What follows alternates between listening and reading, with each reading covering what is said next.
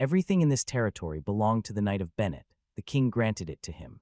This territory was located at the southmost point of the Duchy of Carmel, right at the crossing border of the earth-dividing mountain range. It was a location far away from conflict, and it served as a crucial granary to the Duchy of Carmel. It was summertime now, and the crops were plentiful. Every time the chilling night breeze came by, the whole field danced in uniform to signify the prosperity of this land. A boy who looked to be around 12 was swinging a sword about the size of his body. As if it wasn't heavy enough for him, this boy was also wearing a steel armor that was clearly oversized for him.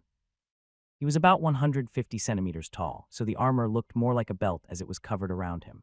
As young as he was, this boy took his training seriously. The look on his face suggested that training was something sacred to him. Every time he swung his sword, he shouted with as much vigor in his lungs as he could. There were reasons for that. 1, to breath in as much air as he could, and 2, to squeeze out all the strength in his muscles. This boy was focused.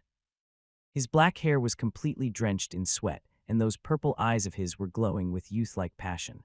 Well, they were until he heard the sound of a horse coming his way. "Look what I've brought to you, Abel," a young man of 18 called out as he jumped down from his horse. He had blonde hair, thick brows, a tall, edgy nose, and eyes that were as blue as the sky. His whole body was covered in leather armor, and the boots he was wearing were made especially for riding. "Welcome back, big brother." Abel welcomed his brother back. Unlike most children, he wasn't particularly curious about what the gift was. Manners, for him, was something that came before his own personal interests. As Abel's older brother, Zach was already used to seeing Abel like this. A year ago, Abel was severely injured after falling off his horse. He became much more mature after that. It was hard to get used to at first, but 1 year was more than enough to adjust to this sudden change of personality. For the sake of clarification, both of these young men were sons of the Knight of Bennett. The older one was Zach, a rank 4 novice knight who just got back from Fort Leah town. The younger one, who had been busy with his training, was Abel. It had only been 2 months since he began his training as a novice knight. As the oldest heir to the Knight of Bennett, everything his father owned would be passed down to him after he became a knight. He would have full ownership of the Bennett castle and the estate it was built on. Abel, sadly, was not blessed with such privileges. He had to rely solely on himself if he was to make a living. As unfair as the rules might seem, Abel had a good relationship with Zach. Every time Zach went to town, he would always spend the little money that he had to buy presents for Abel. He was a good brother. He strived to make Abel happy. Abel, on the other hand, was considerate enough to not ask for any new training equipment from his father. Although the family's estate was about 50 kilometers in radius, there wasn't much income apart from what they used to buy food with. Worse yet, only 500 gold coins were left after they've paid for their taxes and day-to-day expenses. It was just enough to pay for the maintenance of Bennett Castle. If you were to then take out the tuition fee of Zach's night training, this family practically had no savings at all. The package Zach had for Abel was a long box. To show how much love that was put in this gift, Zach had it wrapped around in some very colorful paper. "What a beautiful dagger this is," Abel exclaimed as he waved his gift around. This dagger was made with fine steel, something much heavier than what you use to make a regular steel dagger. Normally, a dagger like this would cost a lot more than a normal one. "Glad to see you like it." Lucky for me, the guy selling it didn't know how much it was worth. He sold it to me for 30 off the price of a regular dagger, so I took it. "Glad to see you like it." Zach meant it when he said that. It had been a while since he saw his little brother smiling like a kid, and nothing was more precious than the expression Abel was showing just now. "You can keep training if you want. I'll go back home now," Zach said as he got back on his horse. He wasn't planning on interrupting with Abel's training, even if he was going to keep using the only steel armor that they've had. It was Zach during the day and Abel during the night. It's something that they've agreed between themselves. A novice knight's training consisted mainly of the basics. One must keep practicing his sword techniques until he could effectively condense all the strength that could be exerted. In turn, a special power, namely one's chi, would start forming inside his body as a reward to the efforts that were given. The chi would then slowly gathered up and formed a meridian, and the total number of these meridians would represent one's total ranks. Having a total of 1 meridian would signify that you're a rank 1 novice. After 5 meridians were in place, they would condense themselves again to form a core. A knight with a core would be considered a proper knight. They could use their combat chi in fights, and they could use their combat chi to perform various fighting skills. In other words, combat chi was an effective asset to boost one's fighting capability. After millennia of research, it was found that the most effective way to forming one's meridian was to have him wear heavy armor during his training. For this very reason, it became mandatory for knight families to have at least 1 steel armor set inside their homes. In order to be called a knight, one must have armor that he could engage in his training with. During times of conflict, he would also need it to provide for minimal protection. By decreasing or increasing the number of plates, the same armor could be shared even if the wielders were in different ranks. That being said, one did not have to own an armor to be called a knight. If he was to be seen wearing an armor even if it wasn't his on a horse, he would be instantly recognized as a knight, no matter how low his rank was. 97, 98, 99, 100, Abel chanted as he made his final swing, then collapsed right on the grass field below him. His purple eyes were looking straight at the sky above him. Which of these stars was my original home? He asked himself. Unbeknownst to others, the original Abel fell off his horse and died about 1 year ago. His corpse was replaced by another soul that came from planet Earth, and unlike the original Abel, who was only about 10 years old, the new Abel was about 30 years old in his actual age. Despite having behaved as carefully as he could, it was hard for the new Abel not to have others suspect him for his change of personality. Fortunately for him, however, everyone just thought that it was the aftermath of falling off a horse. This particular Abel had another name back home. The name he had on planet Earth was Yvette. He was an experienced bodybuilding trainer who was always busy with his work. One night at about 10 o'clock at night, he came back to his apartment whilst not feeling so good about himself. Because of this, he decided to open up his laptop and open up Diablo 2, one of the few games he still had in reserve. He opened up his software, played Diablo 2 for a bit, and found that the quantity of his Tome of Town Portal was 0. He had the bad habit of forgetting to buy his Scroll of Town Portal, so he opened up his hacking software and modified his items for a bit. He hacked the game so that the quantity of his Scroll of Town Portal would regenerate themselves once every few minutes. Yvette was having a time of his life, but a bolt of lightning struck and hit him right when he was inside his home. The lightning conductor did absolutely nothing. The lightning didn't even bend as it was dropped straight down at him. And that's pretty much it. After he regained consciousness, Yvette found himself to be the second son of the Knight of Bennett. Weirdly enough, though, his name was still Yvette Abel. Whilst trying to get rid of the thoughts in his head, Abel stood up and headed back towards Bennett Castle. He was feeling quite good about himself on that day. If things went well for him, there was a chance that he would become a rank 1 novice knight on the same night. After coming back home, Abel decided to do something first before having dinner. There was still about half an hour before mealtime, so he was thinking about giving some care to his steel armor. Abel took cleaning very seriously. He never missed a spot when he was wiping the sweat off his steel armor and furnishing it with oil. It was a custom for knights to take care of their armor. Whether it was Abel, Zach, or even the Knight of Bennett himself, they had to maintain their armor in a way that they could pass it down to the next generation. After Abel was done with the armor, it was his giant sword that came next. It was relatively easy to clean it, mainly because of how simple its design was. Apart from the blade and the handle, there was no decoration or ornament whatsoever. Whoever made this weapon had only 2 considerations in mind: simplicity and practicality. After finishing his daily maintenance, Abel took a shower and joined his family in the dining room. As he came in, he found that his father, mother, and older brother already on their seats. As usual, he had a serious look on his face. Abel never saw him showing much emotion at all. Actually, never was an overstatement. The last time he saw any expression from the Knight of Bennett was about a year ago when he had just woken up from his coma. He could never forget the joy on his father's face as he was brought into this world. Abel's mother, Nora, was a kind woman. She was the one who fed Abel every time he was recovering from his injuries. If anything, she was the reason why Abel acknowledged to being a part of this family. Abel never got used to saying his grace before a meal. He had been an atheist for all 30 years of his previous life. It was only until recently that he had come to pray to the Holy Light, which almost everyone in this world would devote their worship to. Nobody talked during mealtime. The knights were the lowliest among royalty, but this family still adhered to their mannerisms even when alone. For the dinner tonight, it was a large piece of beef divided into 4. Father and Zach received a larger portion, whereas Mother and Abel were supposed to receive much less. Since food intake was needed to increase the supply of a knight's chi, there was simply no way to divide the food between everyone equally.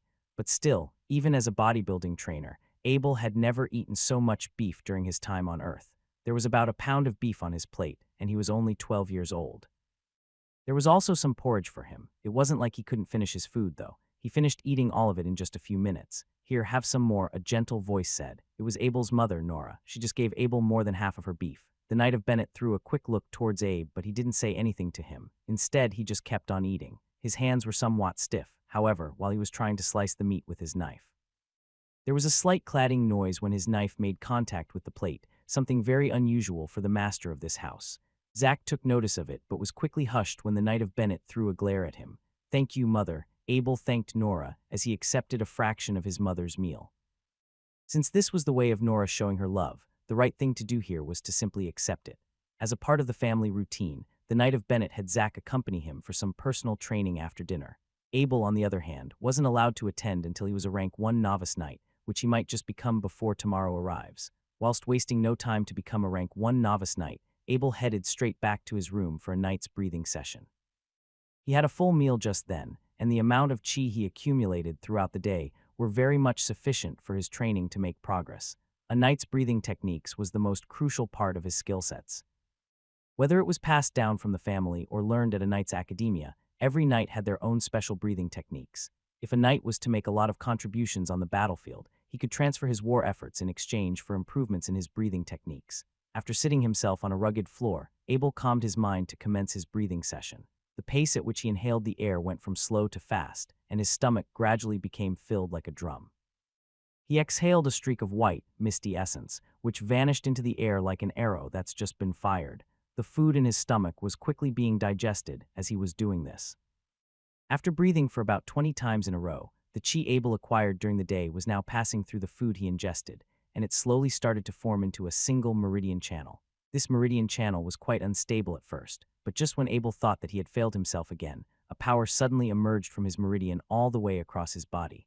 He wasn't sure quite what it was, but both his body and his mind were like he had just gotten out of bed this morning. He had finally become a rank 1 novice knight. A year ago, after seeing his father slicing a large trunk of a tree, he had come to realize the existence of supernatural forces in this new world. Unlike his home back on planet Earth, strength was very much crucial for survival here. When Abel asked his father to train him to become a knight, he was given a detailed explanation of the family's circumstances in response. From what the Knight of Bennett told him, a second son should only train himself without interfering with the progress of the eldest son. Zack was the priority of the family, basically. All the resources should be given to him first, and Abel would only have what was spared. That being said, though, he would still have access to learning the Bennett family's ways of being a knight. Despite his unfortunate circumstances, Abel still learned quite a lot under his father. For the several months that he had recovered from his injuries, he was taught the ways of tending to horses, giving maintenance to his weapons, as well as the handling of a bow and arrow. He was also taught the proper etiquette of a knight, and he was taught many other things he had to prepare for before commencing his official knight training, which only happened at about 2 months ago. While still cheering for the progress he made just then, Abel noticed that the meridian in his right arm was quickly losing its presence. Good thing that it stopped after a few seconds, though. If this kept on going, Abel would lose all his progress without being able to do anything about it. The breathing session tonight didn't result in complete failure. Abel lost some chi at the end, but he could easily regain them after a day or two of training. He was not going to lose his rank as an amateur knight, but still, having chi drained out of him was a somewhat bizarre phenomenon. To satisfy his curiosity, Abel pulled back his right sleeve and found a light shadow on his arm. It was kind of difficult to notice it at first sight. Abel took a long, close look at this mysterious shadow. He wasn't sure why, but it sure did look kind of familiar to him. It's a Horadric cube. Abel jumped out of the ground after he figured it out. This thing was a Horadric cube, there was no doubt about it. As an avid player of Diablo 2 for so many years, he would have never mistaken an important item like this one.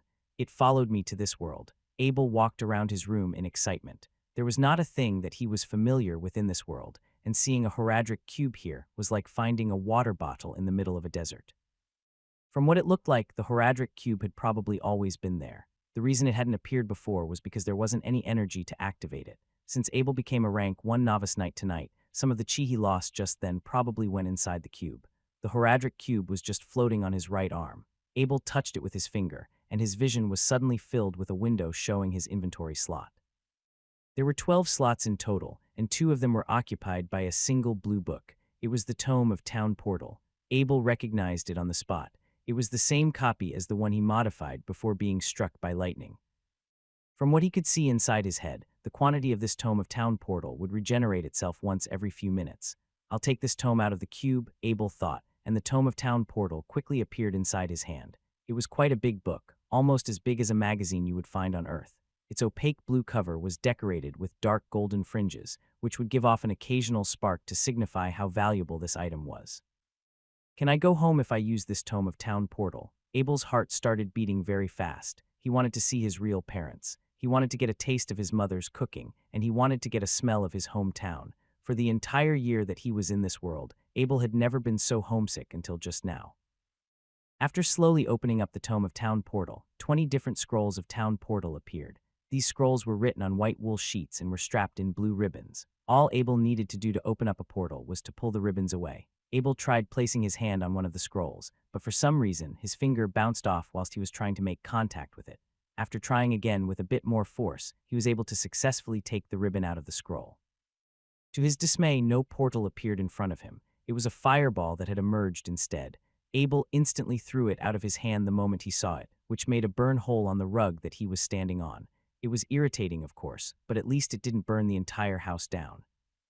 Why didn't it work? Why did fireballs come out? Abel tried a few times more, but the results were always the same.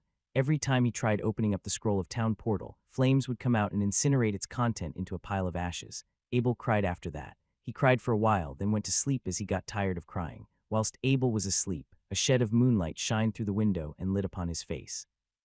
The tears on his cheeks were gradually blown away by the night breeze coming in, which made him feel kind of cold even in his bedsheets.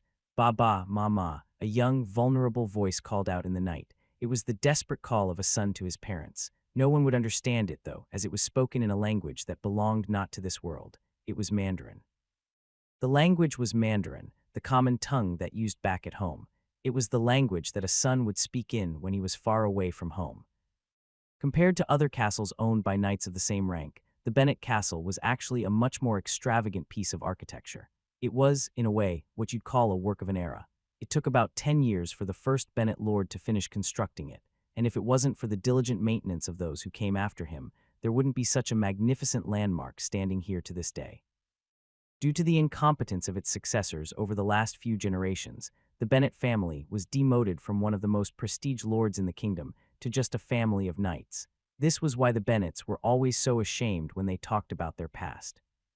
As the current ruler of the house, the Knight of Bennett was very regretful to have accomplished so little during the war. He fought bravely and persistently against the orcs, but the achievements he made were not sufficient to change his family's status. This was why he was so keen on educating his children, Zack especially. If Zack could become a knight before the age of 30, the Bennett bloodline would have no concerns with being cut off. After that, it was up to Zack's ability to decide his own future. Abel, though, was not placed with such responsibility. If he never volunteered to become a knight, the Knight of Bennett was going to have someone teach him mathematics. Abel was supposed to find an office job in town when he got older. The Knight of Bennett was very worried about his younger son's future. Abel was not going to have his own castle. He was not going to have his own warhorse. He wasn't even going to have his own armor. Once Abel became older, he would become a wandering knight, and wandering knights were not recognized by the nobles in this country. He would have to spend a great deal of his life just to be able to afford the basic gear. If he could find a stable living before the age of 40, that would be considered more than lucky. You ranked up. The Knight of Bennett asked Abel. Abel took about 2 months to become a rank 1 novice knight. The same process took his father 4 months, and his brother 4.5 months. Abel wasn't given the same amount of resources. The attention he received was nowhere near the same as other men, but raw talent alone gave him an advantage at the very start. "Yes, father. I became a rank 1 novice knight last night," Abel replied, and Zack quickly ran over to give him a hug. "You're a genius, brother, my most dear brother." Zack span his little brother around. He would have liked to compliment him a bit more, but Abel didn't seem to like being waved around like a ragdoll. "You're a genius," Zack said once more as he put Abel back to the ground. "Shame. Shame," the Knight of Bennett watched with a complex look on his face. He was happy but kind of sad at the same time. If Abel was his oldest son, he would probably make more income than Zack would as a knight. That being said, Zack's training was already in progress. The Bennett family did not have any money to spare. Abel got his Horadric cube yesterday. He couldn't use the scroll of Town Portal in it, but it was always nice to possess an item this valuable. In fact, after he woke up this morning, all he was thinking about was the formula he used to craft the cube. Even though there weren't a lot of formulas that he could use now, he might find something useful in town. "Father, I want to go to Fort Lee today," Abel requested. As usual, he was very direct to make this request. He wasn't used to talking this way before, but knights were supposed to be assertive in their speech. The Knight of Bennett nodded. "Sure, you just became a knight last night. It's better if you take a day off from your training today." "I'll help you get a horse," Zack said, then ran off to the stable. He got an inferior horse for Abel. After helping Abel to get on it, he even snuck a gold coin inside his pocket. The Knight of Bennett saw it, of course, but he didn't point it out. He was very happy to see it, though. After all, a brotherly bond was a rare thing to find from those of noble birth. Every horse that was not a war horse was considered to be what was called an inferior horse. A war horse would be fed wheat and beans, quality feeds, which would have cost at least 10 gold coins every month. Without receiving this kind of treatment, a war horse would quickly lose its speed and become a regular inferior horse. The horse Abel was riding was an inferior horse. It was a 2-year-old pony, but it was born from a war horse that belonged to the Bennett family. If the Bennett family could afford to give it the proper nutrition, there wouldn't be a problem to raise it as a war horse. While Abel was riding on his inferior pony, he had his bodyguard, Norman, following him at his back. Norman was wearing a full set of leather armor. He was carrying a long sword on his back, but he didn't have a horse with him. Since the horse his master was riding was a pony, he had no problem following it with just his 2 legs. Norman was a retired soldier who became back from war with the Knight of Bennett. As an underling to the Knight of Bennett, he lived with the rest of the family in the Bennett castle. In a way, it was the way of a servant showing his gratitude and loyalty to his lord. Norman was a very skilled swordsman. He became a rank 6 warrior after being trained directly under the Knight of Bennett. He didn't possess any kind of special techniques, but his swordsmanship alone was enough to make him a trustworthy bodyguard of Abel. Hold on for a second, young master. Norman drew a sword from his back and scanned the trees on the side of the road. It would take about half an hour to go from here to Bennett Castle. It was also half an hour away from Fort Lee. If something was to happen to Abel, it was virtually impossible to call for backups. What did you find? Abel pulled the rein on his pony, then drew his new dagger from his waist pocket.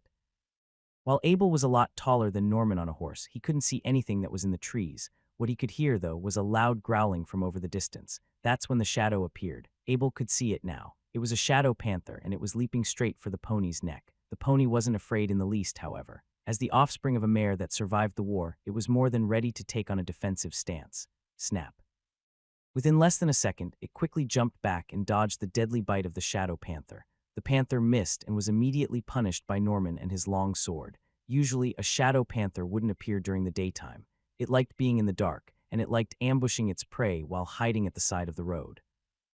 An encounter like this was rather unusual in a way. This panther must have been starving to go so far away out of the forest. Norman already had his sword ready. The shadow panther, though, was by no means an ordinary feline. As ineffective as its bites were against Norman's blade, it still managed to dodge every single one of his attacks. Abel jumped down from his horse to join the fight. The shadow panther didn't attend to him. Judging from past experience, the larger human was the only thing that was stopping it from getting a full meal. The shadow panther was right, well, partly at least. Abel didn't make a direct approach. Instead, he just circled around in the distance for an opportunity to strike. He didn't want to be a nuisance to Norman. It wasn't like he could do much harm if he just charged forward either. It took a while for Norman to make his first contact. He was aiming for the shadow panther's neck, but it was fast enough to make the blade hit its back instead. Worse yet, the sly beast exploited this chance for a counterattack. While Norman was off guard, it used its tail for a surprise whip attack at one of his legs. Norman was suddenly at a disadvantage. Pain started showing on his face, and his feet were moving slower as he tried to readjust his position.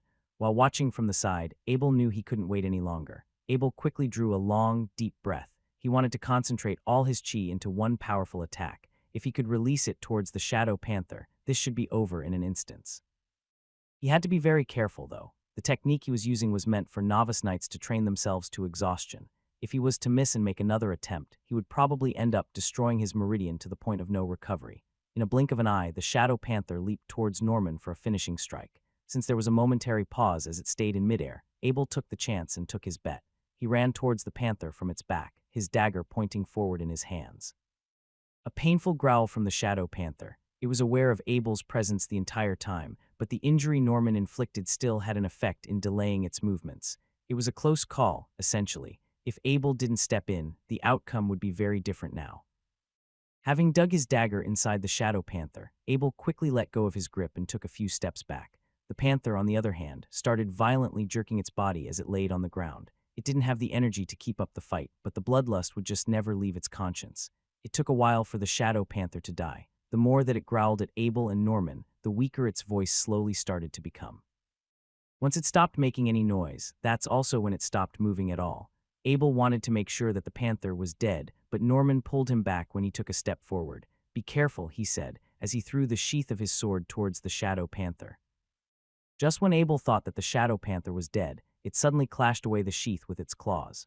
Even on the brink of death, its reflexes were still much faster than the vast majority of humans. Now that the Shadow Panther was certainly dead, Norman still wouldn't let Abel go check on it. Instead, he went ahead to pick up the sheath that he threw.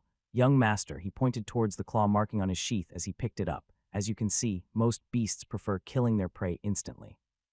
Norman picked up the Shadow Panther's corpse on the ground. Then, with a smile on his face, he removed the dagger from its backside and returned it back to Abel. "How would you like to deal with this, sir?" Norman inquired. "This is your prize, after all." "Let's carry it and sell it in town," Abel ordered as he looked towards the injury on Norman's leg. "Take the horse from here on. Take the panther with you as well." Despite his role as a humble servant, Norman didn't hesitate to take his young master's horse. He would give his life away if it was for the Bennett family, but none of that was contradictory to what he was doing here. Right now, he was an injured man. The most he could do for Abel was to not be a liability. Since there was only one horse available, the fastest way to travel was to have him stop walking on his two legs. It was supposed to be just the name of an old fort, but people started building a town around it and made it into a densely populated town. Right now, the old Fort Lee was used as a residence for Lord Rex, who was the current mayor of this town. It was about noon when Abel and Norman arrived at Fort Lee. After a brief discussion between themselves, the two decided to go to the church for some treatment first. For the priest to perform a healing for light injury on Norman's leg, they spent a total of 10 silver coins. Something stood out to Abel while they were walking out of the sanctuary building. As it turned out, holding a church was actually a very profitable business. 10 silver coins were enough to feed a family for a month, but a priest could ask for the same amount for performing one divine act. Actually, just look at how tall the church was built. Under Norman's guide, Abel came to a leather store on the eastern side of town. It was frankly the right place to sell the Shadow Panther they killed. The store manager was shocked when the two brought the animal in. It was hard to bring down a dangerous predator without doing too much damage to its body.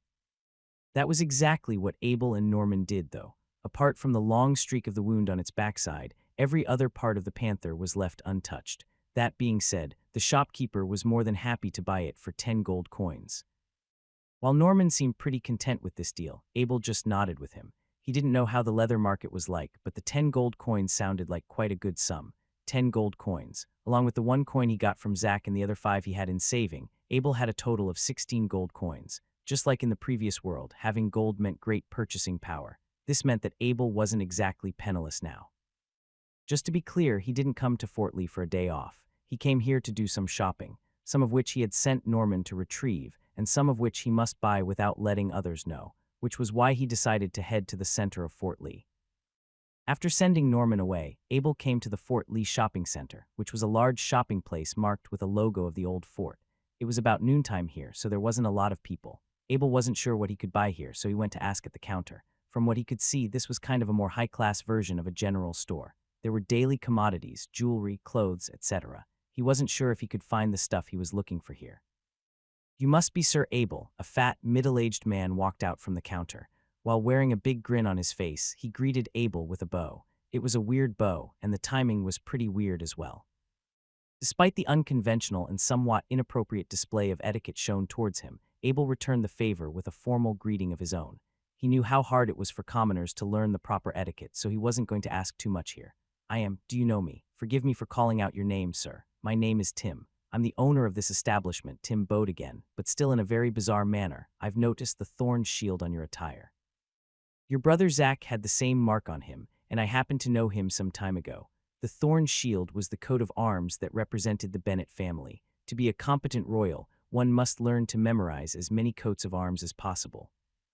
It was a mandatory part of Abel's night training, along with literature, music, and other talents.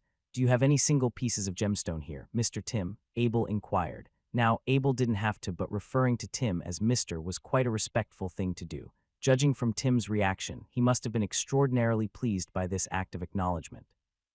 "You've come to the right place, sir," Tim responded with a wider grin than when they had just met. "Yes, we provide a variety of gemstones here in Fort Lee. What were you after, sir?" On his command, Tim ordered his men to unlock a big box stored in the counter. There were several rows of gemstones inside this box, all of which were very small pieces. Most people in Fort Lee couldn't afford jewelry.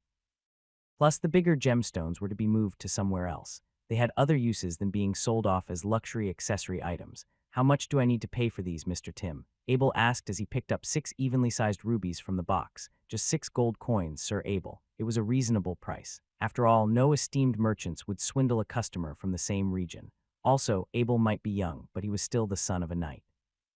It was a fair deal made with 6 gold coins, plain and simple. Having received the cash from Abel, Tim went to put 6 ruby pieces inside a woolen bag. He led Abel out of the store after that, in the most respectful way he knew, of course. Having left the shopping center, Abel ran off to an isolated alleyway. There he took out 3 ruby pieces from the bag and placed them in his Horadric cube. If he remembered his formulas correctly, 3 of the same gemstones could merge into one bigger, finer gemstone of the same kind. Having withstood his feeling of excitement, Abel tapped the crafting slots with his finger. He inserted the 3 rubies in, which quickly vanished in a flash of light. He then saw a big ruby in the uppermost slot of the Horadric cube. What a thing of beauty this was. After putting it out in the daylight, every side of this piece was glistening with a clear, red flash. Whether it was the size or the quality of this piece, it was definitely a rank higher than the 3 other rubies combined. Abel couldn't tell for sure, but he knew this was worth more than 3 gold coins. Having crafted his second larger gemstone, Abel was starting to think of a good place to sell them. He knew he couldn't go back to Fort Lee Shopping Center for this. If he came back to sell them to the place he had just bought jewelry from, it wouldn't take a genius to figure out that something was wrong here. Abel walked around the town for a bit more. After walking down the main street, he could see that there was a boutique shop in front of him. It was Edmund's boutique shop, the biggest business of its kind in the entire duchy. From what Abel could remember, every town in the Duchy of Carmel had Edmund's boutique shop somewhere. It was a very renowned brand, with a history of 500 years since it was first founded. Every year, the Edmund business would host a big auction event that would attract aristocrats from all over the duchy. Even those from the neighboring duchies would come to bid on the exquisite items on sale. Welcome to Edmund's boutique shop. How can I help you? It was a young woman who greeted Abel as he made his entrance. She had blonde hair, a standard oval-shaped face, large eyes, and her skin was fair and spotless. The fine dress she was wearing was made of oriental silk, a material that originated from the Far East. She spoke in a soft, gentle voice as she gave Abel a noontime bow. Good noon, young and beautiful madam, Abel greeted. I'm looking for someone to verify a gemstone for me. Unlike that fat man earlier, this lady knew exactly the right way to demonstrate her etiquette. She spoke politely, but not in an unnecessarily wordy kind of way. Her bow was proper and well-timed. As mentioned before, it wasn't easy for most people to learn the proper etiquette. The Edmund business must have done quite an investment in training its employees. Please call me Yvette, my young and handsome sir. You can talk to me if it's about verifying your gemstones. I'm the manager of this shop. Please come with me for a chat upstairs. Just from a first glance, Yvette could tell that Abel was someone of noble birth.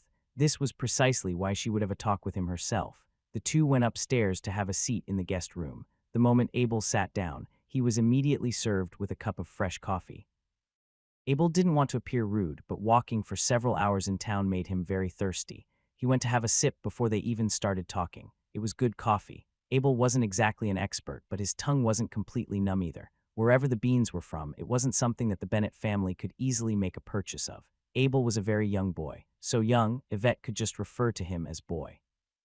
Age, however, was by no means what signified the reputation of a nobleman. This notion was commonly acknowledged among aristocrats, and it was also something that their servants followed by when they served. How much is this gemstone worth, Madame Yvette? Abel took out his bigger ruby and passed it to Yvette. Having taken over the gemstone, Yvette started examining its interior through a small lamp. Then, after a few minutes had passed, she raised her head with a somewhat delighted look on her face. This is a perfect piece. The carvings, the structure of it, transparency. Honestly, I can't find any flaws in it. How about I buy it from you for 300 gold coins? His Horadric cube was literally incapable of crafting something flawed. It didn't matter if the gemstone was only worth 3 gold coins before. The price was now increased to 100 times worth of that. If someone else knew about Horadric cube, it would surely bring a lot of trouble to Abel. Edmund's boutique shop was a pretty trustworthy business brand. Plus, the price Yvette just offered was very pleasing from Abel's perspective, so he decided to take out the second gemstone from his bag. Abel passed over the ruby as he folded his bag in half, indicating that he only had 2 in total. I have another one. Please, I will sell it at any price you offer. Red and passionate, Yvette exclaimed in a tone that could be heard from a noble. Now there's 2 of them, and they are just as perfect as each other. I need some supplement for my knight's training. Is there anything you recommend? Zach used supplements for his training every month. He liked to drink a special potion that would increase the flow of his chi before exercise. If Abel remembered correctly, the name of the potion was called a chi condensing potion. He wasn't sure about it, though. No one bothered explaining it to a child like him. The Edmund's boutique shop can provide you with the lesser chi condensing potion. It is priced at 10 gold coins per bottle. Yvette smiled, then paused for a sip of her coffee, telling you this may be bad for business, but there are a lot of unclean residues in the lesser potions and the side effects.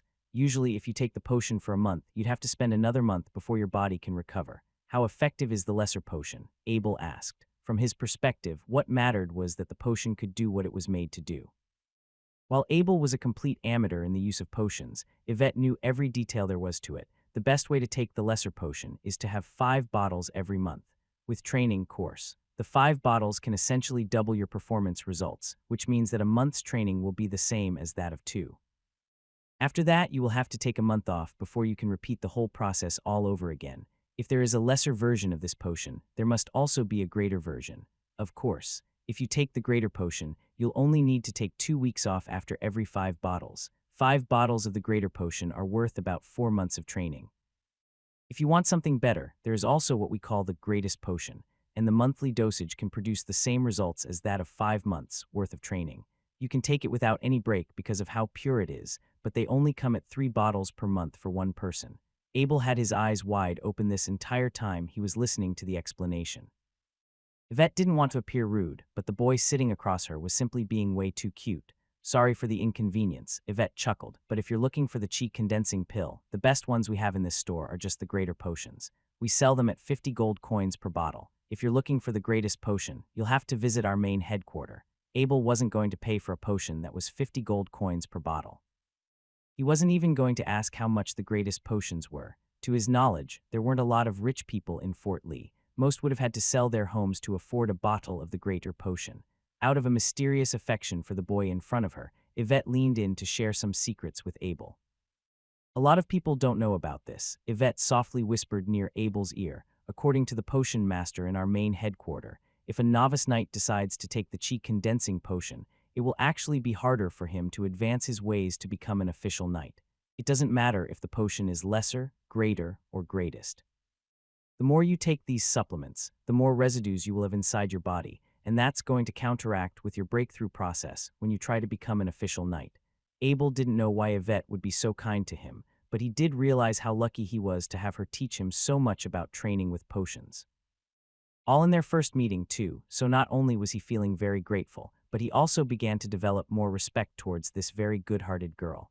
Thank you for your reminder, Miss Yvette. Abel spoke in an even more formal tone. What you just told me will be very crucial to me. If you don't mind answering to this, is there any potion that doesn't produce a side effect?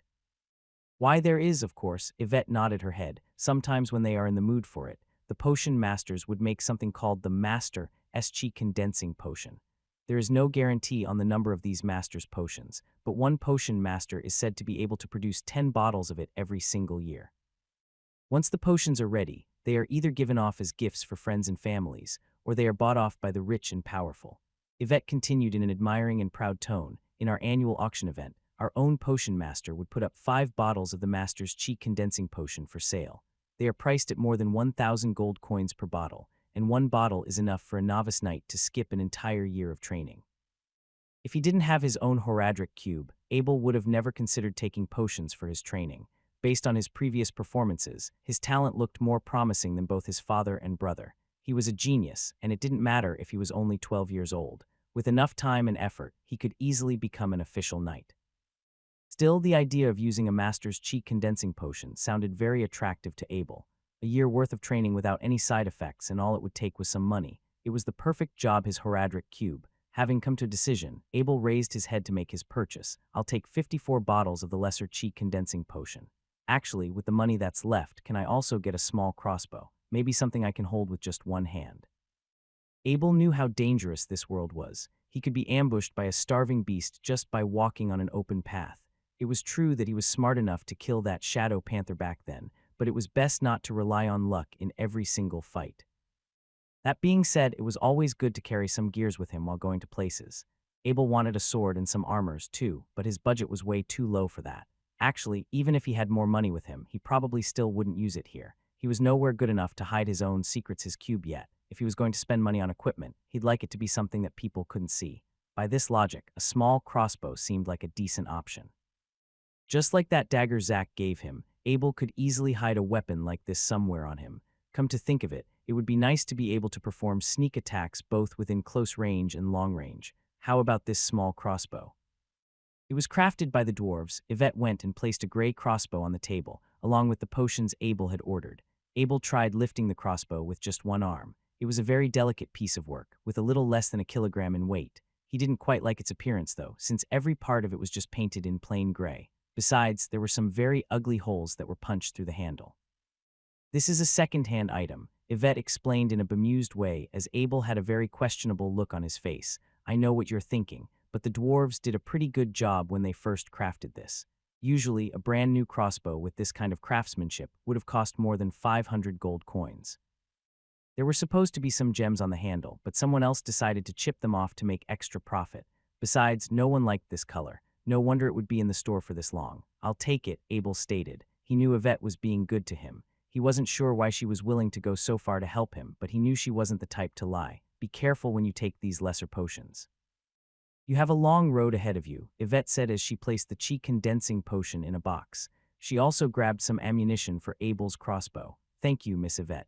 I'll make sure that I take these potions with caution, Abel responded with sincerity. He wanted to appear reliable in front of Yvette. Once Abel had gotten out of the store, he had 54 bottles of the lesser chi condensing pill, 1 small crossbow, and 5 crossbow arrows. Yvette, on the other hand, was sitting next to the window on the boutique shop's second floor. While watching as Abel slowly made his way back, she couldn't help but think about her little brother who had left the family for 2 years by now. If she could see him now, he would probably be just as big as Abel. The sun was slightly leaned towards the west by the time they saw each other. If they didn't go back to the Bennett castle right away, they would have had to travel during the night, which was not safe at all. Norman saw the box Abel was holding, but he didn't say anything about it. As far as he was concerned, what mattered wasn't how much money his young master had spent or what he had bought. He was a bodyguard, and the only thing he cared about was his master's safety. That being the case, Abel still didn't want to let anyone see his box. He was going to put it in his Horadric cube before, but there were far too few slots for him to put in his chi condensing pill. It was 1 bottle per slot, so the most he could store was 10. He needed 2 more for his Tome of Town portal, meaning that the only way to go was to carry most of the stuff with his own hands. Fortunately, the 2 got back without facing any danger on the way, and Abel picked the right time to arrive at home. Zack was just practicing horse riding with the Knight of Bennett. No one, not his father, his mother, or his brother, no one was going to ask him what he had bought in town. This was a family of royals. They respected each other as royals. Every member, regardless of age, had rights to his or her own privacy. Abel was loved by his parents, but the love he felt was very different from the one he experienced on Earth. During his life back on Earth, parents showed love by interfering with every aspect of their child's life. They had to have a say in the child's education, social life, romantic life, marriage, and anything else. Any secret that a child had was considered a violation of the trust between them. The rules were very different here. Every time there was an important choice to make, Abel's parents would always listen to what Abel wanted, no matter how drastic the consequences were. As the second son of the family, the path ahead of Abel would be nothing but harsh for him. Now, the Knight of Bennett knew this. He knew this all too well, but he decided to agree with his love for his son. It was a different kind of love, different from the kind that Abel experienced from his previous parents. They were equal in their weight, however. Abel knew that, and he was grateful to be so blessed in his 2 very long lifetimes. After coming back to his room, Abel quickly opened his box and took out a bottle of the chi condensing potion. Whilst facing the sunset, he could see that the bottle was surrounded by arcs of white light which, in ways that were inapplicable to normal physics, kept on flashing and sparking as they swirled around. It was only a lesser potion, yes, but by appearance alone, it would be worth so much if it was found on Earth. Speaking of Earth, Abel missed his home now. He never had a nostalgia for the whole year that he came here, but something kicked in when he saw that tome of Portal yesterday. Whatever, just don't think about it, he forced himself. Right now, the important thing was his experiment. If Abel's hypothesis was confirmed, his training speed would be much faster than where it was currently. Abel inserted 3 lesser potions into the Horadric cube, then lightly pressed onto the transmute button. After a white light flashed by, the 3 bottles of the chi condensing potion emerged into just one. It was not surrounded by white arcs of light, however, but a beautiful ray of blue. It worked. Abel had never seen a greater chi condensing potion before, but this should be it. There was no doubt about it. The Horadric cube never got its formulas wrong. It wasn't like he cared too much about it, but a smirk suddenly emerged on Abel's face. If 3 bottles of the lesser potion cost 30 gold coins in total, and a bottle of the greater potion costs 50 gold coins, he just made 20 coins worth of profit. It was a weird thought to have in a serious time like this, but it was kind of funny in a way. Abel inserted 3 more lesser potions into his cube. For reasons he himself wasn't sure of, he was already feeling like a potion master, or an alchemist figuring out the right proportions for his concoction. As excited as he was, Abel's hands never stopped. He just kept on transmuting the lesser potions into greater potions, then lined up the finished products on his table. Pretty soon, 54 bottles of the lesser chi condensing potions were turned into 18 bottles of the greater chi condensing potion. Abel was about to scream at this point. Even if he couldn't turn the greater potions into the greatest potion, he was pretty much guaranteed a way to afford his living now. If he wanted to, he could head into the potion brewing business at any time he wanted. He could become a renowned potion master by selling large quantities of the greater chi condensing potion. Becoming a knight was his topmost preference, of course, but it was always good to have some sort of backup plan. Abel calmed himself once more. Then he inserted 3 bottles of the greater potion into his Horadric cube. Without any failure this time, the 3 greater potions were mixed into one. It was a bottle surrounded with golden arcs of light. Inside was a potion that could only be produced by an expert. It was the greatest potion which, although makeable given the right amount of experience, was not something that could be sold as a regular item. The greatest potion was inferior to a master's potion, but the creation of both required the brewer to be in the right zone.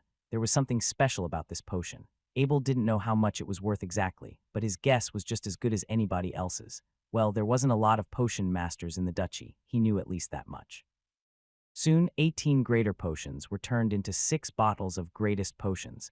Abel was right. It was the right choice for him to spend all his money on potions.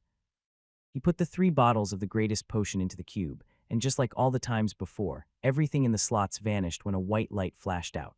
What came out was a bottle of a master's chi condensing potion. It was surrounded by arcs of dark, golden light, and there was a thick texture to the liquid that was inside. The liquid itself was amber in color. Strangely, though, it was not translucent like all the other potions.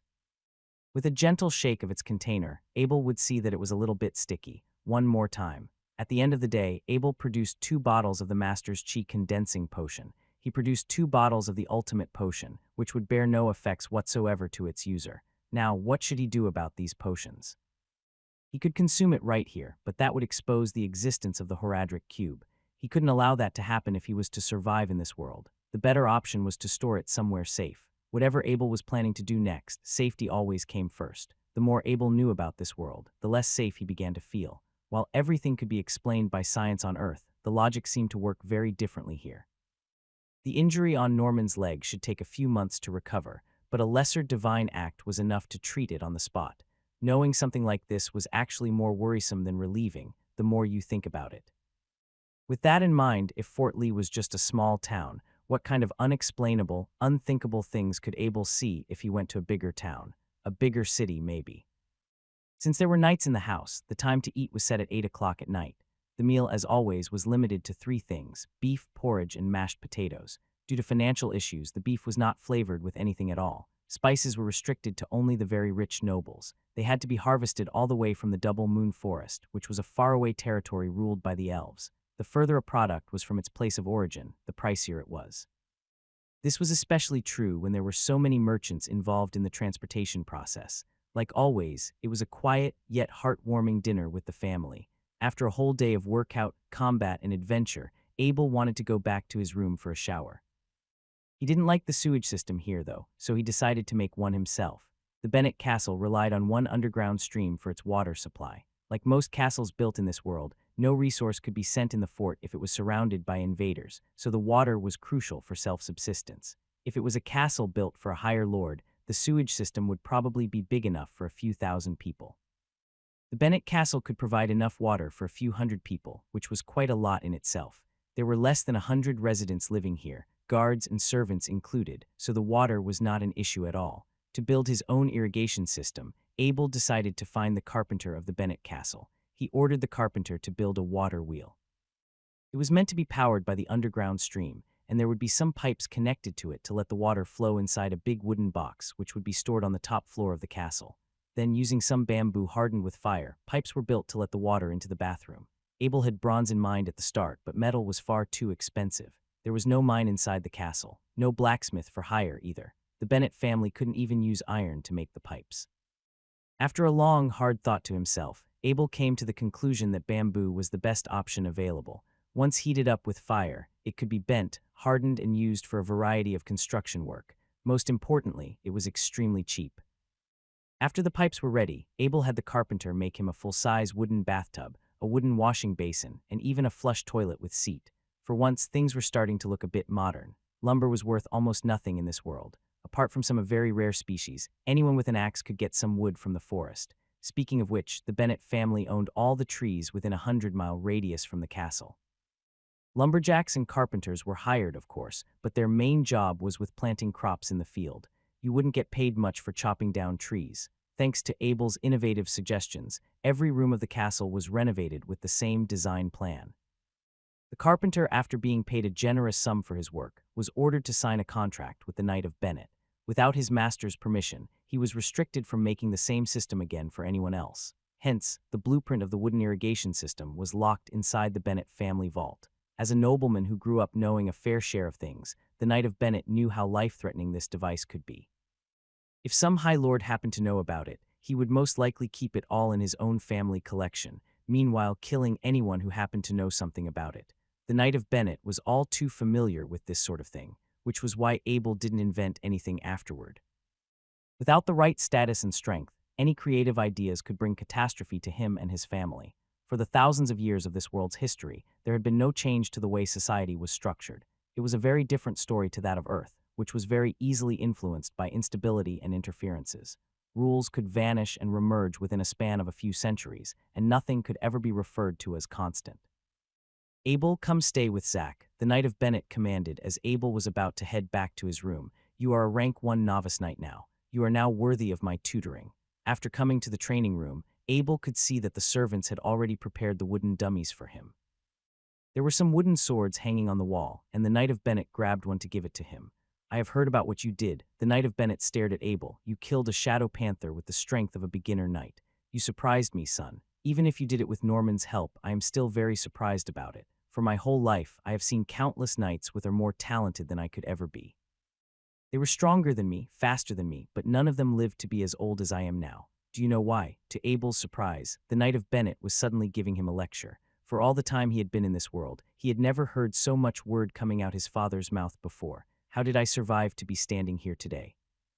It's because a knight's strongest shield is his sword. The fastest sword is also the sturdiest shield there is. If the knight is fast, he can charge when he's on a horse. When he gets down the horse, he can pull on a heavy bow with a blink of an eye. Now, there are a lot of geniuses in this world. Some of them decided to become the fastest men they could be. Some of them decided to become the strongest men they could be. Now, I'm not the strongest man there is. I'm also not the fastest man there is, however. I happen to be the heir of our family, and what our ancestors have left for us is a full training routine dedicated to knights. Because of my heritage, I became the strongest man among the fastest man, and I became the fastest man among the strongest men. The Knight of Bennett widened his eyes, called out in a rather emotional tone, what our ancestors gave us is the most complete system there is. Generation after generation, they passed it on to me without making any sort of adjustment. In the near future, I will fulfill my role and pass this treasure on to you both. Remember this, no gold, no renowned weapon or armor, none of these will be ever as precious as heritage. Heritage, my sons, heritage is the most precious treasure there is. Zack, show your brother how to form an attack. The Knight of Bennett threw a wooden word towards Zack, to which Zack responded with a glare of a beast. He pointed towards the dummy with his sword, drew a light breath from his mouth, and instantly changed into his charging position. Abel could just barely see it. The dummy was sent flying in an instant, and while it was still in midair, Zack quickly went to stab it at 3 different spots. It was the thigh, the waist, and the throat, all executed in one sequence of movement. It was like something coming straight out of textbook. You are faster than this, the Knight of Bennett said. The father was always strict in his demands. Zack understood that, so he quickly responded with a nod. Can you see this clearly, Abel? This is a classic knight's attack. You break through your enemy's defense with a charge, and finish the fight with a quick to their vital spot. Every part of this sequence takes thousands of years to refine. Your role is to execute these movements as perfectly as you can. There is no need to make any kind of adjustment. Countless blood has been spilled to come up with what you are looking at right now. The Knight of Bennett continued with a slightly ridiculing tone. There are always some so-called geniuses who try to be creative with this. None of them are alive now. Listen here, son. What you should be doing is to remember these movements. Turn them into your instincts. Use them before you have any second thoughts. Abel felt so proud to have killed that shadow panther back then, but looking at Zack was a real wake-up call for him. He could be as smart as he wanted to be with his tricks, but they would always be futile against a properly trained knight. Even Zack could dominate him without any resistance. For the remaining days, Abel continued on his training routine. He practiced combat techniques during the daytime and improved his muscle strength with the metal armor at night. Before he went to bed, he would always practice his night breathing techniques. There was a lot more beef on the dinner table that night. From that point onward, Abel was starting to receive the same meal size as Zack. While the Knight of Bennett hadn't said anything about it, he felt like his father had come to some sort of decision. For reasons he wasn't sure of, Abel learned how to fight as knight fairly quickly. He had good reflexes and forms. What he lacked in experience and strength, he would certainly make up for as he got older. The Bennett family system taught the use of multiple types of weapons. There was archery, lancing, sword and shield play, heavy shield, etc. After about half a year of non-stop training, Abel learned all there was to learn. It was kind of unfair for Zack, in a way, so much so that he had often made complaints to the spirits. But that took me more a year. He would often cry out, and the Knight of Bennett would always wear an ominous look on his face.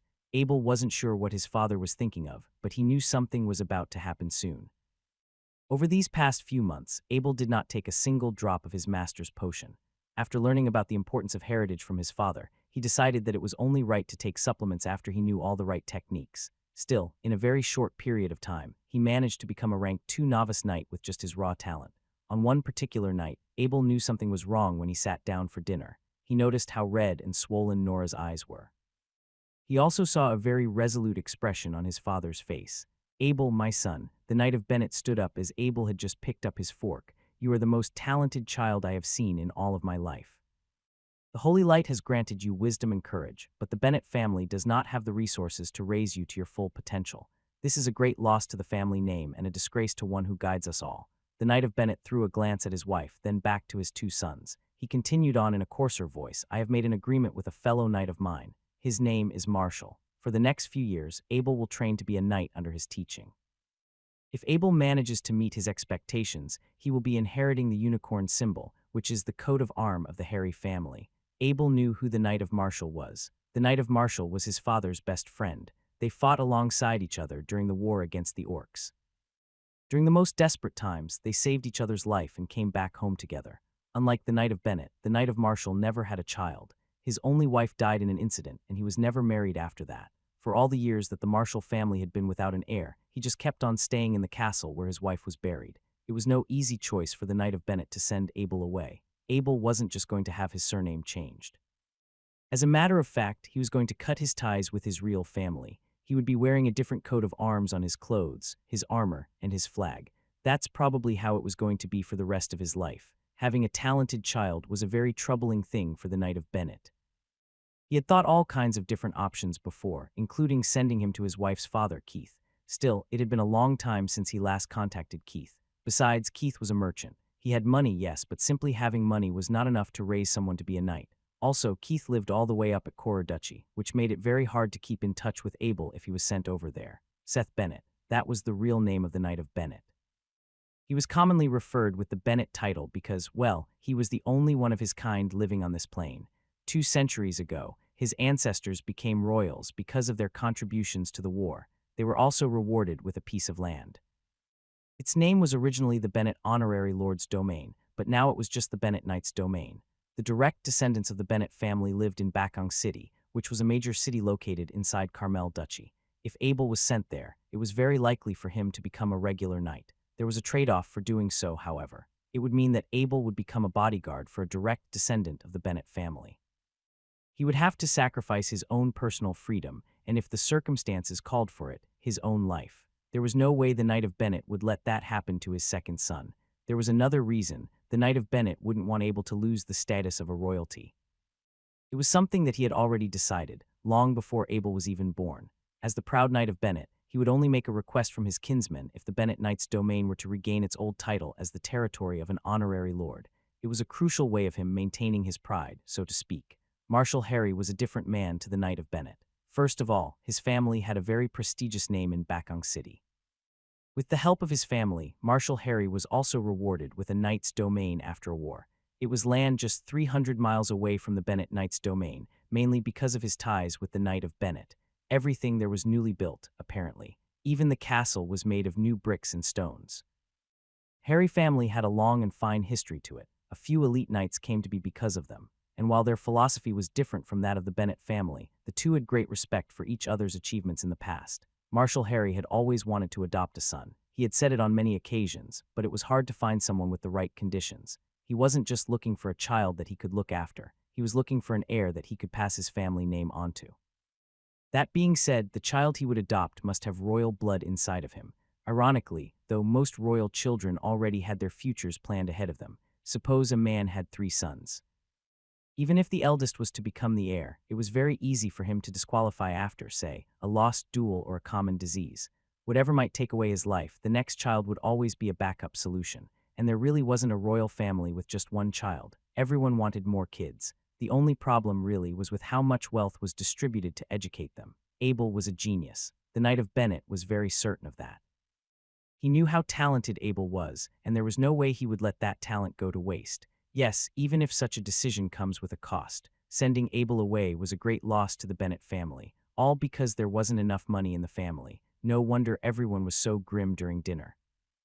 Zack kept having his beef sliding out of his fork, which was an act that would usually receive the immediate condemnation from the Knight of Bennett.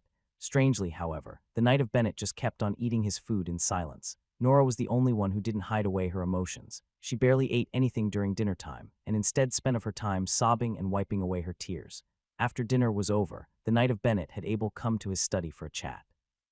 As the place for storing some of the family's most important documents, the study was usually locked up for anyone except the Knight of Bennett himself. That being said, it was the first time that Abel had laid his eyes on it. Just by a first glance, Abel could tell that it was a very big room.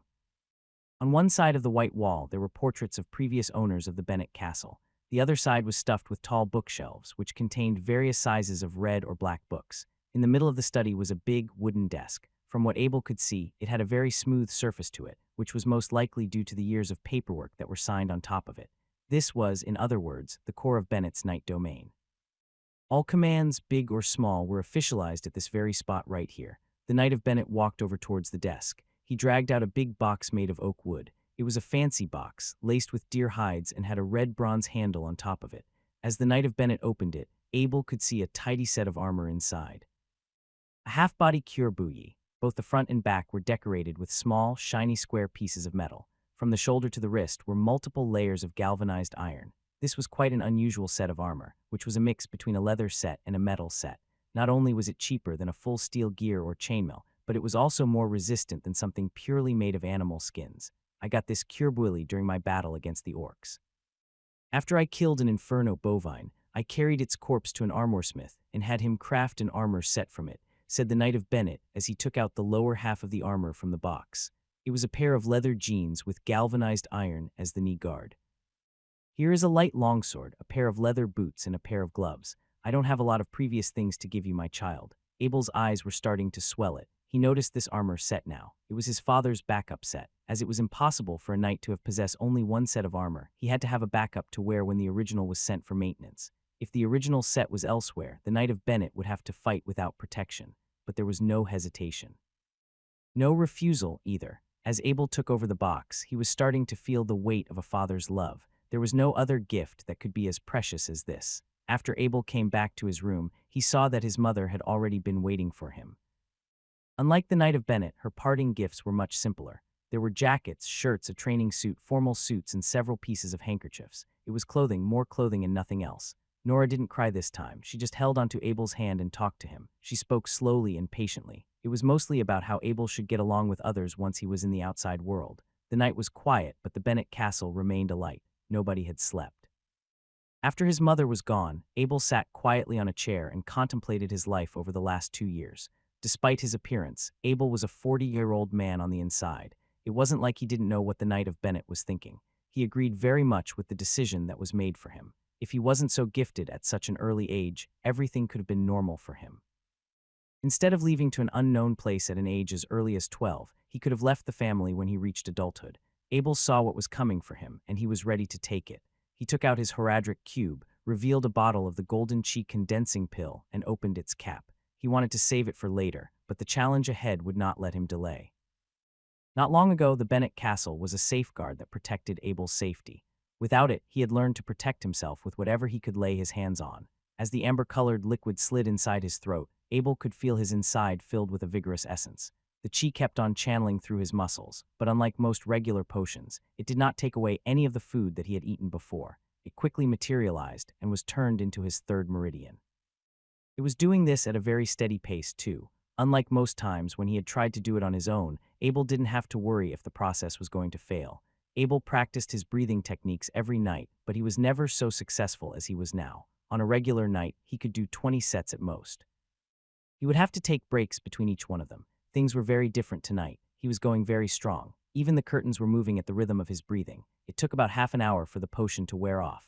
By this time, there were 3 stabilized meridians inside Abel's body and some excess chi which could have filled in half more. Abel was surprised about this, of course. As it turned, the master's potion was much more powerful than what Yvette had told him. Were the rumors wrong then? Well, not exactly. Technically speaking, a master's potion was still far from being a perfect potion. As skilled as a potion master might be, human craftsmanship still had its limitations. The Horadric cube was free from such a flaw, though. Since Abel was crafting his chi condensing potion mechanically, every little detail, proportions, and such were all taken into consideration and was in respect to the power of the rule. This was, to put it simply, was a force that belonged to the gods. As a divine item, the Horadric could utilize a fraction of this power to transform whatever item that it contained. This was the reason why the master's potion Abel created was much more potent than a regular one. It was like asking a god to help with a novice knight's training, and what kind of god would be so bored to do that? It was hard to resist the temptation once it started to kick in. After leveling himself up in just half an hour, Abel decided to take in another bottle of his master's potion, and there it was again. In virtually no time whatsoever, chi quickly emerged and became Abel's 4th meridian. The effect of the potion quickly vanished after it had done its job. Abel quickly stood up from the ground. He noticed that his entire body was covered in dark, stinky stains. After enhancing his bodily function in such a short period of time, all the dirty substances inside of him were quickly excreted out. Abel quickly ran to the bathroom to clean himself up. Having used 3 bucketfuls of water, he tried as hard as he could to scrub away the stench off him. After he was done, he opened up his room's window and tried to let the wind take the smell away. Abel was half naked while he was doing this. He had grown 10 centimeters over the past 6 months, putting him at 160 cm in height. He was just a kid, but the muscles on him were already pronounced. As buff as he was, Abel was still very humble. He had great respect for the fighters in this world. Whether it was a mercenary or a knight, anyone with a weapon could pull off a very impressive fight. That being said, though, most of them wouldn't know how to fight properly with their own bodies. If 2 men were to fight against each other with nothing but their bare fists, they would simply throw straight punches at each other and watch who went down first. As a former gym trainer, Abel was acquainted with the use of several types of martial arts. He knew boxing, MMA, Muay Thai, and Tai Kai. He wasn't an expert, so to speak, but the knowledge he possessed has made him a very formidable opponent in any type of hand-to-hand combat. If it was hand-to-hand combat, Abel could easily defeat Zack, who was obviously much taller and stronger than him. Strength wasn't everything, so they said. With the power of sports science on his side, everyone in this world seemed clumsy to Abel when they fought with nothing but their bare fists, and very rightly so. In this world, there was hardly any need to develop any hand-to-hand combat system. The humans' biggest foes were the orcs. Brawling with those monsters head-on was just suicide. What about against other humans then? Well, royals solved their disagreements with sword duels. Fighting with no weapon was considered foul and in some way very disrespectful to one's opponent. As Abel practiced a few reps of his standard punches, he could felt a significant increase in his power and speed. It was good and all, but such an improvement was kind of hard to get used to. Just when he was grabbing his wooden cup for a sip of water, his fingers snapped it into shreds. Too much progress could have their downturns, so it seemed, but that was fine. Abel was 12 years old now, with only 1 month left before his 13th birthday. By that time, he would have already made the same achievement as Zack did when he was 18. Abel readied himself for his Tai Kai practice. While he was repeating the moves that were taught to him, he tried to remember what his instructors used to say. From what he could remember, the instructor said that Tai Kai was the best martial art for holding back one's brute force. Tai Kai was about reserving one's power, moving in an unending sequence of movements, being able to both escalate and de-escalate at the same time, and having a natural rhythm while fulfilling all these conditions. It was about harmonizing one's entire being into a collected whole, which was much easier said than done. Abel had to calm himself down after taking that second potion. After stabilizing himself from a state of excitement, he began to act out all 74 postures of his Tai Kai sequence. It was the beginning posture, the Vajra pounds mortar, grasp, and tuck clothes, all the way until the 74th posture. The sun was very much up high after he was finally done. As it turned out, Tai Kai didn't make you have a weaker punch. It just made you appear weaker than you were. With his Tai Kai techniques activated, Abel noticed that he was much weaker than he truly was when he was looking at himself in the mirror. If he was to tone down his Tai Kai, he was a rank 4 novice knight. But if he was to activate it, he could appear in whatever rank which he so desired. He could not pretend to be at a level that was higher than what he was actually at. This was very convenient. It was hard to make up a reason to explain why he had ranked up for 2 in just a single night, but having a camouflage meant that there was no need in doing so.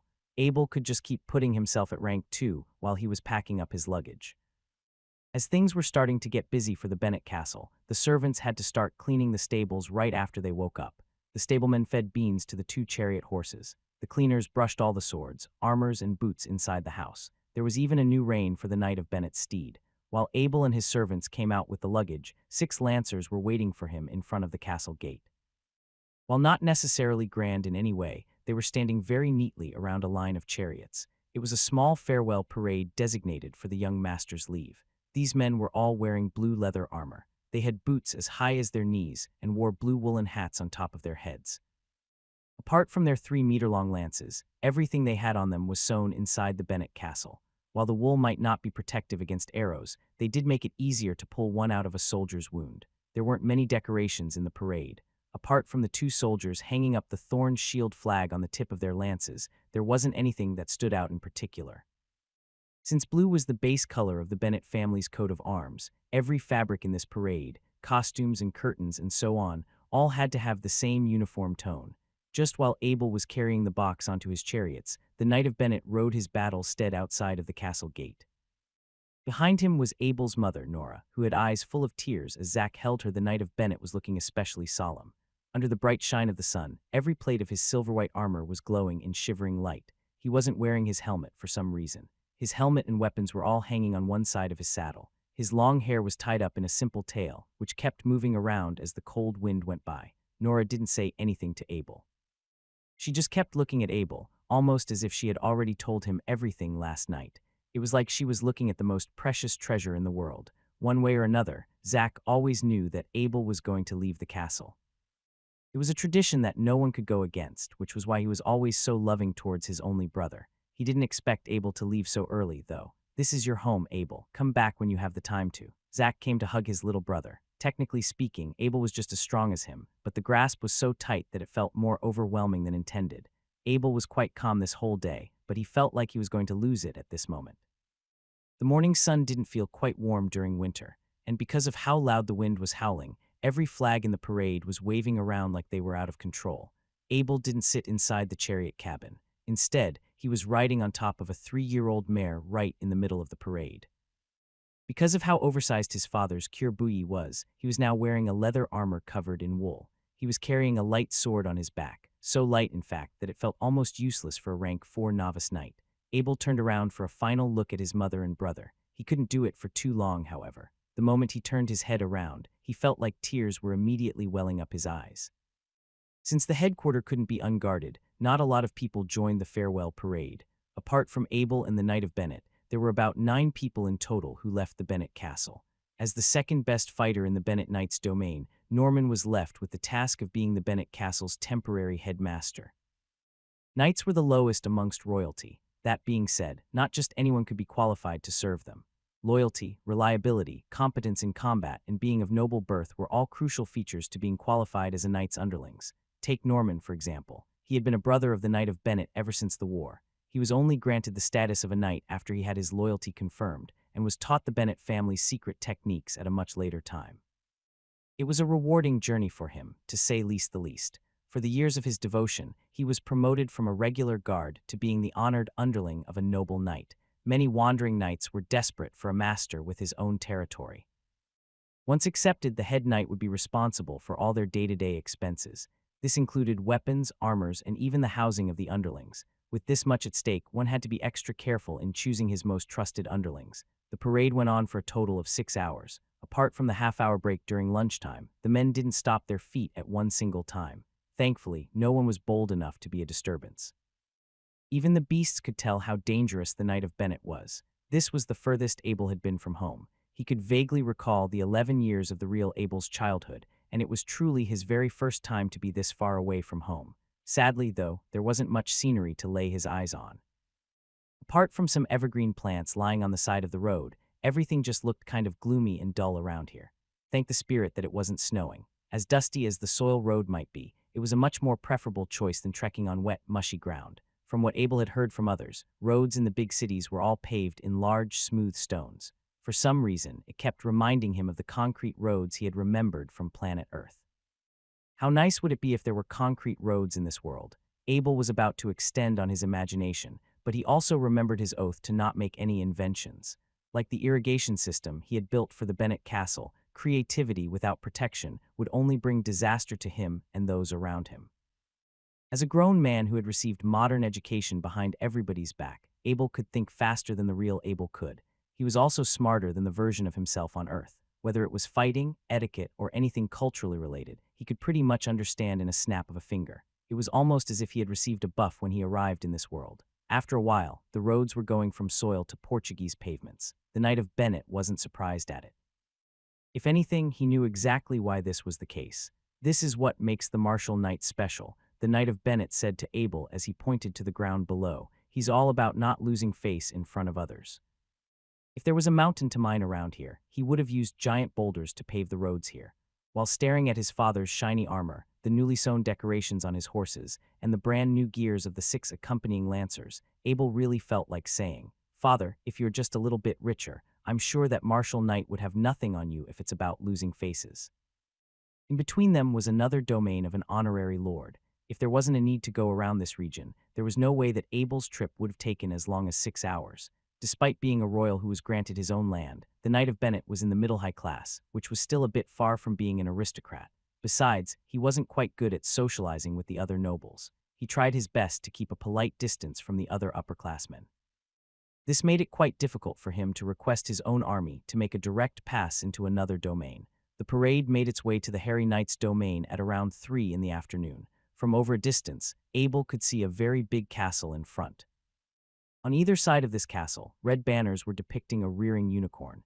Needless to say, they were the family symbol of the Knight of Martial. From what Abel could see, his father clearly wasn't pleased to see this. The Bennett Castle had its own banner, but that was only 3 meters tall and 2 meters wide. It was something that the Knight of Bennett had inherited from his own father. While it was unfinished back then, he had to spend quite a bit of money to add the final touches to it. "It's a treasure for the next generation," he would always say. "He's doing this on purpose." The Knight of Bennett ground his teeth. "I've told him about the banners."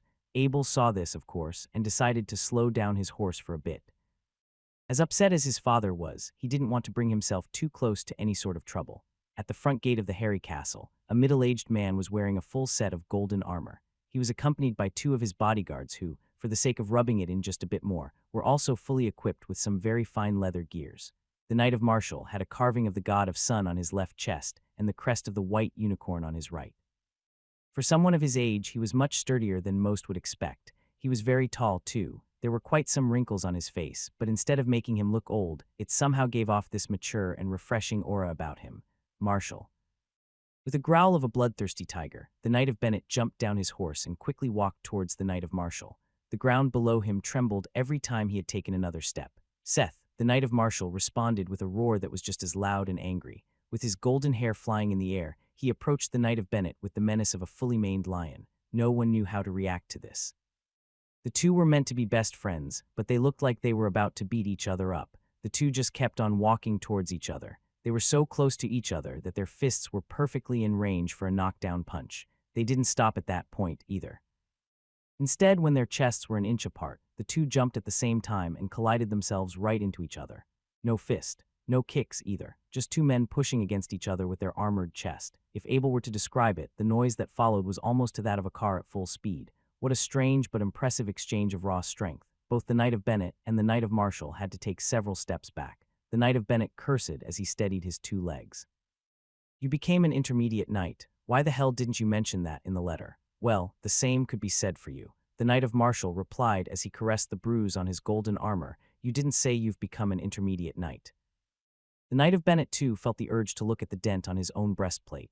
After figuring out the cost that was needed for repair, he gave another shout towards the Knight of Marshall. You play dirty, don't you? Yeah, I did become one. If I didn't, I would be on the ground right now. Dirty. Look who's talking. The Knight of Marshall threw a dirty look in at the Knight of Bennett. The Knight of the Bennett did the same, and the two just kept on staring at each other in silence. Just when everyone thought that there was going to be a fight, the two suddenly slapped each other's armor with their fist. Then they started laughing and hugging each other. Apparently, none of that etiquette nonsense was important at this moment. The two brothers were glad to see each other, and that was all that mattered. As someone who held a secret so great he couldn't tell anyone about it, Abel could only hope to have a friendship this close. The adoption ceremony was very formal. They even invited a priest from the temple of the goddess of harvest. As the ceremony was being held, Abel received a suit directly from the Knight of Marshall. The suit was marked with the symbol of the unicorn coat of arms, which signified that Abel had been officially accepted into the family. The welcome banquet commenced after the adoption ceremony ended. If a lord had no heir under his name, his property would be claimed by the duchy once he had passed away. Such a change would be devastating for everyone who depended on their livelihood under the family's name. That being said, while it was rather tragic for Abel to leave his original home, it was also something truly worthy of celebration for the ones who took him in. The Knight of Bennett didn't participate in the welcome banquet. He wasn't interested in celebrating his son leaving. After the adoption ceremony was over, he hastily went home with his men. Out of understanding for what the Knight of Bennett was feeling, the Knight of Marshall spent no effort in trying to make him stay. After the day was over, the Knight of Marshall took Abel to a 2-story tall building on the left side of the hairy castle. This will be your room from now on. The Knight of Marshall opened the door and welcomed Abel in. I hope you feel at home here. There was a lot of space on the first floor. The floor was made of some very hard rocks. At the edge were a table and some chairs for the guests, but that was about the only regular furniture here. The wall was stacked with a rack full of weapons. There were heavy swords, shields, bows, and lances. There was even a heavy axe that was only supposed to be wielded by the orcs. To be honest, this place felt more like a mini training room than a living room. As the base for a novice knight like Abel, pretty much all his daily needs could be fulfilled here. Credits could be given to the Knight of Marshall. He had put in his thoughts when he decorated this whole building. The bedroom was up on the second floor. There was a very big, feathery bed that was almost too clean. Whether it was the oak wood wall or the wool carpet on the floor, everything had a glorious tone of white to it. As if this wasn't grandiose enough, the window was stretched from floor to ceiling. If you look outside, the view was much prettier than what you'd expect from regular homes. The Knight of Marshall liked the color white. It must have something to do with the unicorn on his family's coat of arms. Even the big closet in Abel's room was made of white oak timber. Don't you worry about what to wear here. The Knight of Marshall opened up the closet, which had all kinds of new clothes inside. These are all yours. It's going to be a while before your welcome party. Get some shower now. After you've got yourself some good rest, a maid will come to help you change into your formal attire.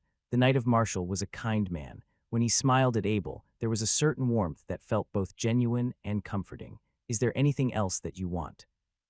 He asked once more before he went downstairs. Don't hold back. This is your home from now on. No, sir. This is already more than what I could ask, Abel said in a slightly anxious tone.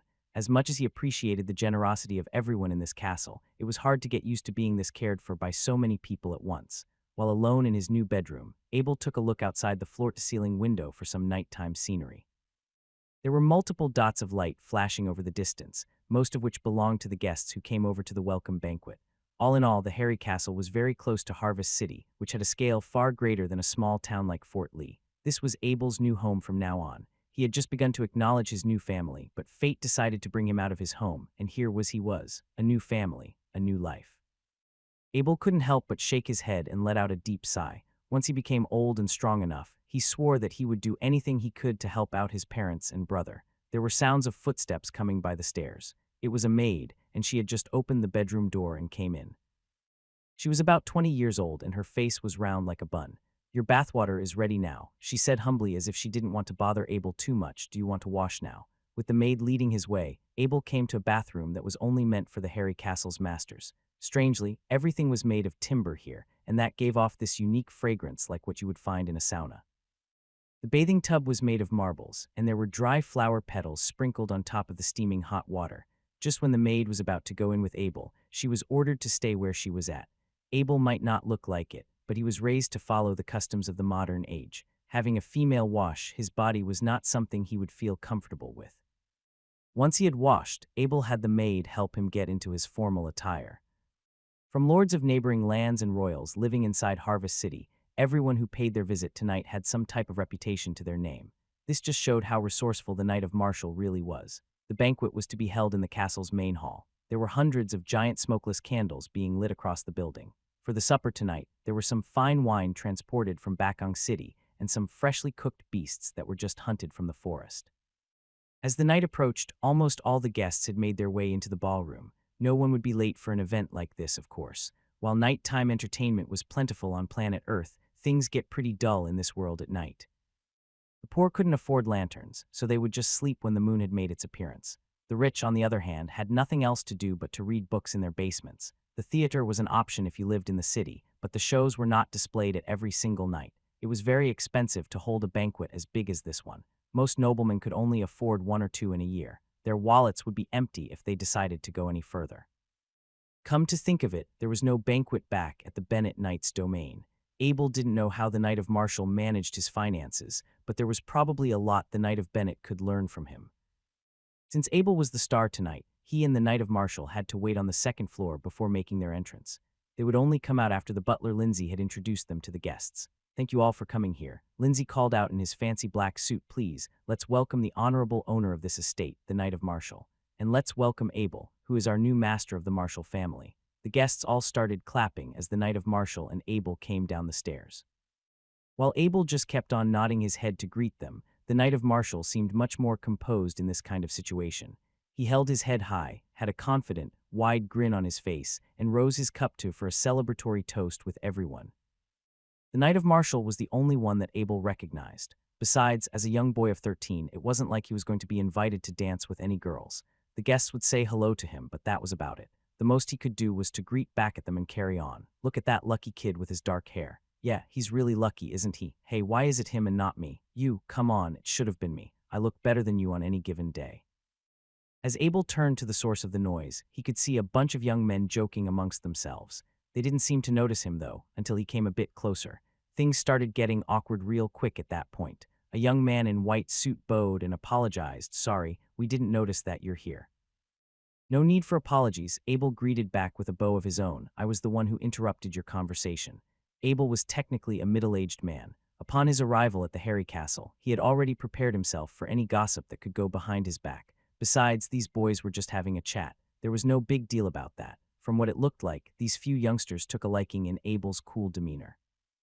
They started dragging him into their little group and started talking about gossip together. At one point, they discussed how a lord found himself a new lover. Another time, it was about someone who caught some kind of prey. The man in the white suit was Isaac, the oldest son of Baron Victor. He was the one who brought up Abel back then. Being adopted by an heirless knight was considered as extremely lucky, and Abel happened to be one who has won the jackpot.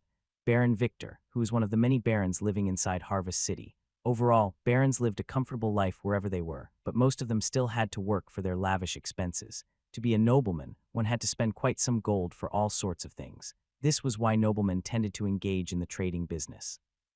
While such practices were considered lowly to the eyes of the aristocrats, they had no other choices but to learn to live with it. They had no lands of their own. Even someone like the Knight of Bennett was considered better than them because, well, at least he owned his piece of land. No land and no castle. This was why the barons could only live in the city. Life was convenient here, but nothing could be freer than living in your own castle. Besides, owning a piece of land was the same as having a secured source of income. It would mean securing the funding of your own troops and being able to grow your own crops. No wonder Isaac sounded so sour back then. As long as there was no ill intention behind it, Abel didn't mind being the target of jealousy. While sipping his wine, Abel listened to the conversation between these young men. He would occasionally say something as to not appear unsocial to them, but he also tried not to be too intrusive while doing so. Everything was seemingly well until he felt a menacing stare. Abel wasn't sure what was going on, so he just pretended to not notice it.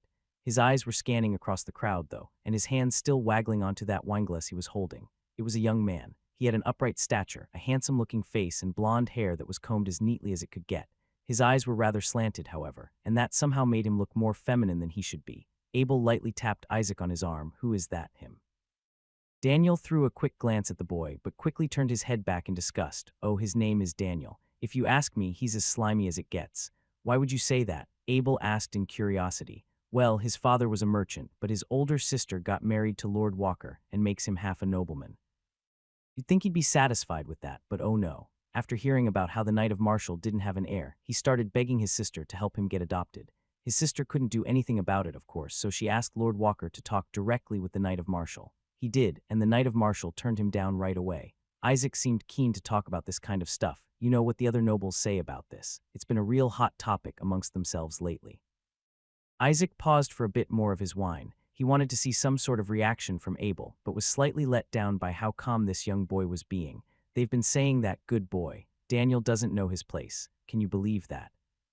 Not just him, everyone's been making fun of Lord Walker. He kind of deserved it too, to be honest. What kind of knight would take in the son of a merchant? Even if the Knight of Marshall said yes, his whole family wouldn't agree to that. Thanks to how gossipy Isaac was getting, he pretty much told Abel everything he knew about Daniel. Because of him, Abel was starting to understand why Daniel had such a dislike for him from the very start. But still, Abel didn't like talking behind other people's backs. He thought it was boring, and to be fair, most of the information that was thrown around was nothing but rumors. After spending a few more minutes with these youngsters, he said goodbye to them and went to the toilet. Oddly enough, Daniel saw this and went to the toilet as well. Abel didn't go in the toilet. Instead, he went to a nearby window for some fresh air. His 12-year-old body was not quite used to having liquor yet. While the chilling night wind was blowing on his face, he reminded himself that he wasn't going to have any alcohol from here on. For crying out loud, he was a former bodybuilding trainer. He knew better than to engage in underage drinking. As the host of today's event, it would be rude to be absent for too long. But just as Abel was about to walk back to the hall, someone suddenly started charging towards him.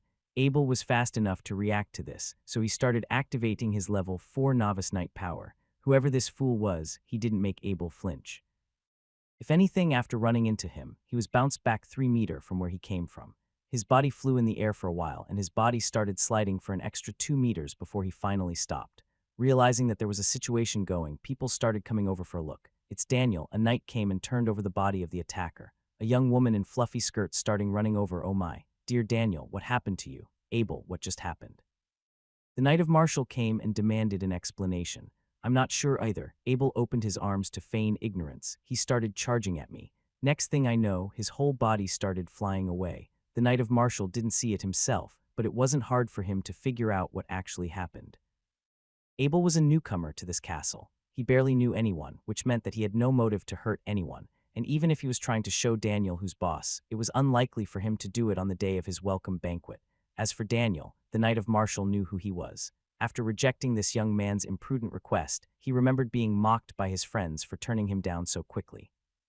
If it wasn't because of Lord Walker, he would very much like to teach this young man a lesson in proper etiquette.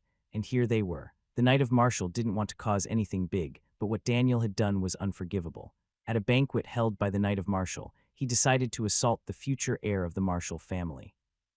Abel was already a noble now, which made the crime twice as severe than it already was. While paying no attention to the crying young woman nearby, the Knight of Marshall called out to Lord Walker, who was still standing back in the crowd. "Sir Walker, so what is the purpose of you bringing Daniel to my castle? Is this an attempt to ridicule the Harry family, or are you trying to set up a duel with me on behalf of your family name?"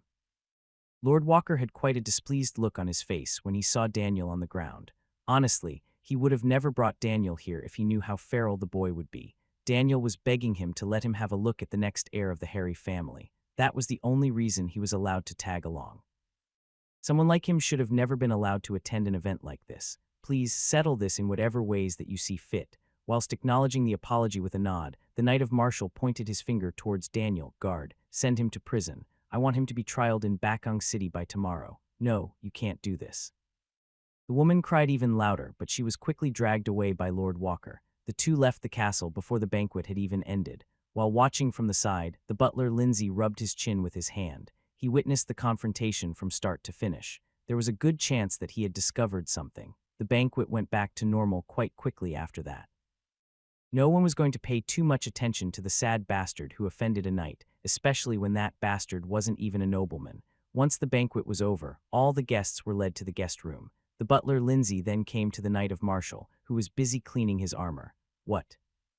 The Knight of Martial dropped his cherished armor on the ground. Abel is a rank 4 novice knight. Are you sure about this? Yes, sir, the butler Lindsay asserted. While I am only a rank 5 warrior, the energy Sir Abel released back then was, without a doubt, something that would only belong to a rank 4 novice knight. Ha ha ha. The Knight of Martial laughed frantically as he started slapping the table with his hand. Seth is going to be so pissed about this. If only he knew that his son was a genius. Oh, but he doesn't know, does he? Why else would he give Abel to me? From what I've heard, Lindsay lowered his voice for a reminder. The eldest son of the Bennett family is still a rank 4 novice knight, and he is 18 right now. Yes, despite being wrong about Abel's intentions, the Knight of Martial felt moved by Abel's decision to hide away his real power. Abel is a good child. He didn't want to discourage his older brother, so he's been hiding his real potential this entire time. Send a letter to the old men at Bakong City. I want them to know about this, the Knight of Martial commanded, then took a look at the armor he had just dropped. Another thing, I want a full set of the Blazing Sun armor. When I left the place years ago, what they gave me was fake. Now I've brought a super genius into the family. They ought to do more to reward me this time, no? Yes, master, the butler Lindsay replied. He didn't mind if his master sounded a little brash there. For the Knight of Martial, his passion for the Blazing Sun armor was just as strong as his love for his deceased wife. The Blazing Sun armor was the standard military equipment of the Blazing Sun Empire, an ancient empire known for its spectacular army. Whenever the sun shone on a piece of the Blazing Sun armor, its surface would glow with a red identical to blood. Not only was it gorgeous to look at, but its defensive power was also, in every practical sense, something that every knight would want to lay their hands on. After the Blazing Sun Empire had lost its former glory, most of the armor was lost. The few that remained were collected by noblemen as antiques, and they were rarely found as items to be sold. It was now the second morning upon Abel's arrival. Having brushed himself off with the help of a maid, Abel came to the dining room for some breakfast. After seeing that the Knight of Martial was already waiting for him, he quickly came to apologize. Sorry for making you wait, sir. That's okay. How's your sleep last night? The Knight of Martial asked casually. Very good. The bed was very comfortable when I slept on it. It's good to hear that. The Knight of Martial gestured Abel to come here, come have a seat. The servants started handing out the dishes after they've said their grace. Surprisingly enough, there were a lot of different things in Abel's plate. Eggs, sausages, bacon, and green vegetables. Actually, there shouldn't be green vegetables this season. How did they get them here? Realizing the surprise on Abel's face, the Knight of Martial explained it's the work of the Druids. They used their special powers to grow these vegetables. The prices they sold these for are, well, very befitting of their status. Abel's heart started churning after hearing this. What other casters are there apart from the Druids? Seeing how interested Abel was about this topic, the Knight of Martial put down his knife. You're talking about the wizards, aren't you? Wizards. So maybe that's why Abel couldn't use the scroll of town portal. Maybe magic scrolls were limited for the wizards. If Abel wanted to go home, he must find a chance to learn about the wizards. Once breakfast was over, the Knight of Martial told Abel to come to his study. He poured a cup of coffee for Abel and only spoke once Abel sipped it. Abel, you are already a member of the Harry family. The Knight of Martial paused for a bit to find the right words. I think I should be honest with you. The power you released yesterday belongs to a rank 4 novice knight. Abel raised his head in shock. He didn't expect to be exposed to this quickly. In his defense, he only used his real power for only a few seconds. It's okay. It's okay. The Knight of Martial held onto Abel's shoulder. I know that you were watching out for your older brother. You didn't want to make him feel bad about himself, right? As far as that guess was from the actual truth, Abel didn't bother to give his explanation. If anything, that was a more reasonable explanation than talking about the Horadric cube and all that other nonsense. I'm going to be straight with you. I don't know how you're doing it, but it's not a good idea to suppress your powers. Knights are supposed to be fiery and explosive. Once you decide to hold it back, you start to lose your primitive drive. Do you know what I'm saying? From what the Knight of Martial was saying, power seemed to be defined differently in this world. Back on planet Earth, one would be considered powerful if he could control his strength, but here, only untamable powers were considered the strongest. What Abel learned on Earth was about relaxation, conserving one's life forces. It was about surviving and living as long and healthy as possible. Since guns weren't invented yet in this world, nobody was looking to live as long as possible. The only thing they were thinking about was to outlive their enemies, which meant being better at killing than anyone else. How should I control my powers then? Abel asked. I was in the same shoes as you many years ago. Luckily, I've found a solution already. The Knight of Martial placed a long sword on the table. Look at this blade right here. As you know, swords are the most important weapons for a knight. How much do you know about this blade right here? Abel replied after handling the sword for a bit. This sword is 1 meter and 5. Its weight is around 20 pounds. The Knight of Martial swung the sword for a bit. This long sword is designed for a knight.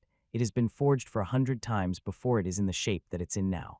The length of this piece is precisely 1.58 meters, and its weight is 21.2 pounds. Do you know why I know so much about it? Because it's yours, Abel said softly, to which the Knight of Martial could hear very clearly.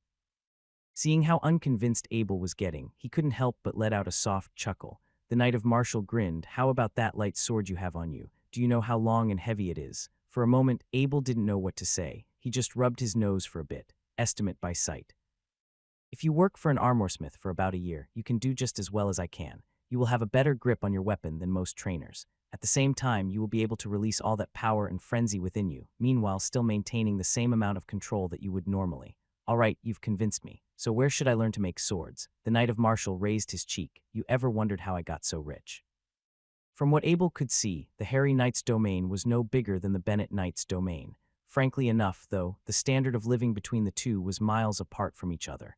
That being said, Abel wanted to ask about it since day one. You see, there's an iron mine on my property, the Knight of Martial said proudly. I happened to found it right after I was given this piece of land. If it wasn't for that, I would have never built this castle the way Emma wanted me to. The Knight of Martial seemed rather sad when he talked about his wife. When Emma was still with me, she drew the construction plan of this castle, but our savings alone were not enough for the job. We had a lot of faith, though, so we started building it anyways. And just when we were short on money, we happened to found that mine, and thank the heaven, we managed to fulfill our dreams together. It was right next to the iron mine, which took Abel and the Knight of Martial 20 minutes to arrive by chariots. Even from over a distance, Abel could hear the sound of iron ore being smashed by iron hammers. There was a pile of stone houses, all of which were made by some neatly chiseled boulders. There were chimneys on top of each of them. Right now, 4 out of 6 had dark smoke puffing out.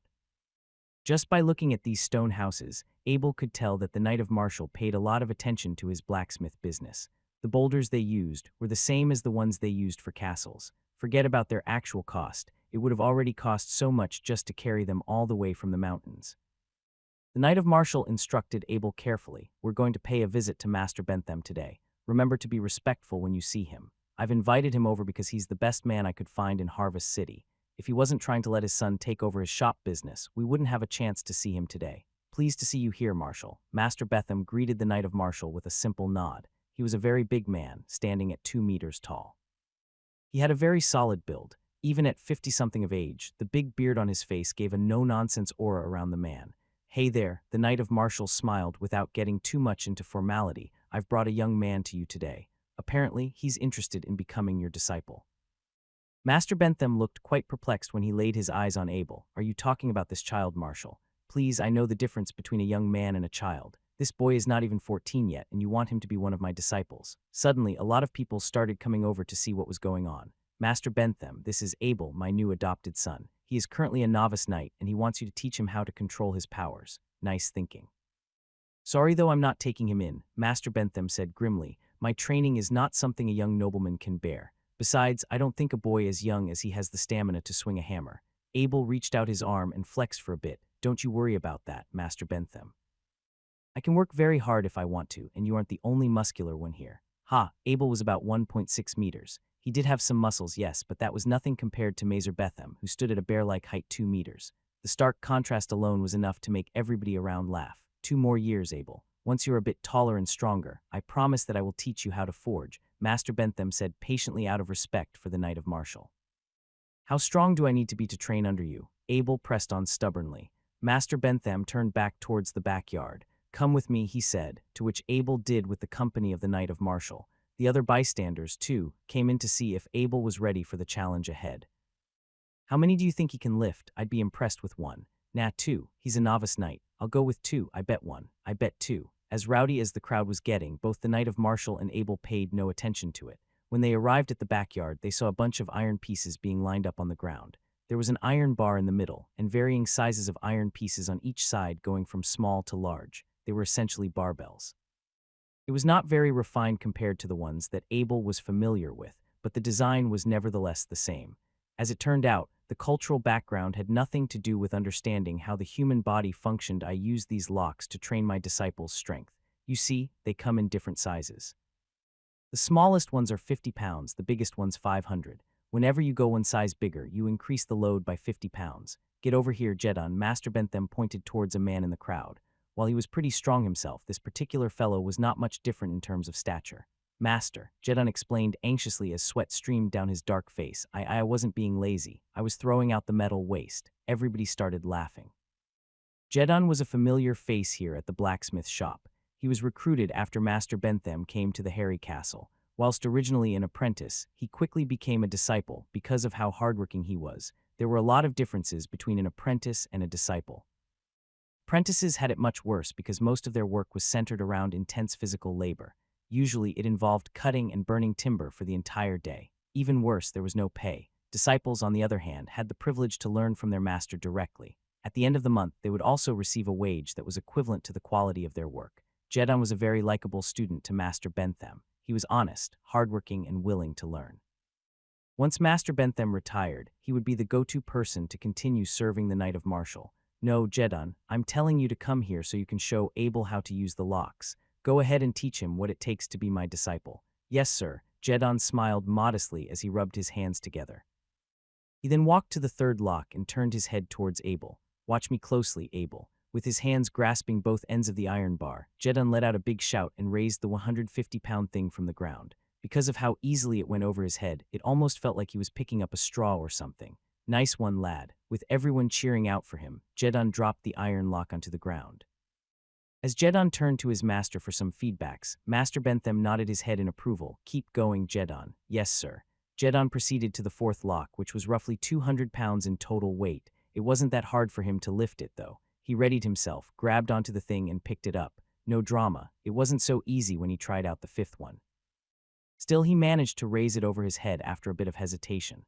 Things got tense when he walked over to the sixth lock. It was a 300-pound lock. Most people couldn't even hold one end for more than 3 seconds, let alone pick it up from the ground. Jedon didn't start right away this time. For a few seconds there, he closed his eyes and adjusted his breathing for a bit. Once he was ready, he let out a roar and veins started bursting out of his neck. His face was red like a tomato, except it looked like it was about to explode from the inside.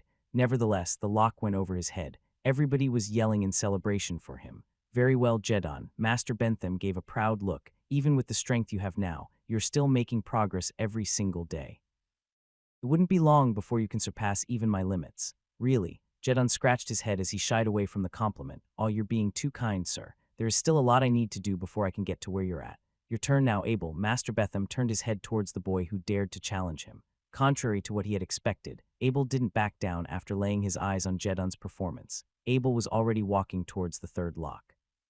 To be clear, Abel did approve Jedon of his strength. That being said, there were absolutely no skills in the way he lifted those weights. For the millionth time, Abel was a former bodybuilding trainer. The barbell was one of his favorite pieces of equipment back on Earth. It was his job to be good at using it.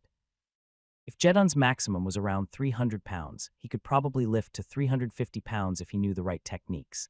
There were a lot of things that were wrong about his form. If he wasn't so strong already, he would be severely injured right now. Even if he wasn't injured, there was bound to be a lot of damage in the long term. He's going for the 150. Good grace. He's not going to do it. Is he mad? The crowd started being noisy again when it was Abel's turn. Abel frowned a little because of that. He didn't like being watched like he was some clown in a circus. Out, thank you. Master Bentham shooed the crowd away. He could tell that Abel didn't like being watched. As for the reason for this, well, he just thought that Abel didn't want to be a laughingstock.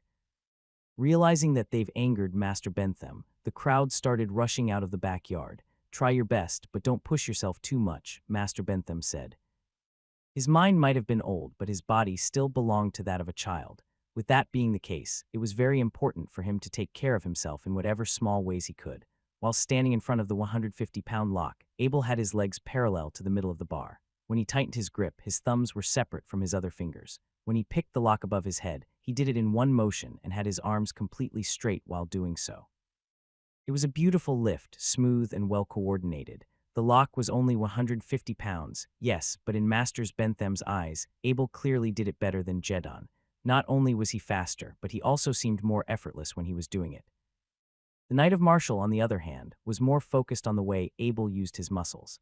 He began by setting his feet up as a base, channeled his power through his thighs, waist, and upper back, and executed the movement with his whole body moving in one with his arms. Abel might not know yet, but what he did was the same as strength conservation, which was an advanced technique of the knights. For a child to have such a good understanding of muscle movement, Abel was truly blessed with talent. After dropping the 150 pounds, Abel walked towards the 200 pounds and easily raised it. His form was the same as last time, and his speed was just as fast, 250, easy. And just like that, as Master Bentham and Jedon watched in total shock, Abel was already standing in front of the 300 pounds. This time, Abel had his hands closer to the middle of the bar. After doing a few prep hinges without any weight, he raised the lock and had it locked near his shoulder, meanwhile standing up with his legs slightly bent. His forearms were bent whilst pointing forward, and his chin was parallel to the bar. Then, slowly and steadily, he straightened his arms and raised the lock on top of his head. As though woken up from a dream, Master Bentham turned to the Knight of Martial. "Where did you find this monster, Martial?" The Knight of Martial wasn't too pleased with what Master Bentham was saying. "Hey, who are you calling a monster here? He's a rank 4 novice knight, got him it. If he can't even lift 300 pounds off the ground, what kind of rank 4 novice knight is he? Oh my spirits." Master Bentham exclaimed as he looked towards Abel, "A rank 4 novice knight. How old are you, child?" "Turning 13 soon, sir," Abel replied. "You're 12. You're a 12-year-old rank 4 novice knight." Master Bentham threw a dirty look at the Knight of Martial. "Martial, what kind of madman would send a genius like him to be your son? Why are you looking at me like that?" The Knight of Martial cried out loud, "Hey you, I'm an intermediate knight myself." "Yeah, but didn't you just become one? Martial, isn't it better to send him to a commander? Actually, for someone as talented as him, you reckon we can send him to the head commander? Don't you worry about it. Just let him stay with you and teach him how to forge, okay, friend?" The Knight of Martial was a good friend with Master Bentham. If it wasn't for that, he would have never had him come over to the Hairy Knight's domain. That being said, however, Master Bentham was quite a loudmouth. His straightforwardness has caused a lot of headaches in the past. "So be it then," Master Bentham agreed but decided to keep on talking. "I'll let Abel stay, but are you sure you're the right man to teach Abel how to be a knight, Martial? I'm just saying, the kid's got a bright future ahead of him." "All right, Abel, be a good boy for me. Stay here and learn from Master Bentham during the day. At night, you'll learn the techniques of a knight inside the castle." Having said that, the Knight of Martial rushed out of the blacksmith's shop.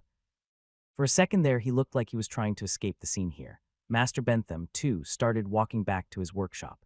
"You should have taught him the basics first, Jedon," he said before he left. Jedon said to Abel as it was just the two of them now, "Wow, Abel, you're pretty strong, aren't you?" "You are pretty strong yourself, Jedon," Abel replied. Even without being trained as a knight, Jedon was already strong enough as a normal human being. Jedon rejected the praise, "But I'm so much older than you. I'm already 19 and you're just 12. And look at how easy it was for you to lift the 300-pound lock. You seemed so confident when you were doing it. I'm sure you can lift more if you wanted to. You know, you can lift more if you know how to use all of your strength. If you want to, I can teach you how to lift those locks as I do." "Wow, are you sure?" Jedon almost jumped from where he was standing. "You think I can learn those techniques? Hey, how about we share what we know with each other? You teach me how to lift, and I'll teach you everything I know about forging. Not just forging. Feel free to ask me about anything that I might know." It was about 1 month since Abel's arrival at Hairy Castle. There were about 3 days before New Year's Eve. For all the time he's been here, Abel pretty much spent all his time learning at the blacksmith's shop. Thanks to Jedon, it wasn't hard for Abel to learn about the fundamentals of forging. He was actually in the middle of crafting a heavy sword for Zach, his beloved older brother. It was meant to be a New Year gift for him. Whilst holding onto a red-hot base with a pair of tongs, Abel smashed it into shape with a 10-pound hammer in his other hand. Since the base would start to cool down after a few minutes, Abel had to heat it in the stove every once in a while. Since this world was not yet industrialized, blacksmiths had to rely on very primitive techniques to forge their metals. To put it simply, their job was nothing more than heating metals, smashing them with a hammer, letting it cool down and repeating the whole process. As dull as that sounded, however, it was, by no means, something that anyone could do. The long sword Knight of Martial was treated 100 times before the final product was finished. At best, an average blacksmith could only treat a base for about 30 to 40 times. Jedon was the disciple of Master Bentham, so he could do about 60. Only a master could make a base that's been treated for 100 times. Having read a few scientific catalogs himself, it wasn't hard for Abel to understand the theory behind such forging methods. By repeatedly hammering the base, it essentially eliminated the amount of carbon inside. This meant that the more it was treated, the purer the resulting metal would be. Having used a hammer for about a month, Abel was already pretty skilled with the art of forging. For a child as bright as him, he could now pinpoint the exact spot he needed to hit. Speaking of which, the base he was working on had already been treated for 50 times. At that stage, it became very difficult to shape the base into its desired shape. Not only would the base be extremely dense to mold, but the blacksmith would also be too tired to swing his hammers. Not Abel, though. Even after treating the base for a total of 50 times, he was still swinging his arms at a very steady pace. Master Bentham knew about this, of course. Even without having taught Abel anything directly, he's been keeping a close watch this whole time. Master Bentham didn't teach Abel himself because there wasn't a need to. Abel was bound to be a knight, so the most he ought to learn about forging were pretty much just the basics. Besides, Jedon had been learning from Master Bentham for about 5 years already. In that sense, he was qualified to be supervising a young apprentice like Abel. Whenever Master Bentham saw Abel forging a base, there was always a bizarre sense of harmony lingering in the air. Abel wasn't fast. It would take about 1 second for him to swing once with his hammer. Technically, this wasn't too hard to do. Anyone could swing a 10-pound hammer for a few hundred times, but to treat a base 50 times. That would take about tens of thousands of continuous swinging from morning to noon. You'd have to keep doing this without any time for rest. Truth be told, Abel came up with this way of hammering the base. He got his idea from boxing. To throw a heavy punch, one could not just rely solely on the power of his arms. It was about using every part of your point and concentrating all that power into one point. This was exactly what Abel was doing. For every swing of his hammer, he was channeling his strength from his feet to his arms, and when the hammer hit the base, he would use the reaction force to his advantage and raise to hammer back to its original height. As energy efficient as this technique was, it was difficult to perform it. Abel, however, had more than enough time on his hands. With the right amount of practice and knowledge, he soon found himself the ideal ways to forge a metal base. Why does this child have to be a novice knight?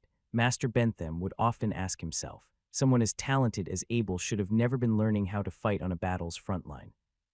With Abel's ability to learn and the level he was currently, he would be a master blacksmith if he was to spend a few more years in the workshop. It was sad, yes, but that was just how things were. Having forgotten to eat his lunch, Abel was finally able to treat the base for a total of 80 times before 2 in the afternoon. He decided to stop after that. After a base was treated for 80 times, he could no longer hammer it with even all of his strength. Whilst throwing a base into the stove, he looked into the flames and said to Abel, "Abel, you are the most talented child that I've ever seen. What I'm about to show you, I will only do it once. You see how much you can learn from it." After saying that, Master Bentham took out the base and placed it on an anvil. He held his hammer up high, and for a few seconds there, he took a careful look at the base before he dropped his hammer on it. The way he swung the hammer was very slow, but the power he put in was, nevertheless, more intense than most men could produce. It was so intense that the whole workshop was shaking for a bit. Once you treat a base for about 80 times, it becomes so hard that you wouldn't be able to shape it with a hammer. Even if you can, though, all you're going to do is to destroy its interior structure. So with that in mind, we're going to use a big hammer from now on. Be careful, though. You need to be very precise in the spots that you're hitting, but you must always maintain a high level of force that you put in. Master Bentham instructed Abel as he demonstrated. "You're a strong boy, Abel. If you put in the effort, I'm sure that you'll learn to do this correctly." Abel was paying very close attention to the base. Whenever Master Bentham dropped the hammer, it was always towards the spots with this soft, almost invisible lining. He could just barely see them because the base was glowing in dark red. Somehow, however, Master Bentham was able to strike the linings without failing a single time. Even more impressive, every one of his strikes had changed the shape of the base, and every time this happened, he would have to relocate the linings. After treating the base for the 81st time, Master Bentham threw it back to the stove and said to Abel, "Try it," he ordered as he passed over the hammer. Abel took out the base and started looking for the linings on it. It was hard to find it at first, so he stared more intensively at the base's surface. The more he stared at it, the less he became aware of his surroundings. It was a weird sensation to have. Everything else just vanished from his line of vision, and all that remained was the base itself, which became larger and larger in Abel's eyes. Even the most minute details were ingrained into his photographic brain cells. "Aha, there you are," Abel celebrated in his mind, and immediately proceeded to drop the 30-pound hammer. The banging noise was extremely loud, but that didn't affect him for a bit. As soon as he found the next spot of the linings, he raised his hammer and continued his forging. It was like playing with a new toy. Whenever the base turned into a new shape, the linings would reappear at completely different spots. Abel was getting better at this the more he tried.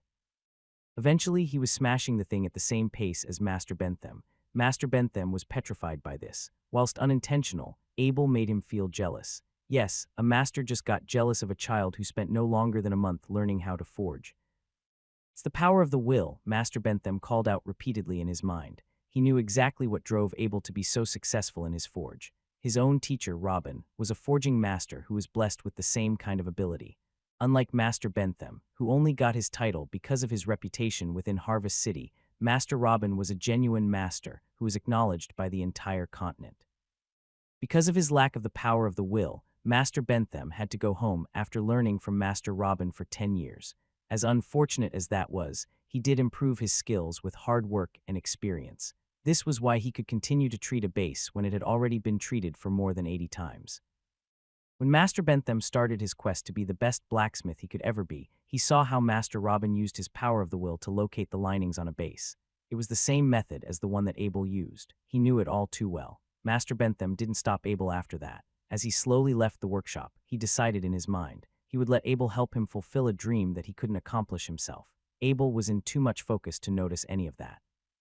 He just kept on putting the base in the stove, taking it out of the stove, and repeating the whole process for another couple of hours. 82, 83, 84, 98, 99, 100. Abel came back to his senses after treating the base for the 100th time. All of a sudden, he felt sick and tired at every spot of his body.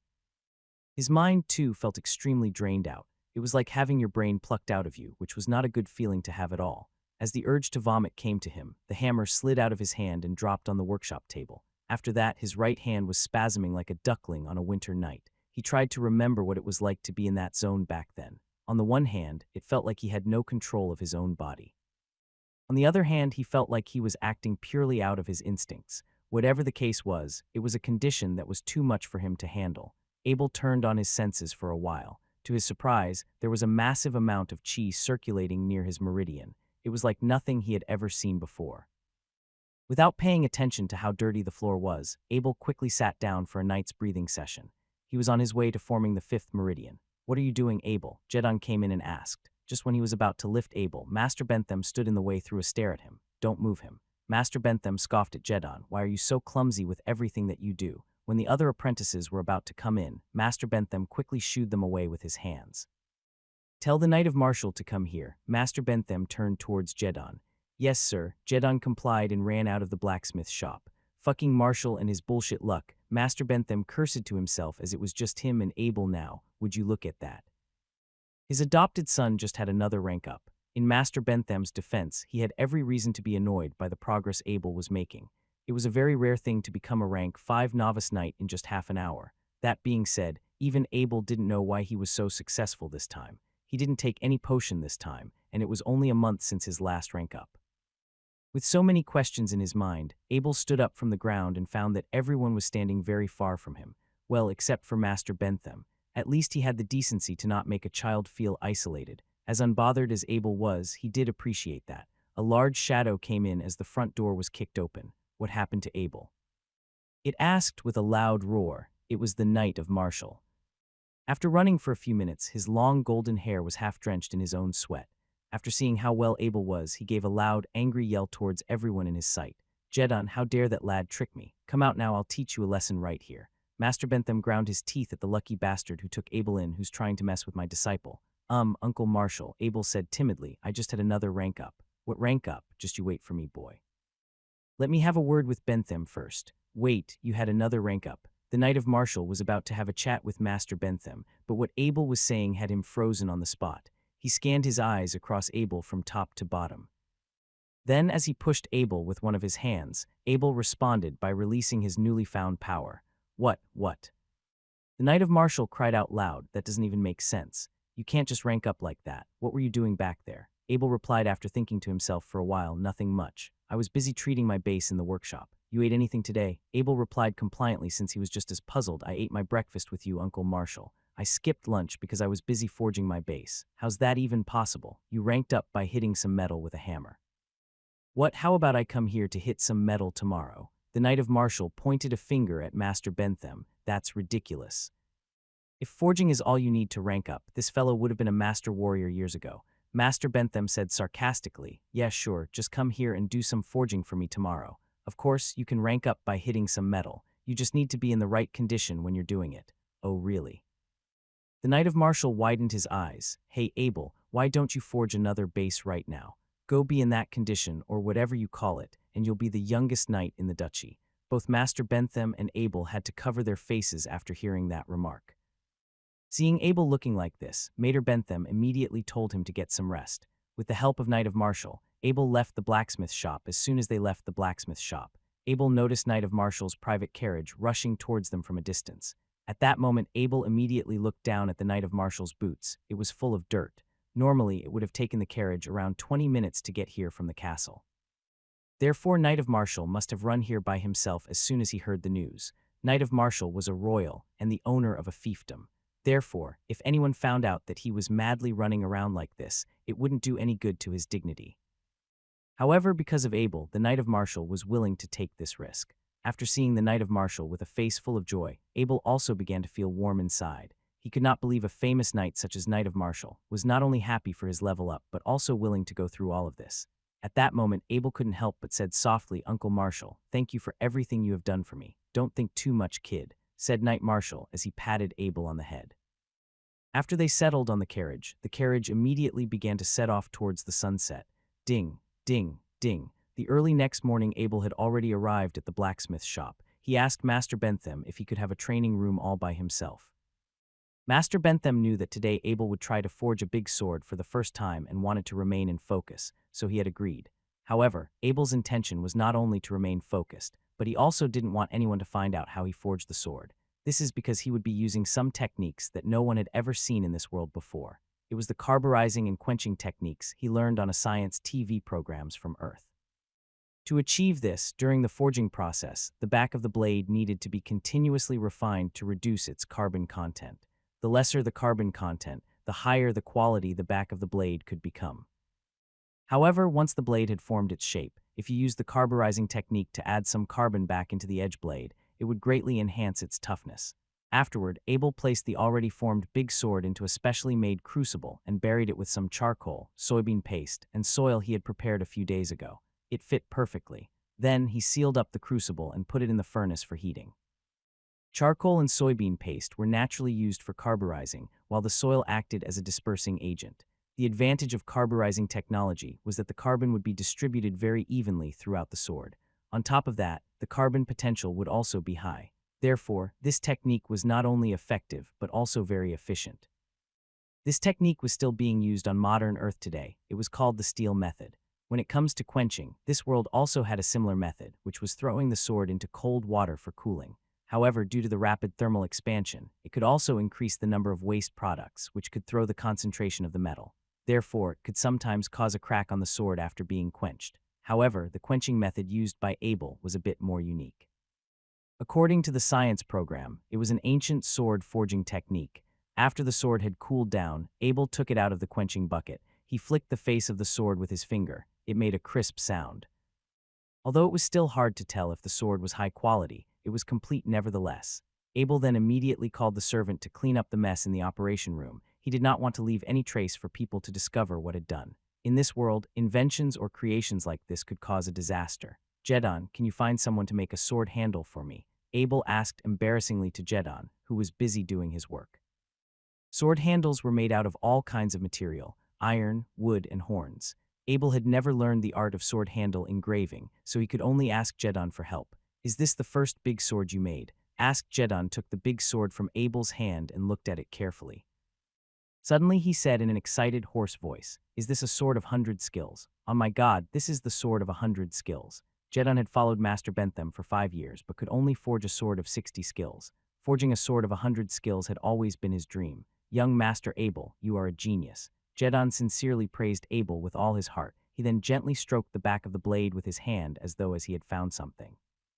He then put his ear against the back of the sword and flicked it with a finger to listen to the echo. "No way, this is impossible." Although the performance of this sword seemed like the sword of 100 skills, it was a lot tougher than those that he had seen. Master Bentham would normally forge a sword of 100 skills every month, and they were the main sources of income in Harry's castle. Jedon not only closely watched the master make these swords, but he was also responsible for maintaining the condition of these swords. Therefore, he was a lot more familiar with swords on 100 skills than most people. However, the surface of the big sword Abel made was strange. It was very different from the one's master usually forged. Jedon couldn't specifically pinpoint what exactly was the difference, but from his experience, he knew this sword was much higher quality than the ordinary sword of 100 skills. To verify this, Jedon used the big sword to cut a piece of wood that was ready to be used as fuel. It was almost effortless. The big sword slid over the wood like a hot knife on cream, silently divided the wood piece into two. How did you make this big sword? Jedon was anxious to know more about the sword. I just forged it according to your guidance, and Master Bentham helped me when I encountered difficulties, Abel explained. Jedon had been lied to. He thought the reason why the sword was so great was all because Master Bentham had helped Abel complete it. Therefore, he could not help but make up his mind and double down his training, hoping one day he could also forge a weapon like this. I have collected some very good horns, perfect to use it as the handle for this big sword. I will help you install it tonight along with a scabbard. Can you leave this sword with me? However, Jedon had another intention. The way this sword was forged was way too strange. He wanted to spend the night closely inspecting it, hoping he could also improve his skills. That night, Jedon did not sleep at all. He installed a sword handle made with the best horns and found a crocodile skin scabbard. Afterward, he inspected the strange sword in great detail under the oil lamp. By the morning, Jedon came back to the blacksmith shop holding the big sword. He was astonished by his nice inspection. If it wasn't for fear of breaking Abel's sword, he would have liked to strike this sword with another sword of 100 skills in the master's warehouse to see which one is tougher. Jedon, what's wrong with you? Asked Master Bentham suspiciously after seeing the redness of Jedon's eyes. How could an honest man like Jedon not sleep for a night, master? I've been thinking about the sword you made for Abel, and I could not understand, said Jedon, scratching his head while looking at Master Bentham in embarrassment. He wondered if he was just too stupid. Master Bentham took the big sword from Jedon and pulled it out. He said, "This is the big sword that Abel had forged yesterday. I only guided him on how to refine the thickness of the sword the day before yesterday. When you reached a bottleneck at 80 skills, I will teach you as well. So this is the big sword, the one that Abel forged." Master Bentham was also a little bit surprised. Master Bentham's experience was of course much higher than Jedon's. He guessed the technique applied in this sword could very well be a secret technique passed down by a family to enhance the weapon's hardness and sharpness. Although the master was very tempted, he also knew that trying to spy on a family's secret technique was making that family your biggest enemy. It didn't matter if the technique was from the Harry family or the Bennett family. Well, that explained it. No wonder why Abel asked for a separate operation room yesterday. It turned out that Abel was using a family secret technique to refine the big sword. Therefore, Master Bentham warned Jedon to stop asking Abel about the sword and pretend that nothing had ever happened. Today was the last day of the year, and tomorrow would be the new year. During dinner, the Knight of Bennett took out a letter, a rectangle parcel, and handed them over to Zach. "This is a New Year's gift from Abel. Look how good he is to you. Even Mother and I did not get any." It must have seemed like Knight of Bennett was being salty. Nora rolled her eyes and said, "Our son had only been gone for a month, and he has not stopped writing letters to us. Do you really want a present that badly?" Zach took the letter in parcels, but as he was opening it, he realized that within the parcel was a large sword. Wow, this is a master-level sword of 100 skills. Zach immediately recognized the sword as he took it out of the cover. A sword of 100 skills had always been a demanding piece in the market. Although it has a crazy price of 1,000 gold coins, there were still countless wealthy people rushing to buy it. Big swords were a knight's most significant possession, despite just being made fun of by his wife, seeing the sword of 100 skills when he only had a sword of 80 skills. Knight of Bennett couldn't help but exclaim, "I really do want a present, let me have a look." As a knight, the Knight of Bennett could not resist the temptation for good weaponry. He took the sword from Zach's hand and began waving it in the middle of the dining room. This kid Abel. He hasn't even fully settled down at Harry's castle, and he's already begun to take random things from it, making it gifts. Next time I will write him a letter giving him a good lecture about this. That's not the case, said Zach as he opened up Abel's letter. In the letter, Abel said that this is the first weapon he ever forged and decided to give me a New Year's gift. The Knight of Bennett suddenly stopped waving the sword in midair. He stared at Zach's letter and asked, "Did you say Abel had forged this sword himself?" "Yes, father." Abel said it very clearly in the letter. Zach answered with certainty, "Impossible. Marshall has also learned how to forge in the past, but the most he could make after a whole year of training was a table knife. You are telling me that Abel could forge a sword of 100 skill after 1 month." The Knight of Bennett felt like he made a big mistake for giving Abel away. At first, he thought he would only regret this decision after a few years, but now he was completely lost for words. It had been a very unusual new year within the Bennett castle, with Zach's surprise, Bennett's regret, and Nora's sentiment. Yet Abel was unaware of this in Harry's castle. At Harry's castle, the Knight of Marshall and Abel were sitting in a carriage on the way to Harvest City to attend the New Year cocktail party hosted by Viscount Dickens. The party was supposed to start at night, but the Marshall Knight and Abel had already set off early in the morning. The road from Knight of Marshall's castle to Harvest City was constructed very well. The entire road was made out of small flat stones with a slight curve bulging out of the middle. Therefore, you could barely feel any vibration on the carriage, and in only an hour they had already traveled for more than 100 kilometers. From afar, Harvest City looked just a crouching tiger. However, one could only feel its majestic grandeur from up close. It was the largest city in Duchy of Carmel. Its surrounding walls were up to 20 meters high, with dozens of cannons penetrating from the sides. All of this just showed how well guarded the city was. "Uncle Marshall, why is Harvest City so strictly guarded?" Abel asked as he stared at the 20-meter-high wall and the countless numbers of defensive weapons. Abel elaborated his question. Harvest City was located in the southernmost part of the Holy Land, which was once a territory that belonged to the humans. It was also said to be separated from the Orc Empire by one of the safest duchies. So why does the city look like it's about to be in a war? Abel, there is at least one official knight in every block of Duchy of Carmel, and Harvest City is no exception. Its city owner, the Honorable Viscount Dickens, was also the leader of the city's knights. The eyes of the Knight of Marshall had become somewhat dreary. He seemed engrossed in his memories. "It's all because of the Orc Empire," he sighed. The Orc Empire is located in the far north. It was guarded by one of mankind's greatest alliance, who were the Miracle City's defense guards. Abel knew about the Miracle City defense guards. If it wasn't for their efforts to fight off the orcs, humans would have lost a great amount of land to live on. The orcs were the most bloodthirsty beings in this world. Due to their insanely high birth rate, they were always in a constant food crisis.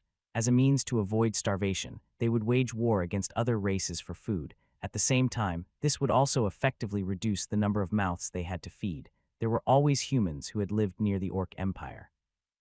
As they were an easy target to be pillaged, they gathered themselves up and built a military fortress alongside the passage of the Budapest Mountains, separating the human civilization and the Orc Empire. That construction was known as Miracle City. "As long as the Miracle City is there, we don't need to worry about an Orc invasion," the Knight of Marshall said.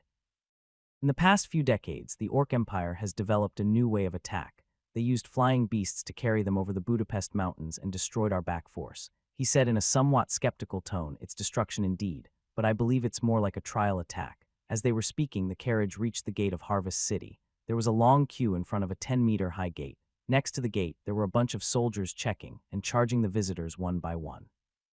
They seemed to operate at a very slow speed, and from the length of the queue, Abel thought it might be another hour before they could get in, but the carriage did not stop. Instead, they entered the city directly from the other side, passing by the people standing in the queue, looking jealously at them. Whether he was in the Bennett Castle or the Harry Castle, Abel had always felt that he was just a bit wealthier compared to the people around him. Yet, this was the first time he had truly experienced the privilege of being a royal. Abel was still getting used to how things work in this new world. In his old world, if a person tried to jump in the queue, others would look at you with contempt. But in here, Abel did not even get called off the carriage and went straight into the city. The carriage arrived at a courtyard. It was Knight of Marshall's temporary residence in Harvest City. The moment they reached the gate, the housekeeper, Robin, immediately came out and greeted them. "Robin, Abel will be staying here for the next 2 days. Clean up that independent house and make a place for Abel to stay," said Knight Marshall to the housekeeper as he got off the carriage. "Yes, master." Housekeeper Robin knew that the Knight of Marshall had an adopted son, and soon he would become the inheritor of the castle. However, it was only after hearing these commands by Knight of Marshall that Robin could fully understand the importance of the young master. Besides the master's private house, the best place to live was that independent house, yet Knight of Marshall had offered it to Abel without hesitation. "Abel, do you want to come with me to visit my friends or go to play in Harvest City?" Seeing Abel's look of hesitation, the Knight of Marshall couldn't help but smile. "Of course, I will arrange Robin as your company to explore Harvest City." The Knight of Marshall did care about Abel. Not only did he understand Abel's choice by just looking at his expression, but he would also always respect his decision and never force him into doing anything he would be uncomfortable with. Abel rejected the company of housekeeper Robin. He just went off with his horse and began exploring the different shops in the street. Even though the streets of Harvest City were very wide, because of the new year, there were people everywhere. Suddenly, Abel came across a noisy group of people arguing. The voice seemed very familiar, so Abel decided to lead the horse forward. It was Zach. He was arguing with three young men wearing leather armor. There was also a young girl with blonde hair, probably the age of 17 or 18, standing on the side watching the argument intensely. She seemed like a witty and playful type. When she laughed, there was a touch of cunningness in her eyes. "Big brother," yelled Abel's excitedly. It was such a surprise to see his family here. Abel jumped off his horse and ran towards Zach. "Abel," Zach replied as he gave Abel a tight hug. Afterward, Zach turned toward the three men and introduced them to each other. "This is my brother Abel, and Abel.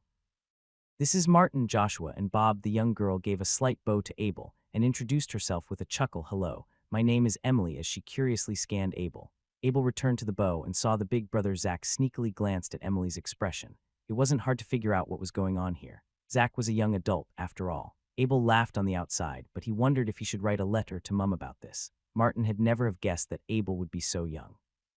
He was lost for words for a moment there. "Are you the one who forged the sword of 100 skills for Zach?" Abel smiled and nodded. "Yes." "Wow, really?" Martin immediately gave a passionate bow and said, "It was such a pleasure to meet you. I didn't expect you to be so young."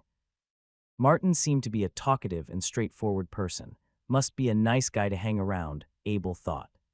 There is no way this guy could have made that sword of 100 skills. The sword of 100 skills. Abel turned to look at Zach, who had been showing off his present ever since he's got it. Zach was kind of embarrassed. He started rubbing his palms together, made quick eye contact with Emily, and said, "The topic just came out of nowhere during my conversation with Emily. These three guys won't believe that my brother had forged a sword of 100 skills for me, so we started arguing." Abel's father always told him how grounded and mature his older brother is.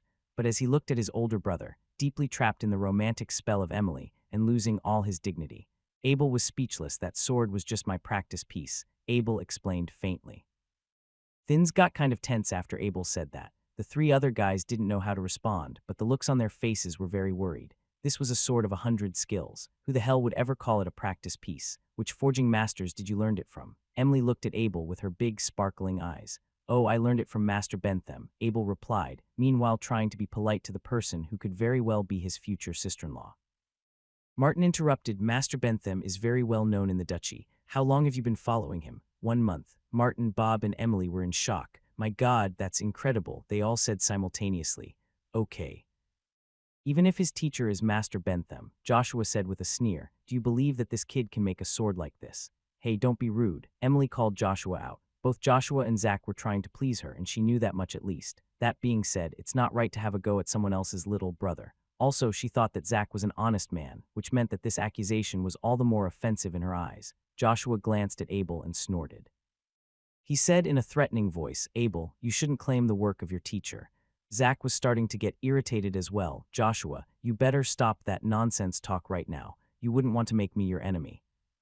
Martin stood up and separated the two. "Hey, if you really want to know who made this piece, there's a giant hammer weapon store nearby. It's easy. We can just go there and have someone examine it for us." "Of course," said Zach as he turned to look his little brother, to which Abel responded with a cool nod. "That's a lot of faith coming from you, Zach. If you're so confident in your little brother, why don't we make a bet on it?" Joshua laughed out loudly. After saying that, Joshua took out the big sword on his back. "I don't know about that one right there, but the one I have here, this is a real piece made by Master Bentham. If your brother's sword is not the work of Master Bentham, I'll give my sword to you. If it is, though, you give that sword to me instead. Are you on, Zach?" Martin intervened. "Let's not escalate the situation. Guys, we're just going to have an authenticity test. We don't have to make any bets." Even Bob, who had remained silent during all this time, came forward and tried to calm down the tension. "We are all friends, aren't we? If we're going to bet on something, how about the loser pays for the dinner tonight?" Joshua said, "You chickening out, Zach." Emily, unlike the others, was not aware of how serious the situation was getting. She was getting too thrilled by the upcoming match. "I'll be the judge," she volunteered. "Whoever the loser is, he has to give up on what he has betted on, okay?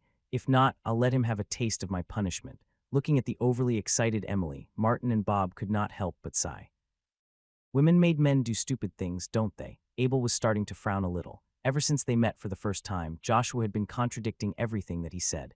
If no one told him, Abel would have just guessed that Joshua was an enemy of Zach. "Sure, I'll bet," Zach said angrily. He had enough of Joshua making fun of his little brother. In front of Emily, too. What a dirty way to gain an advantage over him.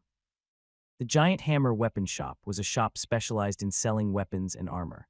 When customers come in, the first thing they would see would be the huge counter, made entirely out of ironwood. Because of how big and heavy everything was in this world, only ironwood could suffice to hold the weight of the items for sale. Welcome, lady and gentlemen, to the Giant Hammer Weapons Shop. I am the store manager, Ted. Is there anything you are after? Asked a thin, middle-aged man.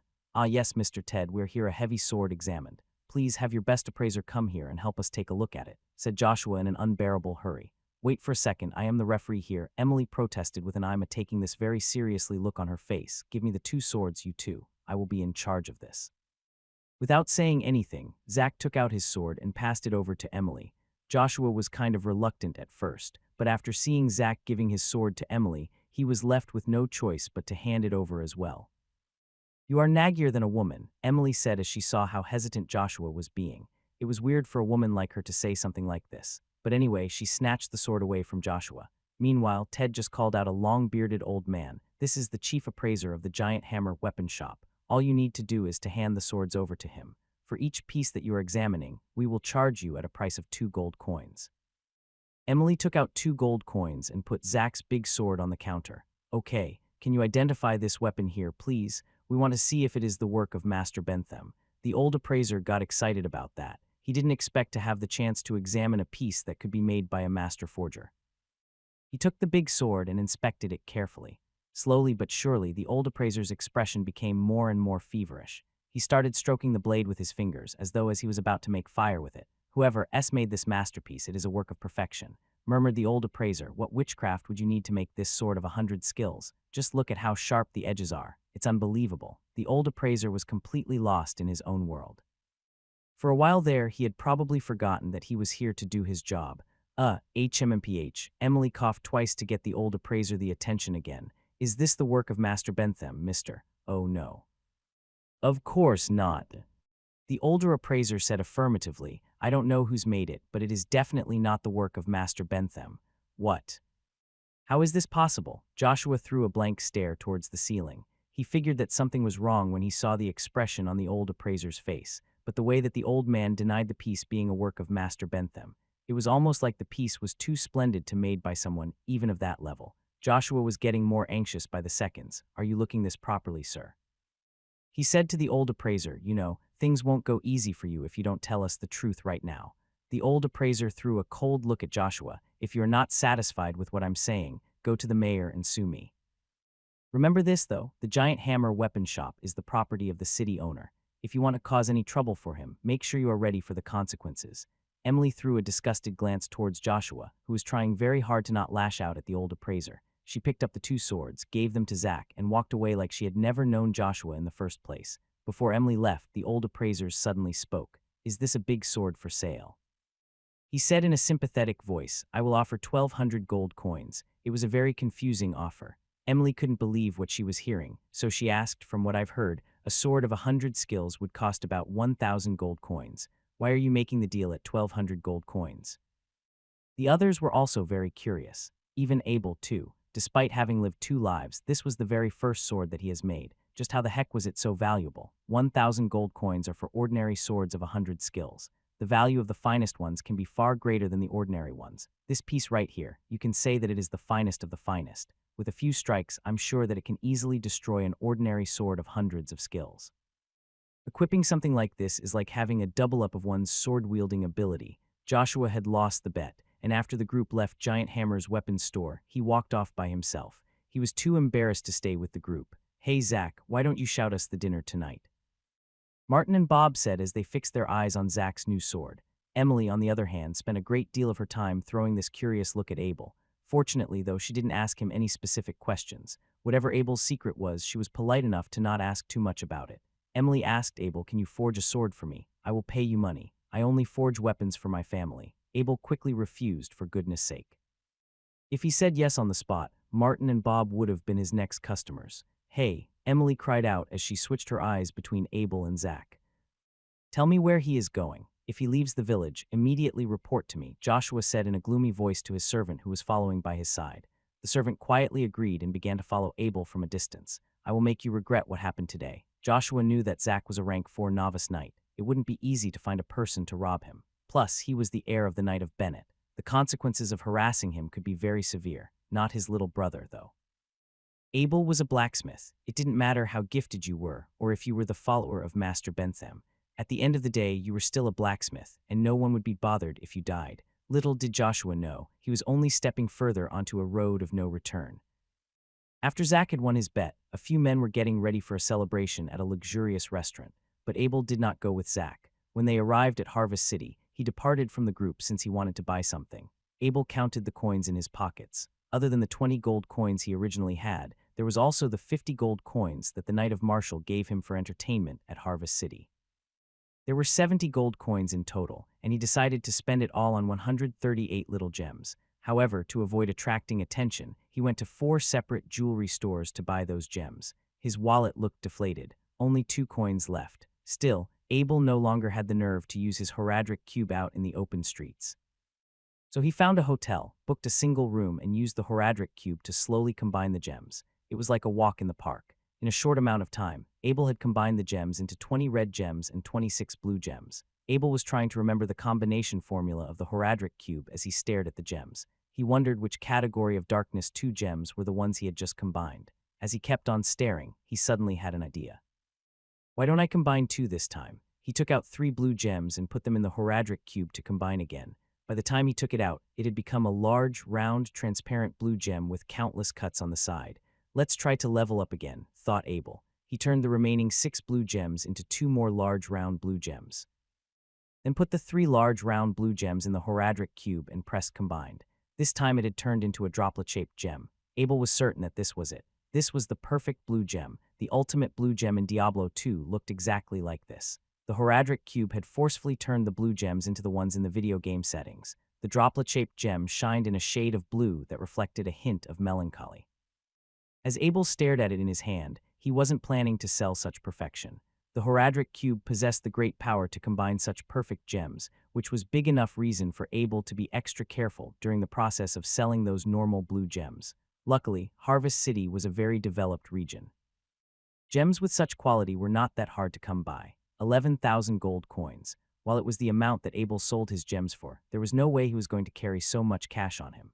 So he went to the shrine of the goddess of wealth and exchanged parts of it into 100 unit coins. He threw it all into the Horadric cube. Luckily, it only showed a single digit, so it didn't take up any lattice. But when he decided to take it out, it turned into 100 gain. How convenient! 100 unit coins were most commonly used within large banks. They were a bit larger than normal gold coins and filled with the engraving of every goddess of protection.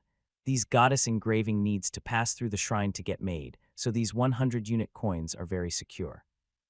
With a cheerful look on his face, Abel began to plan on how he could spend all this money. Little did he know that someone had been stalking him this entire time. Funnily enough, it wasn't a good day for Joshua's servant, who spent his whole day following a young man who would just never stop walking. He had been to almost every jewelry shop in Harvest City riding his horse, and by that point, the servant was almost too tired to continue. He only wished that Abel would soon find a place for rest. Above his head was a signboard reading Edmund's Boutique Shop. This familiar signboard Abel couldn't help but remember the chi condensing potion he had bought at Edmund's Boutique Shop. He already used up all the chi condensing potion he had. Soon he would be attacking the knight's level. If he slowly trained by himself, it would have taken him years of effort until he could have gained enough chi to condense his core. After using the master's chi condensing potion, he had leveled up by 2 levels. Abel had always worried if any problems were progressing through the levels with such speed, because immediately he had leveled up by 2, which was not what he had expected. As it turned out, drugs were not the only way to level up in short periods. There were other options. There was quite some evidence that this was true, as both Master Bentham and the Knight of Marshall were not shocked to see how fast he had attained another epiphany. If anything, they didn't seem surprised in any way, which could potentially mean that there was an alternative supplement for his training. According to Abel's knowledge, if there wasn't any problem leveling up with other methods, taking the no side effect chi condensing potion definitely shouldn't be too harmful to him. That being said, now was probably a good time to get himself some supplies. The moment Abel stepped into Edmund's boutique shop, a familiar voice came out to greet him. "Welcome to Edmund's boutique shop. How can I help you today?" The voice stuttered as its owner did not expect Abel's visit. "Oh, welcome. Didn't expect to see you here, young and handsome gentleman, Ms. Yvette." "What are you doing here?" Yvette gave out a small laugh and proudly said, "I got promoted from Fort Lee to the vice manager of Harvest City." "Congratulations, Ms. Yvette," Abel cheered. Yvette must have been very capable to become the vice manager of a large city sector such as Harvest City. Abel had great respect for outstanding people like her. From the look on her face, it was clear that Yvette liked being congratulated by someone she knew, since there was a lot of stress after she got promoted to this position. Unlike a small city such as Fort Lee, even the position as a vice manager has 3 slots in here. What would you like to buy today? Said Yvette softly. Abel pondered for a while and gave out a number. I want 162 bottles of lesser chi condensing potion. Yvette was excited by this, a large transaction of lesser chi condensing potion. This deal would make her look really good in front of her boss. It's 1620 coins in total. Let's settle the deal for 1600 coins, Yvette said after she applied the discount. Abel saluted to Yvette. Please wait. Abel took out 1,100 coins from the Horadric cube and inserted it in his wallet. Then he pulled out his wallet and gave the coins to Yvette.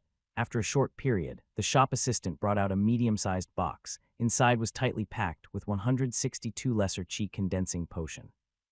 After Abel rode his horse back to his place, he immediately went to his room and combined 162 lesser chi condensing potion into 6 master's chi condensing potion. Watching as those chi condensing potions shone in its amber glow, Abel knew he was getting a massive power-up soon. As Abel was putting the 6 master's chi condensing potion in the Horadric cube, he remembered his transaction with Yvette today. Ms. Yvette never asked him for his name, and the past 2 transactions had been quite smooth. Also with the name Edmond's Boutique Shop plus Yvette's cautiousness. Abel decided if he had anything inconvenient to sell in the future, he will leave it for Yvette to handle. Meanwhile, out on the courtyard, the weather was still freezing even though it was already a new year. That servant curled up in a dark corner, his eyes rigidly starred at the front gate. This place was the Knight of Marshall's temporary house, and not many people knew about that. If the servant realized this was the resistance of a royal family, who knew if he would still have the nerve to continue spying. Ignorance, sometimes, was the only thing that was necessary for a disaster to happen. After dark, the gate of Harvest City had been shut, so the servant decided to continue spying. However, little did he know that the Knight of Marshall and Abel had already got on a carriage to join the New Year cocktail party in the city palace. In the center of the garden, there was an enormous fountain. Its spring water danced as mysterious beams of orange light sparkled upon its surface. Every servant in the city palace who guided the visitors were dressed in all black uniforms with impeccable manners. The surrounding guards were all dressed in half-body armor, holding a long sword in each of their hands. They all gave out the imposing manner of a professional with level 4 or above training in combat chi. The place was manifesting the extraordinaire of the royal viscounts. There were 3 main occupations in the city palace: warriors, knights, and assassins. Regardless of class, their training was centered around practicing their combat chi, which had the potential to bring out some very extraordinary abilities. Warriors were among one of the most common occupations, mostly because they took a large proportion of combat chi practitioners. They were well trained to use almost any weapons including swords, hammer, and long spears. Knights harnessed the greatest fighting ability out of the 3 occupations. Their resourcefulness enabled them to receive well-rounded training at a young age, allowing them to receive the best equipment there was. Unlike the other classes, they would ride on war horses and wear helmets on top of their heads. The least common occupation was the assassin because, on top of the practice of combat chi, they also needed to practice large amounts of hiding techniques. Assassins have the most intense combat chi explosion. However, it would often take a toll on their stamina. It was hard to earn a title in the Duchy of Carmel. Every generation of kings continued to suppress the number of nobles through a series of regulations, such as the prohibition for females to inherit powerful statuses. Another big one would be the rank lowering of lords who did not possess their own lands. For every time that a title was inherited, a landless lord, every title inherited would be lowered by 1 rank. Worst of all, however, was the claiming of territories of heirless lords who have passed away. Due to all sorts of interferences by the nobles, many lord families have ceased to remain to this day. There was only one condition to attain a title, and that was to do a great service for the duchy. It was especially hard in peaceful times like these, so that's why countless nobles would be willing to be on the front lines whenever it was called for. In recent years, tensions were strained between the king and the nobles. Major noble families continued to increase their power, while the king looked for every chance he could to execute anyone who dared, showing his desire to seize power from him. If you want to know how low the status of nobles was in Duchy of Carmel, just compare it to the city owner of Harvest City. Such an enormous city could be owned by a viscount, while other similar-sized cities such as the neighboring Duchy of Thunder were at least owned by someone with the title of a duke. Of course, these things were still way too far-fetched for Abel, and Knight of Marshall had already gained his fiefdom through his outstanding military service, so he did not care about things such as a title. When they were on the horse carriage, he only casually mentioned it to Abel out of interest while they were on the topic of the city owners. After Abel had seen the guards in the city palace, he couldn't help but remember how the Knight of Marshall had told him that the major nobles were becoming more powerful to resist the king. Every single one of the hundreds of warriors here was a professional. Even the ones with the lowest ranking, 100 of them could easily be just as capable as an army of 1,000. The crowd had gathered in the hall. However, Abel was disappointed with the food offered by the city palace. Because it was winter, the buffet table was only filled with cakes and roasted meats, but the wine was only supplied adequately. Before the cocktail party officially began, Viscount Dickens stepped out and commenced his speech. Even though the hall was crowded with people, Viscount Dickens was able to deliver the sound of his speech to everyone's ears through the power of his combat chi. According to the Knight of Marshall, this annual event was a way for the Viscounts to showcase their wealth and military power, and that they were well capable of managing this enormous land. It was the most boring cocktail party Abel had ever been to. He did not know a single person here. After the Knight of Marshall had introduced Abel to a few of his friends, Abel soon returned to the corner of the hall, quietly looking over this top-of-the-world gathering. No wonder there was not much food prepared. Most people only stood around chatting with a wine glass in their hands. Rarely did anyone show interest in the food. Abel had dashed around the streets all day, and all the dreary chatters in the hall just sounded like a lullaby. By this point, Abel's eyelids were getting heavier and heavier, and slowly he drifted asleep. It was only after the party had ended that Abel was woken up by the shake of the Knight of Marshall. Knight of Marshall continued to make fun of Abel as they were going back to their temporary house. A level 5 novice knight had dashed around the streets all day and fell asleep during a cocktail party. How could any knight believe this? Early next morning, Knight of Marshall took Abel on the carriage to return to Harry Castle. As the housekeeper Robin was sending the carriage out the front gate, Abel stuck his head out and waved goodbye. It was at that moment the spying servant who had been frozen in the courtyard for the entire night realized Abel was about to leave. So immediately he rushed back to his owner to report. "What? They are heading towards South Gate. Are you sure?" said Joshua after he heard the servant's report. "If it's true, immediately gather the men." Joshua's father was a lord because he was good at managing businesses. He owned more than 10 stores on the main road of Harvest City and held more than 50 of the shares from the Harvest City clothing market. He was a true royal businessman. Because of this large amount of wealth, his only son, Joshua, had been able to receive the highest quality of education. At age 19, he was already a level 4 novice knight, and father had always dreamed that he could one day win a battle and gain a fiefdom. Because of this, Joshua's father was never hesitated to invest in Joshua's development. For example, just look at the sword of 100 skills his father bought him for his education, and upon losing the gambling bet, Joshua had no intention to tell his father. The first thing that came to his mind was to seek revenge and then find a chance to tell his father in the future. He gathered 12 of the most powerful servants in the family, each equipped with their own warhorse and long sword. Joshua was on a blazing red warhorse, and they set off to strike in a team of 13. The Knight of Marshall sat in the carriage, enjoying the wine his friend gave him during his time in Harvest City. Despite the vigorous movement of the carriage, the Knight of Marshall was able to move leisurely, so the wine glass did not budge a single bit. Abel, on the other hand, was trying his best to copy this knight's riding position. However, the carriage these days were just too shaky. There was virtually no means for any sort of shock absorption. When the seats began to vibrate, Abel had no ways to stop the wine from falling out of his cup. Still, the boy was not going to be demotivated by a small drawback such as this. Instead, he observed the Knight of Marshall as closely as he could, meanwhile preparing to imitate the same kind of skills that were displayed right in front of him. The carriage horse was old and slow. Its speed often did not coordinate with the speed of the carriage. Therefore, the 13 men had caught up to the carriage in no time. A malevolent smile began to emerge from Joshua's emotionless face. "Interesting, our carriage is being followed," said the Knight of Marshall. He lowered his wine glass with a cold smile on his face. Abel had also felt something odd from the vibration of the ground.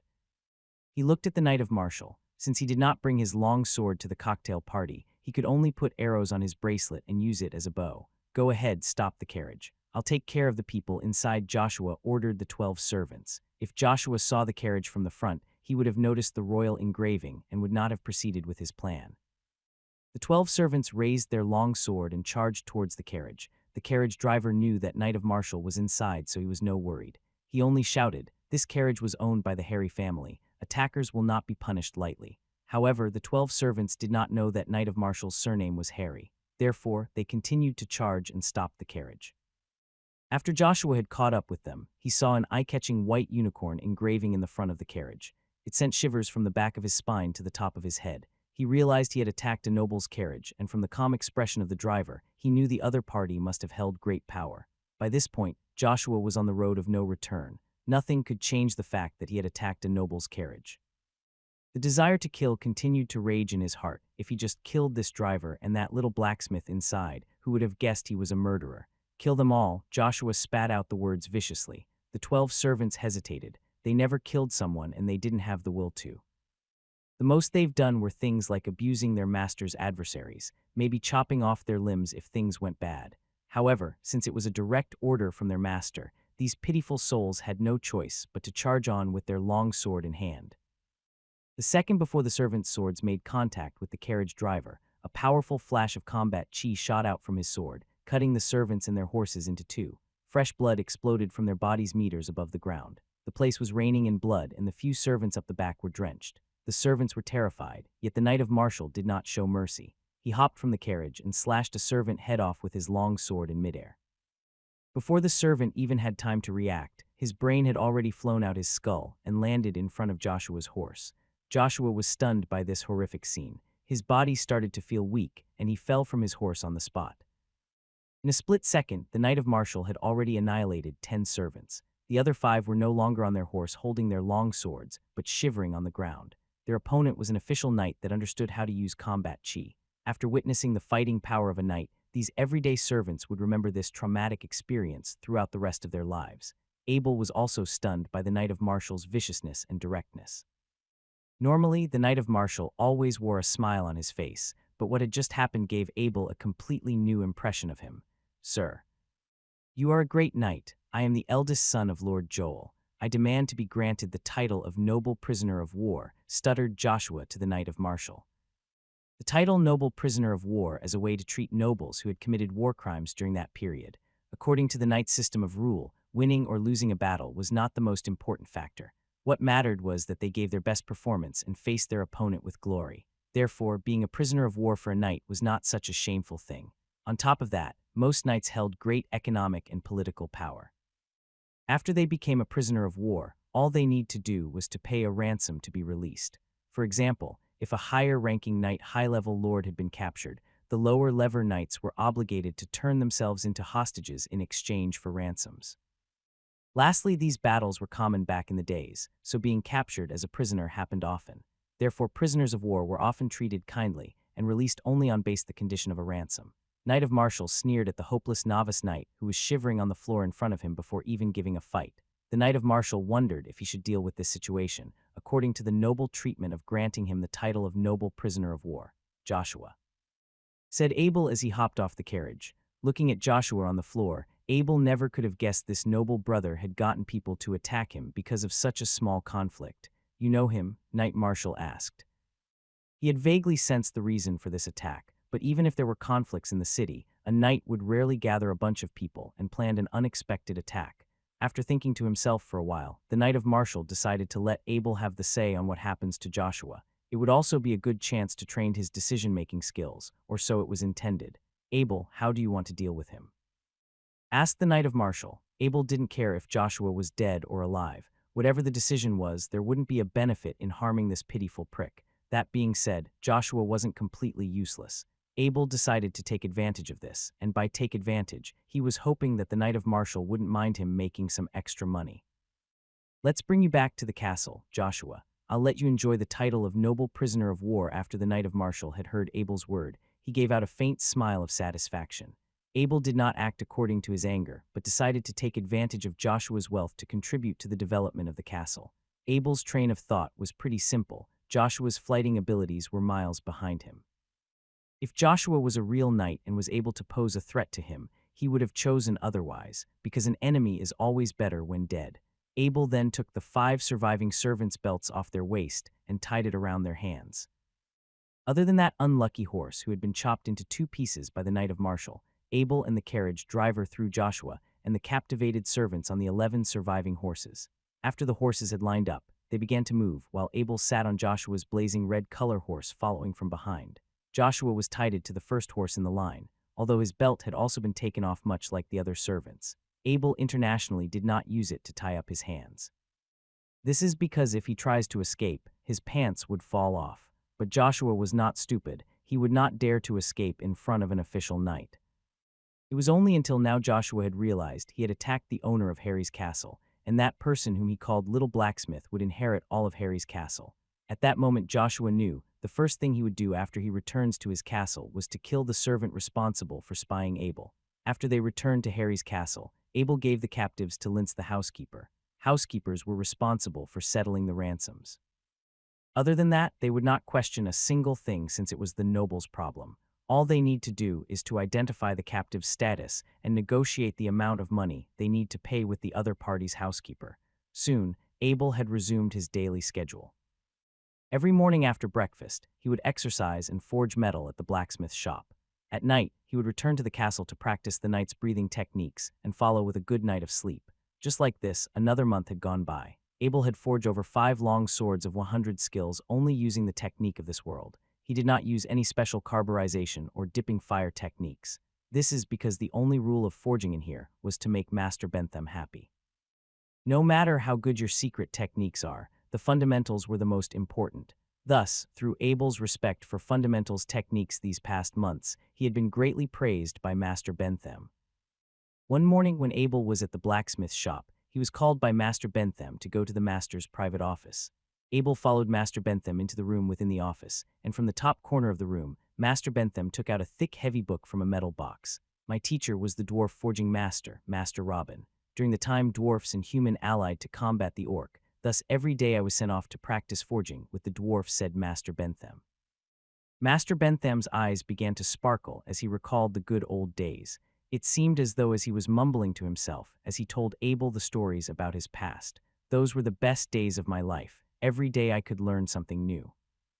The dwarfs were some of the most gifted beings when it comes to forging, and through thousands of years of perfecting their forging techniques, it was truly unlike others. Legend has it the most powerful dwarfs were used to responsible for making artifacts for the gods. Other than making normal weapons, Master Robin could also make magical weapons. I remembered when I saw magical weapons for the first time. I knew I would dedicate my life to be a blacksmith. I remember telling myself that, one day, I would also want to make weapons like this.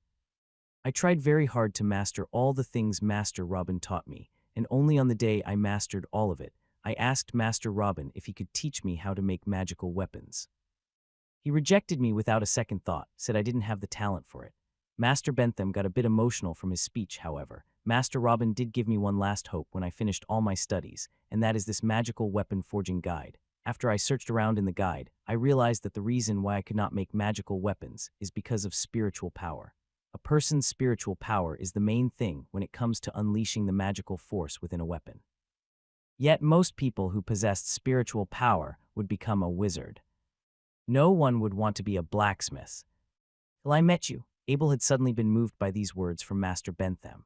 All this time he had been seeking information about wizards, and it is the first time he had heard a person directly talk about magic to him. Abel, I am already old. I know I could never be able to forge a magical weapon in this life, but you are my student. I hope you can one day be able to forge a magical weapon, said Master Bentham with eyes full of hope. Master, I will try my best, Abel nodded earnestly. Master Bentham picked up that enormous magical weapon forging guide in an almost ritualistic manner and passed it on to Abel's hand. The book felt heavy on Abel's hand. Just like the legend has it, even though dwarfs were short, they always believed they were the descendants of the giants.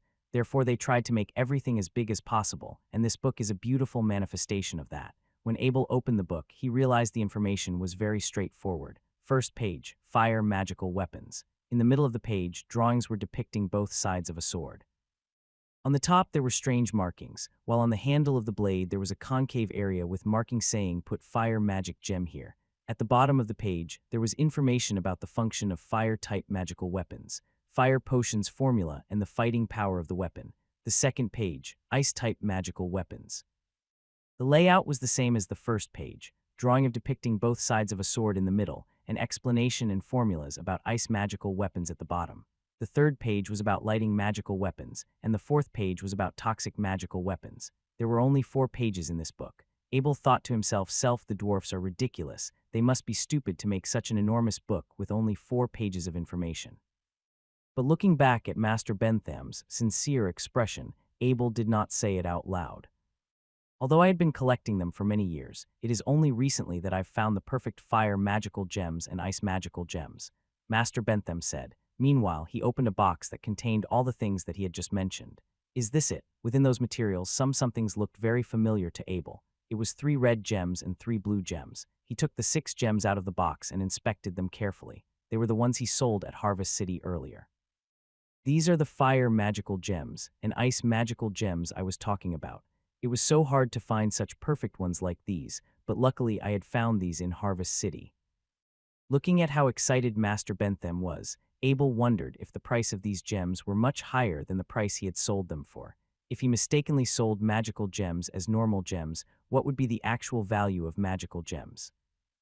But Abel decided not to ask. He did want to regret his decision even further. Your task in the future will be sketching out those runes. Make sure the angle, force, and the thickness of the strokes are the same.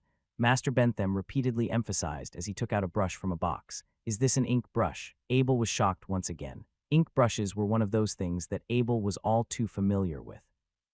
From the tip of the brush to the body of the brush, this brush that Master Bentham was holding looked exactly like an ink brush from Abel's original world. Master Bentham explained as he handed the rune brush over to Abel. Ink brush. I like that name, but it's called the rune brush, boy. The body of the brush was made out of a kind of wood that is resistant to magic, which prohibits other external magical force interrupting the rune's writing process.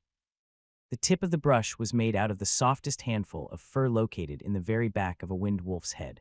The wind property of a wind wolf allowed the brush to deliver rune's ink more efficiently. This rune brush is very difficult to master. There are lots of training and learning you need to do until you can draw the lines of the rune correctly. Here, give it a try, said Master Bentham to Abel as he took out a bottle filled with normal ink. He opened the lid and placed it on the table. Then he took out a piece of lambskin parchment and also placed it on the table. Abel held the rune brush by gripping it between his middle finger and the ring finger, while his thumb pressed against the body of the brush. He then proceeded to dip the brush in the ink bottle and gently whipped off the excess ink. A glance at the runes in the book. In one take, he wrote down the entire first page. Master Bentham was stunned as he watched by the side. The master himself had been practicing to use a rune brush for more than 20 years. Yet his position and control of the rune brush were not even as good as Abel's first attempt. Even basic things such as grasping the amount of ink the brush needed to be dipped had taken Master Bentham countless trial and errors, although there was still a bit of disparity when it came to Abel's replication of the runes. He was able to recognize when the lines should be smooth, straight, or curled. These runes were no worse than the ones written by Master Bentham. As long as Abel kept on practicing, he could have surpassed his master in no time. Master Bentham could not help but feel the waves of jealousy sprung up from within as he lamented on the god's bias from the inside. He had never heard of a person of Abel's age becoming a 5th-level novice knight. He had also never heard of a person who was able to forge a sword of 100 skills after only a month of training. Even the power of will he had so deeply desired was possessed by Abel. Now when it came to writing runes, Abel had also excelled. His first attempt was already on par with those who dedicated decades of effort.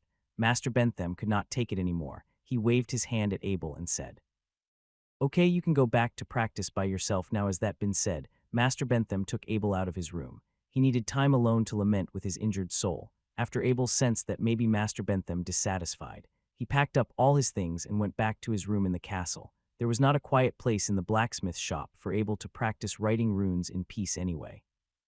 If Abel knew what Master Bentham is thinking, he would have told him, "Oh no, you are overthinking it. I only know how to use an ink brush, and this amusing thing is a rune brush." In Abel's previous world, he had been systematically learning how to use an ink brush since the beginning of elementary school. Even after he got a job, he did not give up on this hobby. From time to time, he would take out an ink brush and wrote down a few characters to enhance his mood. After a week of training, Abel was able to completely master the 4 magical rune characters. The sizes and proportions of the strokes were perfect. However, during the process, he also realized that the fire magic rune character seemed very familiar to him. It looked very similar to the 8 Ral rune in Diablo 2. However, there were a lot of connecting lines in this fire magic rune. Some were responsible for connecting to the hilt of the sword, and some were responsible for connecting the entire body of the sword. Overall, the structure of the rune as a whole still very similar. The purpose of the 8 rune was +5, -30, fire damage, which was also similar to this fire magic rune. Could it be that the rune of this world was related to the runes of the Dark World? Legend has it the Dark World's rune system had been long lost. To create a rune system, the only way was to use an ancient runestone to realize the power of each rune. Therefore, since the runes still existed in this world, if one had mastered more runes in the future, maybe they could also turn all the rune of Diablo 2 come into reality. But for now, it was still too early to say. Abel had only mastered 4 runes. To establish a rune system, it required the combination of the entire 33 rune characters within Diablo. As for the 4 runes Abel had mastered, after careful analysis and identification, Abel had corresponded them to the runes of Diablo 2. They were individual: the Fire Magic 8 rune, Ice Magic 10 rune, Electric Magic 9 rune, and Poison Magic 7 rune. However, there was one rune system that Abel could remember from memory. If it wasn't because this rune system was generally ranked at the top, out of the many rune systems, Abel wouldn't even remember that it had even existed. The rune ability in this rune system was terrible in Diablo 2. It wasn't even as good as any ordinary low-level dark gold. This rune system was called the Ancient Vow. The Ancient Vow, material required, 3 Kong Shield rune required, 8 + 9 + 7 ability of the final product, general defense + 50 ice defense + 43 virus defense + 48 fire defense + 48 electricity defense + 48 10 of damage, could be converted to magical power Abel, though it might be doable. Although its attributes were not that good in the game, it would be a powerful shield in reality. So Abel had decided after he had mastered all the single rune weapons, he would proceed to make this shield. The next day, Abel returned to the blacksmith shop with the rune brush and the ink bottle. He found Master Bentham and said, "Master, I have mastered the 4 runes. I want to start making magic weapons today." By this point, Master Bentham had been shocked by Abel's speed of mastery way too many times. He had become completely immune to it. Even if Abel were to master the rune brush a few more days faster, he wouldn't be any more surprised. Master Bentham took out a sword of 100 skills that had Abel forged a while ago. This was because the Knight of Martial had stipulated long ago that Abel have the right to possess all the weapons he forged himself. Since Abel would one day inherit the castle, he should be able to use the iron as resources as well. Upon completing these swords of 100 skills, Abel would often carelessly leave them in this operation room, which was assigned by Master Bentham as Abel's private room. If an ordinary person had entered this room, they would go insane. The floor was scattered with more sword of 100 skills than all the weapons store combined in Harvest City. There were only 3 masters with the ability as high as Master Bentham, supplying their weapons to the weapons stores in Harvest, and Master Bentham could only forge 1 sword of 100 skills in a month at most. Therefore, the limitations of masters can be clearly seen. To progress from forging 80 skills to a 100 skills weapon, if one did not possess the power of will, the only way was to rely on experience and a large number of mental calculations. Masters would normally start from 80 skills and slowly forge 1 or 2 more skills on to the weapons each day. Only a blacksmith who possessed the power of will such as Abel could forge a weapon from 80 to 100 skills in one take. However, these days, Master Bentham no longer needed to send his weapons to another weapon store to sell. This was because, in exchange for Joshua, Lord Joel had given the Knight of Martial a weapon store located in the most prosperous part of the Harvest City, while as for the 5 captured servants, they had also been generously sent back. That weapon shop, which was worth more than tens of thousands of gold coins, was now bringing more than 500 gold coins per month to Harry Castle. Therefore, the gauntlet was now the only part where the magical gem could be placed. Abel placed the hilt of the sword of 100 skills into the furnace. After a while, he took the burning red sword out with a clamp, then took out a hammer drill and trimmed a suitable hole. When Master Bentham saw the sword, he was very pleased with Abel's proficiency in his forging foundation. One of the main reasons that Abel wanted to learn forging was to master his own power. During his spare time, he would practice different forging skills in the operation room. Each forging skill that he practiced had their very own unique powers. After all the training Abel did, he could control and maintain his skills firmly and steadily. "Master, I want to forge an ice magic sword." Due to issues with materials, Abel had to choose between fire and ice magic weapons. In his understanding of the ice magic weapons, it could slow down his opponent's speed alongside the damage caused by the ice magic. The finished product would be a devastating nightmare for anyone who encountered it. Master Bentham remained silent as he nervously watched Abel took out his runes brush. After Abel dipped it in ink, he began to write the runes onto the sword. Due to many years of using a normal ink brush, Abel's hand muscles were very well developed. Therefore, he did not find it too hard to use these soft rune brush. However, the ink used to write runes were different from the ones normally used to write on ink paper. The process of writing ice runes on the Sword of 100 Skills was a lot more difficult. With every stroke Abel wrote on the sword, he could feel waves of resistance. This was the case despite that the brush was made with wind wolf fur, which was supposed to limit the resistance force by at least half. Sweat began to flow down from Abel's head. Not only writing the runes required strength, but it also required high energy consumption from his heart. This was because the writing had to be done within one breath, and it could not be paused any time during the writing. If there was a pause, the thickness of the ink would be different, and the magic being transmitted would have gone out of Abel's control. Despite having taken half an hour, Abel's writing runes on the Sword of 100 skill took almost 3 times longer than normal writing would. Ultimately, the deed was done. Abel took out a blue gem and carefully placed it into the hole. He reinforced the hole with different tools so that if the hole began shaking, the gem wouldn't accidentally shake or fall out. Let me see. Master Bentham asked Abel for his Sword of 100 skills. He carefully examined it and said, "You can write runes even faster than me. They are perfectly drawn, and the magical stone has no problem with it. I think we can proceed to the next step." Being able to see Master Bentham's affirmation of his capabilities, Abel's face began to express joy. The process of drawing these runes was difficult, and it had taken a lot of willpower out of Abel. So he sat down on the ground and rested for almost an hour before he was fully recovered his energy. Abel carefully used his willpower to draw from the blue gem to the edge of the ice magic stone according to Master Bentham's instruction.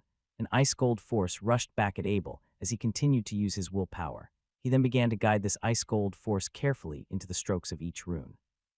This process could not be too fast, or else the ice gold force would be left behind, thus returning to the blue gem. However, it could also not be too slow, or else the ice gold force would freeze his willpower.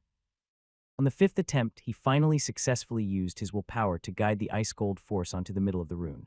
Suddenly, the Sword of 100 skills shined with a dazzling light. Abel seemed to hear the sound of the sword blade shattering. Without a second thought, he threw his Sword of 1000 practice outside, while Master Bentham was concentrating behind the huge iron controlling desk. Suddenly there was a loud sound, and all Abel heard was the sound of fragments and splinters shattering everywhere through the air. It was then followed by the sound of objects being hit with a sound of ding-ding. After a while, the sound came to complete silence, and everything was suddenly quiet. Abel slowly poked his head out and glanced at the area where the explosion happened. The operations room was in complete chaos and disorder. The walls inside the room were filled with holes. Fortunately, the operation room was made of boulders, and the tools inside the room were all made from fine-quality iron, which meant that most of the equipment inside the rooms wasn't damaged, with the only damage being a large pit on the ground. Master Bentham recovered from the scene with a shocked face. He looked directly at Abel in the eyes, and the two individuals suddenly felt as if they were of survivors of a close-call disaster. "What's the matter, Master? Are you all right?" All of a sudden, there was a loud noise coming from nowhere. Then the door of the workshop was promptly opened, and everyone in the blacksmith shop rushed and crowded inside. That noise that occurred has shocked and frightened everyone that was near. The room was filled with gasps and dreadful looks on people's faces, and for a moment the crowd stared astoundedly at Master Bentham and Abel. They thought to themselves what they were doing here that could have been so powerful and devastating. "All of you better keep your mouths shut. Nothing happened here, all right? Now get out of here before I make you." Master Bentham roared like a bear. He was kicking everyone out. The crowd, the gardener. Even his own apprentices, everyone. Why did this happen? Abel was a little surprised by this failure because he thought he did very well this time. The process was very smooth, so why did it fail in the last moment and also caused a last-minute explosion? Master Bentham picked up the ink carefully and examined it. He carefully sniffed it with his nose and twirled it with his hand. Finally, he said firmly to Abel, "There is nothing wrong with the ink. I have produced this ink for many years now, and it was made in accordance with the same formula. There's no way it would have been like this. Then that means something went wrong in the process." Abel thought back to his own production process, and nothing was missing except that it took 3 times longer than usual to draw the runes. With that in mind, Abel said firmly, maybe the runes were drawn for a little too long. Yes, after a long time, the first and the last ink may be exposed to the outside environment for too long. The ink properties of the 2 periods may have changed, followed by an unstable magic transmission which may ultimately lead to the explosion. Master Bentham analyzed carefully. He had spent his entire life studying the material when Abel was making assumptions for the reason of the explosion. He had already found out the cause for the explosion. "Can you use your power of will to draw the runes? Wouldn't that be faster?" Asked Master Bentham, who, as he did not possess such powers, couldn't do anything to help apart from making suggestions. Abel thought for a moment and answered, "There shouldn't be a problem.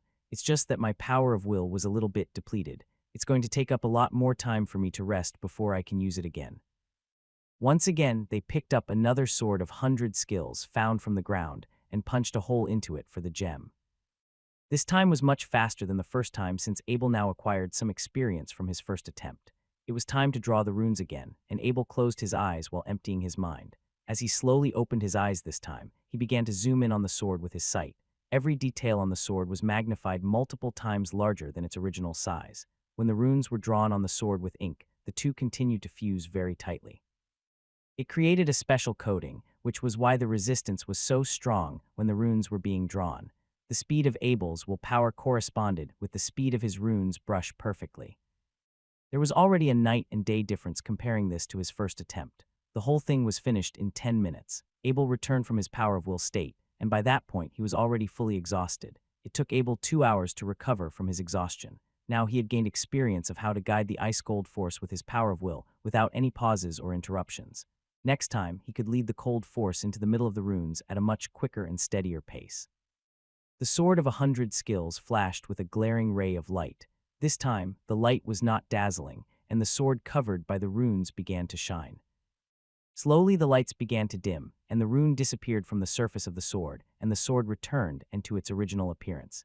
In addition to the sword handle's whole slot, there were no differences between the newly crafted sword and the original sword of 100 skills. Master Bentham took the sword of 100 skills with his trembling hands and tapped it with his fingers. The sword flashed a cold light, and Master Bentham's fingers were covered with frost. Abel saw the frost on Master Bentham's finger and immediately asked, "Master, are you all right?" "Ho ha." Master Bentham laughed wildly, tears streaming from the corners of his eyes. He began to mutter words, og. "I never thought that I could live to see the day where one of my disciples could be making magical swords. Finally, I can die without any more regrets."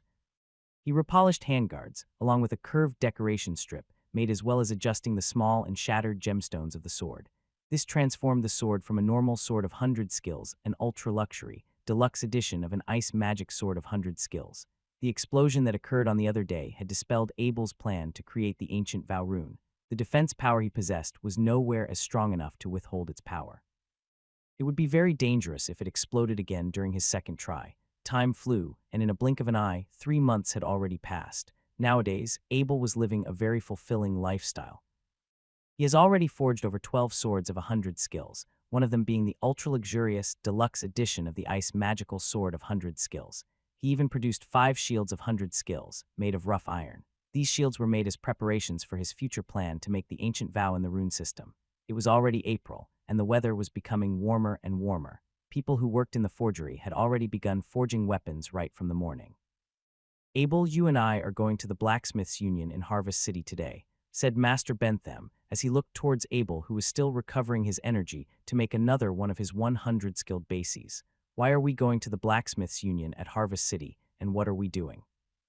Abel questioned Master Bentham with a strange look on his face. Master Bentham replied to Abel's question with an excited tone. "After you made the magic sword, I have requested a swordmaster from the Blacksmith Union to assess your sword. I got the news from the Blacksmiths Union yesterday, and they notified me that they will be assessing you tomorrow. Congratulations, Master." Abel knew Master Bentham was only called the Blacksmith Master Bentham by the locals. Being able to make 100 skilled rough iron was only the fundamentals of becoming a master. In order to truly be approved by the Blacksmith Union as a blacksmith master, one would need a very diverse and profound skill set. Therefore, Master Bentham was only a competent master, but not a blacksmith master. "Why are you congratulating me? I am only the person who helped you apply." Bentham gently patted Abel's head. "For my entire life, I have been trying to forge magical weapons. I will never succeed to make one, though, and that's why I could never become a real blacksmith master. However, the fact that you can make magic weapons, it shows that you are already worthy to surpass what I'm capable of." At first, Abel doesn't seem to have a lot of interest in becoming a blacksmith master. However, when he realized that he could learn more runes if he becomes a master, as well as on the strong recommendation from Master Bentham, he agreed and said, "I will go and prepare now." Abel loaded 9 normal swords of 100 skills and 1 luxurious, deluxe edition of the fire magic sword of 100 skills onto Master Bentham horse carriage from his private operating room. Abel decided to leave 2 of those normal swords of 100 skills at his own Harry's weapon shop. The rest of them were being sold in Edmund's boutique shop for money. If all the swords were being sold through Harry's shop, it would hugely impact the prices of those swords in the local market, which would also lead to suspicion from other weapon shops. Ultimately, this could bring a huge disadvantage to his shop in Harvest City, which was just taken recently off the hands of Lord Joel. One of the main advantages of trading it to Edmund's boutique shop was that they have distribution shops all around the country. This meant that they could easily sell off the 7 swords. The luxury sword, on the other hand, could be auctioned off by the boutique shop, which would generate a large amount of profit for Abel. The carriage trip to Harvest City was bumpy as usual. Abel already had plans of crafting a vibration-damping carriage so that the ride won't be as bumpy. At around 10 a.m. in the morning, the horse carriage finally arrived at the Blacksmiths' Union, which was located in the center of the town. The Blacksmith Union was a multinational organization in the mainland.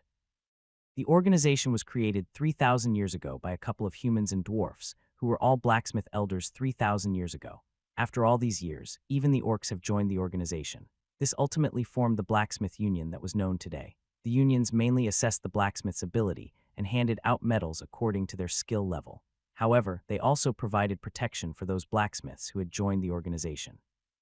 The moment Bentham and Abel entered the union's hall, a dwarf with a large beard walked towards them. This was the first time that Abel had seen a dwarf in his life. He tried his very best and controlled himself from not staring at the dwarf.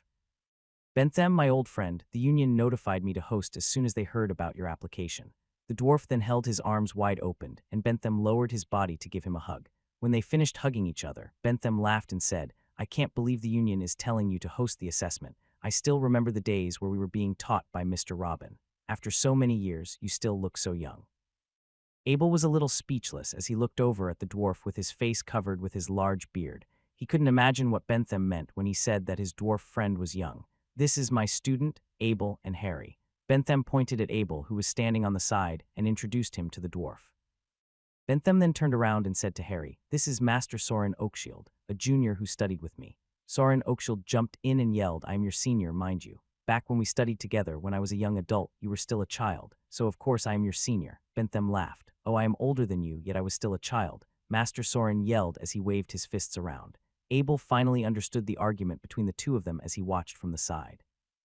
Dwarfs generally had a longer lifespan, usually about 500 years, but normal humans could only live for around 100 years, so that's why they were having this banter with one another. Master Soren knew that there wouldn't be a point to continue to dwell on this topic, so he quickly turned his head and began talking about Abel. "So is this the person that will be assessed to become the new blacksmith master?" "He is way too young. You only have one chance in your lifetime to apply for an assessment to become a blacksmith master, and you gave it to him." These questions clearly showed that Soren did not trust Abel's ability. Every skill that a blacksmith acquired needed time to perfect and master. "I am almost 60 years old, and I am losing my essence. I am afraid that I cannot become a blacksmith master anymore. I would never have the chance to use this application." But Master Bentham looked directly towards Abel and said, "Ever since Abel became a student of mine, he had created miracles again and again. I believe that he has the ability to become a master blacksmith, and that's why I brought him here for an assessment." "Okay, up to you then. Let us begin the assessment." Master Soren led both of them into the workshop. There were 3 mirrors placed on the wall. There was a blacksmith workbench in the middle with all the tools that they need, and there was also a blacksmith furnace on the side that was burning. Soren then took out 6 red gems and placed them on the notch of the wall. All of a sudden, the mirror's surface began to shake. 3 figures, including a dwarf and 2 humans, began to emerge. Master Bentham then proceeded to bow to the 3 figures in the mirror. "Hello, masters. Sorry for interrupting your time." Abel seemed to be quite amazed and shocked at the same time. Then, Master Soren began to explain the procedures of the assessment to him. Master blacksmiths had 5 chances to apply for a Grandmaster assignment. A top-tier blacksmith was a once-in-a-lifetime chance. After the application was passed, there would be a Grandmaster here to be the witness, and the other 3 will be remotely assessing the processes of the procedures through a magical array. This type of magic array was made by the array master of the elves. It could only transfer images, but it cannot transfer sound. "Let's start," Master Soren said to Abel after explaining the rules and procedures. Abel remained silent. He first bowed to Master Soren and the 3 masters on the mirrors. The raw materials on the workbench were very high quality. Abel took a piece of the material and threw it into the furnace. After a short period of time, he took out the material and hammered it back and forth. Due to his highly trained, proficient skill and speed, it only took a little over 2 hours to forge the material to the 80 skills. Now he only needed to further forge them from 80 skills to 100 skills since he was using up his power of will. The speed of him forging the material from 80 to 100 was even faster than before. Master Soren began to look at Abel in a new light. The skillful use of his power of will when it comes to forging was not very common among the masters. Instead, most masters would use their experience to forge the martial from 80 skills to 100 skills. It didn't take long for the materials to be forged to 100 skills. After taking a small break, Abel began to shape the sword. The time flew past quickly, and the sword has taken its shape. Abel did not stop there. He proceeded to use the chisel to open a small indent on the handguard. This move suddenly grabbed Master Soren's attention. He immediately turned to Master Bentham with a look of doubt, but Master Bentham nodded back to Soren confidently, confirming his belief in his student. Master Soren knew that although Bentham had been trying to forge a sword like this for his entire life, Bentham had failed. However, now it seemed that his student was able to complete his cherished desire. The moment Abel took out his rune pen, Master Soren's confirmed his suspicions. Magical weapons were some of the highest tier weapons. It was considered precious even from the master tier weapon perspective, seeing that Abel was in a state of deep focus as he drew the runes. The three masters in the mirror immediately knew what weapon it would be. Therefore, they began to pay even closer attention. The final process of embedding the blue gem and the guidance of the power of will went smoothly. Soon an ice magical sword was completed. Although it was not decorated, the masters agreed. This ice magical sword was fabulous, and it had well surpassed the blacksmith master examination standards. Master Soren turned around and looked at the three figures in the mirror. After all the masters nodded in confirmation, Master Soren took out a medal from his chest directly and spoke to Abel with a serious tone. "Congratulations, Abel Harry Master. You are now the 36th blacksmith master in the Blacksmith Union." After these words, Master Soren placed the medal in front of Abel's chest. He then stepped up and gave Abel a hug. Just like Master Bentham, Abel also bent down to return Master Soren's hug. This gesture of kindness showed that Master Soren was now treating Abel as an equal. The three masters from the mirror have also bowed at Abel. As soon as Abel finished returning the bow, the figures vanished from the mirror. In the meantime, Abel sat on his carriage and went off towards Edmund's boutique shop. When Abel entered Edmund's boutique shop, Yvette was nowhere near in sight, so Abel went towards the counter and asked the male assistant, "I'm looking for Ms. Yvette. Have you seen her?" Since Master Bentham had just dropped off Abel in Harvest City directly coming from the blacksmith shop, Abel was still wearing gray cotton overalls. It was stained with traces of burnt fabric and sparks from the master blacksmith examination. Alongside with Abel's young age, he looked as if he was just another normal civilian. Surprisingly, the male shop assistant did not discriminate against Abel since he saw that Abel had arrived on a horse carriage. No matter how Abel looked or who he may be, the shop assistant knew that anyone who arrives on a horse carriage was probably someone who he couldn't afford to offend, else he could risk losing his job. Therefore, the shop assistant politely assisted Abel to wait at the chairs in the reception hall. Before the waiter left, he gave Abel a cup of coffee, then promptly went upstairs to find Yvette. Suddenly, a shrill voice came out from somewhere. "Who do you think you are? How could a peasant like you sit down at a boutique shop? Are you here for the free coffee? Is that it?" Abel looked around hesitantly for a few moments before finding out that it was himself who was being called a peasant. Abel had already accustomed to his identity in this world. Ever since he came here, no one has ever made such an insult to him. He looked at the man with a frown on his face and spoke to the man directly. The man who called Abel a peasant was a skinny 30-year-old man with a face as dry as the desert. He was wearing a black dress like a stick in his body with a posture like a bent shrimp. "Are you talking about me?" Abel questioned the man in an unimpressed and dissatisfied tone. "Nice try in pretending to be someone you will never be." The man then glanced over towards Abel. He then laughed at Abel as he saw the blacksmith medal that he, not even once, had seen in his whole life. "If you're going to bring a blacksmith medal, at least bring one that looks real, not some shady fake pieces like these." "Guards, get this guy out of here," the man said with a mocking tone. "Sir, please exit the store," said the two guards as they approached Abel. "If Edmund's boutique shop doesn't give me what I'm looking for, I will forward this matter to the noble tribunal for my rights and authority to be here," said Abel as he took out a white unicorn coat of arms from one of the pockets. He immediately displayed it in front of the guards. When the two guards saw the coat of arms from Abel's hand, they frantically ran away in panic. The man who doubted Abel suddenly became pale and shocked. No one in this world dared to fake the coat of arms. This was because that faking the coat of arms was a sin, and it would often lead to a death penalty. Moreover, the coat of arms represented the status of a noble.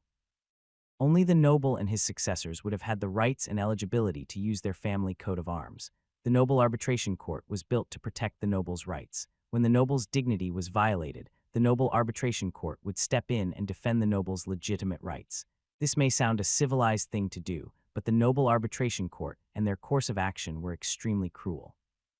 According to past events, every time a noble arbitral tribunal was dispatched, for violating and insulting the dignity of these high-class noble, someone was bound to be burned to death.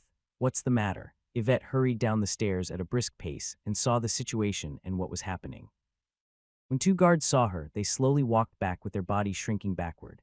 Yvette quickly glanced over and saw Abel's clothes. She quickly realized the situation and she spoke apologetically. "Hello, I apologize on behalf of Edmund's auction house for all the inconvenience caused to you."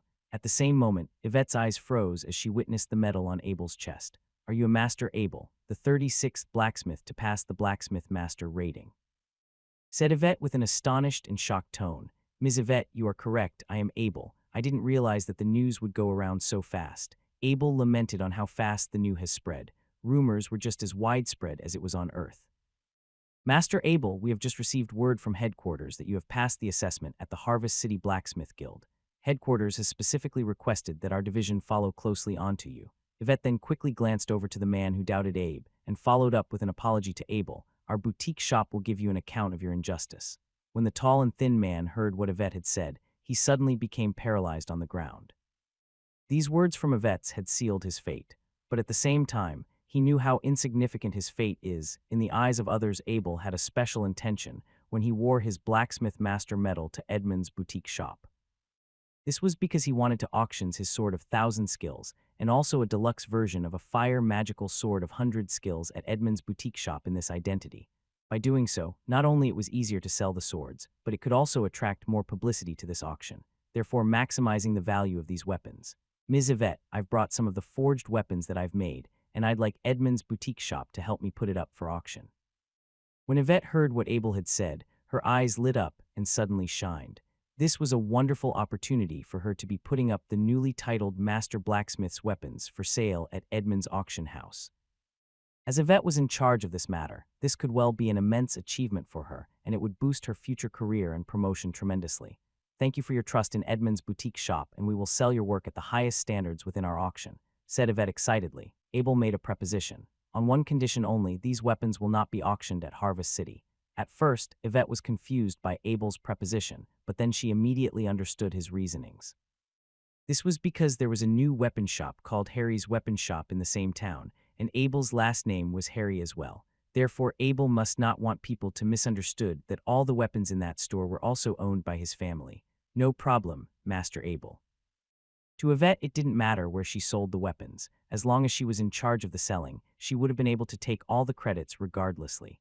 As the guards unloaded some of the weapons from Abel's carriage at the front door, Abel pointed to the 7 swords of 1,000 skills and said, "These are just the weapons I made during my training. They are just ordinary weapons of 100 skills." He then pointed towards the deluxe version of Fire Magical Sword and said, "This variant was made with the use of dwarf technology. After some decorations, I named it the deluxe version of Fire Magic Sword of 1,000 skills. Wait, is this a magical weapon?" Of course, Yvette had heard of magical weapons before. That being said, though, they were classified as extremely rare and high-end weapons. Even the headquarters of the Edmund boutique store could rarely see one. Curiously, Yvette drew the large sword from its sheath, but the sword was too heavy for a lady, so she held the large sword with both her hands and attempted to place it on the counter for a closer inspection. Suddenly, Abel's heart skipped a beat as he what Yvette was about to do. He quickly shouted, "Be careful." But it was too late. The fire magical sword had slipped from Yvette's hand. The moment that the body of the sword touched the floor, a red light flashed from the body of the sword. Dong, the sword had hit the ground. In that split second, the area where the sword was dropped had become fully blackened, and the atmosphere of the boutique shop was filled with a burnt smell. Abel quickly picked up the sword from the ground and placed it back into the sheath. Yvette was in complete shock and frightened by what had just happened. The sword would have put a huge hole on the counter if it was directly placed there. Let alone thinking of the consequences burning down such an expensive counter, Yvette could not help but pat herself on the chest. At the same time, she had now truly experienced how terrifying the fire magical power of this sword was. She couldn't imagine what would be the consequence if this sword was used to attack people. Master Abel, I will only charge a commission of 2% of the total value of your weapons. This was the lowest commission that Yvette could have offered to anyone, and she offered it to Abel for thanking him earlier for his warning. Thank you, Ms. Yvette. Abel had understood all the details and procedures of the auction, and thankful for Yvette's kind intentions. Then, Yvette signed the contract with Abel. Therefore, the 7 swords of 100 skills and the deluxe version of a fire magic sword of 100 skills were left at Edmund's boutique shop for auction. Afterward, Abel went to Harry's weapons shop and handed 2 more swords of 100 skill to the manager. The manager did not ask any questions, as he was an experienced businessman. Seeing that the 2 hours were already up, Abel called the driver and headed back to the blacksmith shop to pick up Master Bentham and go back to the castle. The two were well on their way now, going back to the castle. During the journey, Abel and Master Bentham were exchanging knowledge in their forging experiences with one another. But for most parts, Master Bentham was mainly teaching and mentoring Abel. Although Abel was a quick learner and had already become a blacksmith master, he was nowhere near as experienced as Master Bentham. While they were chatting away, Abel suddenly felt that the carriage had come to stop. So he then lifted the curtain of the horse carriage and asked the driver, "What's wrong?" The cart driver was in shock as he spoke with a sense of astonishment. "Something seems odd with the village ahead. Maybe something had happened." Abel then spoke directly to Master Bentham. "Master, you stay in the carriage while I go take a look at what's going on." Master Bentham laughed and said, "I'm a level 5 fighter myself. You don't need to worry about me." For someone who was only a level 5 fighter like Master Bentham, Abel was extremely skeptical about his capacity to fight. Even the Knight of Martial himself had to keep training every single day to maintain his fighting ability. As for Master Bentham, Abel had never seen him practicing his fighting skills a single time, ever since the day they met, but Abel did not insist on Master Bentham staying. As the two got out of the carriage, they immediately saw the distant village rising in clouds of black smoke. "I'll go ahead and take a look." As Abel pulled out the great ice magical sword that had been forged during the Blacksmith Union evaluation from the trunk of the carriage, the sword was not yet decorated, so it looked ugly, but it certainly would not affect its defensive capabilities and functions. "Be careful," Master Bentham warned. Abel waved his hand, signaling that he understood Bentham's goodwill, and promptly walked towards the village. The closer he got to the village, the more Abel sensed that something was wrong. It wasn't just a small fire, it was the entire village and its houses being burnt down. When Abel arrived at the village, he was in shock from what he had just witnessed. The ground of the village was littered with dead bodies of the innocent villagers. Not only that, but some of the dead bodies were mutilated. It seemed as though they had been bitten by an animal of some sort. The most disturbing thing to Abel was the sight of the multiple corpses of children. These bodies were scattered in almost all parts of the village. It was obvious that what happened here was an unjust slaughter. Only a group that had absolute power could have planned a massacre like this. In Abel's knowledge of this world's history, it would be extremely rare to see the slaughtering of innocent civilians, even if it's an invasion of another country.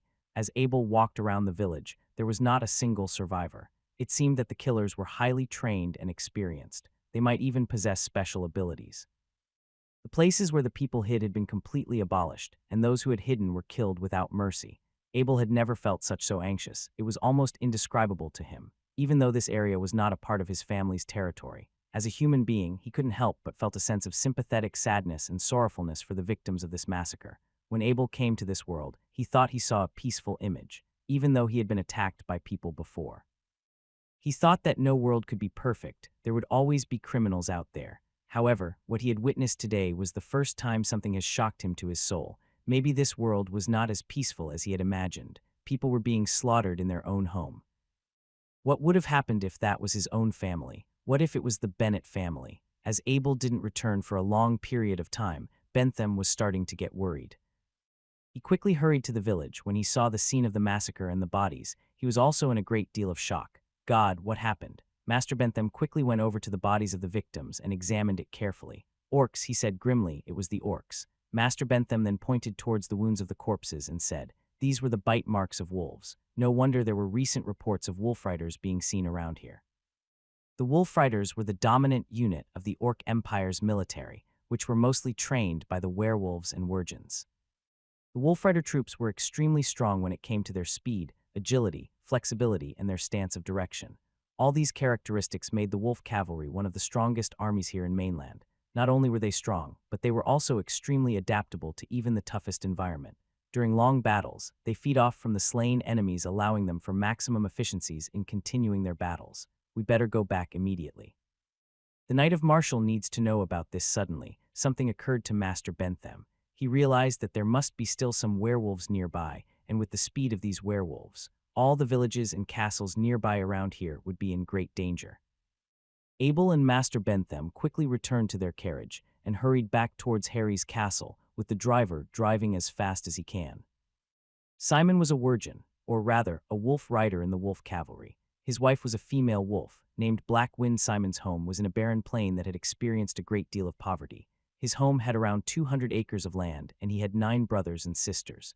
As Simon was the second child of the family, their 200 acres of land not providing enough source of food for their entire family's need. So his parents decided to use up the majority of their resources on Simon, as he had the potential of becoming a member of the Wolf Riders. But by doing so, this meant that all his brothers and sisters would starve. In order to gain more land for his family, Simon made up his mind. He would participate in the trial of death. In the past, every participant who could survive the trial of death would be rewarded with a piece of land. Besides that, most of them could often be brought back a large number of gold coins and gems, which were more than enough to buy a whole lot of land. Simon tried his best, not thinking about the consequences of the annual trial death. He tried not to remind himself of a large number of people who would not make it back alive. He only wished to be one of the survivors. Simon felt that he was out of luck the other night when he was passing through the Budapest mountains. He allocated his wife, Black Wind, to rest a shed within the barracks. There were a lot of other male wolves in the shed. One of them had sexual interaction with his wife. After riding the flying beast through the Budapest mountains, the small group of cavalry troops, which consisted of 10 members, set off and began their journey. Everything was going smoothly as they progressed forward. They avoided towns and only attacked small villages. Although the rewards from raiding these small villages weren't massive, these successive raids on the small villages allowed Simon to gain a significant amount of confidence throughout his journey. But one day, Simon found out that his wife was pregnant. Wolves were extremely loyal creatures. Their loyalty to their master was unprecedented among all animals. When a baby wolf was born, the first creature it sees would ultimately become its master. Normally, the pregnancy of a wolf was a very happy event and deserved to be celebrated. Whether if it was to give his brother the right to claim his title as the master, or to give up the privilege of being a master in exchange for a large number of resources, it was just a beautiful thing within the wolves' culture. But since this was a world where humans lived, Simon would have to fight here with the current situation on hand. A pregnant wolf meant that it would greatly affect Simon's ability to use his power during the trial. Even though the villagers in the previous siege did not resist their attack, but the gore and excessive violence of their attacks, it gave Black Wind a lot of damage during her pregnancy. This meant that she was unable to keep up with the squad, and the other wolf cavalry team members weren't willing to put themselves at risk for Simon's problems. The only reason that the wolves are able to launch multiple attacks in different villages was because of their speed. The speed of the wolf cavalry determined their fate during the trial of death. Simon stayed behind while the others left. He was the only one that stayed with his wife. He didn't dare to enter towards the open. The only thing he could have done was to hide in the forest and wait for Black Wind to give birth. Every day Simon was hunting in the jungle, and every time he went out and hunt, there was just enough food for him and his partner to eat and survive. He often thought to himself, when would he be able to own land like these, to have more food than he could ever eat? The wealth of humans in this world often attracted countless orcs like Simon himself. They all have one common goal: grab it and occupy it. Every day, Simon carved a line on a tree to count off the days. All he wanted now was to spend his remaining 2 months safely in this jungle. Then, he could travel back to meet up Zone to return home to his orc empire. It was located between the castle and Harvest City. When Knight Marshal heard about this affair, he immediately notified his steward Lindsay, ring the alarm bell now and get all the villagers from all of our territories to enter the castle for shelter now. When they are inside, make sure you verify their identity as well. Yes, my lord, Lindsay quickly said and promptly hurried out. Uncle Marshall, I've prepared a present for you. I originally intended to give this present to you later for your birthday, but with the current circumstances we have on our hands, I think you should have it now so that it could increase your strength. Abel then brought out a deluxe version of an ice magic sword of 100 skills directly from his bag. When they returned to the castle, Abel went into the operations room and took out another piece of the deluxe ice magic sword of 100 skills, which was also originally prepared for Marshall's birthday. However, he decided to give the deluxe version of the Ice Magic Sword of 100 Skills directly to Knight Marshall right now. This was a crucial move for Abel since increasing their fighting strength was what mattered the most right now. Once again, Abel took out another piece of the deluxe version of the Ice Magic Sword of 100 Skills. There wasn't much time left to lose, so Abel also handed it over into the hands of Knight Marshall. A magic sword. The Knight Marshall pulled out the sword as he gently touched the sword with his fingers. He then hastily shook off the frost on his hand and said excitedly, "Wow, this is a magic ice sword. That's the good stuff." He then turned around and looked undeviatingly at Abel and stated, "Bentham had been researching the forging process of magic weapons for a long time. Looks like his hard work has finally paid off. This was my gift to you. How could you say that it was forged from Master Bentham?" Abel felt a sense of speechlessness to see that the gift that he made was being said to be made by someone else. Knight Marshall couldn't believe it. He was speechless for a while. "Abel, you made this sword." Knight Marshall questioned him with a sense of disbelief. Abel remained silent. He then pointed directly to his own master blacksmith's medal on his chest. It was then that Knight Marshall has finally just realized that Abel had an extra medal carried on him. "You're a master blacksmith." After hearing what Abel said, Knight Marshall was suddenly in doubt of the entire world and his whole existence. Since when could a 13-year-old novice like you can become a master blacksmith? "The trip that I took to Harvest City was for evaluating the weapons I've made," Abel said. Was this true? Knight Marshall's facial expression immediately shifted from being astonished to being wildly excited. He then began to laugh frantically in joy. "Ha ha ha ha, bwhha. We have a master blacksmith here in our own home. Hey Abel, I want the best magic armor, the strongest magic shield, a magic knight firearm. Oh, I almost forgot, I also want a magical bow too." Abel looked at the already overly enthusiastic Knight Marshall. He headed out of the room without even bothering to look back. According to what Knight Marshall had requested, it would have required all the best blacksmiths in the Blacksmith Union, all for a silly dream such as this. All of a sudden, the bell rang heavily. There were 20 soldiers wearing leather armors and equipped with long guns. They rode their horses as they gathered in front of the castle. The Knight Marshall immediately changed into his imitation blazing sun armor as he jumped onto his personal white warhorse. His horse was way more powerful than any other ordinary warhorses. It was tall and equipped with the deluxe edition of the Sword of 100 Skills, Abel's gift. On his hand, he was carrying a knight's rifle as he stood in front of his squad of cavalry soldiers preparing to give a speech. Those filthy orcs had appeared again. "My soldiers, let's get our weapons ready. Together we will defend our homeland from these orcs." After hearing Knight Marshall's motivating address, the soldiers were all aroused and were all ready to go into battle to fight bravely. If anyone managed to slay an orc himself, it would be considered an outstanding military service. In the past, the only way to achieve an outstanding military service was to serve as a guard in Miracle City. Now, this opportunity was everywhere. To Abel, he thought the soldiers at Harry's castle were brave and steadfast. An entire platoon of 20 horses, along with the costs of training for these soldiers. Only the wealthy and powerful people like Bentham's masters could have afforded such a group of well-trained elite soldiers. At the Bennett castle, a sweaty messenger quickly approached the Knight Bennett and handed him a parcel. He quickly told the butler to give a small reward to compensate the messenger as he returned immediately back to his room with the parcel.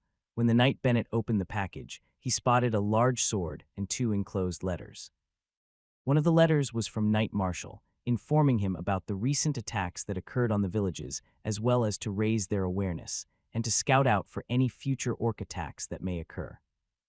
The other letter was from Abel, which read, "Your birthday present came early." When Knight Bennett pulled out a large sword from his package, he immediately recognized that something was different about this sword. The value of the sword he had just pulled out was immeasurable. When he found out that the sword was an ice magical sword, the Knight of Bennett immediate felt a heart full of sentiment. Even though Abel had become the adopted son of someone else, Abel was still willing to spend a large amount to purchase an ice magical sword as a present for the Knight of Bennett to protect himself after he realized the orcs were now roaming around. These days, the Knight Bennett was already filled with regrets for letting Abel get adopted. If had realized that Abel had forged this sword himself, who knows how much more regretful could he get. When Abel traveled to the blacksmith store earlier today, everyone who saw him, including his apprentices, was all gazing at him differently. They all seemed to obtain a sense of respect for Abel. People were now addressing him as Master Abel, but he seemed to be stressed whenever he heard people calling him by the title of Master. However, Abel was no longer an undistinguished ordinary blacksmith. He was now a blacksmith master, which required him to be less humble and modest about his identity, as he was now representing an entire community, the highest of the blacksmith union. When Abel went back into the store, he went into his dedicated operations room and locked himself inside. Ever since he started forging weapons, he always had a low requirement for his equipment. Although he could forge a sword of 100 skills, he had never truly forged a customized weapon for himself. The only sword that he had with him was the magic ice sword, which was forged during the blacksmith examination. Why didn't Abel forge weapons for himself? Firstly, Abel himself was not in any particular danger back then. He had never thought that it would be in use, and it would be wasteful to leave it there to rust. Secondly, his body was growing speedily due to puberty. This meant that the equipment that he made now would be wasted, as the equipment that he crafted would not be able to fit him as he grew even 1 year older. However, in the current situation, the chances of a battle happening were extremely likely, so Abel finally decided to forge a few pieces of protective gear just in case. By doing so, the new equipment would greatly enhance Abel's chance of remaining alive. The upcoming battle looked as though it would determine the life and death of Abel and everyone he knew. Firstly, Abel had to experiment a little bit with his current concept. He then wore some very thick gloves and placed a ceramic bottle into the furnace. After it was burning for a while, he took out the ceramic bottle with iron clamps, then directly threw a bucket of iced water at it. Almost at the same time, Abel stuffed the ceramic bottle in the Horadric cube and pressed start. Although Abel saw that the ceramic bottle had entered inside the Horadric cube, there was not a change ever since Abel took it out of the furnace. After remaining silent in deep thought, suddenly Abel realized that the body of the ceramic bottle seemed to have some cracks in them.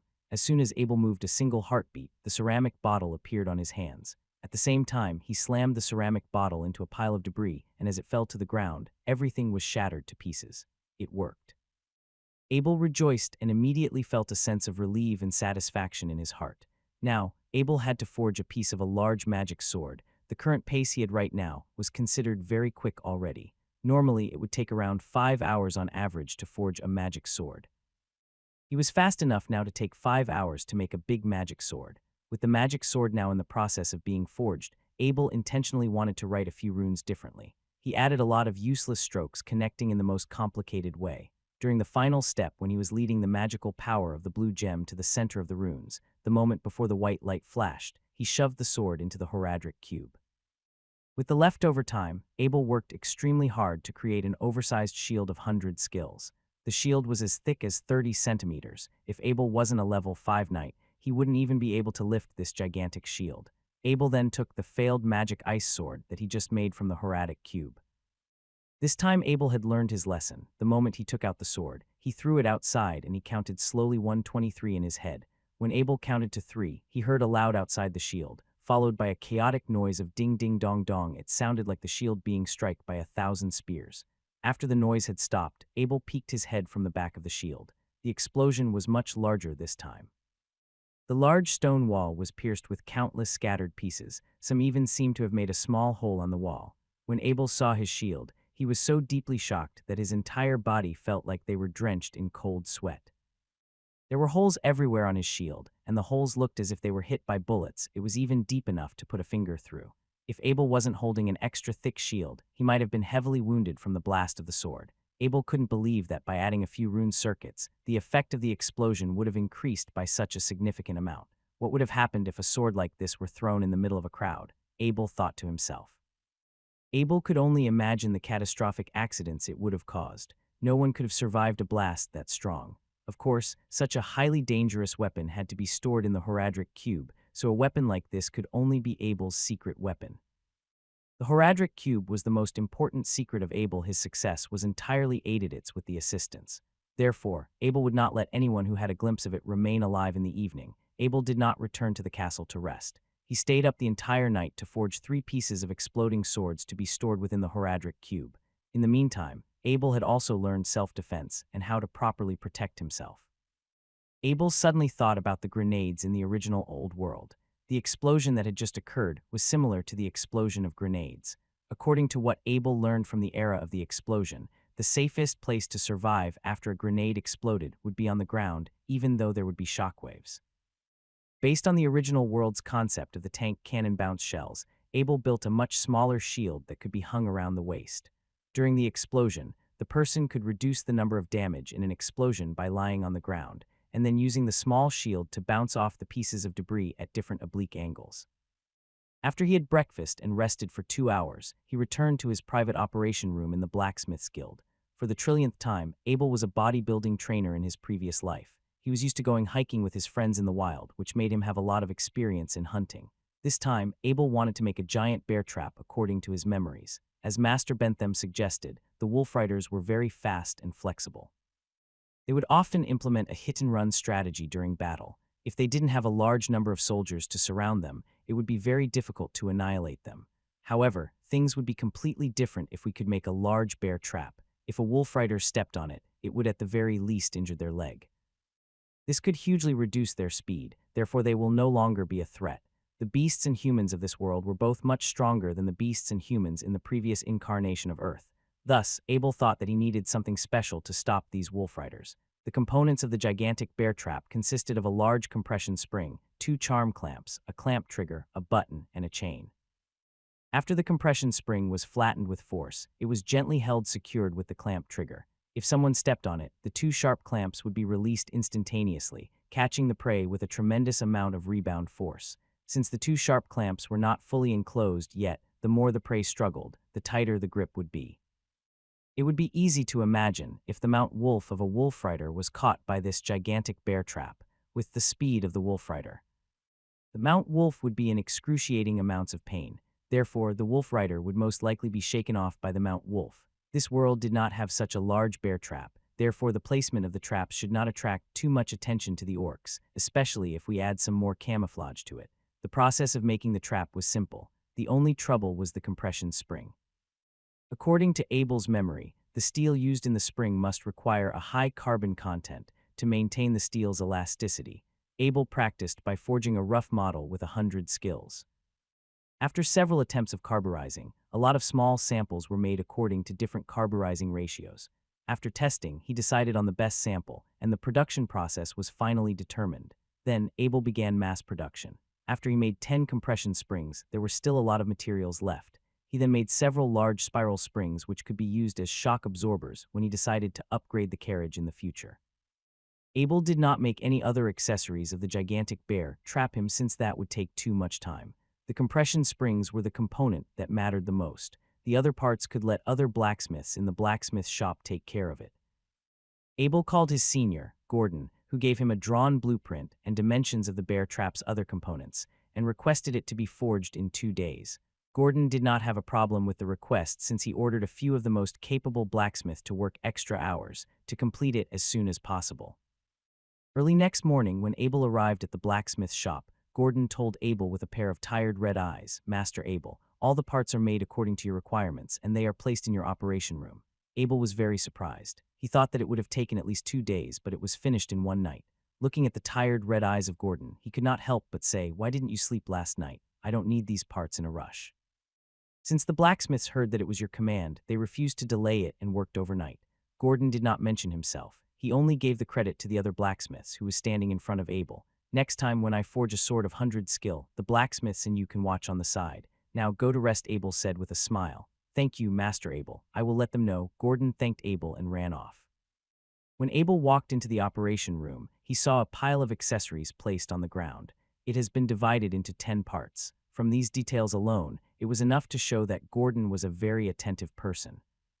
It took some effort to assemble such large bear traps, but Abel had always been a tough person. In half an hour, 10 large traps were fully assembled.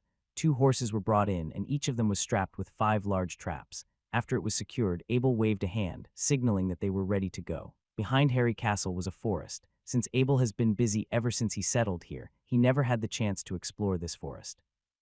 He has heard that there were large beasts roaming around in there, therefore Abel decided this would be the place to test out his giant bear trap. Although the castle has now begun to be on guard, when Abel left the castle with the 2 horses, no guard dared to ask anything. Abel's current status was completely different from that when he first arrived. Everyone knew that Abel has now become a blacksmith's master. In this world, the title of master could be attained by the elites of that particular profession. Therefore, they would be respected no matter where they go in the Holy Continent. It was the sunniest part of the afternoon. The sun was shining through the gaps of the trees, scattering patches of lights over the fallen leaves on the ground. It made a dull crunching sound as Abel continued to walk. The horses were not very fond of the forest environment either, as their nose began to make snorting sounds. After he walked for about half an hour, Abel felt that he had arrived at the center of the forest. Although he did not see a single large beast along the way, he found a large pile of beast dung, which suggested there must be large beasts around here. The place was deserted. The last sign of civilization had already disappeared 10 minutes ago. Abel immediately knew this was the perfect place to put the bear trap since the trap was so powerful. It could not be placed anywhere close to humans. Abel squatted down to look for a beast's route on the ground. Beasts would always like to travel on the same route, and they would often leave some footprints behind. Therefore, experienced hunters would always know where the best place to set their traps. Although Abel didn't have as much experience, he was still trained in this aspect. So after careful observation, he found a beast's route. He immediately took out 2 gigantic bear traps from the horses. Then he opened the clamps by force and secured the trigger. There were many techniques when it came to the placements of bear traps. You had to inspect the beast's route properly in order to speculate the steps they would take. Even if the beast could dodge the first bear trap, it would not be able to escape the second one. After the installation, Abel made an arrow marking on a tree. This mark was a reminder of where Abel had placed the trap and would make sure he wouldn't step in it himself. However, since there were arrows on the marking pointing towards different directions, it also allowed Abel to less likely get lost in the forest. Abel continued to move forward. Every 10 minutes he would find a place to put the bear trap. Slowly, he walked for more than an hour and all the large traps were placed. The sky began to get dark. Abel was packing up his things, preparing to go back to the castle. There were still 2 hours before the sky was completely darkened. Until then, he could still see his way back. At that moment, suddenly he heard a painful, yet angry scream from the distance. A beast must have fallen for his gigantic bear trap. Only a beast could have made a noise in this forest. Abel strapped his horse next to a tree and rushed in the direction of the sound. As Abel was running, he was constantly observing the surrounding environment and the marking he made. It would be hilarious if he had fell for his own trap. After running for 10 minutes, Abel found the marking that he made. He slowed down and walked gently into the trap. Although the sharp clamps had been triggered, there was no prey to be found anywhere. Abel squatted down and touched sharp teeth of the clamp with his hands. There was blood. What triggered the trap might not be a beast after all. Although Abel doesn't know what else could have triggered it, a beast definitely would not have the intelligence to free itself from it, especially without the help of a human hand.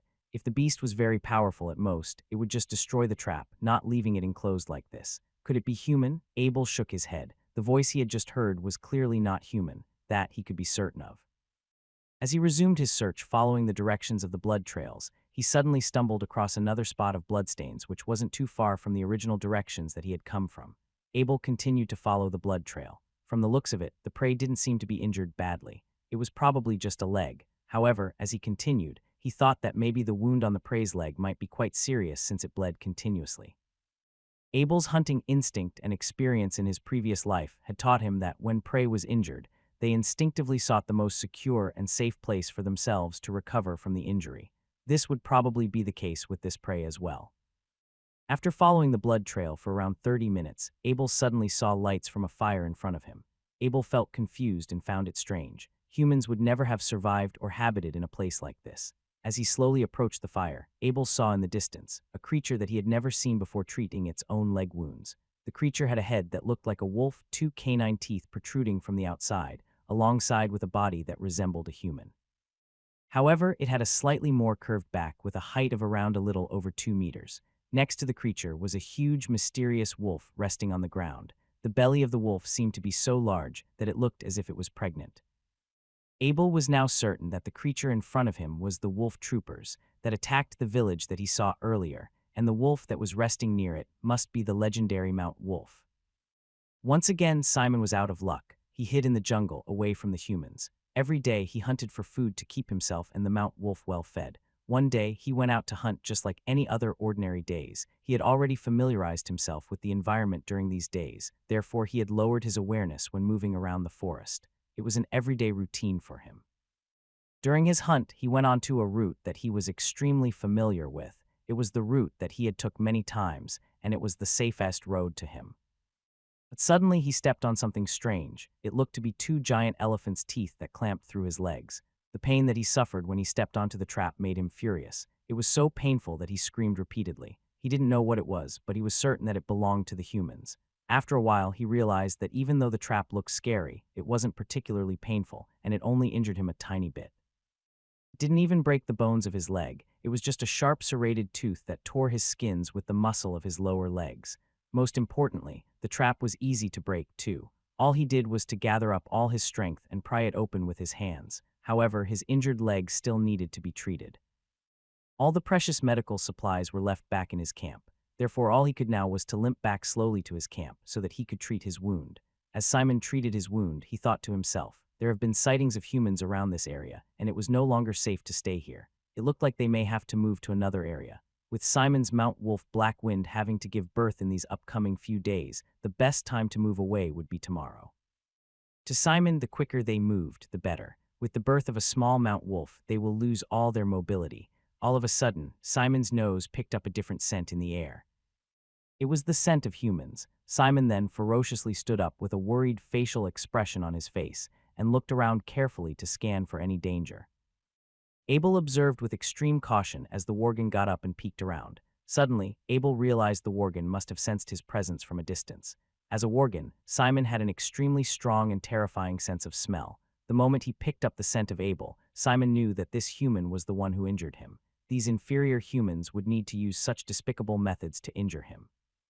He was ready to do anything he could to find the bastard who did this and wipe him out the surface of the earth. When Abel realized that he was spotted by the worgen was already dashing directly towards his direction from afar. At that moment, Abel knew he was in big trouble. From the vigorous look of this worgen, it at least possessed the fighting ability of a novice knight, which to say this wolf rider was at least level 6, while Abel was only a rank 5 novice knight. He was only one rank away from being in rank 6. However, the probation between knights that were level 1 to 5 only had one combat chi force. The power of the force was determined through level-based, level 1 being the weakest, while level 5 being the strongest. However, their combat chi was only available to fire once at a time, since novice knights did not have a core to generation more combat chi. Therefore, once they used up all their chi in their meridian, it would require at least a few days for them to recover before using it again. The combat chi was like an amplifier for power. If a professional could produce around 500 pounds of force, his combat chi would be capable of doubling that power to 1,000 pounds. For level 6 professional, they can use the combat chi multiple times, thus multiplying their attacking strength. However, level 5 or below only has one shot to double their strength. Therefore, their difference in strength could not be matched no matter how good the weapons and accessories are. If Abel used his large sword against Simon the worgen, the only outcome would be that Abel being excluded by the force of the sword. While Simon only slowed down a bit by the ice magic of the sword, when Abel thought about it, he suddenly had an idea. He wasn't going to fight the worgen. Since he saw the injury on the worgen's legs, maybe he could have a chance to escape.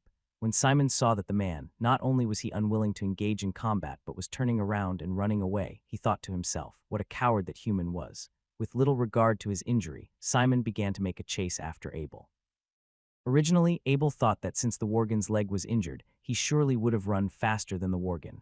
However, the wagon was still the fastest predator in the Holy Continent. Ever since Simon began to chase after Abel, he had been catching up closer and closer to his speed at every second. Abel estimated his current distance to the worgen. If he used the exploding sword with a 3-second wait time, he could cause severe damage or even kill the worgen. However, with all these forests nearby, with the speed of the wagon, it could use these trees as cover and dodge the majority blast. The exploding sword only had one attack. The best chance for Abel would have been when the worgen was unprepared for his attack. However, if the first attempt was unsuccessful, the second attempt would be even less likely to succeed, as the worgen would have raised his awareness. Abel took out a crossbow, which was already loaded with an arrow. He immediately looked back and aimed at the head of the worgen and fired. The worgen had extremely precise reaction time. He instantly dodged the arrow. The worgen was now even closer. Abel realized he didn't have any time left to reload his crossbow, so he made a quick decision. Abel threw his crossbow directly at the worgen, who was rapidly catching up to him. The worgen's paws caught the crossbow in the air and within seconds, and the crossbow became a pile of trash on the ground. With not much time left, Abel lastly took out the crossbow made by the dwarf. However, he only got the chance to fire it once before it became useless again. With no more ranged weapons equipped with Abel, the only option now was to use the trees to distance himself from the worgen. Abel kept changing directions. By doing so, he could slowly keep his current distance against the worgen. As Abel sprinted, Abel quickly caught a glimpse of a familiar sign with the corner of his eyes. He realized that it was the trap he had set earlier. Simon became more and more frantic. The blood of the orc seemed to boil within him. He gave a great shout, and his muscles were immediately all ferociously tensed. It even transformed him from 2 meters large into 2.5 meters. Simon's speed seemed to change significantly too. Abel suddenly felt the worgons breathing behind him. When he looked at the sign again, he was already at his trap that he set earlier. He lunged forward as he held his ground between the 2 traps that were placed on the ground. The front hand of the trap flipped, which turned over the second trap. This allowed Abel to escape the attack from the worgen claw from behind. The worgen screamed with a cry of "ow tilde tilde." Simon's legs were caught again. As he ran, the chain of the gigantic trap was tied to the tree pole at one end, and the strong pulling force caused Simon to fall onto the ground.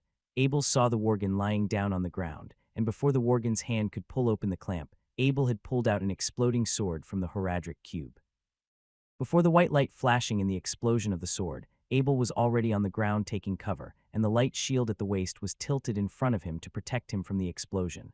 Simon saw a bright, shining white sword flying towards him. It was not moving very fast, which surprised him, but at the same time, an instinctive sense of fear arose from the depths of his body. Then immediately the sword exploded. There was a loud, and Abel's shield jingled in front of him. When everything became quiet, he stood up and the trapped worgen was covered in blood. Particularly in the middle of its fear-filled eyes, a hole was gushing out blood. A piece of debris had directly struck the wagon on its head. Abel approached the worgen. The worgen, who was 2.5 meters in shape, had transformed back to 2 meters upon its death.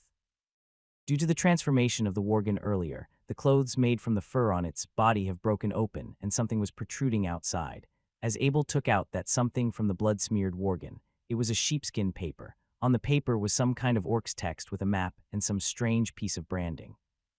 On the brand was carved with a long curved horn and a lion's face.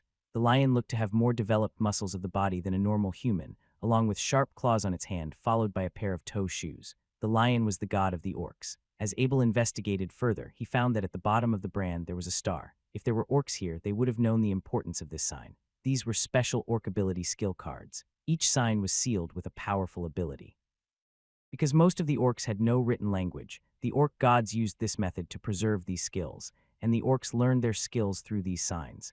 The sign that Abel found had another star. This meant there's still another opportunity, the special, to learn the special orc ability.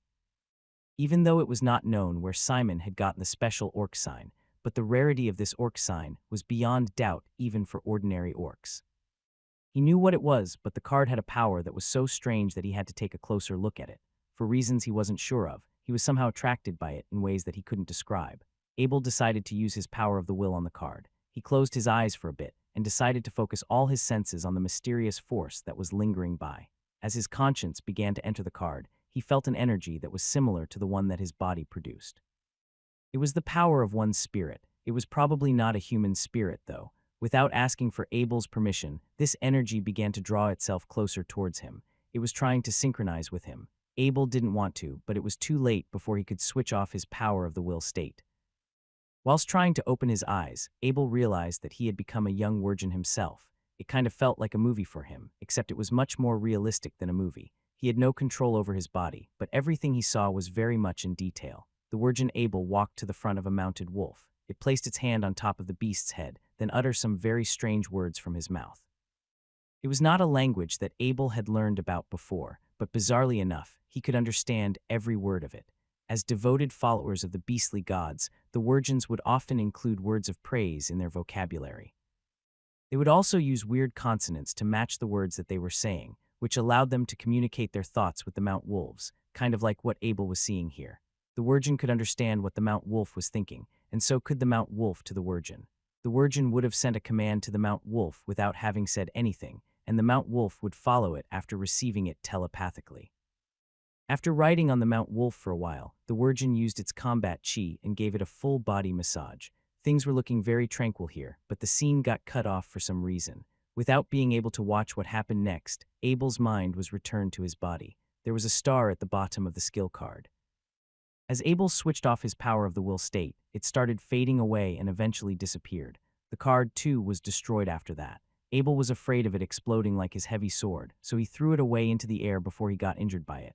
Luckily, the card didn't explode. Instead, it just kind of fizzled out and ceased to exist. the skill card did a lot for Abel. Because of it, he learned how to speak the language of the orcs, as well as being able to use the mount enhancement technique on any rideable animal. Technically speaking, however, the card itself did not have the function to teach Abel another language. He only learned the orc's tongue because he was reading it with his power of the will stayed on, which synchronized his psyche to the young virgin that he saw. Despite regional differences, the orcs spoke a common language, which was also the one that was used to make the skill card's content. Through the acts of worshipping beastly gods, they would transfer whatever skills they possess into the cards, with the mount enhancement technique being one of them. By now, Abel's pretty much had a full understanding of what the skill card was. It was something that was used by the Orc Empire. Unlike the orcs who used their blood to activate it, Abel used his power of the will. While there were upsides with using this method, it was also risky in its own ways. If the priest who made this card were in a higher rank, there was no telling of what would happen to Abel's mind. Having learned the language of the orcs, Abel picked up the parchment map and started reading it. It was a map marked with times and locations of where the invasion troop would be rallied. Abel was very excited to recognize it, because by doing so, he could, very easily, stop the invaders from entering into the realms of humanity. Honestly though, such important intel should have never been brought by a regular orc. The humans got lucky this time. If Simon didn't leave his team to wait for the Mount Wolf to give its birth, he would have never had to draw a copy of the map while in hiding. It was getting late now. After realizing so, Abel finally remembered that his horses were still in the Virgin's camp. He then walked back slowly to where he came from. While the two horses were still there was also a Mount Wolf that was sitting next to them. As the Virgin had killed off any wild beasts nearby, the horses remained calm as they chewed on the grass that was below them. The Mount Wolf stood up at the sight of Abel. Realizing how long its master had gone, it raised its head in a worrisome manner. What a shame. An adult Mount Wolf could only recognize one master for the entirety of its own life. With the Virgin being killed, there was no longer a cause for it to be alive. Abel slowly walked towards the Mount Wolf. He revealed his ice magic sword from his back and slowly approached the beast. The Mount Wolf wasn't looking to fight back, though. If anything, there was a very strong sadness that was displayed in its eyes. Master didn't come back, but it was an enemy that had come to end its life. The Mount Wolf began to wail, almost as if it was trying to beg for mercy. Abel felt kind of confused to see this. While the night was near, he could still see a small shadow, struggling its way out of its dying mother. Whilst going against what Abel has learned before, the Mount Wolf was giving off birthright here, out in a battlefield that was extremely close to the enemy's territory. The Orc Empire was supposed to be very strict in controlling their livestock. They were not supposed to let any pregnant Mount Wolf be in any sort of danger, let alone letting it inside the human world. What Abel was witnessing now was an outlier, a phenomenon that was, by all means, not supposed to be. Since the Orc Empire was the one that controlled the Mount Wolf population, most humans would have never seen one in their whole life. That being said, humans knew very little about how they behaved. It wasn't like they were completely clueless, though. For starters, it was rumored that Mount Wolves recognized the first living thing they see as their masters. They were also known to be extremely loyal and would go to extreme lengths to protect the ones they thought to be important. Because of their intelligence and extraordinary speed, Mount Wolves were regarded as one of the most valuable animals to be owned in this world. For people in this world, a good animal to ride on was the same as a racing car. The fanaticism behind was pretty much the same, even more so when the opportunity to see one was so rare. As Abel stood where he was, the Mount Wolf began to focus back on giving off birth. Despite being in a lot of agony, it didn't make any sound as it was afraid of being a hindrance to its stillborn offspring. Eventually, the little thing came out and rested beside its mother. The Mount Wolf, as it had fulfilled in its role, was too tired to even keep its eyes opened. It laid right where it was at and tried to have some rest. However, such things were a luxury in the presence of a foe. The Mount Wolf raised its head to look at Abel. It then looked down its head and began licking the furs of its own child. Through this very fact, there was a very strong love and a sense of satisfaction that was being conveyed. Suddenly, the Mount Wolf stood up from the ground and ran towards an old tree, which was about 50 centimeters in its width. Abel thought that it was trying to attack him and quickly readied himself for defense. However, there was no longer a reason for conflict. The Mount Wolf had crashed its skull against the tree. Without bothering Abel, it had ended its own life in the quickest way possible. What boldness and loyalty! The Mount Wolf loved its child, but nothing stood in the way for it to devote everything to its master, not even its own child, and not even its own life. Abel raised his ice magic sword and started digging on the ground. Within no time at all, he's dug up a hole that was big enough to bury the Mount Wolf in. It was just an animal, yes, but it was a dignified spirit that was deserving of respect. He didn't want the other beasts to ravage on its remains. After the burial was done, the baby pup began to cry, as if mourning for the being that gave it its own life. Upon hearing this, Abel picked it up from the ground and wrapped his arms around it. It was a very light puppy, covered in black furs that were drenched from being licked. It was soft, so soft that Abel had to try very hard not to hurt it. It was an innocent life which, for reasons Abel wasn't sure of, made him felt like he was its own father. For Abel, it felt kind of itchy for him, in a good way sort of. He started patting the pup on its head, which had responded by rubbing its head against Abel even more. Abel carried the pup towards his horses. Now that he's found himself a new partner, he was even less keen on spending the night in the forest. There was nothing he could feed it here. For that reason, he had to go back to Harry Castle now. Just when Abel was about to approach his horses, they started panicking at the scent of the baby mount wolf. Understandably enough, wolves were a natural predator for beasts such as them. While this particular wolf was just a puppy, their instincts were telling them very much otherwise. After patting the horses on their backs, Abel was able to calm them down enough to proceed his way back home. He held the reins in one of his hands and used another to hold onto the baby mount wolf. He wasn't riding the horses, though. It wasn't safe to ride horses in the middle of a forest. Besides, the sky was starting to turn dark, so the only way he could go home was on foot. As he held onto the baby mount wolf, it started raising its head to lick his face. Its crystal eyes were looking straight at him, as though it had already decided to follow him for the rest of its life. And it did, indeed. Mount wolves were loyal beasts. While such a tendency was uncommon for other animals, they decide their masters from the moment they were born. With one of his hands holding onto the mount wolf, Abel placed another on top of its head. His rank wasn't high enough for him to transfuse his combat chi into it, but he did remember the spells for mount enhancement. By uttering the same enchantments as the orcs would praise their beastly gods, he could forge a spiritual pact with it. It's good that no one else was around. If they heard Abel speaking the language of the orcs, he would have been sent to a temple to be executed. Well, that's if they understood it in the first place. Actually, who cares? Abel was in a forest. No one was going to see him breaking any taboos. On a side note, most of the abilities that the orcs possessed had something to do with their faith. They had great admiration and respect for the gods that they worshipped, and would often include words of praise in the spells that they used. As Abel enchanted the magical words, a green light began to flash on the hand that was placed on top of the Mount Wold's head. It started flashing bigger, and eventually surrounded everything that was around them. While the light was too bright for Abel to see, he could hear a weak cry that was calling out to him. It was a cry of happiness, of a love that was so pure that even the strongest forces couldn't break it apart. Abel felt it. He felt it from the bottom of his heart and was moved to allow it into his soul. Eventually, the green light became so thin that it vanished in the air, but the bond that was built only grew stronger by the minutes. Just by being around the Mount Wolf, Abel could know what it was feeling.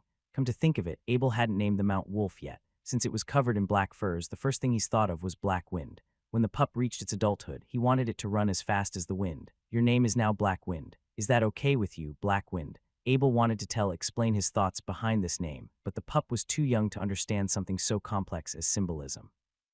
Anyways, Black Wind, it shall be. You're not against it, are you? I don't sense that you have anything against it. All right, I'll call you Black Wind from now on then. Having named the Mount Wolf, Abel walked back the battleground and saw the dead Wirgin lying on the ground. If he was just going to leave it right there, no one was going to believe that he had killed Wirgin by himself. Not wanting to let his achievements go to waste, Abel carried the dead Wirgin and put it on top of his horse. He then continued his way back to Harry Castle. It was getting kind of dark in the forest. After stopping for a bit, Abel made a torch from a branch he picked up from the ground. Luckily for him, apart from a few snakes that he encountered, there weren't a lot of large beasts on his path back. Things were kind of going well for him. After walking for a few more hours, Abel came out of the forest and went back to Harry Castle. Oddly enough, the front gate was looking different from what it used to be. There were torches hung on the wall, and a lot more guards who were patrolling around. Who's that? One of the guards called out as Abel approached the front gate. In just a few seconds, more guards came and had their arrows pointed towards him.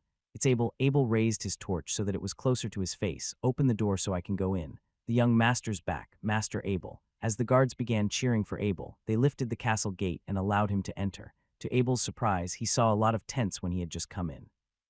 Every time he was about to pass by one of them, people would come out and say hello to him. Good night to you, sir. Sir Abel, Master Abel. From what Abel could see, these were all farmers who lived in the Harry Knight's domain. They came inside Harry Castle because of the orcs' invasion. The Knight of Marshall must have sent them in during the daytime. Speaking of the Knight of Marshall, he didn't have any sleep at all. He was getting so worried that Abel hadn't come back, so he just stayed in his office whilst having his armor on. He did hear that Abel was out to test his new weapons, but because of how late it was, he's already sent a few men to search in the forest. For the Knight of Martial, it was a difficult thing for him to not know where Abel was. Besides helping out his good friend, the Knight of Bennett, he took Abel in because he wanted an heir to take on his family name. In that sense, Abel didn't need to do anything to be helpful to him. However, what this child did over the past few months was simply far beyond all expectations. Because of Abel's achievements during the invasion outside Harvest City, the Knight of Martial was rewarded with his weapon store. Because of Abel's ability to make magic weapons, Harry Castle was now one of the most fortified castles around Harvest City. Because of Abel's status as a master blacksmith, the Knight of Martial was a celebrity figure whenever he went. Abel was a phenomenon kid, and he was bound to be so much more than that. Whilst thinking about everything that Abel had done for him, the Knight of Martial became even more worried about his disappearance. If the butler Lindsay didn't come in on time, he would have gone to the forest himself to look for Abel. "Master, Sir Abel is back," the butler Lindsay said with a rushed tone. It was rare for him to be this intrusive, but understandably so. He came back. The Knight of Martial exclaimed and ran to the Harry Castle's front gate. As happy as he was to see that Abel was alive, he found it strange that there was a corpse on one of the horses. The Knight of Martial widened his eyes. Why did you bring a dead virgin back? Just after he said that, the Knight of Martial began to notice something even stranger. Abel was holding a Mount Wolf pup in his arms. It wasn't supposed to be here, but somehow it was right here and it was looking straight at him. The Knight of Martial said with a shaky voice, Is that a Mount Wolf you're holding, Abel? Wait a second. Oh my, it is a Mount Wolf. Where did you found it, Abel? Has it found a master yet? As a knight who survived the war against the orcs, the Knight of Martial was very much in awareness of how precious a Mount Wolf was. That being said, it was a miracle for Abel to bring back one that was just yet born, and an even greater myth for it to be collected with a dead virgin. The virgin must have been at least rank 6 for it to appear next to a pup, but who could have had killed it? There was no way that Abel could have killed anything that was at rank 6, but who or what else could have done it? Whilst facing the mountain of questions that were thrown at him, Abel was at a loss for words. He didn't expect such a strong reaction from the Knight of Martial, so it was hard for him to start explaining the things that he saw. For now, though, Black Wind was hungry, so the first thing he did was to ask for some sheep milk from the butler Lindsay. At the same time, he's also brought the map that was drawn on the parchment paper. Thankfully enough, the Knight of Martial was able to read some of the characters that were used by the orcs. He had recognized some of the locations marked on the map, and was able to point out some of the more crucial routes for those invaders. The Knight of Martial walked around the room whilst having an extremely intense expression on his face. This map is way too important for us, Abel. With this in our hands, we can effectively stop these orcs from ever entering into the realm of mankind. I don't think the orcs are going to be too easy to fight off this time, Abel said with concern. I'm not sure about the exact numbers, but the wolf riders I've faced are all at least above rank 6. We won't have enough archers for them if they keep coming at this pace.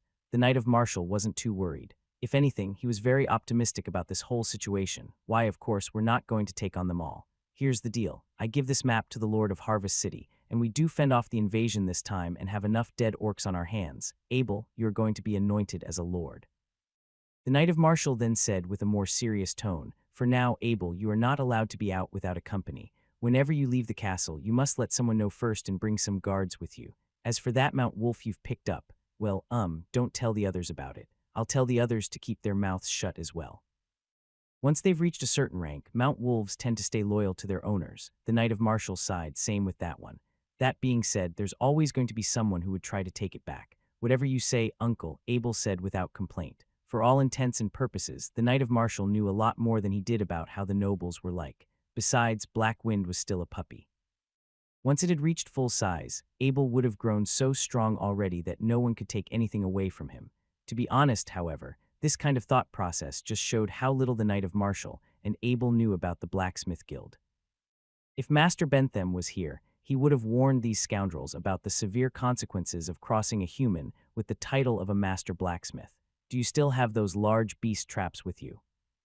The Knight of Martial asked. While he was well aware of how terrifying the wolf riders were, he was very interested in finding ways to slow them down. I don't have them with me now, Abel replied without expecting to be asked about his traps. I've set up all 10 of them in the forest behind the castle. I did mark them, though. If you want to, I can retrieve them by tomorrow. Can you have the other blacksmiths make it for you? The Knight of Martial asked urgently. Abel shook his head. Probably not, I think. There's a special technique that I've used to make one of the parts. Having become a master blacksmith himself, Abel knew how far technology had progressed in this world. That being said, not many people could make a metal spring the same way as he did. To produce the special metal that was needed to make a spring, one would have to use a large amount of carbon to reduce the steel's durability, meanwhile ensuring that its elasticity was maintained. Forget the humans, only masters dwarves could handle work as delicate as this. Can you make a lot of these traps for me, Abel? I know they are meant for hunting, but they could also be great defense tools if we lay them around the castle. Yes, Abel affirmed, all I need to do is to make the more complex parts. You can have the other blacksmiths make the simpler parts. Sure. Make as many of those crucial parts. Do it whenever you have free time. I want those traps in place as early as possible, the Knight of Marshall said impatiently. Go tell the patrol squad where you've set up the trap and they will get them for you. And don't go out for the next few days. I've already moved the blacksmith shop into the castle. Things are going very dangerous outside the castle. At night, after returning to his bedroom, Abel got some warm sheep milk from Lindsay and fed it to Black Wind. In order to not spill it, he's also asked for a sheet of gerbil skin. A gerbil was kind of like a rat.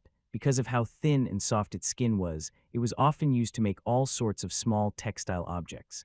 With that in mind, Abel asked the maid to make a pacifier for him. While the resulting product was not very aesthetically appealing, he did get himself a very useful feeding bottle in the end. With the pacifier next to its mouth, Black Wind started suckling for some sheep milk. Its premature teeth bit hard onto the bottle, and its tiny face looked very satisfied when it was doing so. Abel never had a pet when he was living on Earth. He didn't know the feeling of having a pet, and he's never understood the people who would treat pets like they were their own children. For a while, though, he's really thought of Black Wind as his own baby. Meanwhile, the Knight of Marshall had sent the parchment map to Lord Dickens. To fully earn Lord Dickens's trust, he even had his men sending a whole dead body of a wirgin. To be honest, if it wasn't because of how urgent things were, he would have paid the visit himself in person. The next morning, after waking up from his bed, Abel came to the de facto blacksmith shop that was set up in the castle storage. With the help of Master Bentham and the other men, he gathered up all the blacksmiths and began instructing them on the parts that were to be made. By now, Abel had become quite familiar with creating his beast trap. For the large, thick springs that were essential to this piece, he would spend a whole day making 15 replicas of them. He did this for 3 days. The other blacksmiths were quite fast, too. Under Abel's instructions, they, too, managed to make all the other parts after 3 days. Having assembled all the parts together, Master Bentham started filing the edges of all the teeth on the traps. This was so that the blades would dig deeper when the prey had fallen for it.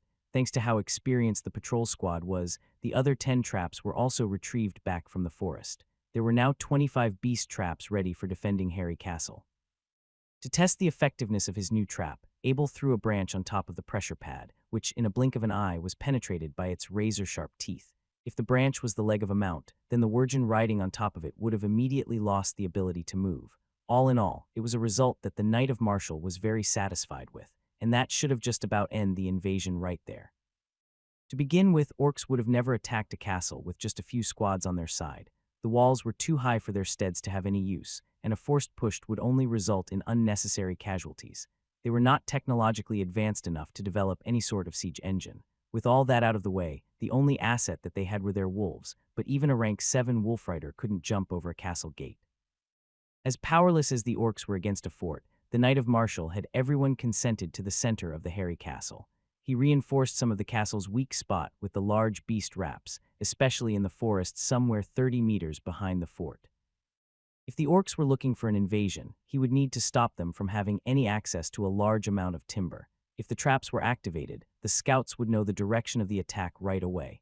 After finishing the traps requested from him, Abel was finally spared with some free time of his own. Instead of taking a break, though, he decided to reminisce about his last encounter with the wirgin. Looking back, that fight with the wirgin had really made he understood his difference to someone with an official occupation. Yes, a rank 5 novice knight was only a rank away from an official occupation holder, but a rank 5 novice knight could not multiply his powers with combat chi. Despite its injury, that wirgin had completely outpaced Abel in every conceivable way. Honestly, he was being completely dominated at the time. If it wasn't for his luck, he wasn't even sure if he would stand where he was right now. Once having reached the rank of a beginner occupation holder, one could utilize his combat chi to increase his physical strength. On the other hand, an intermediate occupation holder could channel his combat chi to his weapon. It was the same technique as the one that the Knight of Martial had used outside of Harvest City. By loading his energy onto his heavy sword, both the power and the sharpness of his weapon were increased by double. That just showed how insane this technically was. Things didn't stop there, though. After becoming an advanced occupation holder, one could essentially launch mid-range attacks with his combat chi. On the battlefield, he could even overpower an army of about 100 men.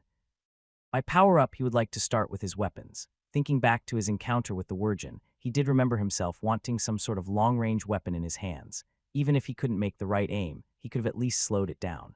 Abel had spent a great deal of his time thinking about making projectile weapons. He did do his research on the kind of bows that were produced in this world, but his main interest lied in something a little different. He wanted to craft a 70-pound compound bow, the same one he had used during his time on Earth. The greatest thing about compound bows was how energy efficient they were. To put it mathematically, if you were to save up 80 of your total strength, you would only need about 14 pounds of force to hold the string while it was being pulled. Conveniently enough, all that remaining strength would be used for improving accuracy and adjusting the wielder's postures. If you were to save up 60 of your total strength, you would need about 28 pounds of force to keep the bow in its fully pulled state. When you do, the shot would be a lot faster and much stronger. With the blessing of the power of the will on his side, Abel could recall memories with an extraordinary level of detail. That being, he had a very clear memory of what a compound bow should be like. He knew what parts were essential to make one, and he knew all the sizes of these parts. Let's see. Idler wheel, cam, upper and lower limb, grip, arrow rest, string slider, string stabilizer, handle, bus cable, limb pocket, string silencer, and cam. Apart from the main parts, there were also parts such as an attachable arrow rest, sight, release aid, a stick for reducing vibration, a peeping hole, and a wrist rope. That's pretty much all the parts of a complete set of a modern compound bow. While this world was not blessed with technology, the people living in it were much stronger than the people on Earth. It wasn't hard to figure that out. As far as Abel knew, he's never heard of someone slicing a human and a horse in half with just one swing of a word. And remember, the Knight of Martial was an intermediate knight. As insane as his achievement, there was no telling what people stronger than he could do. If anything, Abel was already stronger than most people on Earth. At a ridiculously young age of 13, he was able to release a total of 400 pounds of force with just his raw strength. During his time on Earth as a bodybuilding trainer, the tightest bow he could pull was only about 70 pounds in total. While it was impossible to find the same raw ingredients here as one would on Earth, Abel was free to craft the bow in however ways he desired.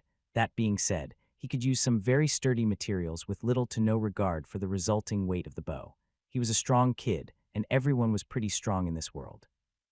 Having made a list of the things he needed to make, Abel started drawing sketches on multiple pieces of paper. When he was done, he would label the size of these parts and think about the sort of materials he would need for them. For the idler wheel and the power wheel, Abel thought that he would use one bearing to support both of their rotating motion. There were a couple of reasons to do this: reducing friction, improving the accuracy of the spin. While it was a crucial part of the bow, he would have to make the two wheels by treating them for 100 times. Because of how much time the upper and the lower limbs would take, Abel decided that he wasn't going to make them himself. So how was he going to get them? Simple. He would go to the storage room and take them out of two heavy bows. There were a few 200-pound bows in the storage room. While they were the finest bows in Harry Castle, almost nobody in the castle could use them properly. For starters, one would at least have to be above being a rank 4 novice to pull the bow's string, and even if one could manage to do that, he would have to use the same amount of force to aim at his target. In this sense, you would, technically, need about 300 pounds of force if you want to use the bow properly. If Abel could get his hands on these heavy bows, he would have himself a bow limb and 2 extra strings. He was going to make a massive limb for his new bow, which would use up to 2 whole limbs of a heavy bow for its upper and lower limb. For the stabilizers, Abel would use the same timber as the ones he could take apart from these heavy bows. For the handle and the arrow rest, he would make from bases of 100 skills. Abel commenced his work after he did all of his blueprints. Having taken 2 heavy bows out of the storage room, he found himself a bowmaker to help him make the compound bow. While he was not very confident in his bow limb, he decided to have a professional checking it for him. The bowmaker, being a professional in his area, had a sad, "What a waste this is" look on his face when he took apart the 2 heavy bows. He cut the wood into the sizes that Abel had drawn on paper and glued the limbs together with some fish gel. Abel was very pleased with the resulting product. For the stabilizers, Abel found himself a carpenter who followed his instructions and made the parts as requested. After every other part was done, it was now Abel's turn to make his bearing. While it was not known to many people, the bearing was the most important part of every machinery on Earth. A bearing would consist of 3 parts: the inner race, the outer race, and about several balls that would roll around the space between the inner and the outer race. As difficult as it was to make bearings, they were mostly made in factories by mechanical beds. Abel didn't have access to a mechanical bed, of course. He would have to rely on himself only, which, even for a master blacksmith like him, was not an easy job to do. Abel started with the balls. He made himself a vernier scale, and after hitting small pieces of iron into little spheres, he would use it to make sure that he's got the exact measurement that he wanted. It was a very, very exhausting process. For a single small ball, it would take him about several hours to make. After making his first ball, Abel used some clays and water to build himself a molding model. It was kind of like the wet sand casting process, which was used to replicate pieces of metal from liquid form. By making one ball with his hands, Abel was able to make 30 copies of it with just his clay mold. While only 12 balls were needed for one bearing, Abel decided to make some spares in case he needed them. With that in mind, he got himself some iron so he could melt them for casting. He had expected this to be the most annoying process, mainly because he would have to use charcoals to slowly liquefy the metal pieces.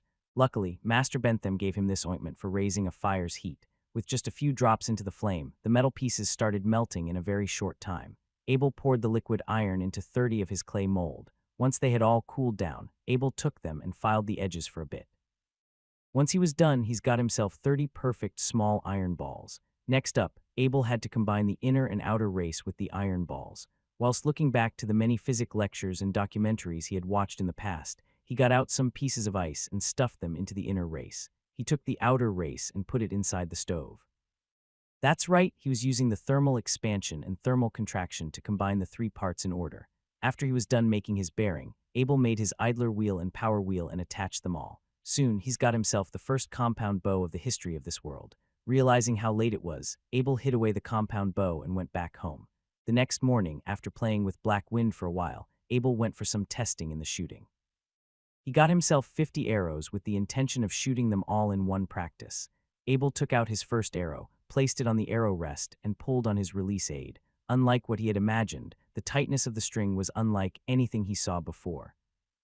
With the combined power of 2 heavy bows, the compound bow would take more than 400 pounds of force to be pulled. As hard as it was for Abel to pull on the string, it was a lot easier for him to hold it after he did. That's the beautiful thing about a compound bow. Once having pulled it apart, you wouldn't even 100 pounds of force to keep the arrow in release mode. Abel aimed towards his target, which was about 50 meters away from where he was standing. With a light press of the trigger on his release aid, the arrow was fired away at a pace that was not visible. It shot right through the center of the target and continued to fly for 30 meters more into the back wall before it finally stopped. Damn, this shooting range was already the longest one in the entire Harry Castle. Abel did confirm that there was no problem in the bow's release and aim, but he didn't have a chance to test its maximum range of fire. Still, just look at that clean hole in front of him. For all his experience with archery, Abel has never heard of an arrow that could still fly straight after 50 meters. Anyways, one thing was for sure though. No matter how bizarre his compound bow was, it was the most technologically advanced in this world. Then he ran his way to the castle's front gate. When he was just about to pass through the town square, everyone seemed panicked to see him. None one knew what was going on. Having climbed a ladder on the side of the retaining wall, the first thing that Abel saw was the sight of the Knight of Marshall in his full set of armor. He was standing right on the edge of the castle, with about 20 of his own guards standing beside him. All of them were holding a long spear in their hands. The Knight of Marshall got worried when he noticed that Abel was here. "What are you up here, Abel? Go back inside the castle. It's dangerous around here." Without listening to the words of his adoptive father, Abel probed his head out of the retaining wall. He wasn't able to get a good view, though. An arrow was just shot at him the moment he drew his head out. Luckily for him, he was quick enough to dodge with his head and managed to shot the thing down with his own bow. As fast as that was, Abel did see about 20 orcs outside the wall. Some of them were riding on top of wolves, while others were using Inferno bovine as their stead. "Why are the orcs here?" Abel asked in surprise. "There are 2 or 3 squads of them here." "That's how many of them they need to take down a fort," the Knight of Marshall replied, then said with a sneer, "Not this one, though. Not with that. Where are our own archers?" Abel asked in frustration. "He was just being fired at a few seconds ago. Are we just going to let them stay there?" "There are only 5 archers in the castle." The Knight of Marshall pointed towards a bunch of injured soldiers over the distance. 2 of them were already injured. The rest. They are no match for their wolf-riding opponents. I have ordered them not to fight back. As undesirable as that sounded, the Knight of Martial continued to mock the invaders. These imbeciles have picked the wrong place to attack. They are no match for the walls that hold us here. Wait, is that a bow in your hand? Realizing that there was a bow in Abel's hand, the Knight of Martial began to have a puzzled look on his face. Yeah, Abel said smugly, this thing has pretty nice firepower to it. To be honest, Abel wanted to talk so much more about his compound bow. He wanted to show off about how he had invented a quick, easy-to-use, and long-range weapon in this backward timeline. However, since he couldn't explain it within anyone, he decided to stop after one sentence. With a quick skim of his eyes, the Knight of Martial quickly understood the mechanism behind this compound bow. He took an arrow out of Abel's quiver, placed it on the nock of his bow, and started laughing when he saw the shape of the release aid that Abel had just made. It's a good design that you've made, the Knight of Martial commented. Instead of using just your fingers, you use this so you can use your entire arm strength. He then said after seeing the small lever on the release aid, no wonder they call you a master blacksmith. With this little thing here, you can shoot an arrow very easily without hurting your fingers. Archers were one of the most difficult soldiers to train because they had to rest after they've practiced for about 30 to 40 shots. Besides, the fingers were the most delicate parts of a human's body. If a bowman injured his fingers, he could no longer use a bow and arrows for the remainder of his life. Even without these said reasons, it was already pretty hard to find someone with the right talent. This was why, despite the fact that there were so many guards within Harry Castle, only a handful got to learn how to shoot arrows. The Knight of Martial began to use the release aid on the bow. Once he pulled on the string, a white aura flashed out of his body before the arrow was released. To his surprise, he couldn't pull the bow's string completely, but was only able to hold it for a while after stretching it a little. This was a very tight bow. After using about 80 of his strength, the Knight of Martial had almost immediately failed to hold the bow in its place. If he didn't release his combat chi on time, he would have lost so much face in front of Abel. The Knight of Bennett would have laughed so hard if he learned how hard it was for an intermediate knight to even pull a bow. Strangely enough, once you've pulled the string and hold it there for a while, it was not very hard to keep it in place. The Knight of Martial widened his eyes when he took notice of this. What is up with this bow, Abel? He asked without even having an idea of what the question should be. As far as he could tell, this piece that Abel made was nothing like any bow he had seen before. Actually, screw it. With so many living targets outside the fort, he might as well just test the bow's effectiveness right away. The Knight of Martial quickly stood up. Having locked his arrow to a wolf rider, he quickly released it from his hands. It didn't hit, however. Instead, it very quickly flew over the wolf rider's head. The orcs saw the shot, too. Just when they were about to dodge it, the arrow had already went past them and flew further beyond. Harg harg. The orcs laughed as they pointed their fingers at the Knight of Martial. Then one of the Taurens threw an axe at him. Unbothered by ridiculing noises of his enemy, the Knight of Martial caught it with his bare hand. The martial knight asked as he threw the axe to the ground, "What can I shoot with this bow, Abel?" Abel pointed towards the marking on the bow. "That's because I've just made it, uncle. The only testing that I've done with it was at a 50-meter shooting range. If you're firing from here, you'd have to shoot the arrow in a straight line." That was all that the Knight of Martial had to hear. During his past experience with archery, he'd always have to point directly above the target that he aimed to shoot. In other words, he had to shoot in curved lines. Now, he had to use a different technique because of the firepower he was given. The Knight of Martial pulled the bow again. This time, it was aimed at the Tauren that was laughing the most. On click of the bow, and its skull was crushed the moment the Knight of Martial had released his finger. It didn't stop there, though. After punching a hole with the size of a fist, the arrow went through the Tauren's head and was plunged into the heart of a wolf rider. The orcs got pretty panicked after that. They would never expect an archer to hit a double kill. No, not right after a complete miss. Arrow. Martial Knight reached his hand out to Abel, to which Abel responded as he quickly took an arrow out of the quiver. Having reloaded himself up, the Knight of Martial began to look for a new target.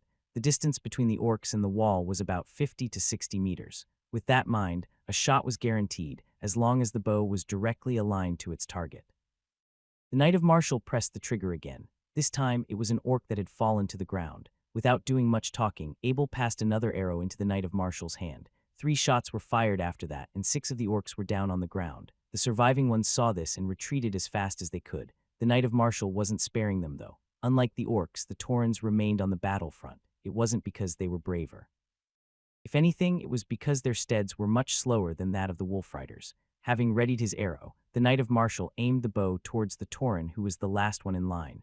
As relatively slow as its stead was, it still ran a 10-meter distance within a short amount of time. With that in mind, there were about 70 meters between it and the Knight of Martial. Without thinking too long on it, the Knight of Martial aimed his bow horizontally to his target. If he held the bow slightly lower than it should be, he could still hit the stead even if he missed. Without something to ride, there was no way a Tauren could have ran out of his range. It was headshot from 70 meters away. It was clean shot towards the Tauren, and the poor thing fell to the ground on the spot.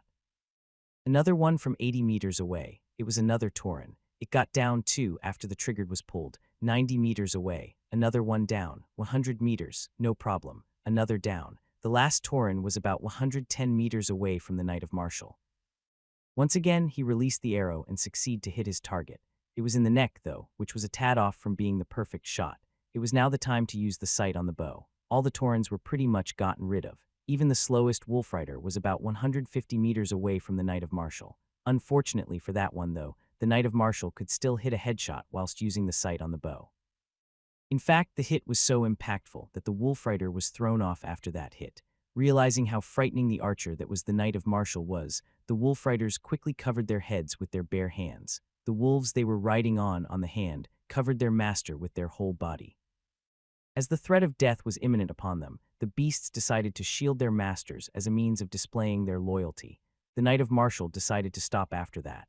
For a knight such as him, eliminating the enemy's stead was not something that should be done when the victory was already taken. For now, he was more than satisfied with the result of this battle. He wondered, could this be the true power of a blacksmith master? As Abel looked at the martial knight, deeply drawn by the composite bow, his facial expression became very familiar to Abel's. It was the same expression when the knight was looking at his beloved armor. Abel hoped that the Knight of Martial would return the composite bow to him. After a while, Abel reached out his hand. He wanted to take the bow back from the martial knight. However, the composite bow remained glued to the Knight of Martial's hand. Even when Abel had pulled on it a few times, it did not budge a single bit. "Abel, your uncle's been good to you this whole time, hasn't he?" The smile on the Knight of Martial's face reminded Abel of the wolf's expression in Little Red Riding Hood. It sent shivers to Abel down to his spine. Abel lowered his head and said, "Uncle Martial is very good to me. Your Uncle Martial has never had a good bow. You know, as an intermediate knight, I was always embarrassed to take my ugly bows out on the streets." "Until now," the Knight of Martial said pitifully. Abel rolled his eyes. Every time the Knight of Martial went outside, he would wear the most expensive clothes, carry a magical sword, and put on the shiniest armor. Even the horses were stronger than the average war horses. Therefore, why would he carry ordinary bows and arrows around? In the Abel understanding of the Knight of Martial, equipment were the most important things to him. Unless it was necessary for combat, he would not carry any ordinary equipment with him. Knight of Martial knew that this bow might be very difficult to make. However, how could he return something he had already revived? That was not his style. Today's military service had been overachieved. 12 orcs were killed outside the castle, but these were not just ordinary orcs. If they were just ordinary orcs, the Knight of Martial would not have hidden inside his own castle and not dared to fight. These orcs were at least level 6, and every single one of them knew how to fight with combat chi. The Knight of Martial was only an intermediate knight. He could defeat these orcs if they were having a one-to-one battle. However, the orcs were often more powerful than the human of the same level. This was because of their stronger build and years of battle experience.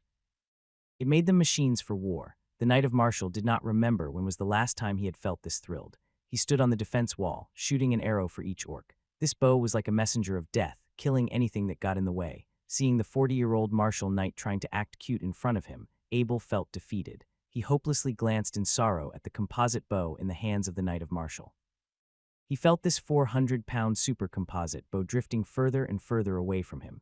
At last, Abel waved his hand and said, "Uncle Martial, since you like it so much, you can take it." Martial Knight let out a huge laugh. He pulled on the bow and made an archery stand. He then proudly looked at Abel and said, "Only the most powerful knight can use a godly bow like this. Uncle Martial, if you pull on the bow too hard without an arrow, it can badly damage the bow, and I don't have any spare parts to repair it for you."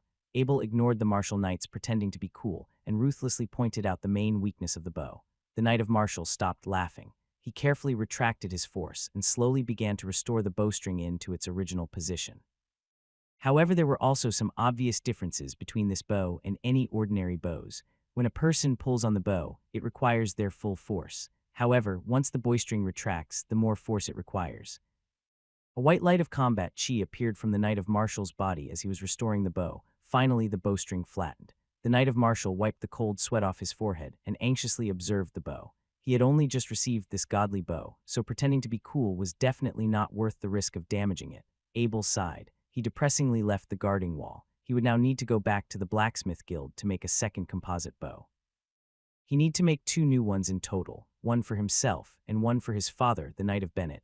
Abel understood very well that, since he gave the composite bow to the Knight of Marshall, it would not take long until he show it off in front of the Knight of Bennett. Therefore, if he didn't also make one for the Knight of Bennett, he would have felt very sorry. Although his father, the Knight of Bennett, would not say anything to him, Abel knew deep down his father would feel very sad. Open the gate of the castle, drag the dead bodies back, and also don't forget the mounts. The Knight of Marshall shouted at the cavalries waiting inside the castle gates. After the gate of the castle was opened, 10 of the cavalry rushed out. There were 2 grieving mount wolves remaining in the battlefield. When they saw the human appearing, they immediately rushed forward and prepared for their last fight. However, the 2 mount wolves only got the chance to take a few steps before arrows pierced their skull from the guarding wall. The cavalries looked at their leader, the Knight of Marshall in shiny armor, with adoration. Their leader signified the safety of the estate and their families. Other than the 2 mount wolves that were shot, there were also 4 inferno bovine outside the castle.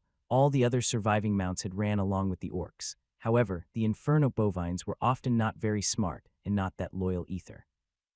Therefore, since inferno bovines were often worth quite a lot of money, they could be sold in the market after domestication. After the cavalries dragged the dead bodies and the 4 inferno bovine back to the castle, the Knight of Marshall had already decided the fate of these bovines. He would convert his horse carriages into bovine carriages.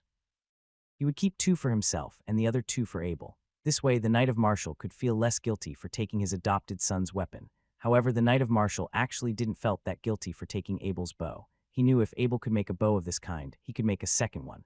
Also, the Knight of Marshall thought that, if didn't take the bow from Abel, maybe Abel would not have the motivation to make another bow again. The crisis had been resolved.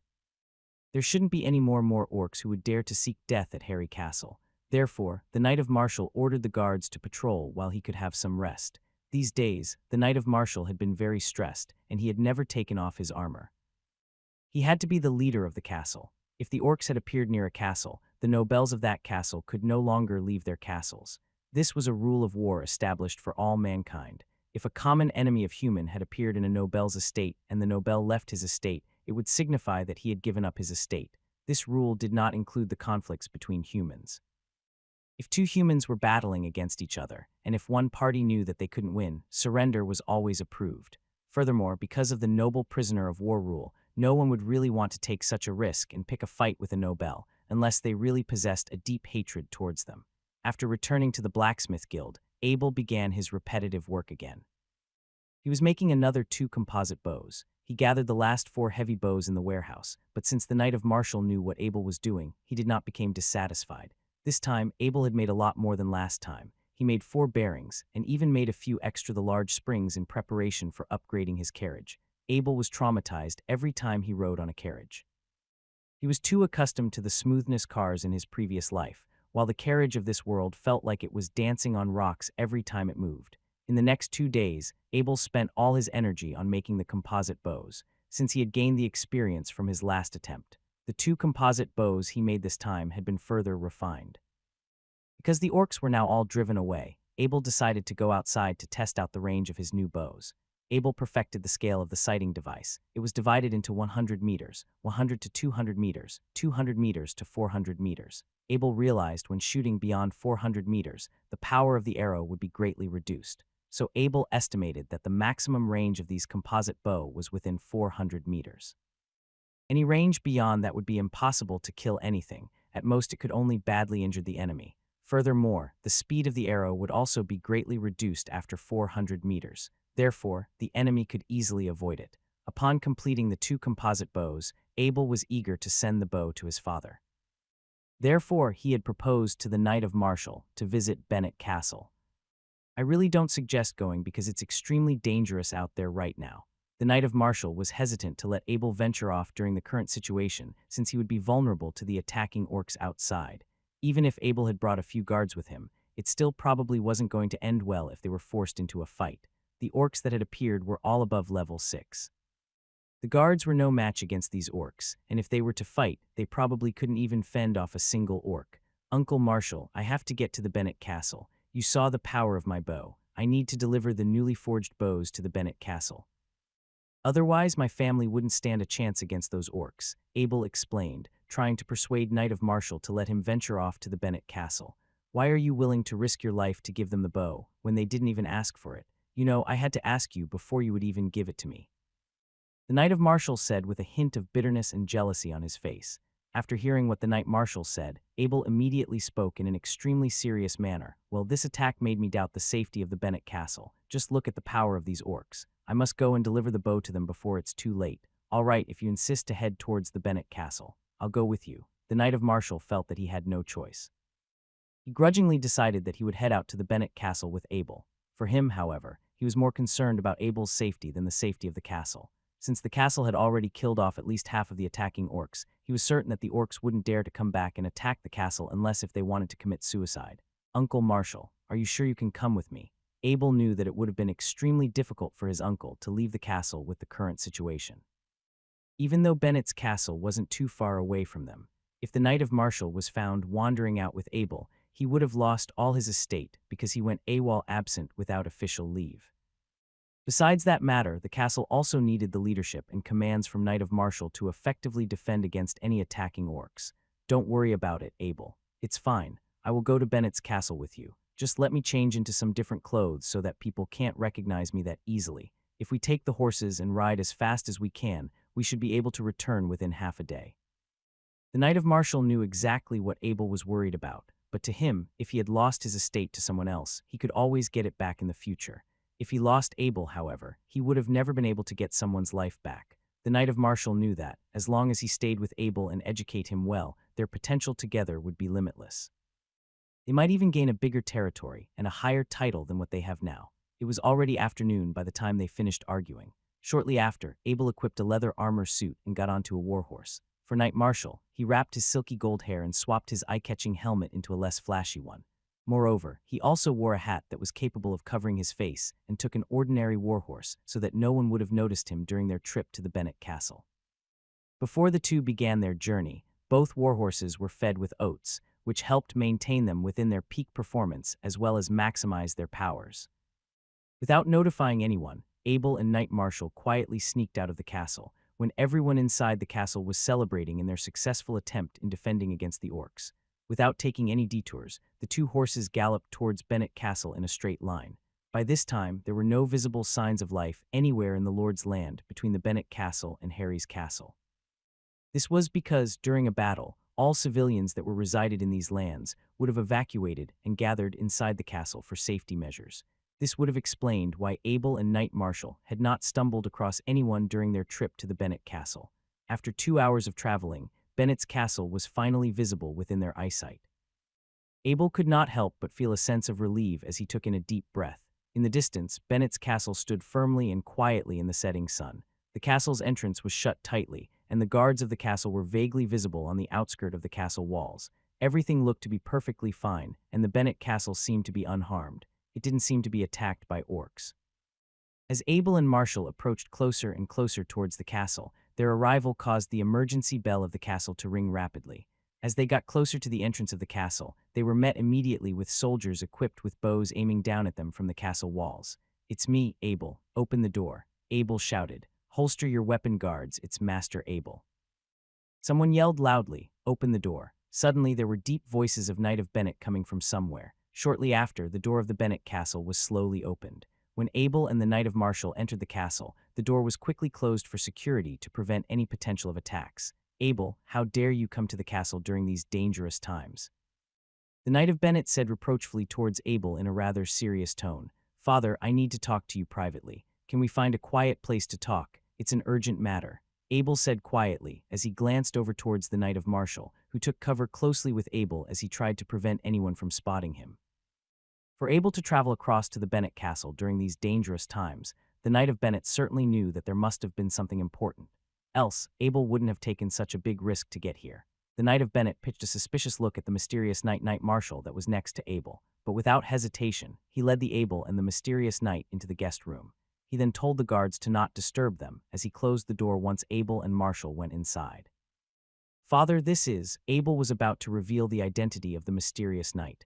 The Knight of Bennett recognized the Knight of Marshall at first glance. He then immediately spoke up and said, "Marshal, have you gone out of your mind?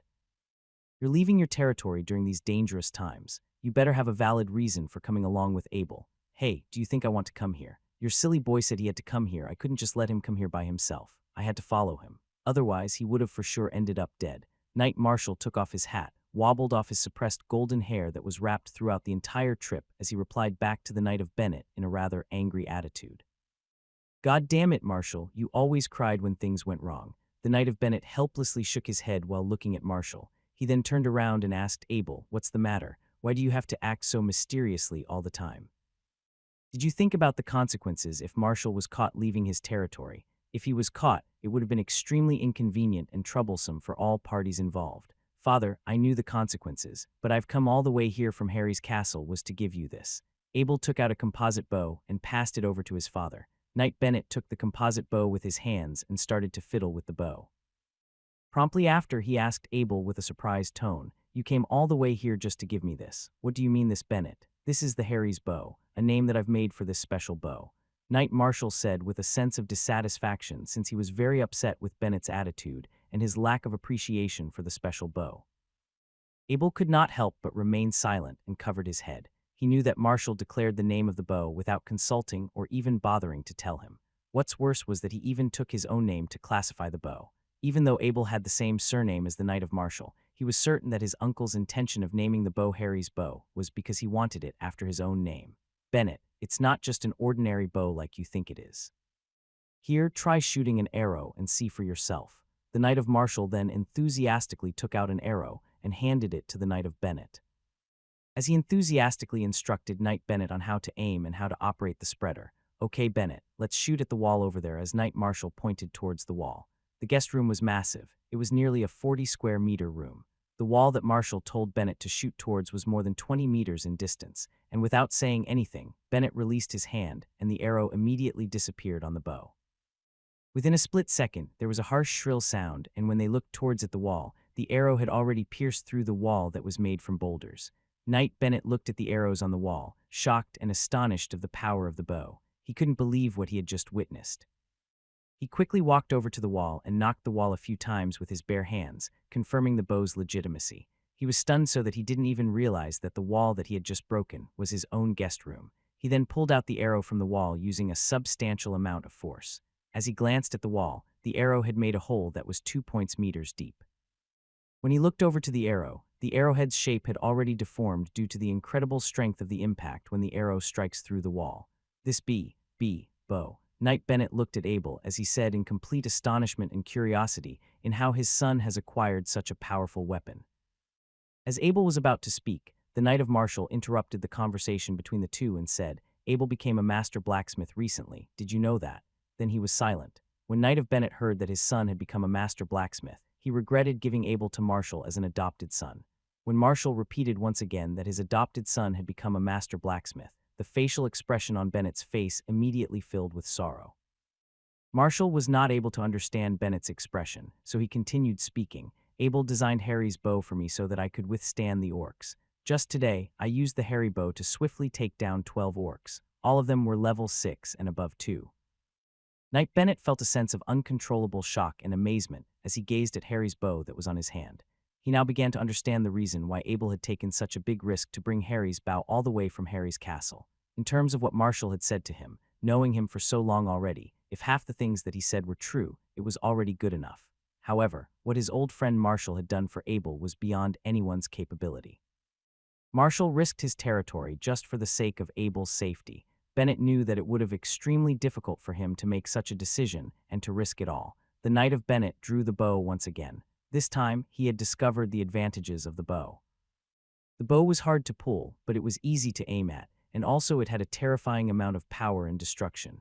Knight Marshal then looked directly at Bennett with a sense of mockery and said with a smile, "I forgot to tell you, smarty pants, Harry's bow cannot be used without any ammunition." By the time that the Knight of Bennett had restored his bow, using a large amount of his combat chi, Knight Marshal was already laughing so hard, as if he had already forgotten that he had also made the same mistake before. Abel and the Knight Marshal did not stay long in Bennett's castle, and after instructing Knight Bennett on how to operate Harry's bow, the two quickly set off to go back to Harry's castle before anyone realized that they were missing. When they departed Bennett's castle, it was already dark. However, the two individuals were so familiar with the road, especially with Marshall, who had journeyed on this route countless times.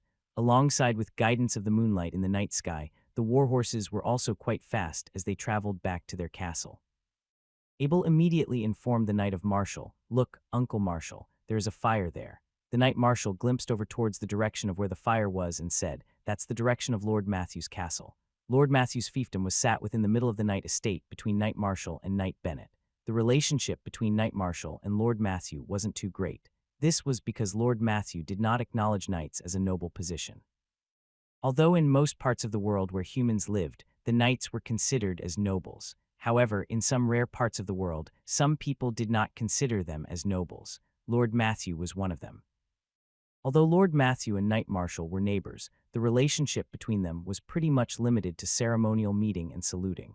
Now that the Knight Marshall acknowledged the fire was originating from Lord Matthew's castle, he began to hesitate whether he should try to help them or not. There were a lot of reasons that caused Marshall to hesitate in assisting Lord Matthew's castle. Firstly, he could not expose his own identity. If he was caught and found to have left his territory, he would have been in big trouble. Secondly, he had to protect Abel. This meant that he was not assured that he could save Matthew's castle, as he had to stay alongside with Abel to guarantee his safety.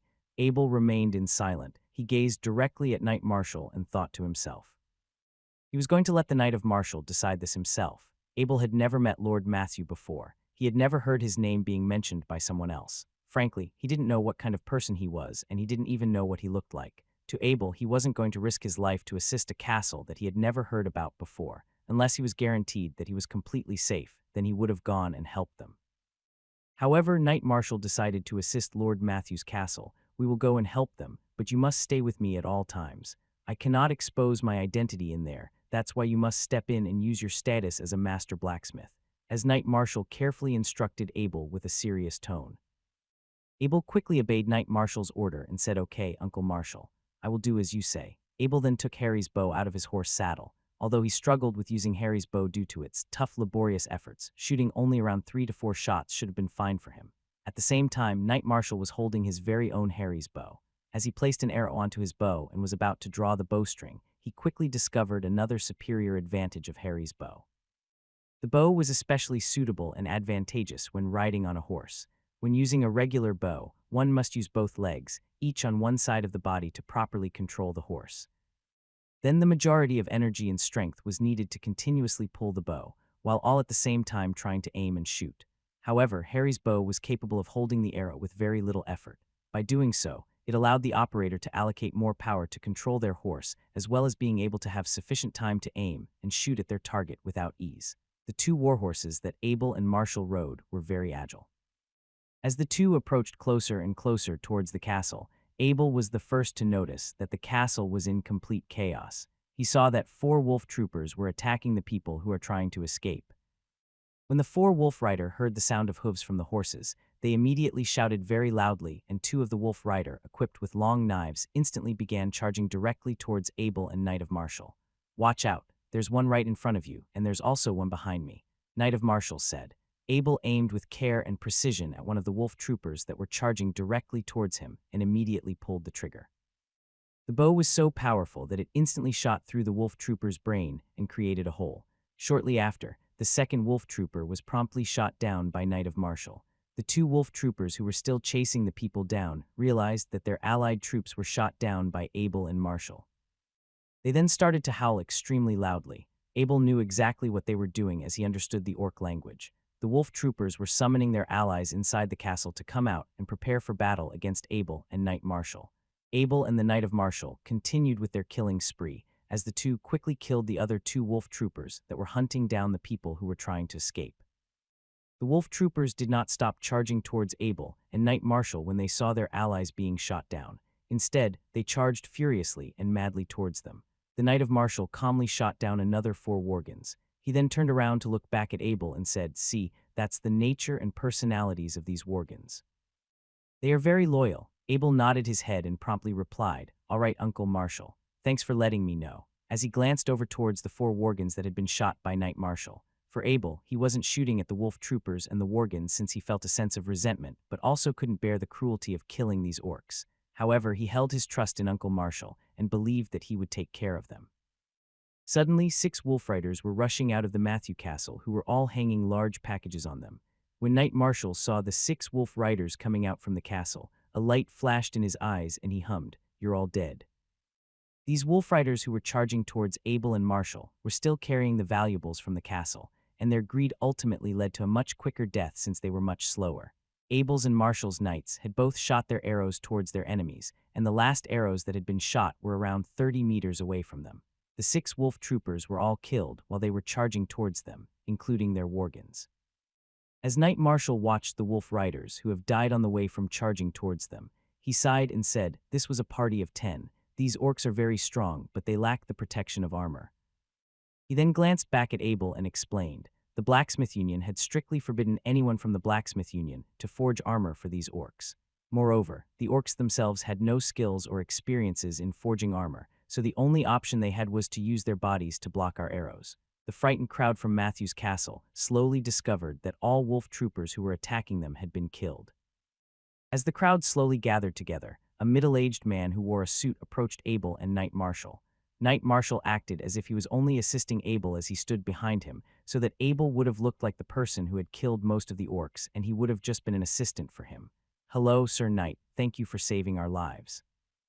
"My name is Ken," Matthew's butler. Although he looked frightened while he spoke, the deep etiquette that Ken possessed made him appear extremely polite and full of courtesy. He then gave Abel a grateful salute. "I'm Abel Harry and I accept your gratitude. May I ask where your master is?" Abel was very displeased and disappointed that Lord Matthew did not appear to thank them for their effort after their rescue. He and the Knight of Marshall risked their lives to assist Lord Matthew, but Lord Matthew did not even appear. Such a response seemed rude and puzzling to them. "Master Abel, my master has." When the butler heard Abel's question, he was already too shocked and tearful to even speak. The manner and courtesy Ken had displayed was suddenly gone, which was extremely peculiar for a noble-classed butler. Abel's name was spread so quickly throughout Harvest City that even the nobles knew that there was a young master blacksmith who lived in the area around Harvest City. When Abel heard the butler answering his question with tears, he already knew that something has happened to Lord Matthew. Abel then got off his horse and supported the butler with his hand to prevent him from falling. Currently, Abel's appearance was far beyond his age. He was 13 years old with a height that was nearly 1.7 meters tall. As Abel had just saved the nobility of Matthew's castle, he was able to temporarily act as the director to issue orders and various commands. This was one of the noble regulations. It applied when there was no noble to command a castle, and if the castle was rescued by other noble. "All right, I'll need you to arrange men for law and order to be kept within the castle. Lord Matthew's message will be sent to the Lord of Harvest City. The Lord there will decide what happens after that." Abel said directly to Ken, "As you will." The butler Ken held back his tears while Abel decided to keep Matthew's castle safe and stable from the evil and theft. Abel's command also meant that there wouldn't be anyone robbing, murdering, and stealing from the castle during these terrible times. Abel did not stay for too long. Within an hour or so, Matthew's castle was all quiet and peaceful again. The orcs' bodies were all piled up in the public square in the middle of the castle. The bodies of family members of the Matthew family were placed in the hall, and the other civilians that had deceased were placed in the side chambers. Everything within the storeroom was added with an additional iron lock to ensure that it was well protected and safe. Abel appointed the butler and 5 intact bodyguards to securely protect Matthew's family valuables and belongings until the owner of the property come forward and deal with the situation here. All the members within the Matthew family were killed during the Orcs' attack. As the orcs rushed into the castle, they always looked for the most valuable and gorgeous room to rob and kill. The Matthew family was the owner of the castle, so it meant that they were the first noble victims of the attack. All of them were massacred. Since everything has been arranged by Abel, he had asked Ken to depart from the castle. Although Ken wanted Abel to stay until a new ruler was sent by the capital city, he didn't dare to oppose or criticize Abel's decision to leave, since Abel was a master as well as a noble too. As Abel departed Matthew's castle, Abel and Knight Marshall looked directly at each other in the eyes. The event that occurred here today made both of them very emotional. A long-continued generation of the Matthew family was all gone in one attack. If something like this happened to the Knight of Bennett or Knight of Marshall, Abel didn't even want to think about or imagine the consequences of that. From this event, he was now more acutely aware of the true cruelty of this world. The figure of Abel and Marshall Knight gradually was slowly disappearing into the night as they rode back towards the Harry Castle. Ken, the butler, watched Abel's back from a distance, and his heart was filled with gratitude for Abel and Marshall's assistance and rescue during these current circumstances and conditions. Abel thought to himself, these were the true and real knights that the world needs. As a great knight, Viscount Dickens would much rather take his sword out and the team of orcs that had entered Harvest City. He would like it much more than sitting in the city palace, hearing news about his citizens or other castle owners being attacked by the orcs. Yesterday, Viscount Dickens had received a dead body of a wirgin and a map, sent from Harry Castle. After a bit of investigation, he found that the maps depicted the gathering location of the orc squad. The orc squad would gather up in a few days and get ready to leave the human world with their flying beasts. This meant that the attack was almost over. If Viscount Dickens did not take action now to seek revenge, as a Viscount of the Duke, he would be badly embarrassed. It would affect his status. This morning, Viscount Dickens had already ordered a troop of 1,000 to ambush at the location marked on the map. This time, Viscount Dickens had dispatched 3 elite knights and 30 knights. This small troop of 1,000 was an elite troop. They possessed enough fighting power to withstand a small-scale battle. According to the Knight of Marshall's letter, this information was obtained by his adopted son, Master Blacksmith Abel, after killing a wolf rider with a bear trap. Viscount Dickens was very intrigued by this new Master Blacksmith of Harvest City. As far as he knew, this Master Blacksmith was awarded the title of Master through forging magic weapons. Viscount Dickens has been considering whether he should ask this new master to forge a magic weapon for him. "My lord, someone from Matthew Castle wants to come in and report a funeral," said the butler.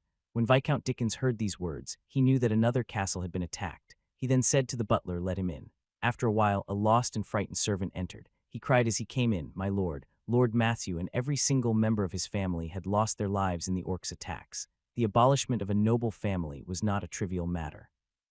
Viscount Dickens knew about the Matthew family. Although they were very small, with only inherited around 100 square miles of land, they still had around 100 years of history. "Quickly, tell me what happened," said Viscount Dickens. Perhaps it was because of trauma or the lack of experience, but the servant had not explained the matter clearly. He continued to speak with a stutter. It was no use. Under normal circumstances, if Lord Matthew wanted to report something to Viscount Dickens, he would send his butler Ken, or he would even direct go to the city palace himself. As a result of this attack, the butler could no longer leave Matthew Castle. Therefore, they could only send a more well-spoken servant, one who was capable of reporting the current situation.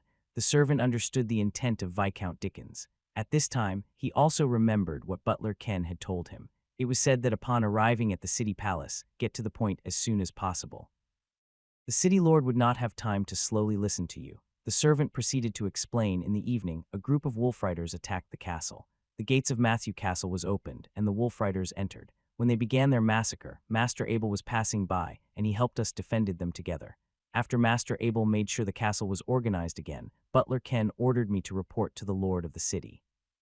Finally, after all that mumbling, the servant was able to explain the situation clearly. Master Abel again. Viscount Dickens did not expect that at all. These kinds of actions, such as rescuing a noble family in danger, were appreciated and respected by all nobles. Although Abel failed to save the life of Lord Matthew, the castle was still completely preserved. If an orc attack was successful, they would kill all the people they could find and burn the castle down. Master Abel must be rewarded for this deed, as well as for providing the orcs' gathering map. If the ambush was successful, these two deeds combined would be enough for extra rewards from the king of the duchy. These military service rewards were very difficult to be called off by anyone. Because even if the king was daring enough to reject it, he would have to risk having his citizens give up on fighting for him in the future. All the nobles and the king understood this by heart. Although throughout these years, the king had tried to suppress the influence of the nobles, if they were qualified for an outstanding military service reward, they would always be rewarded in a way that was equitable to their service. "I will send people to Matthew Castle. You can go back now," Viscount Dickens said calmly. After the servant left, Viscount Dickens thought of Master Abel again. He must repay Master Abel well. A young master of his age must have extraordinary achievements in the future. If Abel needed any help, Viscount Dickens would definitely do his best to help him. By doing so, it would definitely yield a good return in the future. In fact, normally a native person who had attained the title of Master Blacksmith, such as Abel, would at least be given a lord position to persuade him to serve the duchy. However, Duchy of Carmel was a bit different when it came to that regard. Its king had always hated the nobles. The king could not care less about gaining or losing a lord or two. When Abel returned to Harry Castle, the first thing he did was play with Black Wind for a while. The small Mount Wolf, Black Wind, had recently gained a lot of weight. It has been eating very well, and every day it would enthusiastically run around in Abel's room. Abel did not want to bring it out to the public square due to the recent attack of the orcs. Since the public square was full of people, many of whom would despise being near a mounted wolf, due to the recent events, Abel never had the chance to have dinner with the Knight of Martial until tonight, since the orcs had now been driven away. The Knight of Martial could finally relax and sit down to have dinner. After the two had finished their meal, the Knight of Martial called Abel to his study room. The maid poured and delivered 2 cups of coffee into the room. She added some spices to the Knight of Martial's coffee. However, when she was about to also add it to Abel's cup, she was stopped by Abel. "Abel, sometimes you have to tell yourself, it's your decision," said the Martial Knight as he began to smell the aroma of the coffee and took a sip. Closed his eyes blissfully, enjoying the taste of coffee mixed with the spices in his mouth.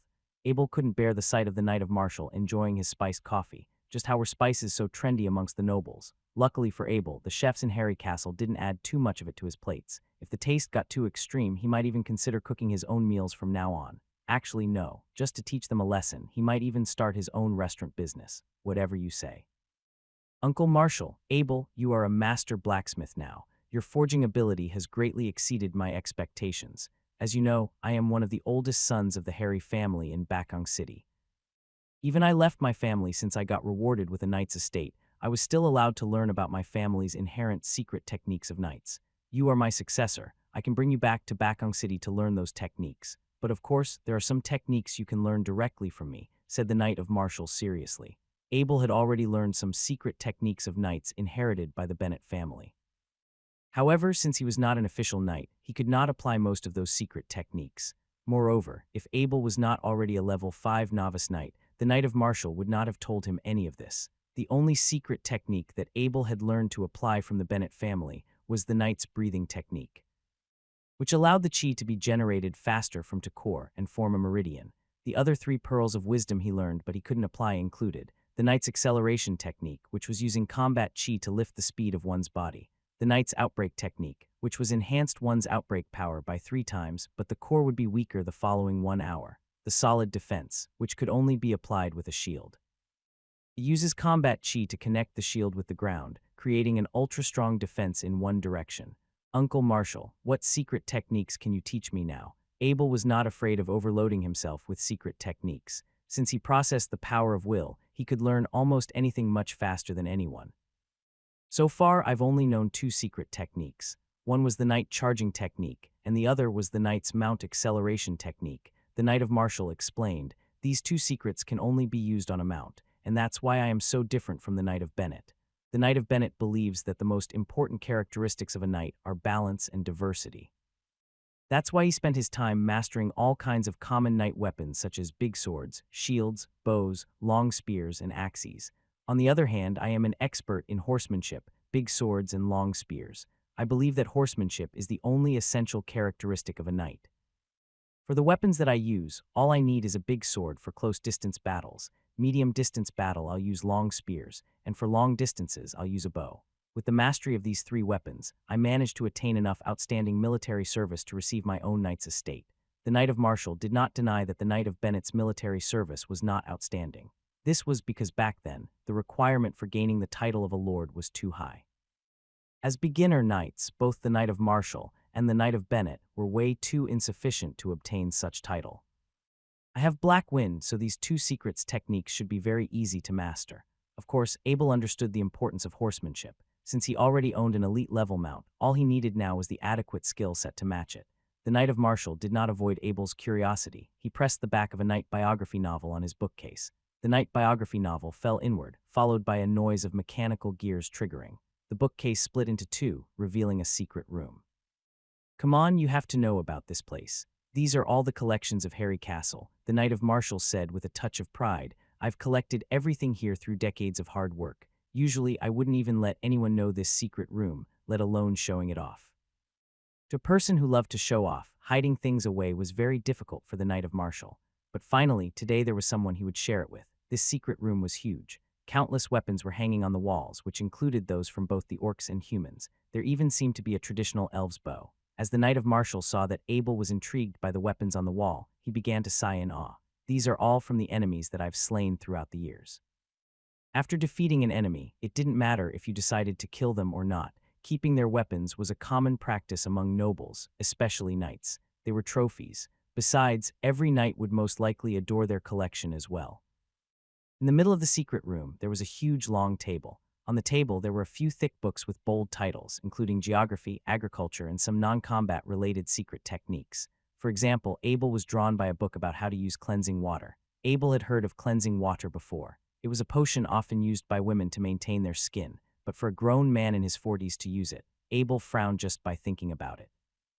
After the Knight of Marshall saw Abel's distaste towards the clearing water secret technique, he thought that he had to make an explanation. This is not just an ordinary formula for clearing water. It is the noble elves' cleansing water formula. Can't you see how good the elves' skin is? I spent good money on this book back in the days. Abel wanted to challenge the Knight of Marshall by saying that the elves' good skin was because of their genetic, not because of a beauty formula. Abel was very disappointed by this collection of the Knight of Marshall. Finally, Abel saw the Two Harry's Heritage Secret Techniques of Knights guide placed at the very corner of the table. From the placement of these books, the cleansing water formula seemed much more important to the Knight of Marshall than his Heritage's secret techniques. Upon picking up the two secret technique guide, Abel was getting ready to leave the secret room. Suddenly, a square sign attracted Abel's gaze. The sign was engraved with some patterns that seemed very familiar with Abel. He was 110% sure this was a rune, but did not know exactly which order was this rune. Abel walked towards the square sign and picked it up. He looked towards the Knight of Marshall and asked, "Uncle Marshall, where did you get this from?" "This was sent to me by a wizard friend. He said if I crush this sign when I am in danger, it can help me shake off the enemy," the Knight of Marshall said after recalling for a while. "Wow, you have a wizard friend." Abel widened his eyes. Abel had always only heard about wizards, but no one ever described them to him in detail. "Yeah, when I was still in Bakong City, I rescued a wizard in a mission. At that time, his magical power was exhausted, and there were a few wolves nearby." When the Knight of Marshall thought of a wizard in such an embarrassing situation, he gave a small chuckle. He then proceeded to say the wizard and I later had become friends. He was still a novice wizard at the time, and since he knew I would be going to the battlefield, he paid a big cost in exchange for this rune sign to save my life when the time comes. "What is the difference between a wizard and a knight?" Abel asked. "The difference? The wizards can only use magic, so their power doesn't have many practical uses, but the best thing about being a wizard was longevity." Marshall Knight's eyes flashed a hint of envy, and then went on to say the lifespan of a lesser official wizard can reach up to 300 years, and each time they level up, it will further increase the life expectancy. But knights like us, even if we became an elite knight, we can only increase our lifespan for 50 years. 300 years old. Abel's eyes were burning with intense yearning. He immediately asked, "How can I become a wizard?" "It is not easy to become a wizard. First of all, there must be a middleman. The wizards are disconnected from the people of this world. They are not your down-to-earth average citizens. Things like family, country, and ethnicity don't seem to concern them a single bit. Ordinary people have no way of approaching them, let alone being a part of them. To become a wizard, you have to process the right aptitude. It's the most important thing. Therefore, every person who wants to be a wizard must pass an examination." The Knight of Marshall saw the yearning in Abel's eyes. He couldn't help but smile when I first discovered that the lifespan of an official wizard was 300 years. I also asked my wizard friend to help me become a wizard, but I didn't pass the examination.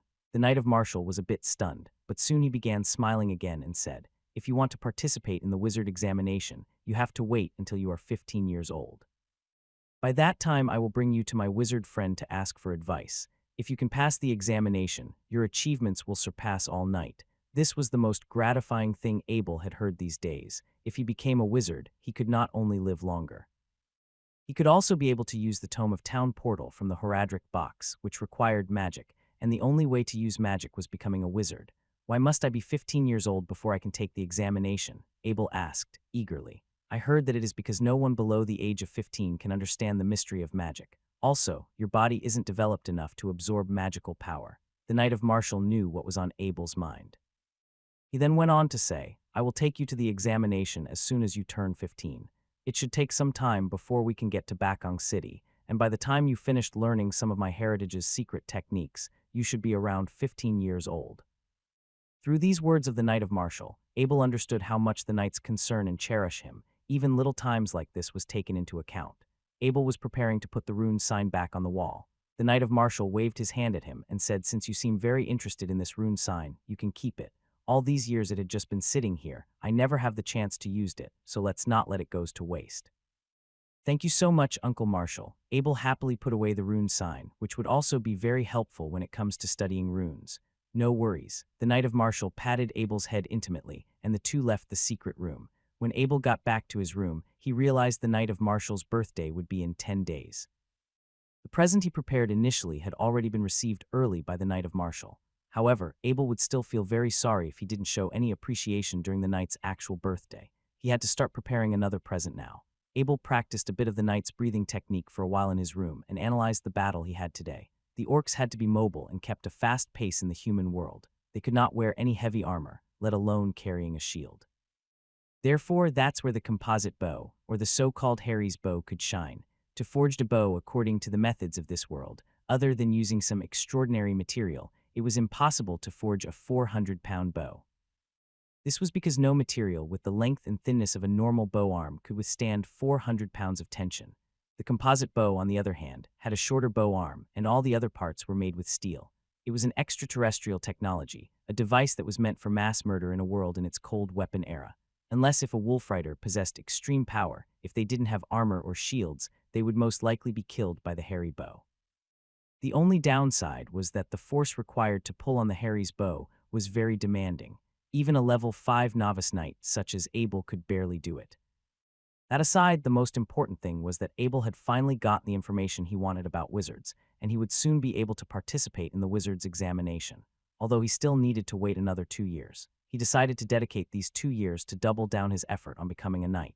It didn't matter if he was going to become a wizard or a blacksmith in the end. Whatever his future might be like, a strong body would always be appreciated.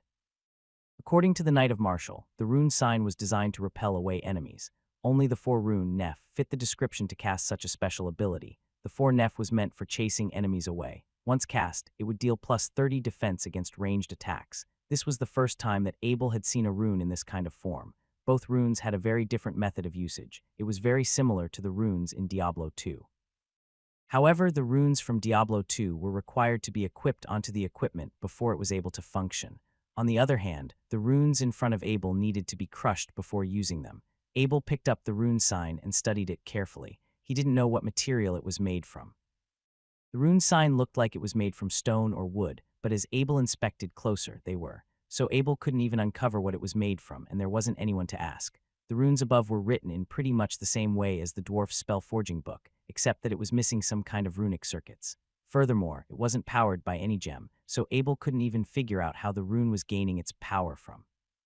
At first, Abel had looked down on the technological advancements of this world. However, now that he had once again witnessed the purpose of these runes, as well as discovering the legendary 300 years lifespan of the wizards, Abel began to realize this world's civilization was developing in a direction completely different from his old world.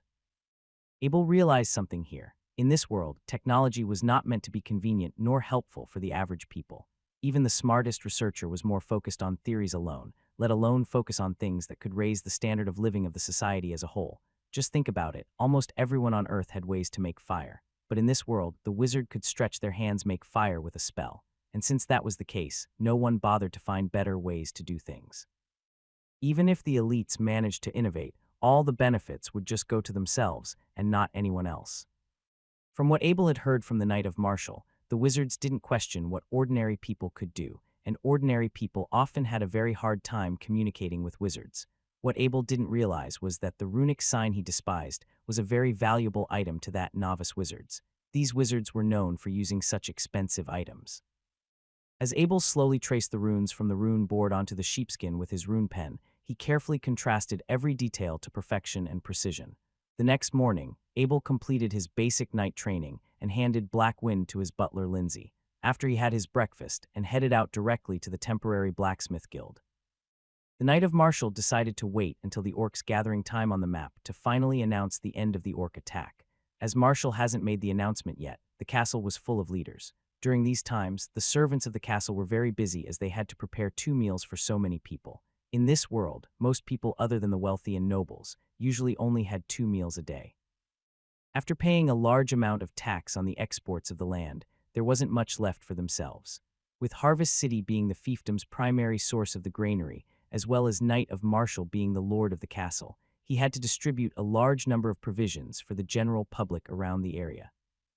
As Abel passed through the public square, people bowed to him from the side of their makeshift tents. He always nodded back to them with a smile. These kind gestures and actions from Abel ignited rumors that Master Abel, the successor of the Lord, was a kind, peaceful, and loving man. As a result of these rumors, it filled the leaders with hope for the future. After Abel entered his operations room, he took out a forged sword of 100 skills that already had a groove on the sword handle. According to the Magical Weapons Forging Guide, the fundamental material required to make the 4 main magical runes ink was similar. The only difference was that fire magic runes ink were mixed with fire-type plants. Ice magic runes ink were mixed with ice-type plants. Electric runes ink were injected with electric eel's blood, and toxic runes ink were injected with venomous snake venom.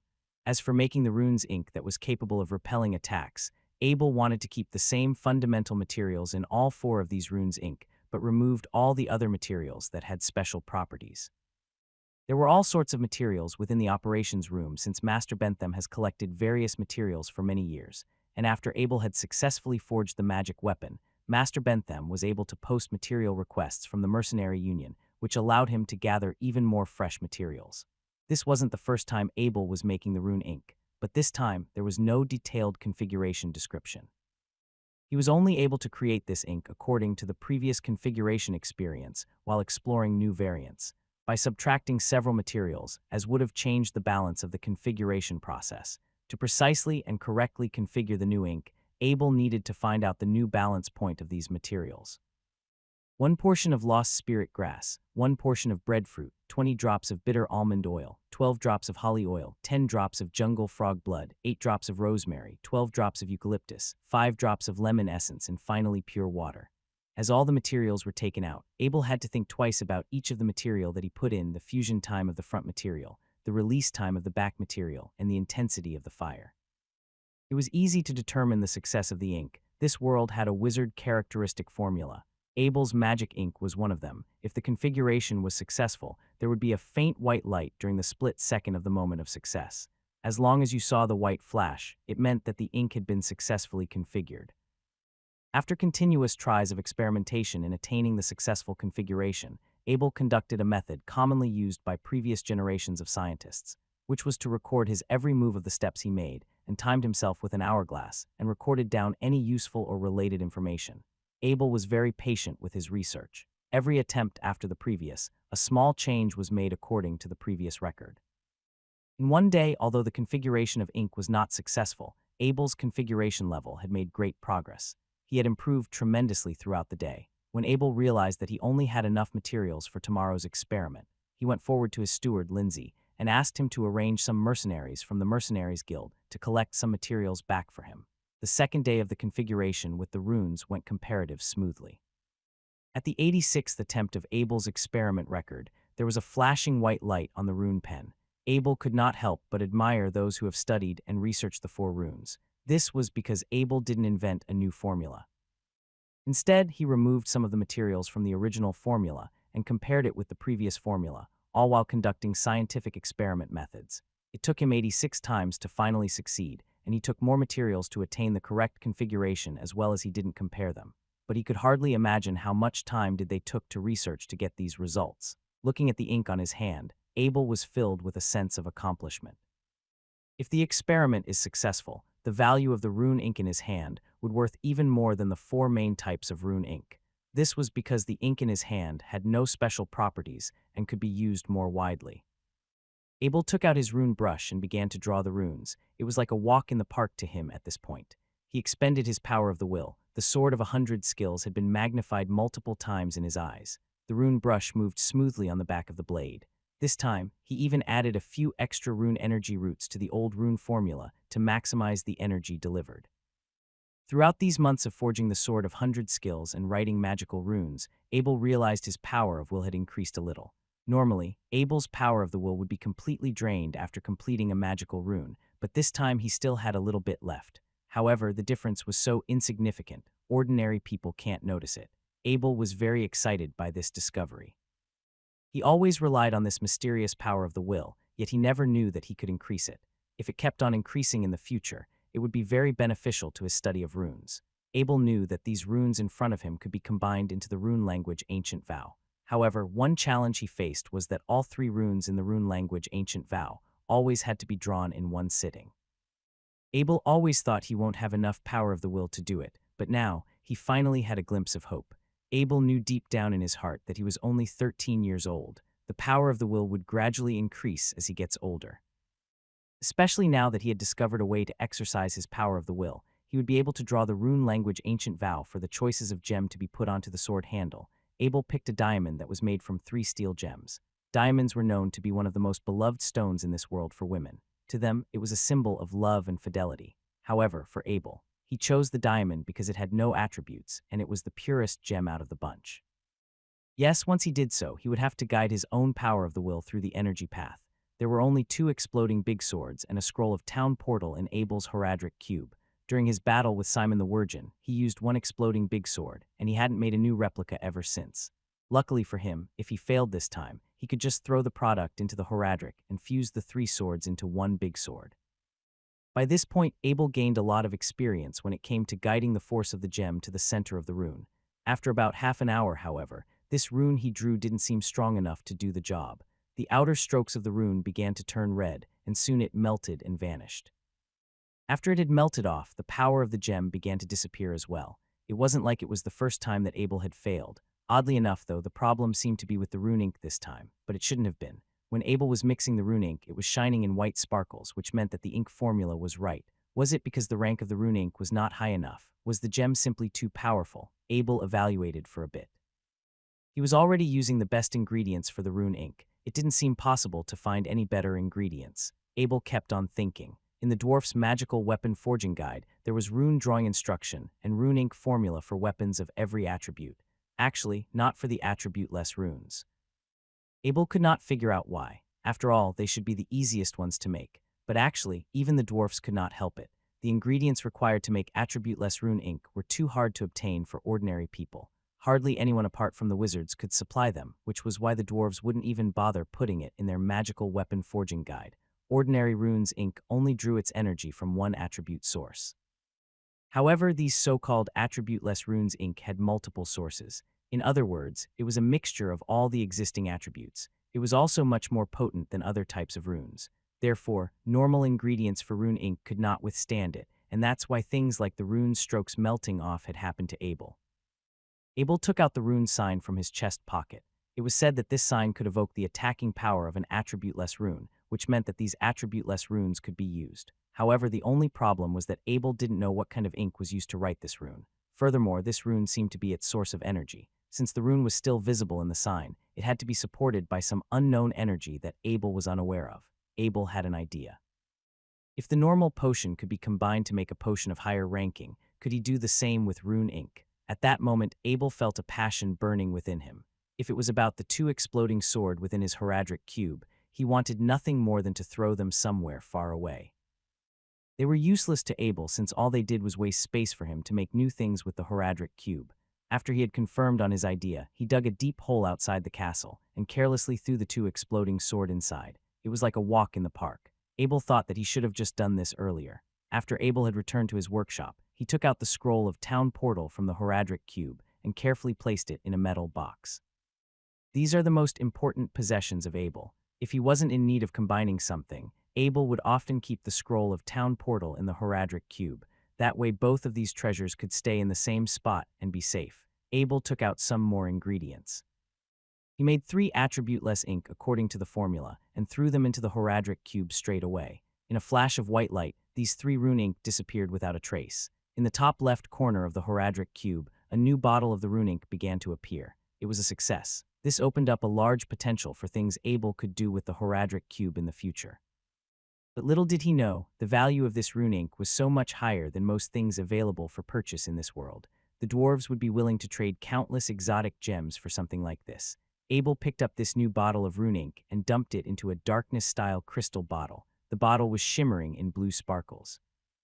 From past experience of combining potions, Abel knew that this was an intermediate rune ink, and all the ones he had used before were all basic levels.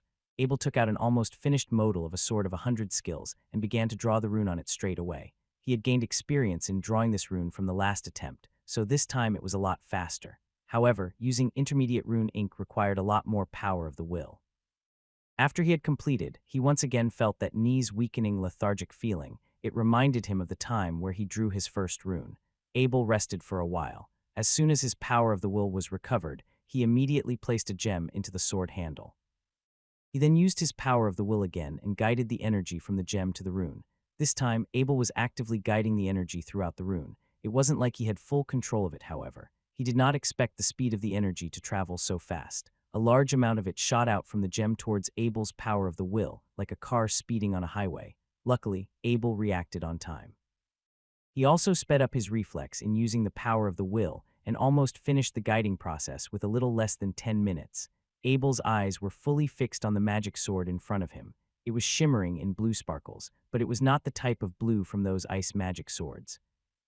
If you looked at it carefully, you would notice it was actually the same blue sparkles as the bottle of intermediate rune ink. The blue sparkles swam around in the strokes of the rune for a while and slowly faded away. Abel stared at this magic sword in his hand. These blue sparkles. Does it mean that this magic sword had a higher rank than all the other ones? Abel thought to himself. No one could give him a straight answer for that. Up to this point, Abel had been the only one who was doing the investigating and experimenting. Abel waved this attribute-less magic sword around. It felt just like the normal ones, and its uses should be the same as well. He then chopped up some firewood with the sword. Again, it felt just like all his other swords. Nothing special really happened. Abel put the scroll of Town Portal back into his Horadric cube and left the operation room caring for his new magic sword. Have you seen the Knight of Marshall? Abel stopped and asked Steward Lindsay, who was busy with his own tasks. Young Master, the headmaster, was in the training room, Lindsay replied, to which Abel thanked him and headed for the training room. The butler Lindsay smiled as he watched Abel walked away. He was very proud of this young master. With only 13 years of age, Abel was unlike other noble youngsters who only cared about living a lavish lifestyle. Everyone knew that Abel was a genius, but who knew just how much effort and dedication this young master had put into his work. Steward Lindsay had seen many noble youngsters throughout the years, and none of them had the dedication of young Master Abel. After the young master became a master blacksmith, all he did throughout the days were making things in his workshop. Not many people other than Steward Lindsay knew about this. Also, not a lot of people knew that the Knight of Marshall's favorite ice magic sword, the castle's savior Harry's bow, and the 2 gigantic bear trap that captured a few giant beasts trying to enter the castle, were all handiworks made directly from the young master himself. Maybe when Abel had become an adult, Harry's knight estate would already become Harry's lord estate. With Abel in the house, there was no limit in the potential he could bring to those around him. Abel, on the other hand, didn't seem too concerned about what Lindsay was thinking. Now, all that he could think about was to test the new magic sword with the Knight of Marshall. The moment when Abel had entered the training room, he could already hear the sound of a big sword slicing through the air. It seemed like the Knight of Marshall was practicing his basics. Abel did not interrupt the man. Instead, he simply watched from the side and waited for the Knight of Marshall to finish. The Knight of Marshall was practicing the basics. Yes, the basics, but Abel could feel the impact of the swings from several meters away. The Knight of Marshall was putting his entire strength into his swings, which was contradictory to the never-go-all-out rule he had often heard on Earth. While he continued to watch the Knight of Marshall practicing his moves, Abel started imagining inside his head. He began to imagine what would happen if he was standing in front of the Knight of Marshall. Abel just couldn't take his eyes away from the Knight of Marshall.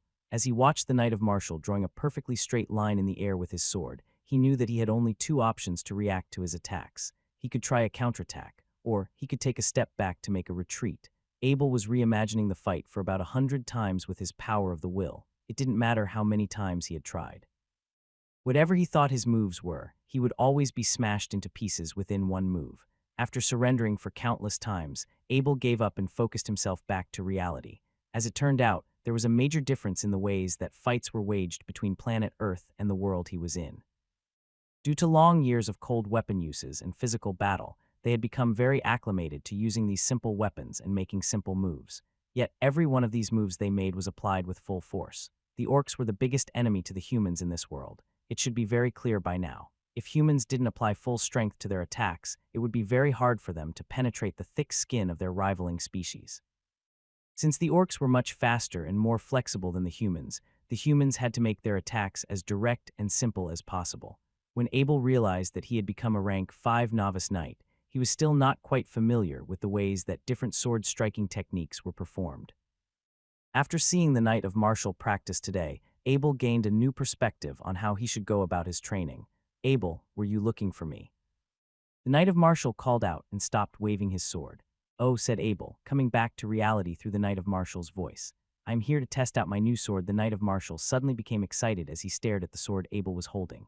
He asked, "Is this the sword? What's its ability?" The Knight of Martial was well aware that Abel could forge two kinds of magic swords, but his favorite was still the ice magic sword, although the striking power was a little stronger on the fire magic sword. When fighting against a stronger opponent, slowing down their moves were much more helpful. Since Abel was coming to test out a new magic sword, it shouldn't be either a fire or ice, it should be a completely new type of magic sword.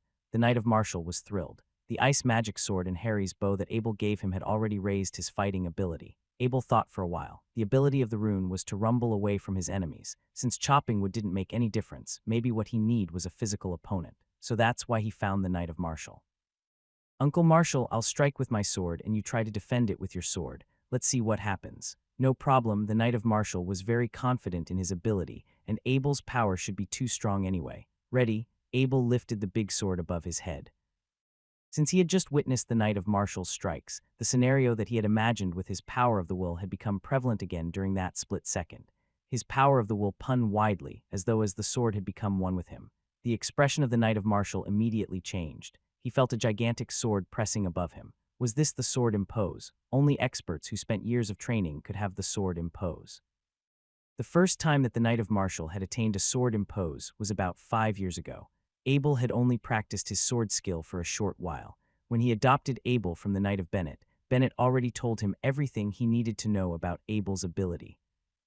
Abel had entered a state similar to the first time he used a 100 skills model. Combat chi began to fill his entire body, and soon it began to flash with glory. Abel felt like he had become a sharp, gigantic blade. When the energy reached their peak, Abel felt all his combat chi rush towards the big sword. However, since his rank was still too low, the combat chi could not travel into the big sword. Yet, it still sped up the big sword as he strikes down. It chopped through the air like a piece of sheepskin, making a cracking sound. The Knight of Martial was speechless. As an intermediate knight, he could counteract this strike, but it also required him to use his own combat chi. He knew that once he used his combat chi, he would go all out and it would be very hard to not hurt Abel.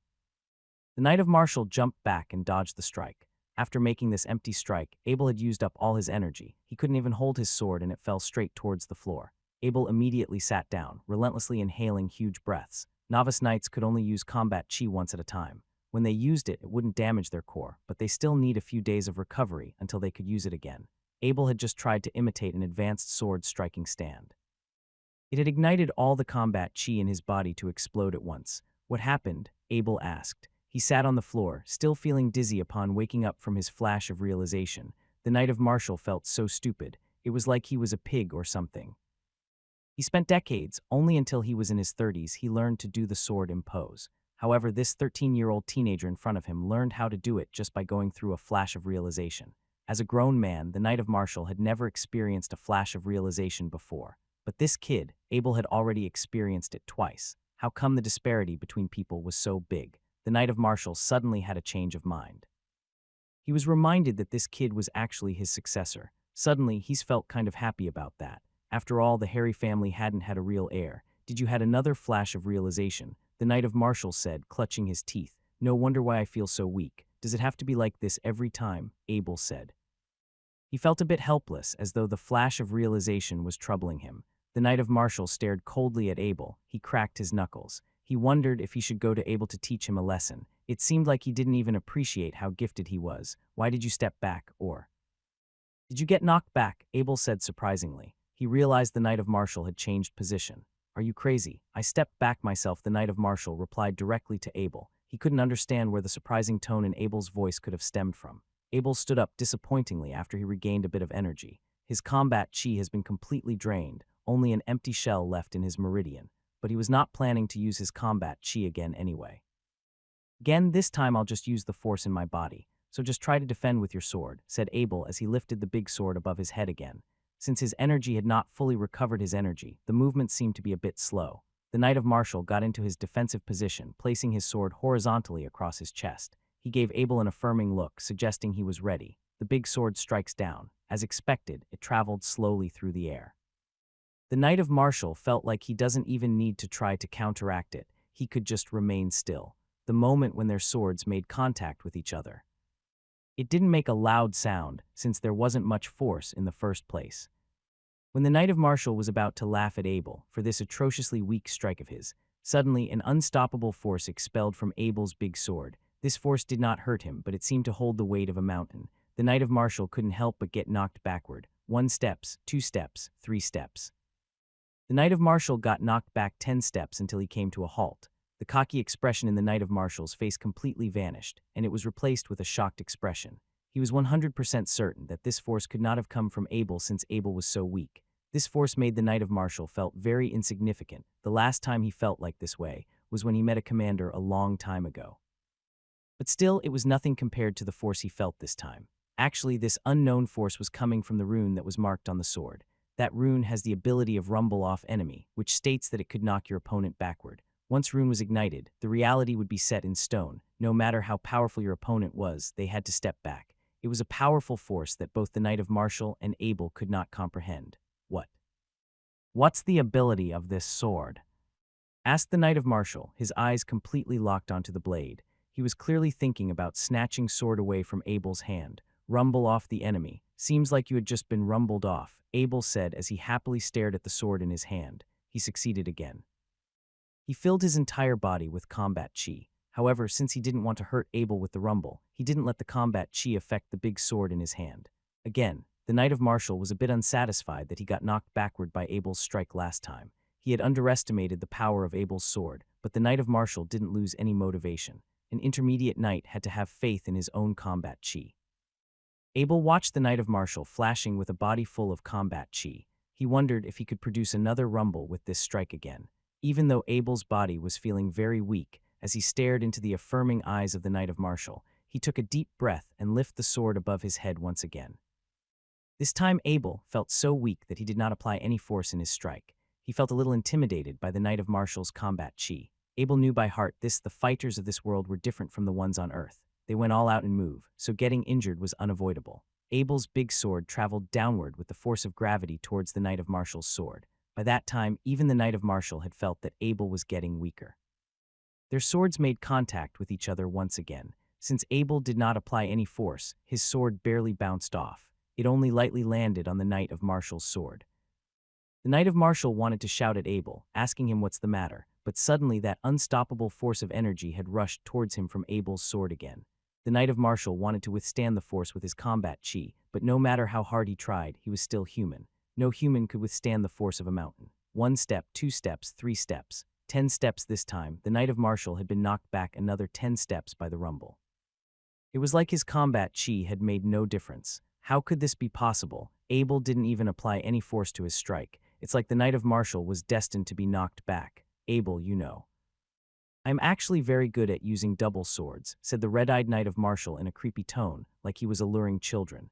The Knight of Martial thought this sword must be very helpful to him in battle. If he knew that the enemy would be knocked backward regardlessly, he could plan in advance to execute his final strike, thus increasing his chance of taking the life of his enemy.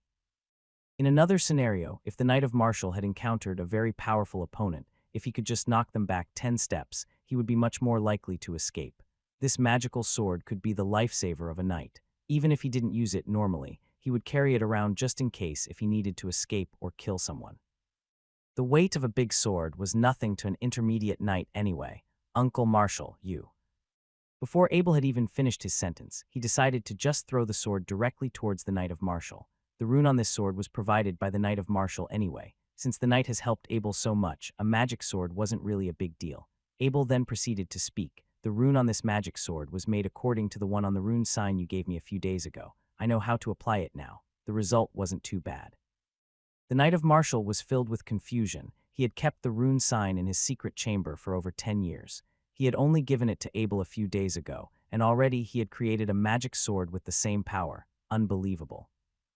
But was the rune on this sword exactly the same as the one on the rune sign? The rune sign must be smashed in order for its power to be effective, so it could only be used once. However, the power in this magic sword could be effective every time it strikes.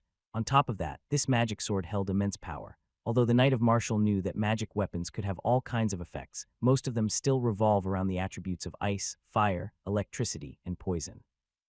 The Knight of Martial had never heard of one that could knock people backward with rumble. Throughout his decades-long journey as a knight, the Knight of Martial stared at Abel. He was shocked that this kid could create such powerful weapons by only copying the rune from a rune sign. Calling Abel a genius could no longer justify his abilities. The Knight of Martial was lost for words. All he could do now was to keep reminding himself, I have to send Abel to the wizards. An out-of-the-world genius like this doesn't belong in the human world. Uncle Martial, have fun with the sword. I'll get going now. As Abel saw that the Knight of Martial was deep in thoughts, he didn't want to bother him, so he turned and left. Abel, make sure you rest well. No matter what, don't use your combat chi for the next few days. Okay, the Knight of Martial warned Abel as he slowly came back into reality. When a novice knight used his combat chi for the first time, they would expel all the chi from their meridian. Afterward, only the empty shell would be left. Therefore, they need to rest for a few days in order for the meridian to recover. However, if they decided to use their combat chi during these days of recovery, they would be drawing energy directly from the meridian. Then, even that empty shell would be used up. If the empty shell was gone, recovery would no longer be an option. The knight had to train from beginning all over again. Of course, Abel knew about this. He was not even planning to leave his room for the next few days. He just wanted to make good use of this time, quietly practice writing runes by himself to increase his power of the will. After Abel had left, the Knight of Martial continued to stare at the attribute-less magic sword in his hand. He felt overwhelmingly powerful, as though he could battle an entire army. This gave him an urge to rush to Harvest City and have a sword-fighting competition with Viscount Dickens. But of course, this could only be a fantasy of the Knight of Martial. The rank of Viscount Dickens was still miles above him. As a commander, Viscount Dickens could also easily best the Knight of Martials to death. Therefore, no matter how powerful was your weapon, it still won't make much difference if you were fighting against someone who is much more powerful than you. As a commander, one could use combat chi to form armor around your body. Therefore, it could weaken the power of every powerful attack. Normal attacks would not even budge this combat chi armor in the slightest bit. For example, Harry's bow might be a nightmare for lesser-ranking soldiers. But to higher-ranking ones, it might not even pose a threat. The Knight of Martial started to wave around the attribute-less magic sword in his training room again. He began to gain a grasp of the ability of this sword. The rumble would only come out when striking an enemy. The Knight of Martial really liked this mysterious ability about his new sword. He then placed both of the magic swords he had onto his back, one on each side, forming a cross. The Knight of Martial couldn't wait until the Orc Attack was over. He was desperate to go to the Knight of Bennett and have a sword-fighting competition with him. Meanwhile, Abel had returned to his room. As he sat on his chair, he wondered if he should forge a super magic weapon. Since he had now been able to increase the ranking of his rune ink to the greatest rank, he should be able to forge a super ice magic sword with that last perfect blue gem he had. After Abel had this idea, he had an urge to go back to the Blacksmith Guild immediately. However, he knew his body was still too weak. He needed a good rest before experimenting again. Abel took out his rune brush, dipped it into some rune ink, and proceeded to draw runes onto a long block of wood. This was the only way he could think of to increase his power of the will, and only real rune ink could perfectly provoke his power of the will. Normal ink could not achieve this effect at all. It's a waste, but whatever. Steward Lindsay had already gotten some new ingredients from the Mercenary Union, and he had 5 figures worth of gold coins in his Horadric cube. Abel couldn't help but curl his lips. I'm too rich anyway. Abel's brush strokes were sometimes vicious like a snake, yet sometimes smooth like a river. He drew his familiar fire rune onto the wood. The rune ink continued to drain his power of the will. When Abel felt like he had completed the rune, suddenly the rune on the wood began to turn black. It was like the rune was attracting some unknown substances from the atmosphere. Soon the wood began to burn and turned into charcoal. Runes could absorb energy from the atmosphere. It was the first time Abel had drawn a rune on something non-metal. He did not expect things like this would occur. Runes were actually very unbalanced magic symbols. If a sense of balance wasn't achieved by applying the suitable rune ink on to a corresponding surface, the energy it attracted from the atmosphere would continue to build up until it damaged the surface of whatever material it was on. Sometimes it would even end in an explosion. All the rune inks Abel had were only suitable for metal surface. He didn't even know rune ink for other types of surface existed. But at the same time, he couldn't care less. He was only using it to increase his power of the will anyway. He was not expecting to create anything. As he looked down on the ground, he saw Black Wind playfully gnawing its teeth on his pants. He picked up the puppy, held his arms around it, and began to caress it on its soft, furry back. Black Wind looked like a miniature dog now. While it was still small enough to be picked up, the money that was spent on its feed was already the same as that of an adult horse. After being disturbed by the Black Wind, Abel no longer had the motivation to practice with his power of the will. Pretty soon, he picked it up and went straight to bed. While Black Wind wanted to play, it just kept on struggling while it was in Abel's arms the entire time. It didn't get to escape until Abel was completely asleep. In the afternoon the next day, Abel felt an itch near his face and opened his eyes.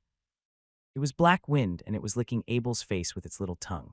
As Abel opened his eyes, it greeted him by barking at him twice. As the two were bound by soul, Abel could tell that Black Wind was looking for some feed. Usually the servant would come to feed Black Wind in the morning, but Abel had slept in today, so no one bothered to knock on his door. A maid came in after Abel pulled on the bell near his bed. Usually Abel wouldn't have any servants to accompany him because of how busy he was. Besides, he was just a child, and all the other maids got their own tasks to do. If he was living in another family, he would have his own personal maid, and it's usually someone who was young and pretty. After ordering the maid to look after Black Wind, Abel washed for a bit and called for the butler Lindsay. "How can I be of service, sir?"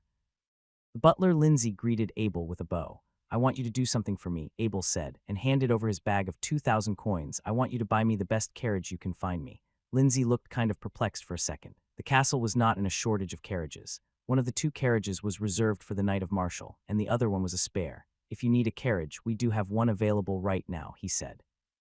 Abel explained, "Oh no, this is for a project I'm working on. I need to get my hands on a luxury carriage as soon as possible. I need to get it done in 10 days if you know what I mean." 10 days? Oh, okay. Yes, sir.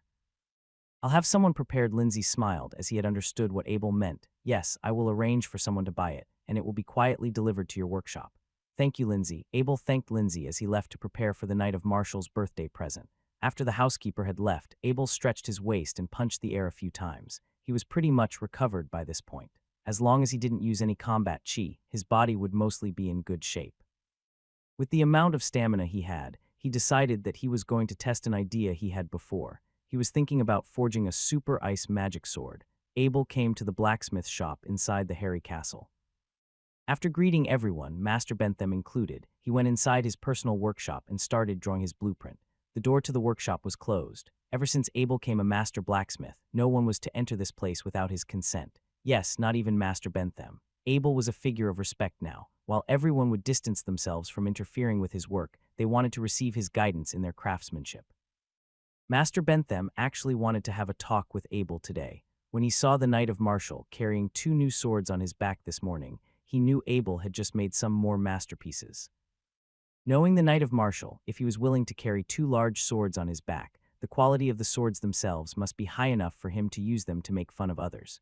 Master Bentham had a lot of questions, but when he saw how stressed Abel was when he greeted him, he decided to let his former student focus on his work. From what it looked like, Abel was at the peak of his craftsmanship.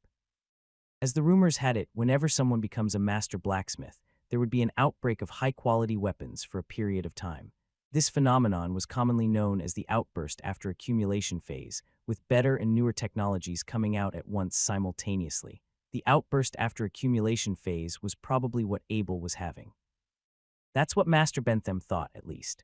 As it was a one-time glory thing, he didn't want to ruin the young blacksmith in the midst of his prime, despite the fact that Abel was only 13 years old. Right now, Abel was making a lot less of the purer swords of 100 skills. The magic bases he used to make them were rough and were mostly half-finished products with grooves inside of them. He didn't bother to draw any runes for them either. Abel took out 3 ice rune inks and placed them inside the Horadric cube. The resulting product was 1 intermediate ice rune ink, one which was glowing with a blue arc of light. After making his magic sword base, Abel dipped his rune pen in the ice rune ink. Luckily for him, he finished drawing the rune right before he ran out of his power of the will. Things were pretty easy after that. After resting himself for a bit, he was pretty much recovered. Abel examined his power of the will for a bit. Apparently, there was a very subtle increase in his total capacity of the power of the will. If it wasn't for how much he had exercised his abilities, Abel wouldn't have been so sensitive to such a change. After making sure that no one was around, Abel took out his perfect blue gem and inserted it into his card slot. He then stabilized it with some tools that he had. While doing this, he was very careful not to put too much force into the gem. With his power of the will completely recovered, Abel read into the rune so that blue gem's energy path was identical to that of a perfect piece. As he had his fair share of gem forging, he knew that he had to be very careful when he was doing this. The more energy there was inside, the faster the energy would travel inside the gem. One bad move and everything would fall apart. As the gem was close to becoming a complete piece, a blue ray of light began to flash out of its inside. A chilling power rushed towards Abel's conscience. While there was a bit of distance between Abel and it, he could already feel his life being threatened. Forget about making direct contact. Abel wasn't going to let his power of the will touch the thing. Instead, he was just going to let it chase after him as the rune was being activated. Abel was sweating like a cow right now because of how anxious he was getting. The speed of his power of the will was traveling at 2 times of its normal speed. The chilling energy behind him, too, wasn't slowing down anytime soon. Abel guided his conscience into the rune's center. As the energy, too, followed him to the exact same location, it was suddenly trapped by the rune itself and became less volatile by the second. Eventually, after waves of direct shock, it was stabilized and held still on the spot. Another blue light flashed by. Just when Abel had thought that it was a success, the sword of 100 skill started crackling up from multiple spots. It was almost like the chilling energy was too much for it to contain. As he heard the sound of the sword crackling up, Abel threw the ice magic sword into his Horadric cube right away. While he wasn't trying to fuse it with something else, everything that was thrown inside a cube would lose its flow of time. Abel touched the cold sweat on his forehead. He was betting his life on the line here. If a normal gem would knock him unconscious when he was making the explosion sword, imagine the amount of damage a perfect blue gem made from 9 of its original copy was capable of. What kind of shield could block dynamite? What about a wall? The more that Abel had thought about it, the less he thought his chance of survival was if he just let the sword break apart. For crying out loud, it a sword of 100 skills. It was made by the most resistant materials Abel knew of, but it was not strong enough to without the impact of a perfect blue gem. Speaking of which, should Abel just let the sword stay inside the cube? If he decided to take it out, he would have 3 seconds to guard his body with something. 3 seconds wasn't short, but it wasn't that long either. Abel had thought about digging a giant hole before, but he didn't think it was going to work this time. If the explosion was too strong, even the flying soil and rocks could break his face within seconds. As soon as he got out, he sprinted directly towards the Knight of Martial's study room. This was because he wanted to take a look at the map to check to see where he could safely dispose of that super exploding big sword that was inside the Horadric cube. For normal exploding swords, even steel of 100 skills couldn't resist its power. Who could have imagined the power of this super exploding big sword? If he wanted to have mutual destruction, maybe even a group of elite knights would not able to hold off the power of this toy. Abel was wondering that if he threw this super exploding big sword onto a commander, how long would his combat chi armor be able to withstand it? Abel's brain was all gobbled up trying to think of a solution. As he continued searching the map for potential disposal locations, suddenly he came across a place called the Ansa Valley. The place was perfect. Its distance was around a day's ride from the castle. There were cliffs marked on the map, which meant it was perfect to destroy this exploding big sword that he had on him. After 2 days of rest, when Abel's meridian had fully recovered, Abel told the Knight of Martial that he would be leaving the castle for an affair. In terms of Abel's safety, the Knight of Martial wasn't particularly worried. Abel was equipped with Harry's bow, so everything should be fine as long as he didn't stumble across any intermediate occupation holder. Besides, Abel was already a master blacksmith. This meant that he had his own rights in spending his spare time as he pleased. Moreover, there wasn't any information related to any orc attacks during these 2 days. The attacks had seemed to come to an end. The Knight of Martial did not stop Abel from going out on his trip. He only specifically demanded him to be more careful. For this trip, Abel prepared 2 horses with him. Abel rode one the war horse, and the other war horse was equipped with all the foods necessary. The horse's food was all high-quality beans and oats. At the same time that Abel rode out of the castle, an ambush was unfolding in the Valley of Newly, which was in the directions of the Ansa Valley that Abel was heading towards. The Knight of Saroyan was an elite knight and a lord at the same time. For many years he had been following and serving under Viscount Dickens, owner of Harvest City and the leader of an elite brigade of 1,000. Although he held a royal identity since there were fewer wars these days, it was hard for him to gain any outstanding military service. Therefore, he was only a lord without fief.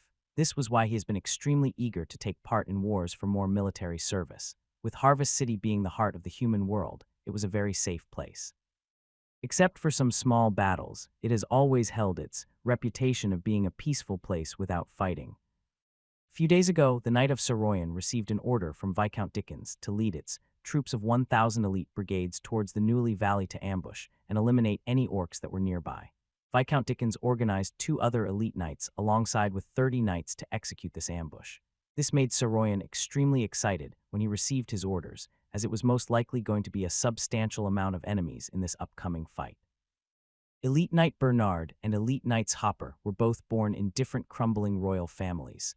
By their generation, their family's inheritance was already too relegated to be inherited. While they still had the talents of a knight, with the glory of their ancestors' shield being extremely dim, their only option was to become a squire to serve under Viscount Dickens. These inherent knights were paid very generously, but their wealth cannot be inherited to their next generations. However, these 2 elite knights have both been searching for their opportunity to restore the glory of their ancestors' shields. When the 3 knights saw each other, they knew their chances of gaining an outstanding military service was finally here. Everyone that was a part of the ambush was all anticipated for the upcoming battle. All 30 knights and the 1,000 of elite soldiers who were ready to fight with a fire burning in their hearts. It was now 3 days since the brigade had arrived in the Newly Valley. All the scouts had all been sent out to investigate and explore for any potential incoming orcs. Everything had already been set up. Now all they had to do was wait for the orcs to show up. The Knight of Saroyan was sitting on a rock, looking down at the map of Newly Valley map. The location was surrounded by mountains on all 3 sides, with 2 of the sides containing an extremely steep hillside. It was very difficult to climb, and also had a large number of thorns as well as the sides being dead ends. Now, all of Saroyan's forces had to do was gathered at the top of the last slope of the valley, which had a very gentle, and to ambush the orcs when they come. Report. One of the scouts jumped off his horse and promptly gave a military salute. The Knight of Saroyan turned his head and looked at the sweaty scout. What did you discover? He asked. There's a small group of orcs from the south and they're heading directly for the valley. They're expected to arrive in 20 minutes. The Knight of Saroyan waved his hand and replied, all right then, continue scouting ahead for us. As he then looked back at his lieutenants and ordered, get all our men to use the masking powder. The masking powder was a tool that covered the human smell, which was invented during the Great War between the humans and the orcs. As the orcs had a strong sense of smell, the human smell in the air was like the beacon of the sea. After countless years of war, there was a heavy amount of human casualties due to their exposure to the orc's sense of smell. After this painful loss, the human developed the masking powder, which became an essential strategic material for the army nowadays. The army then began to move methodically, and without saying a single word, they silently dusted themselves and their horses with the masking powder. Report. Another scout spotted the situation and reported, there's a small group of orcs spotted in the east. ETA estimated time arrival is 25 minutes. Report, orcs spotted from the north side. ETA is 20 minutes. As the scouts kept coming back reporting more and more orc sightings. The Knight of Saroyan began to smile as he looked back at Elite Knight Bernard and Elite Knight Hopper after 3 days of waiting. He smiled and said towards the 2 elite knights, it's finally here. The city's Lord Intel was real. Indeed, I can't believe they even found out the location of where these orcs will be gathering, answered Elite Knight Bernal, smiling with a desire for battle burning in his eyes. At the mouth of the valley, there was already a party of orcs which consisted of wolf riders. As they arrived around the mouth of the valley, they scouted around and ensured that their surroundings are clear. When their surroundings were cleared, they commanded their allies through simple hand gestures and proceeded into the valley. At the top of the side of the mountain, the hidden army, soldiers covered with masking powder, held their breath in fear that they might frighten the wolf riders and potentially interfere with their ambush plan.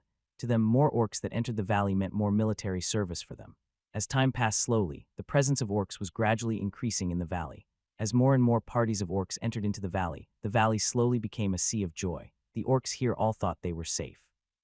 They had already begun in setting up their bonfire and feasting on their barbecued meats while enjoying their stolen wine. Not only so, but they were also discussing their respective tasks loudly and chatting about their successes with their robberies. When there were roughly 160 orcs gathered within the valley, there were already no sightings of any more incoming orc parties. It looked to be that the gathering number of the orcs was already at its peak. The orcs suddenly paused their chatting. They discovered that the number of orcs that survived was much less than in previous years. There were around 500 orcs that were deployed here for the annual event. Last year, there were around 200 plus orcs returning survivors here. But this year, there were only 160 orcs. This was the lowest number of survivors in the history of this event. A depressing mood began to spread for these orcs around the valley. Many of them began to realize that their friends and brothers did not come back. A valley that was bustling with noise and excitement a second ago suddenly transitioned into complete silence. But the orcs were a fighting race, and the feeling of grief and sorrow only lasted for a short period of time. Afterward, the orcs were gathered according to their parties and waited. When the appointed time was about to come, there would be a flying beast to take them home. The Knight of Saroyan kept his eyes on the situation in the valley. According to the intel from the city's lord, this was a gathering point for the orcs. Saroyan then turned his head to his lieutenant and said, "Go and notify the team at the mouth of the valley and instruct them to seal off the valley exit." "Yes, sir." As the lieutenant took out a piece of sheepskin, wrote the order, and finally stamped it with the seal of the battalion, he then sealed the envelope with a block of ciphered wax and arranged for the messenger to deliver the order to the team allocated at the mouth of the valley. After messenger had been gone for around 4 minutes, suddenly, there was a flock of more than 20 huge birds came flying down from the sky. When the Knight of Saroyan saw the beasts that were flying in the sky, he couldn't help himself but exclaimed in a low voice, "Sky sparrows. Is that how these orcs return back to their home?" Then the Knight of Saroyan turned to his lieutenant and asked, "Is there still time to retrieve back the order we sent out?" His lieutenant then shook his head with a bitter smile and said, "The operation should have started by now. It would be a tremendous glory for them if they were able to bring down even one of these sky sparrows."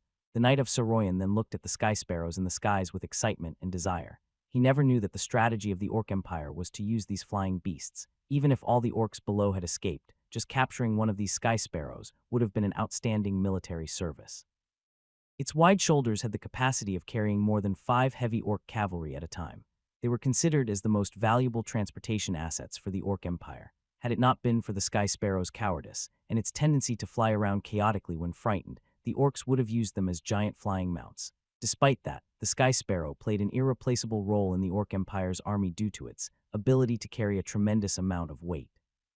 Besides, its flying range was also superb. These flying mounts were pretty much the same as how war horses were to humans. They were also similar to the wolf riders' mount wolves, which were also important assets to engage in warfare. Unlike regular flying beasts, flying mounts could be used in direct combat, which made it all the more desirable for humans. Unfortunately, however, the only flying mount unit that was available to men was the vulture troop in the Duchy of St. Alice. The reproduction of these bird sparrows was extremely difficult. Nowadays, it was very rare to see such huge birds. Any casualties of these birds would be a great loss to the Orc Empire. Meanwhile, the team had begun to seal off the valley.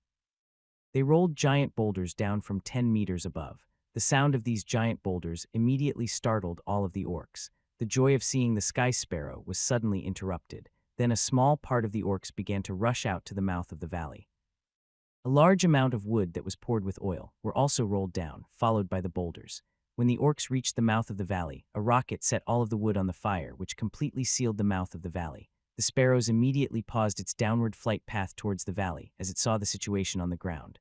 Luckily, the orcs were quite far away from the mouth of the valley. If they were nearer, what would have happened to the sparrows? Would they be frightened? As the driver of these large birds tried to calm them down, among the confused orcs, there was a party of 10 wolf riders that had a different reaction from the crowd. One of them stood in the middle wearing black Siamese armor, and the other 9 in full leather armor. "Lord, something's not right. I think we've been ambushed by humans," said a wolf rider with a grim look on its face. "Take my token and make everyone listen to my orders," said the Lord calmly. The current situation did not seem to have much effect on him. "I hereby present the wolf family token. Now listen up, everyone. Gather up by your dedicated party." As the wolf rider held up the Lord's token and shouted, suddenly the restless orcs were all silent. Then they quickly found their squad and joined up according to their specific race. "I'm Fowler, the 6th son from the wolf family, and all the orcs here are by my command. Now all of you be quiet." Fowler watched in satisfaction as he witnessed all of the orcs obeying by his orders. "We are the most powerful orcs within our kind, and these despicable humans have surrounded us with their dirty tricks. Now the only option we have is to fight." As Fowler looked up at the birds hovering in the sky and yelled, "These flying beasts that will take us home are right over our heads. They can't land until we've defeated our enemies. Do you want to make it back home alive? Then we must fight. May the beast gods be with us. May the orcs be victorious. The orcs will be victorious." As the spirits of the orcs became extremely aroused with a desire to fight in their hearts. Although there were only 160 orcs, their voices were so loud that the echoes of the orcs will be victorious were heard throughout the valley. The Knight of Saroyan carefully assessed the situation in the valley, said to the 2 elite knights beside him, "I thought we'd let them mess around for a while so that our attack would go more smoothly. but who knew they had calmed down so quickly. I thought they were experienced orcs in the battlefield. Knight Bernal touched the handle of his sword, and his face was brimming with a thirst to fight. Can we attack them now, my lord? The Knight of Sarion then nodded to his lieutenant, who stepped forward and began to shout, Shield Brigade, go forward. Gunmen follow the Shield Brigade, and archers, prepare to strike. As Bernal announced the orders, the 800 soldiers that were stationed in the valley quickly began to form a battle formation. 150 shield hands, who were all equipped with tall shields, firmly pressed their shields onto the ground and held them with their arms. They were positioned in the front and were considered as the front line of defense. Behind the shield hands were 200 rifle brigades. These soldiers were equipped with a 5 meters long rifle. Their rifle contained a sharp, slender gun point that was crafted from fine iron that could have easily pierced through any light armor. The rifle brigades carried a gun on one hand and had the tip facing outwards, with the tail of the gun resting on the ground with their feet. When you first see the brigade in the front line, all it looked like was a turtle who had grown spikes. However, the main attack in this formation was the archers, who used a longbow, which was a simple and practical weapon for all purposes. By this time, the orcs had already organized themselves into a charging formation of 160, which were all level 6 and above. At the front line were the thick-skinned bear men who rode on their gigantic bear, starting with the rough-skinned bear men on the bear. Then there was the Tauren who rode on their raging inferno, and there were the wolf riders, who surrounded Fowler to keep him safe. When the orcs' charging formation reached the humans' defensive formation within 150 meters, the deputy had already raised his left hand, and the archers automatically split into 3 lines and kneeled to load arrows into their bow. First row, fire. At the command from the lieutenant, 150 archers in the first row stood up and shot their arrows into the sky. Second row, fire. As soon as the first row of archers had fired their shots, they crouched down to retrieve more arrows for their next shot, their quivers. Immediately, the second row of archers stood up and shot their arrows into the sky, then crouched down. Third row, fire. The third row of archers rose to shoot their bows and crouched down. Just like this, the 3 rows of archers were able to fire their arrows simultaneously. There were barely any intervals between these arrows, as the arrows were like rain. As the arrows rained down onto the orcs' charging formation, and their toll began to rise. There were constantly orcs falling off their mounts, and ended up being trampled into mush by the mounts that followed. Now, the only chance that the orcs would be able to win was if they increased their speed so that they could get closer to their enemies. Within a short distance of 150 meters to 50 meters, the team of orcs had left behind more than 40 members. As the orcs came closer, the rifle brigades in the front row could already begin to see the sharp teeth from the orcs. The collision between the two teams was about to begin. Combat chi, said Fowler. As he and the rest of the orcs drank it, they began to glow white. The two sides finally collided. The humans' main focus was to stab the orcs with rifle point into the orc's body. Some rifles were broken into pieces due to excessive force. The first line of shield brigades took the most damage. Since the orcs already possessed good charging power, many shield brigades had been knocked flying away by the rebound of their combat chi. At that moment, the scene of the battle was a bloodbath. It looked just like hell. There were orc blood and human blood interwoven together, with orcs howling, humans shouting, and also a variety of screams and groans coming from both sides. The orcs rushed directly into the defensive formation. Although they had made significant progress, they lost more than 30 orcs already. In this kind of short-distance battle, the orcs had an immensely more powerful advantage. Their strength and speed, as well as their ranks, were much higher than humans. This made the next part of the battle almost a complete one-sided slaughter. Under the command of Fowler, the orcs rushing out from the siege. They did not stay for long, but instead they quickly moved forward and kept pushing. The lieutenant stood on the left of the 3 rows of archers as he watched the battle in front of him without any emotion on his face. Suddenly, with a wave of his hand, he shouted, "Change to the knives." The archers then proceeded to drop their defunct bows and arrows and drew their swords from their belts. They had the look of certainty of death in their eyes, as their main task was to use their lives to exhaust the orcs' fighting power. The lieutenant took out his military saber from his waist. At this time, the orcs had already broken through the first line of the defense formation and were charging directly towards the archers. The orcs were stimulated by the blood. Their natural fighting instinct was fully incited. Their eyes highlighted their strong desire for blood. The archers in their eyesight were like lambs for slaughter. Their eyes shone with a strong desire for blood, and the archers before them were like lambs for slaughter. Before the orcs rushed up to them, the archers in the front had already rushed directly towards the orcs.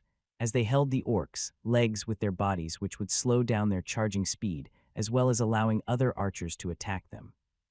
The lieutenant had also rushed up. He was followed by the last 2 rows of archers. However, the archers' frantic war rage did not stop the pace of the orcs. At last, the human defense was completely penetrated by the orcs. However, as they ran towards the direction of the sunset, the team of 33 knight brigades had already begun to increase their speed. The team had reached their peak speed. As the arrowhead of the knight brigade charging formation, the knight of Soroya was at the very forefront. The elite knight, Bernard, and elite knight of Hopper closely followed behind. The knight of Soroya shouted loyalty. A white glow of combat chi began to rush out from the body of the knight of Soroya. Soon, all the knights who were following closely behind also began to unleash their combat chi. The knight of Soroya then shouted honor. This large amount of combat chi began to merge. Even the 30 lesser knights at the back were trying their best to unleash their combat chi. Sacrifice. More and more combat chi shifted from the back of the charging formation towards the forefront.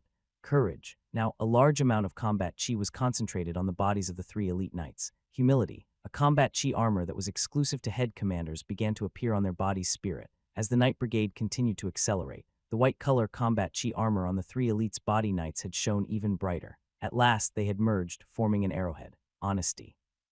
The 30 lesser knights at the back continued to supply more and more combat chi towards the forefront. The arrowhead became bigger and bigger. Justice. At last, a gigantic arrowhead had formed at the forefront of the charging formation, shielding the 33 knight brigades. The knights' charging formation were some of the most powerful force humans could create in this world. It congregated the spirit of knights. In order to achieve a knight charging formation, it required a minimum of 10 official knights. However, if more knights were in the formation, the more powerful it became. The holy contention had a legend. It states that when the words loyalty, honor, sacrifice, bravery, mercy, spirit, honesty, and justice were collectively being said together, the knight brigades would become unstoppable. As described by countless enemies, the only way to defeat a team of knights brigades in a charging formation was to wait for it to stop charging. Actually, it was planned all along. Those warriors who were initially in a defensive formation to withstand the orcs. They were only there to create extra time for the knight brigade to complete their charging formation. Although the charging formation was very powerful, it could only be used in an actual battleground, since the formation would often take a long time to complete if they've been spotted during the process. The enemy would gain enough time to plan a response. It's the knight charging formation. Run, quick, Fowler loudly warned the other orcs. His calmness completely vanished. He was frightened by the most powerful attacking formation of humans. The orcs had already been slowed down by the human defense formation. There was no way they could escape this already formed knight charging formation. Giant arrow of combat chi rushed towards the frightened orcs, like a sickle about to harvest its crops. Protect the Lord. Since the wolf riders were near the back end of their formation, they preserved most of their fighting power. They madly rushed towards the front, using their bare body to protect the escaping Lord Fowler. Fowler had already lost 2 out of 9 personal wolf riders in the previous batter. The 7 that remained were closely guarding Fowler by his side, for the glory of the wolf family. A wolf rider roared as he directly rushed towards the knight brigades. Although his sacrifice had made no difference, there were still many wolf riders shouting, "Attack! Go to hell, humans! One day I will call my lead troops to kill you all." Fowler swore, but it couldn't change the reality. The orcs were different from humans. For human royals, the oldest son would inherit the family's assets, while for the orcs, the most powerful son would be the inheritance. Fowler was the 6th son of the wolf family. In order to gain a chance to inherit his family's assets, he had to work very hard. That's the reason he had decided to join this new member trial. Every year, the Orc Empire sent a large number of young soldiers to the human world. If they could survive for more than 3 months, they would be awarded. The main reason was that the orcs were too good at reproducing, and the Orc Empire doesn't have enough resources to meet up the demands, especially for these orc soldiers. Therefore, not only could the Orc Empire gain more resources by sending these troops to steal, but they could also minimize their population. That's why the Trial of Death was created. Of course, it had a better-sounding name, the New Member Trial. There were 2 elite wolf riders beside Fowler. These elite orcs were an important asset of the Orcs Empire, and they would rarely appear in these new member trials. However, since they needed to ensure the safety of their lord, they had also traveled to the human world. Woo-oh. An elite wolf rider viciously howled towards the sky. Under the influence of combat chi, his voice was clearly heard by a sky sparrow just flying above them. The driver of the sparrow understood the message. He knew that he needed to pick up an orc that was very high status within the Orc Empire. It was commanded that no matter what happened, this orc had to return safely. The driver then lightly patted the neck of the sky sparrow. The sky sparrow then took a turn in the sky and began to lower itself to around 20 meters above the ground. The two elite wolf riders tightly held onto Fowler's arms, one on each side. In a count of 3, they unleashed all their combat chi and threw Fowler towards the sky. "I will take good care of your families," said Fowler in midair to the two elite wolf rider on the ground. Soon the sky sparrow swooped from below, catching Fowler with its giant body. Meanwhile, the knight's charging formation was rushing directly towards the two elite wolf riders. The two wolf riders were flashing with intense combat chi. They felt gratified at last. Their lord had been saved, and the lord said he would take good care of their families. Everything was worth it. Just like sand being swallowed up by a powerful wave, the great charging force of the knights had soon turned the two elites wolf rider into smoke of blood. Since the two elites wolf riders also possessed great power, they had an even more tragic death under the rebound power of the knight charging formation. This scenery had frightened the sky sparrow, which Fowler was on. It soon began to immediately accelerate towards the sky. The Knight of Soroya realized that Sky Sparrow was still in reach, so he once again gathered knight brigades and unleashed a beam of combat chi towards the sky. Although the Sky Sparrow could accelerate very fast, it was nothing compared to the speed of the knight brigade's beam of combat chi. Soon it had begun caught up with the Sky Sparrow. Fowler sensed that he was in danger once again. He took out a rune sign from his chest pocket and smashed it. The rune sign turned into a white shield. However, the beam of combat chi produced by the 33 knights was still too strong. After a while, it had penetrated Fowler's shield. Although Fowler's shield could not stop the beam of combat chi completely, it still absorbed most of its energy. The beam only made a small cut on the Sky Sparrow's body and vanished. The injured Sky Sparrow was traumatized, no matter how hard the driver tried to calm it down. It flocked around frantically and did not follow its initial path at all. At the time, most of the Sky Sparrow drivers had realized that the orcs they were supposed to pick up were killed. Since their Sky Sparrows were also getting more and more irritated, they began to retrieve. "Damn, we let him get away," the Knight of Soroya said with an annoyed tone. "That orcs must be very high status." All the wolf riders had gone crazy to protect him earlier. Even 2 elite wolf riders had sacrificed themselves. Moreover, it was unusual for a Sky Sparrow to take a risk flying at such a low altitude. All of these things just add up. That orc must be someone extraordinary. "Let's clean up the mess," said the elite Knight of Bernard from the side. We had killed 160 wolf riders with rank 6 and above, 2 of which were even elite wolf riders. The military service we achieved today was already very outstanding. The 200 soldiers who were guiding the mouth of the valley had all been called back to clean up and give first aid to other injured soldiers, no matter dead or alive. "Let's chop off the heads of all the orcs. They represented our outstanding military service." "Master, the result has been calculated." A lieutenant came out with a bandaged arm and said with a heavy tone, "Out of the 1,000 warriors, other than the 200 who were guarding the valley mouth, we have 302 dead, 54 in critical condition, and 5 lightly injured." "Ah, reported anyway. We'll give a part of the spoils of war to their families," the Knight of Soroyan helplessly said. People die in battles. This fact was unavoidable. These were all the bright soldiers that trained under the Knight of Soroya for many years. Fighting against normal orcs should be a challenge. However, all the orcs in this battle were rank 6 and above. Since all they wanted to do was to penetrate our defense line, the result had to be like this. Both horses were extremely agile. Instead of admiring the scenery along the journey, Abel carefully observed if there were movements around him. He constantly took a map out from his chest pocket and cautiously compared it to the terrain. When looking at the maps of this world, the first thing you would notice was not the details. Yes, because there weren't many details. Instead, there was a general line that was drawn which highlighted the nearby geographical features of the area. The map Abel had on his hand was already a special map made only for nobles. It was already considered the best map available in this world. There was a list of symbols and their explanations at the bottom of the map, which corresponded with symbols that were placed all over on the map. This river that Abel had just crossed was marked on the map with a symbol that read, "Be careful of the deep water when passing through." When Abel looked back at the river in front of him, it was more like a stream than a river. As he was constantly groaning about the map, he thought to himself that maybe the symbol on the map should change to "Beware of getting your shoes wet" instead. He then looked at the map again. This time, the map marked there was a small hill ahead. As Abel looked up, he saw a small hill. Luckily, it hasn't disappeared yet. The map was finally accurate this time around. This was the first time Abel had traveled this far alone, so he carefully examined the surrounding environments since he didn't want to lose his life through a trivial accident. Suddenly, there was a stirring sound coming from the air. Abel immediately looked up into the sky to see what was going on. To his surprise, a gigantic bird was crashing down towards the small hill ahead. Abel's curiosity was quickly aroused. The bird was bigger than anything he could have ever imagined. He had never seen such a gigantic bird in this life or even in his past life. It was almost as big as a passenger plane. The Knight of Saroyan set off towards the direction of that small hill. Meanwhile, about 10 minutes later, Abel had gone down to the foot of the mountain and left the two horses there. He then took out his Harry's bow, placed the magic ice sword on his back, and went back up to the mountain. Unlike ordinary horses, these war horses did not need to be tied up in the wide. They were trained to not leave the location where their owners had left them. Furthermore, these carnivorous war horses could also drive out any potential threats, which made it much safer when traveling with them. It took a lot of effort and time for Abel to walk from the foot of the mountain towards the top. Although this small hill didn't look big from afar, it was only until now Abel had realized the definition of a dead horse running up the mountain. Then suddenly, Abel heard the sound of goo, goo.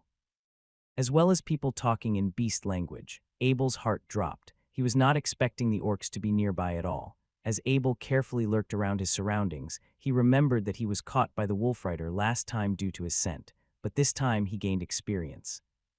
He found a leeward region that should keep his scent from reaching the orcs.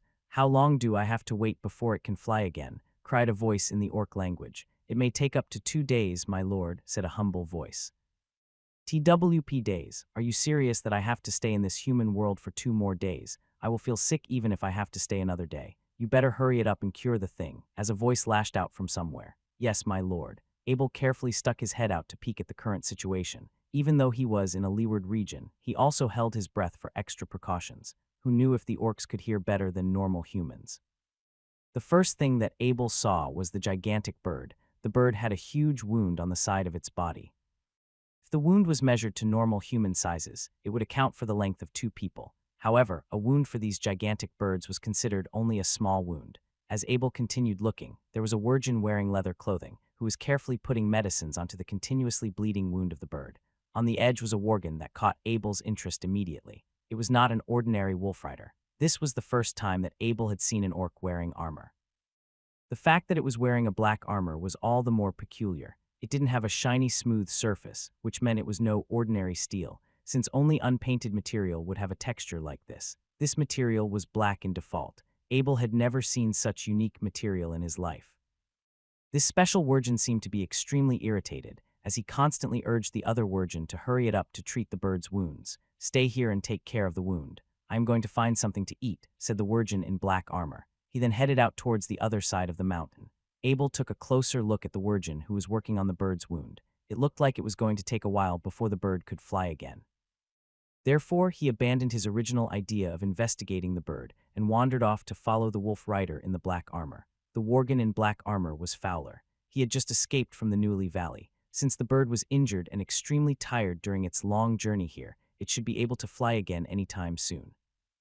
The only option was to find a hidden spot around for the bird to heal up. Fowler's loss was tremendous. All of his year-long guards and mount wolves had been killed. However, as long as he could return home, all of these things were trivial compared to his family's wealth.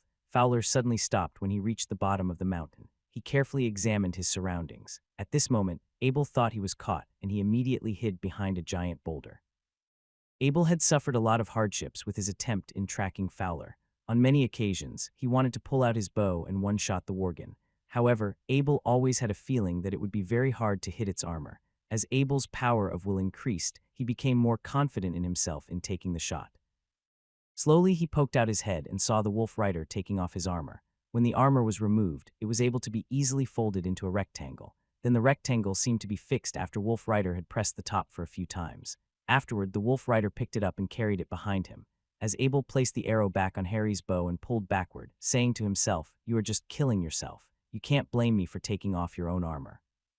What happened next shocked Abel. The wolf rider suddenly took out a necklace from his chest and uttered a spell. Abel had experience with spells. Since he was in a close range with the worgen, his power of the will was able to remember every single word the wolf rider had uttered.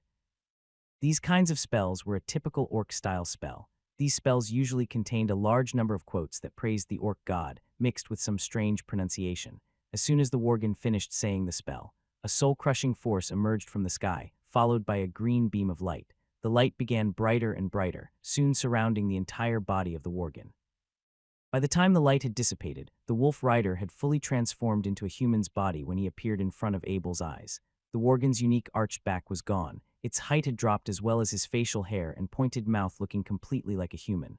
Wow, a treasure. Abel was completely struck by this sight. Whatever that necklace was, it was a high-value treasure. On top of that, it was from an orc, so he could justify stealing it without feeling any remorse. As Abel pulled his bow to the maximum power and aimed precisely onto the worgen's head. However, this was not a human, it's an orc. Its head could be counted as military service. Therefore, after a bit of consideration, Abel decided that shooting it at the heart was a more viable option, with the arrow traveled faster than the speed of sound. The wolf rider was hit in the heart with almost no response. The necklace then promptly began to flash a few times, and then suddenly the worgen's appearance had transformed from human back to its original form. Abel stepped forward and approached the wolf rider carefully. When he confirmed that it was dead, he began to loot the body of the wolf rider. The first thing Abel took was the necklace. He carefully removed it from the wolf rider's neck. The necklace was a circle made of unknown materials. On one side, it was carved with the beast god, and the other side was the human god of war. And the second thing he looted was the set of armor. Abel picked the armor up with his hands. The armor was extremely light. It was only around 5 pounds, which was almost nothing for a knight. Abel lightly poked the armor with his dagger. It did not make a mark at all. He poked it again with more force still. It made no difference. After a few more times, Abel gave up. It's better to leave it to a knight with combat chi to test out the defense power of this armor. A novice knight like him was too weak to do anything. Abel was so glad that he believed in his power of will and didn't attack the wolf rider when it was wearing the armor. Luckily, the wolf rider got himself killed by taking off his own armor. Fowler didn't deserve to be killed. All he wanted to do was to sneak inside a human village to get some food. He wasn't looking to harm anyone. Since he didn't want an entire troop of knights running after him, he used a family treasure to turn himself into a human so he could go steal some food. His armor was made exclusively for Wergen to transform into a human. Fowler had to take it off, and Abel took advantage of what he did. In the end, Abel found a pile of things from the wolf rider's arms, including 2 rune sign, which was a surprise for Abel. Other than that, he had also found some jewelry, and finally a familiar orc technique sign. Although Abel was unable to identify which runes it was, he decided to bring it back to the castle first and test it out on a sword.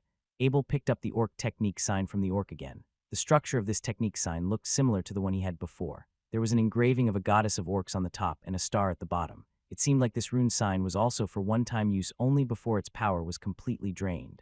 Of course, Abel wouldn't let this opportunity slide. He injected his power of the will into the orc's rune sign. He gained experience from last time, and he knew how he could search for the special technique within it. Abel's sight became blurred. He felt like he had become a middle Wergen on a Mount Wolf holding a long spear. From the message he was delivered, he knew that this rune sign had documented the long spear techniques of the wolf family, an orc royal family. Their long spear techniques were different from the one of the knights. There was a brief spell attached to every move they had. Maybe it was because these were the techniques from a royal family. Anyways, the spell was written in very simplified terms. It did not include any words of admiration towards the orc gods. The middle-aged Wergen struck out his long spear according to the motion of his Mount Wolf. After a bit of consideration, Abel executed the 11th long spear technique. It corresponded perfectly with the Mount Wolf. Every time the Wergen said the curse, the long spear would make a sharp piercing noise through the air. From the information Abel gained through the orc's technique sign, he understood that the power unleashed by these long spear techniques did not depend on combat chi. Since everyone has their combat chi limit, a person's physical power still mattered the most. It was only at the time of necessity where they will ignite their combat chi. Moreover, this orc royal long sword technique didn't have a time limit. You could use it as long as you still had energy in your body. Although Abel had learned both the Bennett and Harry Heritage Knight techniques, they all required combat chi to be executed. This was the first time Abel had seen a non-combat chi technique. By only saying a spell with a corresponding motion, it could continuously achieve a strike with twice the power. It seemed like Abel was bound with the Wergens by fate. He had gained 2 technique signs from the orcs, and both times it was a technique from the Wergens. Abel watched as the orc technique sign vanished into thin air. Although Abel could not grasp the value of this technique, he understood how important they were to the royals in the Orc Empire. Just like all royal families, their techniques were exclusive and should not let other people get a hold of it. There was also a shape-shifting necklace, but Abel did not have time to examine it. There was still another orc he needed to take care of. He put the necklace around his neck and shoved the rest of his things in his pocket. Abel was intrigued by the black armor. Once the buckles were taken off, it could be folded into a rectangle that was easy to be carried around. Such craftsmanship was not something you'd expect from the Orc Empire. Abel raised his big sword as he stared at the Wergen corpse on the ground. Since he arrived in this world, he He had killed many virgins and seen many dead bodies. However, it was still a bit hard for him to chop off the head of another individual. Although Abel's perspective had changed a lot during the last 2 years, he was still very much attached to the social values of his past life. In this world, chopping the head off your enemy was a sign of power. However, in his old world, it was considered disrespectful. Well, I'm strong enough to carry some extra weight anyways, Abel thought to himself, and eventually decided to pick up the dead virgin on the ground. With its body in his one hand and the black armor in the other, he began to climb his way up to the top of the hill. When Abel reached the top of the hill, he still chose the leeward region. Therefore, he could keep his eyes on the condition of the giant bird from afar. At that time, the sky sparrow was no longer oozing out blood, and its wound has been treated. Due to excessive flying and bleeding, it had already fallen asleep. The virgin was setting up his tent as he was completely unaware of Abel's presence, as Abel placed the dead body of Fowler and the black armor down carefully. He took out his Harry's bow and shot directly at the virgin's heart. It did a turn, but not fast enough for it to escape its misfortune. However, the arrow did not hit the virgin directly in the heart. It only created a hole through his body. The arrow seemed to hit the lungs of the virgin with its spines being shot directly through. The fallen virgin did not die. Instead, he grasped to reach his hand into his chest pocket and took out a sign. When he was about to crush the metal, Abel recognized his move. He immediately shot the virgin once again in the brain. Its hand slowly released and the sign dropped onto the ground. After shooting the wolf rider, Abel looked at the bird. The action seemed to not bother the bird's rest. Abel slowly went up to the virgin. He used his foot to kick it to ensure that it was dead. The vitality of the virgin was beyond the imagination of Abel. It was shot through the lungs and spine, yet it was still able to take things out from its chest pocket. The medal that was dropped by the rider wolf had 3 orc characters on it. Abel recognized the words, which meant Sky Sparrow, with the number 36 underneath it. There were also some rune lines that Abel could not understand. It was stretched out from the diamond and surrounded the entire back of the sign. While Abel wasn't sure how to cast the spell or how it functioned, he was a very curious boy that was eager to learn. Since there wasn't a spell, he could use his power of the will to connect to the metal directly. Normally, these Orc's technique signs required casting some complex spells that corresponded before using it. However, as Abel was experienced with these things, he could just use his power of will. It was like a walk in the park. Abel directly injected his power of the will into the sign. As soon as he got close to the sign, the diamond began to flash a beam of white light. Abel continued to swim towards the light in a split second. The sign was surrounded by the lights. Abel's power of the will also became intertwined with the lights. Suddenly, he felt an odd sensation, as though he was having a body scan. Afterward, he felt 2 orc letters appeared from the sign. It said, "Rejected." "What do you mean, rejected?" Abel immediately understood that this sign was extremely important to the orcs. To the point where the last thing that was in that virgin's mind before it died was to destroy it. The experiment Abel had just did suggested that he could activate this sign with his power of the will. However, the sign had a safety mechanism. When Abel had that special sensation that he was being scanned, it seemed like the sign could detect that Abel was not an orc, so the metal refused to activate. Was there no other way? At that moment, Abel felt like his heart was being scratched by a cat. What a pity. If the metal could not be activated, Abel might have to give up on the spot. However, since he was able to activate it, he was just 1 step away from passing the detection. Abel then thought to himself, if I was an orc, maybe I could pass the detection. Suddenly, he was reminded of the necklace on his chest. If Fowler could transform himself into a human, could the opposite be possible? Abel decided to give it a go. As he took the necklace out from his chest and tried to remember the spell, he thought deeply for a second. He was certain the spell was complete. Abel examined the surroundings around him to ensure that it was safe. The 2 virgins chose this spot for a reason. The hills were not high and there were a lot of trees. Especially those tall trees which could block out the top of the mountain. It was the perfect hiding place for a camp. Abel held the transformation necklace outside his sleeve. He pressed on top of it with his fingers and began to utter out the orc's spell. Following Abel's spell, a powerful force appeared again in the sky, as if the spell was connected to the transcendent life, a higher life that Abel could not comprehend. Abel immediately felt a little bit of pressure which made him gain a fear from the bottom of his heart. A flash of green light on the necklace grew stronger and stronger and soon wrapped around Abel's body. He promptly felt that the necklace gave him 3 choices: orcs, humans, and elves. Abel imagined in his heart the look of the virgin Fowler that he had killed. Within the blink of an eye, he felt a throbbing muscle tear that made him gasp. His bones began to ring as he grew taller and taller. Then, gray-brown hair grew throughout his body. His face began to deform. His teeth grew wildly. With the disappearance of the green light, Abel had fully transformed into a virgin. He could even feel that his organs were different from before. It was magical. Abel couldn't help but exclaim in his heart. After using the necklace, Abel had also learned a bit of information about the necklace. Back in the old days, it was a magical item made to facilitate the family's members to travel through the Holy Continent. It was said that the orc god had to sacrifice a large amount to invite great druid from the elves to complete the necklace together. Therefore, it could only be used by the most important members of the wolf family's younger generation. The recovering spell of the transformation necklace was also inherited only by the wolf family. Suddenly, Abel had realized that he didn't know the spell of how to recover back into a human. He only knew the spell of how to transform into a virgin. Luckily, these magic items would often contain information about its using instructions within it. Therefore, Abel could find the recovering spell by injecting his power of the will. He told himself he must be sure to pay closer attention to these spell casts next time. If he really couldn't transform back into a human, the only option he would have left was to go and live in the Orc Empire. Once again, Abel picked up the sign with the symbols saying Sky Sparrow and connected to it with his power of the will. He immediately felt the detective wave that occurred from the last test. He felt like he was having a body scan again. When the sign scanned Abel's power of the will, it passed and questioned Abel whether he was the owner. Abel looked directly at the dead virgin on the floor. He knew that it was the owner of the sign. If it was still alive, no one other than him should be able to use it. "Obey, I am the owner," Abel answered with his power of the will.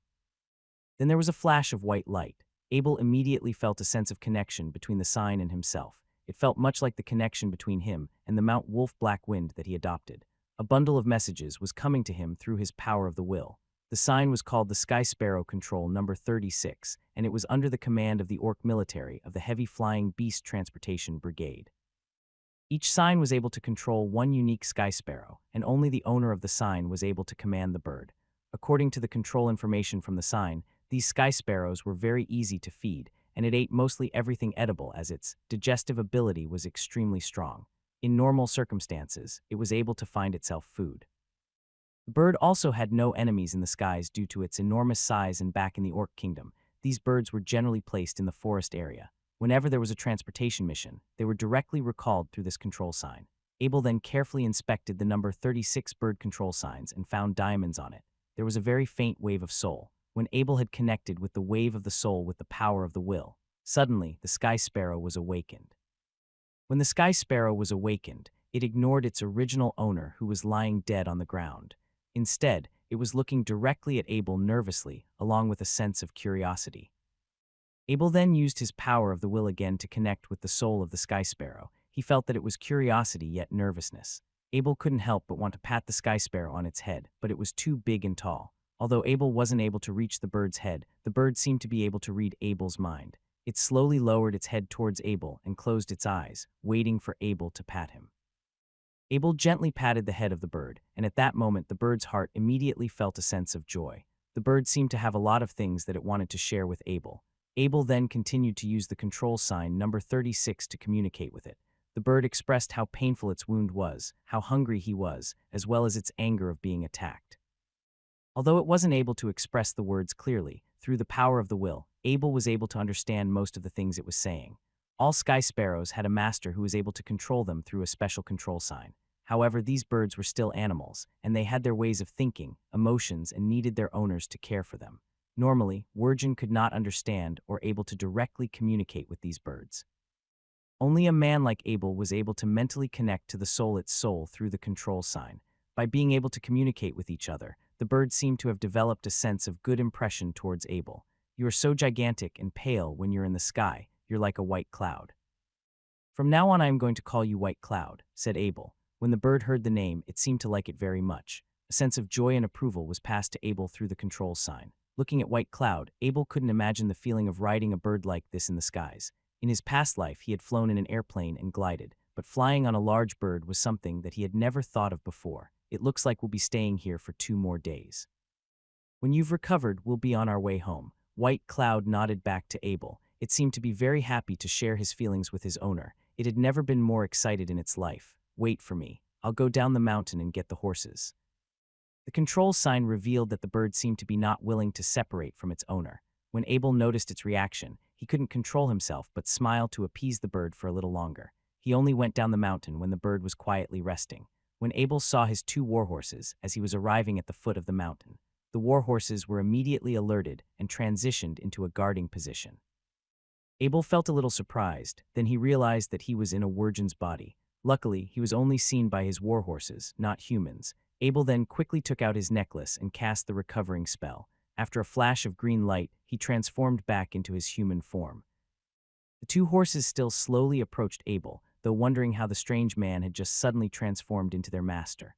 When Abel traveled back to the top of the mountain with the two horses, he saw the big head of White Cloud rolling around. When White Cloud saw Abel's return, it was moving its mouth rapidly as it was extremely exciting and was in joy. White Cloud didn't seem to care what Abel had looked like as it felt Abel's presence through his soul. The horses seemed to have been frightened by the size of the bird. However, they had been trained so well that they had only stopped and did not run away, only kicking their front hooves a little impatiently. Abel then patted the two horses and took out some of the fine horse food and fed some to both the horses. When the horses felt Abel's presence, they were calmed again. They were here to stay here for 2 days. Luckily, the Wirgens had already set up their tents earlier. There were 2 tents. One was very ordinary, which probably belonged to the Wirgen with leather armor. The smell inside was horrible. However, the other tent was very luxurious. Its interior was very clean, though not too big. It was enough for 3 people to sleep side by side. Abel was not too clear what material was used, but it was for sure very expensive. While Abel was lying in the tent, he was thinking for an excuse on why he had gone for 2 days. No one could find out about White Cloud. Abel decided to leave his bird in the forest behind the hairy castle. He could summon it anytime anyways. Abel had gotten way too used to being in the Blacksmith Guild every day. Since he did not bring his rune brush or rune ink on this journey, he was bored out of his mind. Maybe it was time for Abel to be promoted to a beginner knight. He had already been a level 5 novice knight for quite a while. Abel pondered as he stares at the 6 bottles of the Master's chi condensing option in the Horadric cube. When he recalled what the Knight of Bennett and the Knight of Marshall said, to be promoted, it required to fill the chi in the meridian completely. The more chi you had, the higher the chance you would be promoted. The best way to maximize your chances was to prepare a bottle of greater chi condensing potions, conditional equipped with a bottle of greatest chi condensing potion, and drink them together. Being promoted to an official knight was not easy. That's why so many knights were stuck at the novice rank. It was said that the younger the novice knight, the more likely he would be promoted. With the older the novice knights, they were the hardest to get promoted. As Abel touched his beardless chin, was 13 young enough? Since all the chi condensing potion do was to fill up the chi in the meridian, normally novice knights only need 1 greater and 1 greatest one. He got 6 master's ones, so it should be more than enough. Abel thought about all of these conditions. He realized he had met, or even exceeded all of them. He then took the level 6 bottle of the Master's Chi condensing potion out from the Horadric cube. After thinking for a while, Abel took out the control sign and sent a do not disturb to White Cloud. If anything appears, he could just retract the message. Finally, Abel was prepared to level up. With White Cloud being such huge and terrifying creatures, even the largest of beasts would not dare to approach them. Furthermore, it was also a long way from the nearest road. Abel thought he should not be so unlucky that other humans would be here to disturb his leveling up. Since he wanted his body to gain more and more chi, he decided to drink all of the chi condensing potions. Abel picked up a Master's Chi condensing potion shining in dark gold and drank it without any hesitation. He poured more and more bottles of the chi condensing potion and emptied it all into his mouth. Altogether, he had drunk around 6 bottles of the potion. When he was finished drinking, he did a large burp. Only someone like Abel could be able to drink something as powerful as these and still be able to do burps. At this time, the condensing potion in Abel's stomach began to resist the huge amount of chi rushing through his meridian. Abel had no choice but began to use the knight's breathing techniques to continuously compress the chi in his meridian. But how was he supposed to keep up his compression speed with the large amount of chi rushing through his meridian?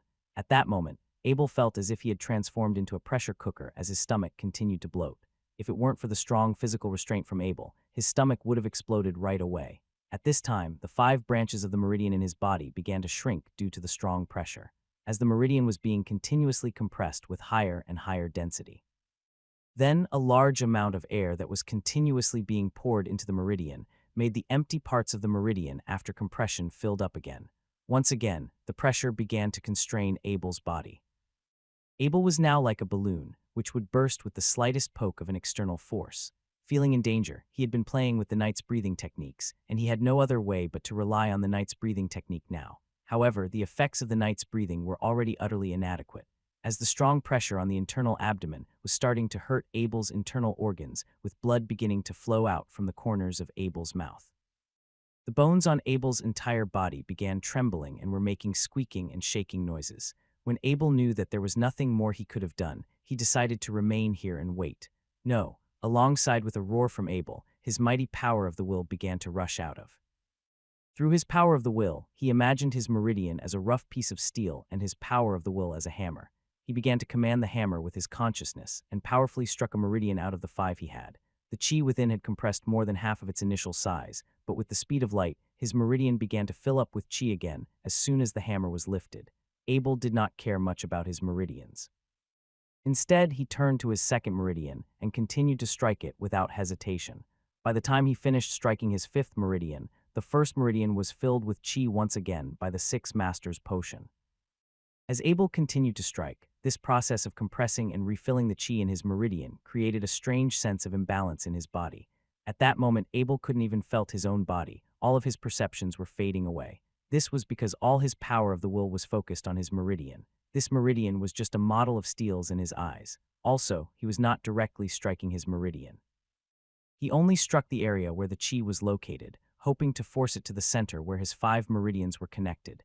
If there was anyone near Abel right now, they would have realized that he had already entered into a state of realization once again. In this state, people would generally rely on the most direct instinct of their bodies. They had no concerns about the consequences and would not hesitate around anything.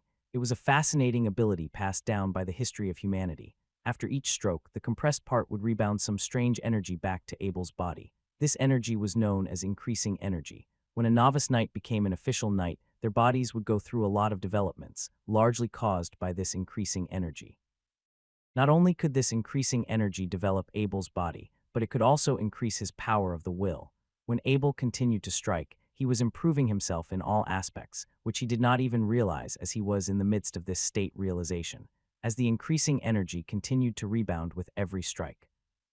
Abel's power of the will hammer was also becoming stronger, as though as it was being compressed. No one knew how much chi can be generated through 6 years of practice. However, when Abel was in his state of realization, he guesses maybe he could achieve it in 24 hours if he continued to revive the increasing energy rebound from each strike. So, it should ng be long. This was the longest that Abel had ever been in an insight before. Now his power of the will was becoming a golden hammer, and the chi inside the meridian was longer being recharged. The effects of the 6 potions were finally over. His meridian had now become a crystal stone that was as big as his fist. As his body was being developed with the energy, his skin was shining with a light gold color. If anyone had seen Abel at that time, they would have seen through his bone marrows, which was pure as jade and as hard as a stone. Abel then opened his eyes and took in a breath of air. He thought that he wasn't going to, but luckily he made it through the process, and it felt good to be alive. After Abel had woken up, the first thing he wanted to do was to find his father Bennett and Uncle Marshall, to ask them what the more chi the better meant. He just drank all 6 bottles of Master's chi condensing potion without any problem. Therefore, according to the logic of the 2 knights, he should also be okay if he drank 60 bottles. Standing up, Abel found a thick layer of black shell on his skin. It was the impurities generated from the increasing of rank through the energy in his body. As there was no one nearby, he stepped out of the tent and stripped off all his clothes. When Abel continued to stretch his body in all kinds of positions, the black shell continued to fall from his body. When they were all shaken off, Abel's clear white skins were exposed. His training in becoming a knight and forging over the past 2 years had darkened his skin. However, his skins right now were the palest it had ever been. It was like a baby's skin, and when he pressed his hand onto it, it was soft yet firm. Furthermore, when you looked at his skin carefully, it was almost looked like it was flashing in light gold color from time to time. To see how fast he could go, Abel tried to push and tread. He was so fast that he had already flown straight into a tree that was being held by a man. As Abel had hit the tree and the tree was torn from where he had hit it, the trees within 10 meters plus trees fell to the ground. White Cloud was immediately awakened from the sound. When it saw its owner, it stood up happily. The wound on its body seemed to no longer prevent it from moving. As its head gently approached Abel and wanted him to comfort it with his hands, Abel was extremely amused by the way it looked. It was very funny for such a huge creature to make such an expression. At this time, White Cloud saw the tree on the ground, could not help but brighten eyes. It looked at Abel. Abel couldn't feel the meaning of White Cloud from the control sign. Was it asking if the tree was for it to eat? Abel nodded, crying and laughing, and watched White Cloud happily eat the branches of the whole gigantic tree into his stomach. Not long after, what was a big tree had turned into only the tree trunk. Abel had also realized that his power of the will was many times stronger. It could communicate with White Cloud directly. Although he did not know the specific value of this power, he was certain that it would be no problem to draw 3 runes at the same time. Afterward, Abel continued to carefully move around, trying to get a hold of the drastic changes in his body. The first thing it noticed was that the Harry's bow had become a lot easier to pull. It almost required no effort at all. Secondly, his ice magic sword had also become a lot lighter. Holding it felt like a toothpick. He decided the first mission he had when he got back to the castle was to make a heavier one. A knight should have weapons that suited his power. Abel could no longer use the Tai Kai from his previous to help him grasp the force of his own body. The perspective of power was completely different in this world. If his force was not explosive and vicious, it could hold back a lot of his attacking power as a knight. He tried to use Tai Kai once when he was a novice knight, but it has messed up his form and use of power. It took a long while until he could correct it. He awkwardly stared at the area of his body where his meridian had disappeared. It was replaced with a fist-sized light gold color core, glistening like a diamond. The problem was that this core looked very different from the ones the Knight of Bennett and the Knight of Marshall had described. According to the 2 knights, the core of a beginner knight looked more like a peach-sized water ball. However, the core that Abel had, if we could take it out, he could have very well be able to sell it off as a gem. Once a beginner knight had a core, they could proceed to build a chi pressure point. A beginner knight could build 5 chi pressure points at most. Every time they built a new one, they would be raised by a rank. When they reached rank 10, or in other words, completed building their 5th chi pressure point, they would become an intermediate knight. An intermediate knight could then start building chi pressure points on each of their limbs and skull. When their chi pressuring point had been formed on their left arm, they could directly deliver their combat chi onto their weapons. That's why this ability was exclusive to intermediate knights and above. By that point, the intermediate knight would become very powerful. It could not only make his weapons sharper, but he could also more easily strike his combat chi directly into his opponent. A unique property of combat chi was that it had a strong excluding tendency. If it was in its owner's body, it could make the person strong. However, it could be a disaster if it had got into another person's body. It could nightmarishly corrupt and destroy every single organ. The only way to stop this was to exclude the other person's combat chi from the body, which could be achieved by unleashing your own combat chi, using expensive drugs, or if you were lucky, a strong resistant body could also do the trick.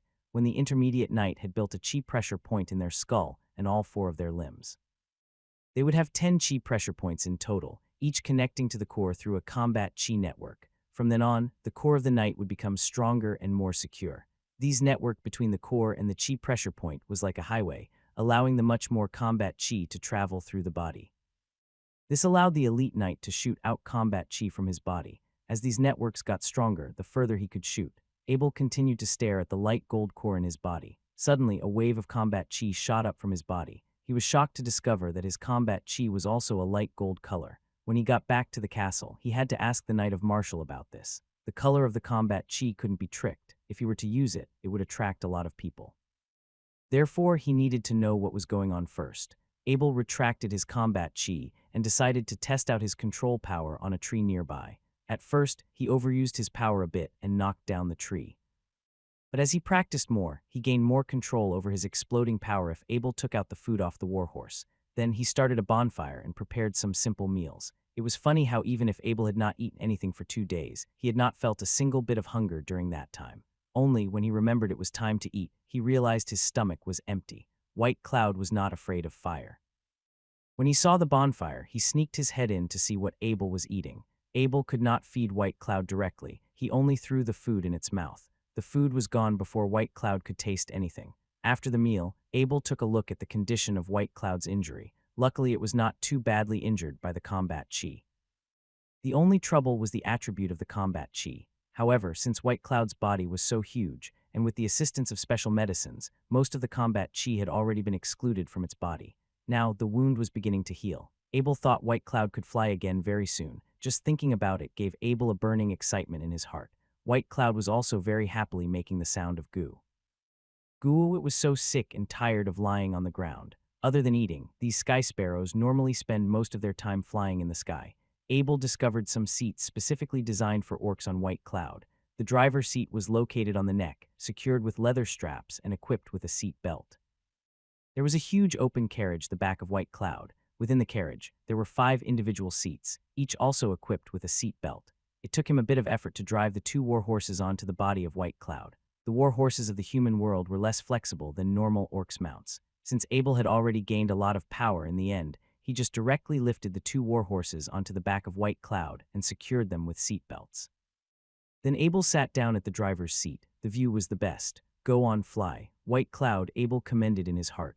White Cloud gave out a long shriek and stretched its wings. Its gigantic wings almost blocked out the entire sky. It then began to flock up and down. It produced a powerful amount of air steam, blowing all the dirt and small rocks on the ground to a side. Since Abel was so small compared to White Cloud, he did not feel much acceleration force upwards. Before he knew it, he was already in the sky. After Abel had found his sense of direction, he decided to go to the Ansa Valley to get rid of the super exploding big sword in his Horadric cube first. As long as he has this toy in his Horadric cube, he could not combine any more rune inks. Destination, Ansa Valley, said Abel as he pointed towards the direction of Ansa Valley. Although White Cloud could not see where Abel's hand was pointing, it knew exactly what Abel was saying through the power of the will. They took a turn and flew directly towards the direction of Ansa Valley. White Cloud was flying very high. When Abel looked below him, he realized he could no longer see the small details on the ground. He could only make out large things such as rivers, large roads, and valleys. When he passed through the midst of the clouds, it was an interesting feeling. Abel realized he wasn't feeling so well. His eyes were constantly irritated by the wind. On top of that, White Cloud was flying very fast, which made the wind even stronger. Although the 2 war horses on the open carriage didn't have it as bad as Abel, they were so frightened that they had hid below the carriage seats, not willing to lift their heads. The wind was the strongest on the driver's seat. If Abel didn't try to block it out with his hand, he wouldn't be able to see a single thing. Abel thought to himself he must make flying goggles when he got back. Also, he should make a telescope. That way he could see all the details on the ground when we were flying with White Cloud. As Abel was getting lost in his daydream, they had already arrived above Ansa Valley. White Cloud tweeted lightly, reminding Abel that they had arrived at the destination. Abel looked down with his head to investigate the condition below. From a bird's eye view, he saw the valley that was marked on the map. Abel was so grateful that he had White Cloud it would take much longer if he was to find this place himself. When Abel patted the neck of White Cloud, it understood Abel's intention and began to land. When he hopped off the body of White Cloud, he felt very embarrassed. His hair had been all messed up by the wind, scattering all over his face. He tried to fix it up for a while before he sent a signal to White Cloud, telling it to fly away as far as possible. White Cloud began to flock his gigantic wings before Abel had even realized it had already flown away, leaving Abel with a face full of dust. Abel had just fixed up his hair. Now it was all covered in dust again. An irritated expression emerged from his face, but who could he blame?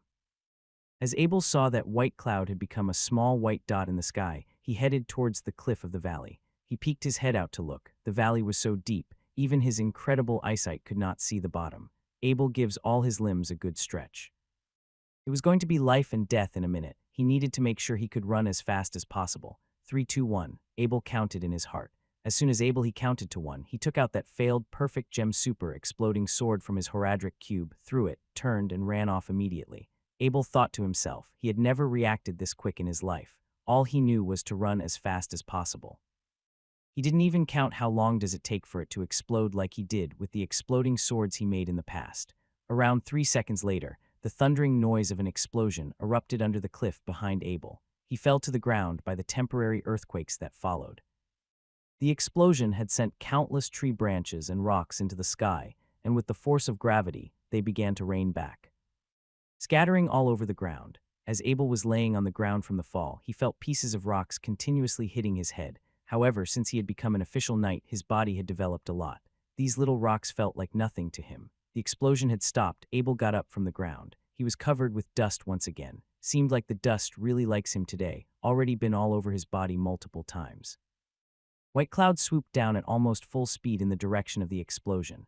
When he saw the ground was a little roundup, but Abel was safe and sound, White Cloud mood calmed down. The Sky Sparrow was a very timid creature. That being said, White Cloud was able to rush towards the explosion because of how much it had cared for Abel's safety, which must have been very difficult for it to do due to its instincts.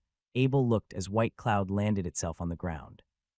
He reached out his hands to caress its feathers, and it also reached its head out to coordinate with his movements. The two seemed to be a great pair of partners together. Back to the edge of the cliff. At this time, the cliff has collapsed for about nearly 10 meters, which was more devastating than what Abel has imagined.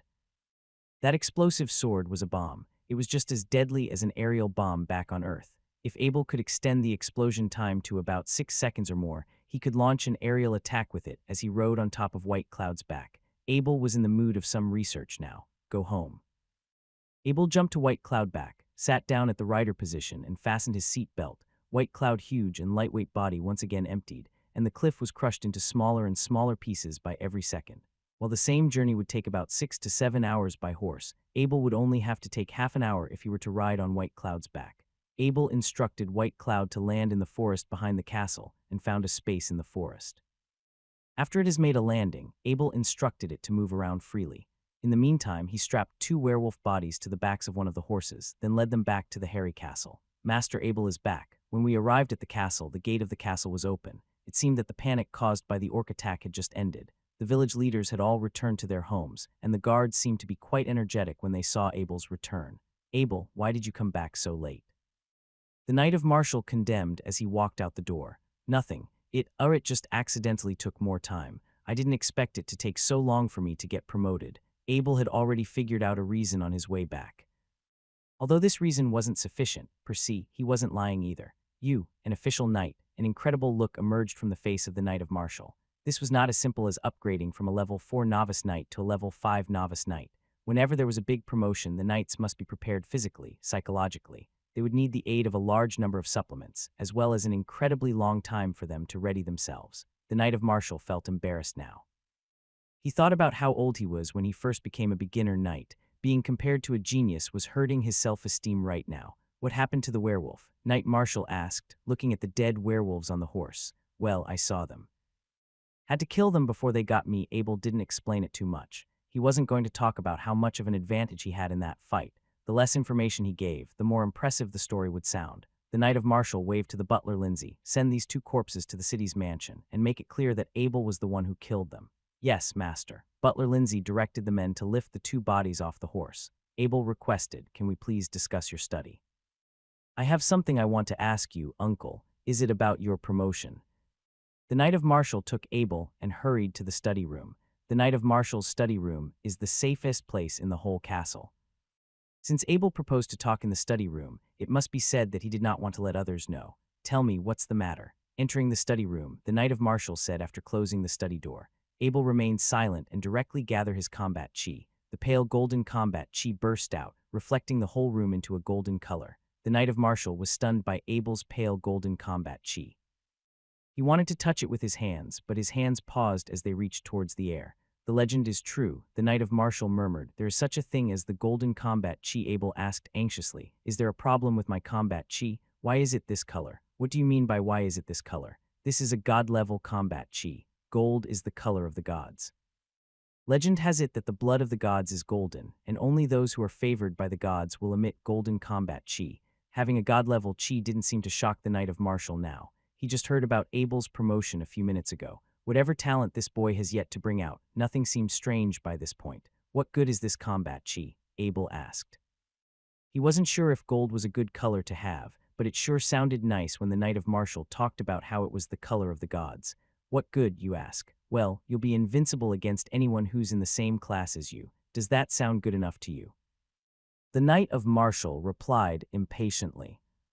As overpowered as he was born to be, Abel just always seemed to want more talents than what he already had.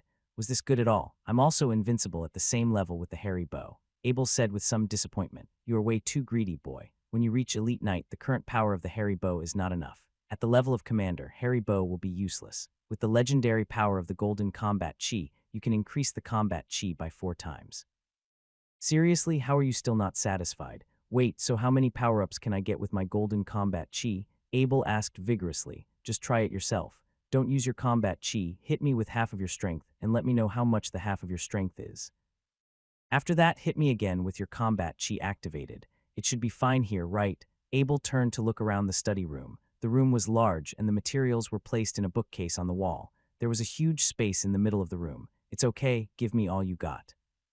The Knight of Martial said with confidence. Here it comes, Abel reminded the Knight of Martial. Abel punched out with half of his strength. Within less than a second, the Knight of Martial used half of his strength and blocked the hit with his body. The Knight of Martial quickly increased his strength. Only 80 of the energy was urgently added, but it was completely useless against Abel's strike. For reasons he wasn't sure of, he felt like a ball that was being struck into the air.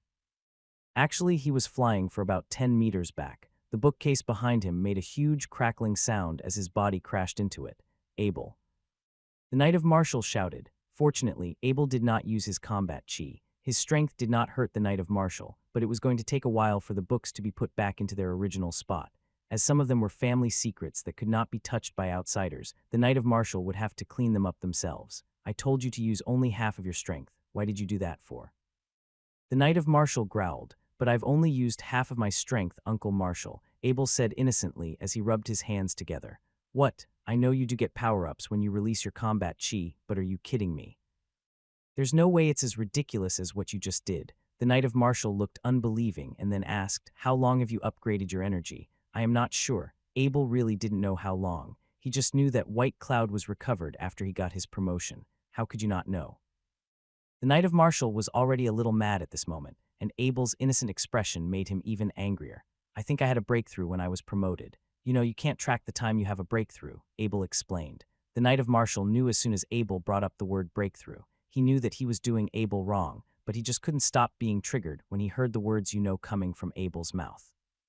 Abel has made it sound like he knew what a breakthrough was supposed to be like, but he has never had a breakthrough for his entire life. Take another punch with 10 strength. Remember, it's 10 strength. Don't get it wrong this time, Knight Martial warned carefully. Rest assured, although I'm not too good in controlling my strength, it should not go wrong. Abel's tone was very serious.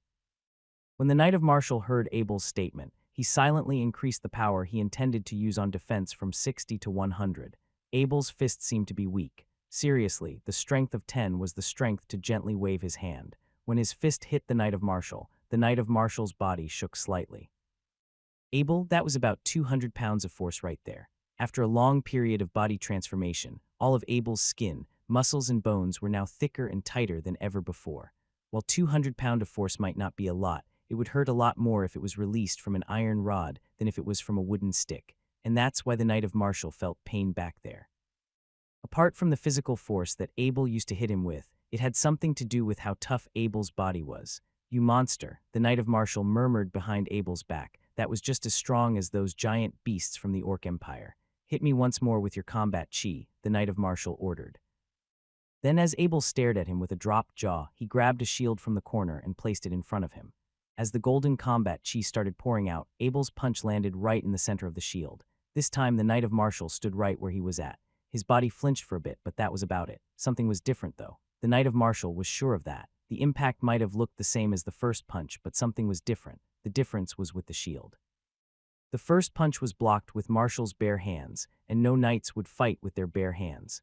While the second punch didn't send the Knight of Martial flying, it did manage to make him budge behind a standard knight's shield. 700 pounds. The Knight of Martial said with certainty, you just increased your power by 3.5 times. The Knight of Martial continued with a slightly admiring voice, you've got muscles and you've got your combat chi. All that's missing is just a nice set of armor. If you've got yourself one, I don't know what can stop you. Wait, Abel felt so content to hear that. For once he's felt safe to be in this world. Too soon, my boy, the Knight of Martial called Abel off. I was comparing you with ordinary people.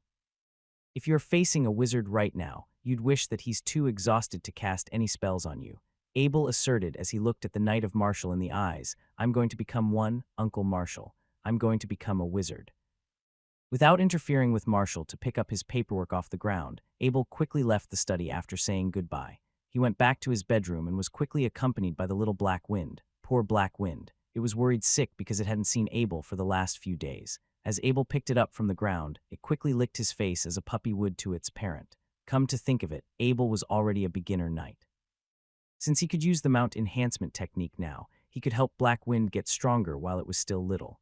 Abel held Black Wind to the ground with its belly up. As it was wiggling its tiny body, Abel chanted out a spell that made him aware of everything about its physical condition.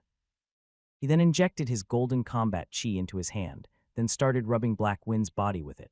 Black Wind closed its eyes as it enjoyed being massaged like this. Combat chi was a very volatile substance. Because of how erosive and destructive it was not advised to be injected into any living creature other than its creator. That being said, the negative effects of combat chi could be neutralized when the orcs prayed to their gods.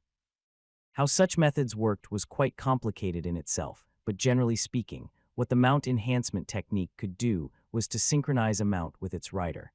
This would make it harder for the combat chi to have much of a rejecting effect on its intended target. While the effect of such a method was not effective in the short, the long-term effect would be irreversible for the mount itself. The Knight of Martial waved at Abel as he went to the dining room. I forgot to tell you something. The Edmund's boutique shop just sold off all the weapons you've put up on auction. When you have the time, go collect the gold that you're supposed to receive. Yes, Uncle Marshall. Another thing, Viscount Dickens just asked us to visit his house. The intel we sent him was, well, it was very, very useful for us. The Knight of Martial continued with a laugh. I think he's inviting us over to talk about our rewards. Abel asked in a worried tone, would that map be good enough to, say, be granted a lord?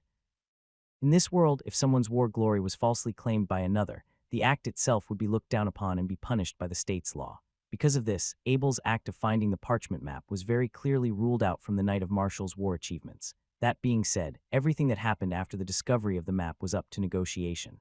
And that's what's so special about Abel. If he was a master blacksmith, Viscount Dickens wouldn't have asked for his input on this matter. The Knight of Martial would have been to collect all the rewards. The Knight of Martial knew this, of course, and understood that Dickens was trying to avoid offending a prodigy like his foster son.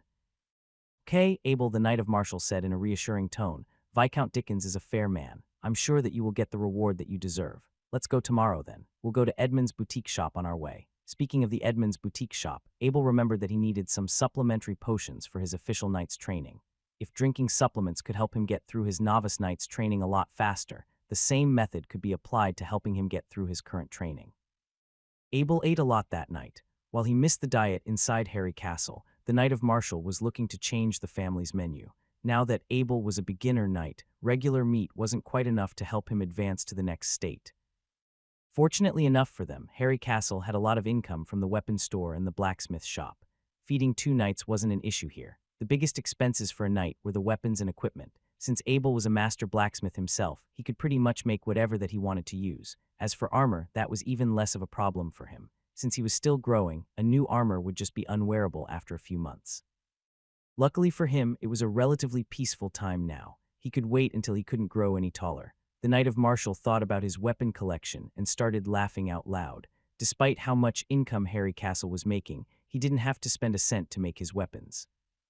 Technically speaking, he didn't even pay for his 2 magic weapons. Once Abel came back, he could even have him make a new set of magic armor for him. As for the Blazing Sun armor, he didn't care if those old men in Bakong City kept it for themselves. If Viscount Dickens gave Abel the title of a knight, Martial would have loved it. Abel was also granted his territory. The more successful Abel was, the further the Harry family's influence would stretch. Just thinking about it made the Knight of Martial want to sing a song. Meanwhile, Abel had no idea what his foster father was thinking about. He just thought that Martial was getting overly excited for no apparent reasons. Maybe Uncle was still recovering from that hit in the study, or so he thought. The two didn't say much during dinner. Instead, they just sort of drowned in their thoughts as they chewed on their food. As Abel came back to his bedroom, he saw that the black armor that was on the warhorse was delivered to him. He practiced his knight's breathing techniques for a bit, but the chi that he gained was not quite in the amount he was looking for. Such progress was not uncommon amongst official knights. Once the rank of beginner knight was attained, it would take years and years of effort for one to move on to the next stage. It was like grinding a pin from a piece of rock, to put it simply.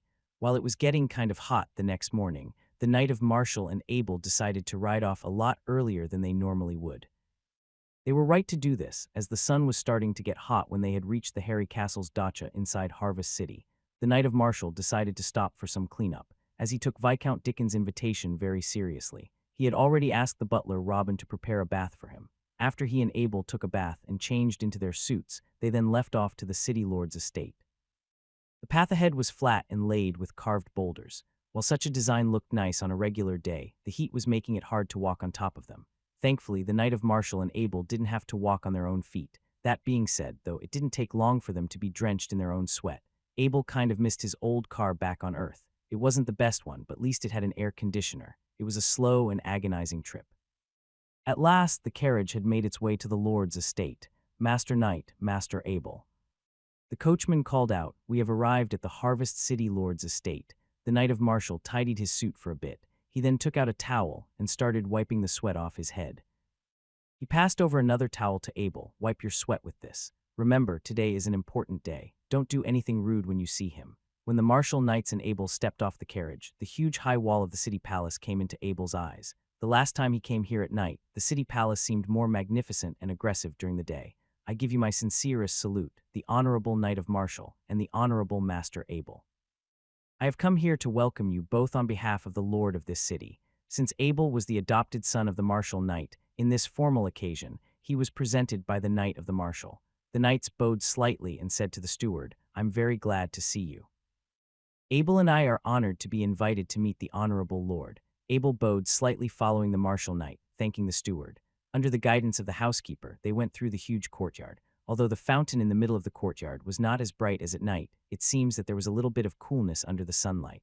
After entering the hall, Abel felt the coolness from time to time. The huge rock-walled hall completely blocked the heat outside.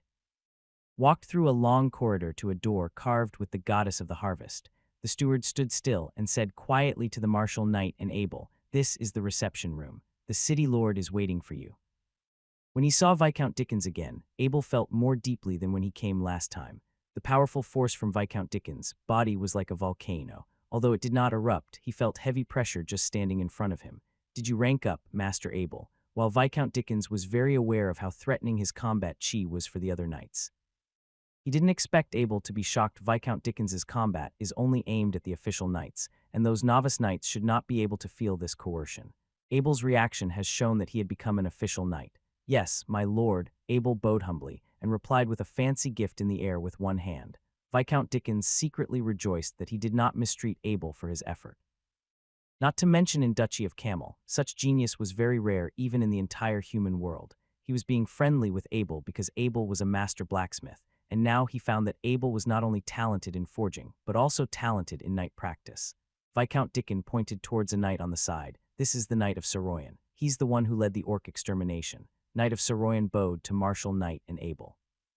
He always wanted to thank them in person for allowing him to contribute. This ceremony was heartfelt gratitude expressed by the Knight of Saroyan. Regarding the goodwill of the elite knights, both Martial Knight and Abel also responded quickly, and the atmosphere on both sides seemed very friendly. He's had a nice record to him.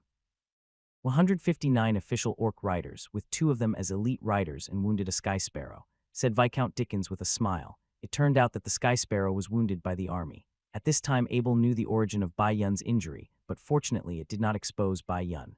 Viscount Dickens turned to look at Abel and said, Master Abel, the 2 corpses you sent yesterday were identified by the Knights of Saroyan. One of them escaped from the siege, had noble status, protected by elite orc rider. I also sent this meritorious service to the Bakung headquarters overnight, and the headquarter had raised your reward. Large cities such as Harvest City had their own ways to transmit information in the Blacksmith's Guild. Reports of battle achievements were given due rewards after verification, and for achievements reported by city lords such as Viscount Dickens, the response would be very fast. Hearing the increase in the reward, Abel couldn't help rejoicing. Fortunately, he didn't bother to throw away the 2 corpses. Sure enough, the 2 corpses played a role. Knight of Martial, due to your heroic actions, Matthew Castle was rescued, and you killed several orc riders in the process of guarding Harry Castle. The Duchy of Carmel Principality awarded you the title of Lord, Viscount Dickens announced solemnly, for the duchy. The Knight of Martial kneeled, with a solemn look on his face. As for the Knight of Saroyan, because of your leadership, in killing 159 orc riders in the battle against the orcs, you will have your own coat of arm and 100 miles of land in the Duchy of Carmel. Viscount Dickens subsequently announced. The Knight of Saroyan was half-kneeling with tears in his face. Being a lord of his land was very different from simply being a nobleman. From this point onward, the Knight of Saroyan formally stepped into the realm of the nobles and became a true noble. Lastly, Viscount Dickens threw a smile towards Abel. Master Abel, you have provided accurate information for the orc siege, rescued Matthew Castle, and killed the orc riders several times. In view of your outstanding achievements, the Duchy of Carmel gave you the original Matthew Castle territory and grants you lordship. Abel couldn't believe what he heard. The reward was simply too much to be true, but looking at the smile of Viscount Dickens, he understood that it was Viscount Dickens who had made great efforts in it, and it was possible that neither the army department nor the king wanted to offend a master for the duchy. Abel copied the Knight of Martial, whilst half kneeling on one of his legs. The Knight of Saroyan looked at Abel enviously. The the reward given to Master Abel was awarded according to the highest standards. Usually, only members of the royal family would be able to receive such high standards reward. It was rarely given to non-royal members. Viscount Dickens smiled as he helped Abel to stand up. So, is it Master Abel or Lord Abel? He inquired and started laughing out loud. To be fair, that was a good question. Indeed, for a master blacksmith like Abel, the master blacksmith's status is far higher than that of a lord in the whole continent. But Abel was too young now and has not yet traveled to the mainland. His master's reputation is only a medal of the Blacksmith Guild. Only when a lot of Abel's works appeared on the mainland would this reputation really settle down and become Abel's real fame. Abel replied with a smile, "Just call me Abel. I'm not sure about being called a master or a lord. To me, they are just nicknames. What a humble man you are, Master Abel." Indeed, with the pursuit of glory and fame in the way, no one could have made the same kind of achievements as what you've done. As Viscount Dickens applauded Abel for his integrity, the Knight of Saroyan, too, nodded his head to show his approval of the young master.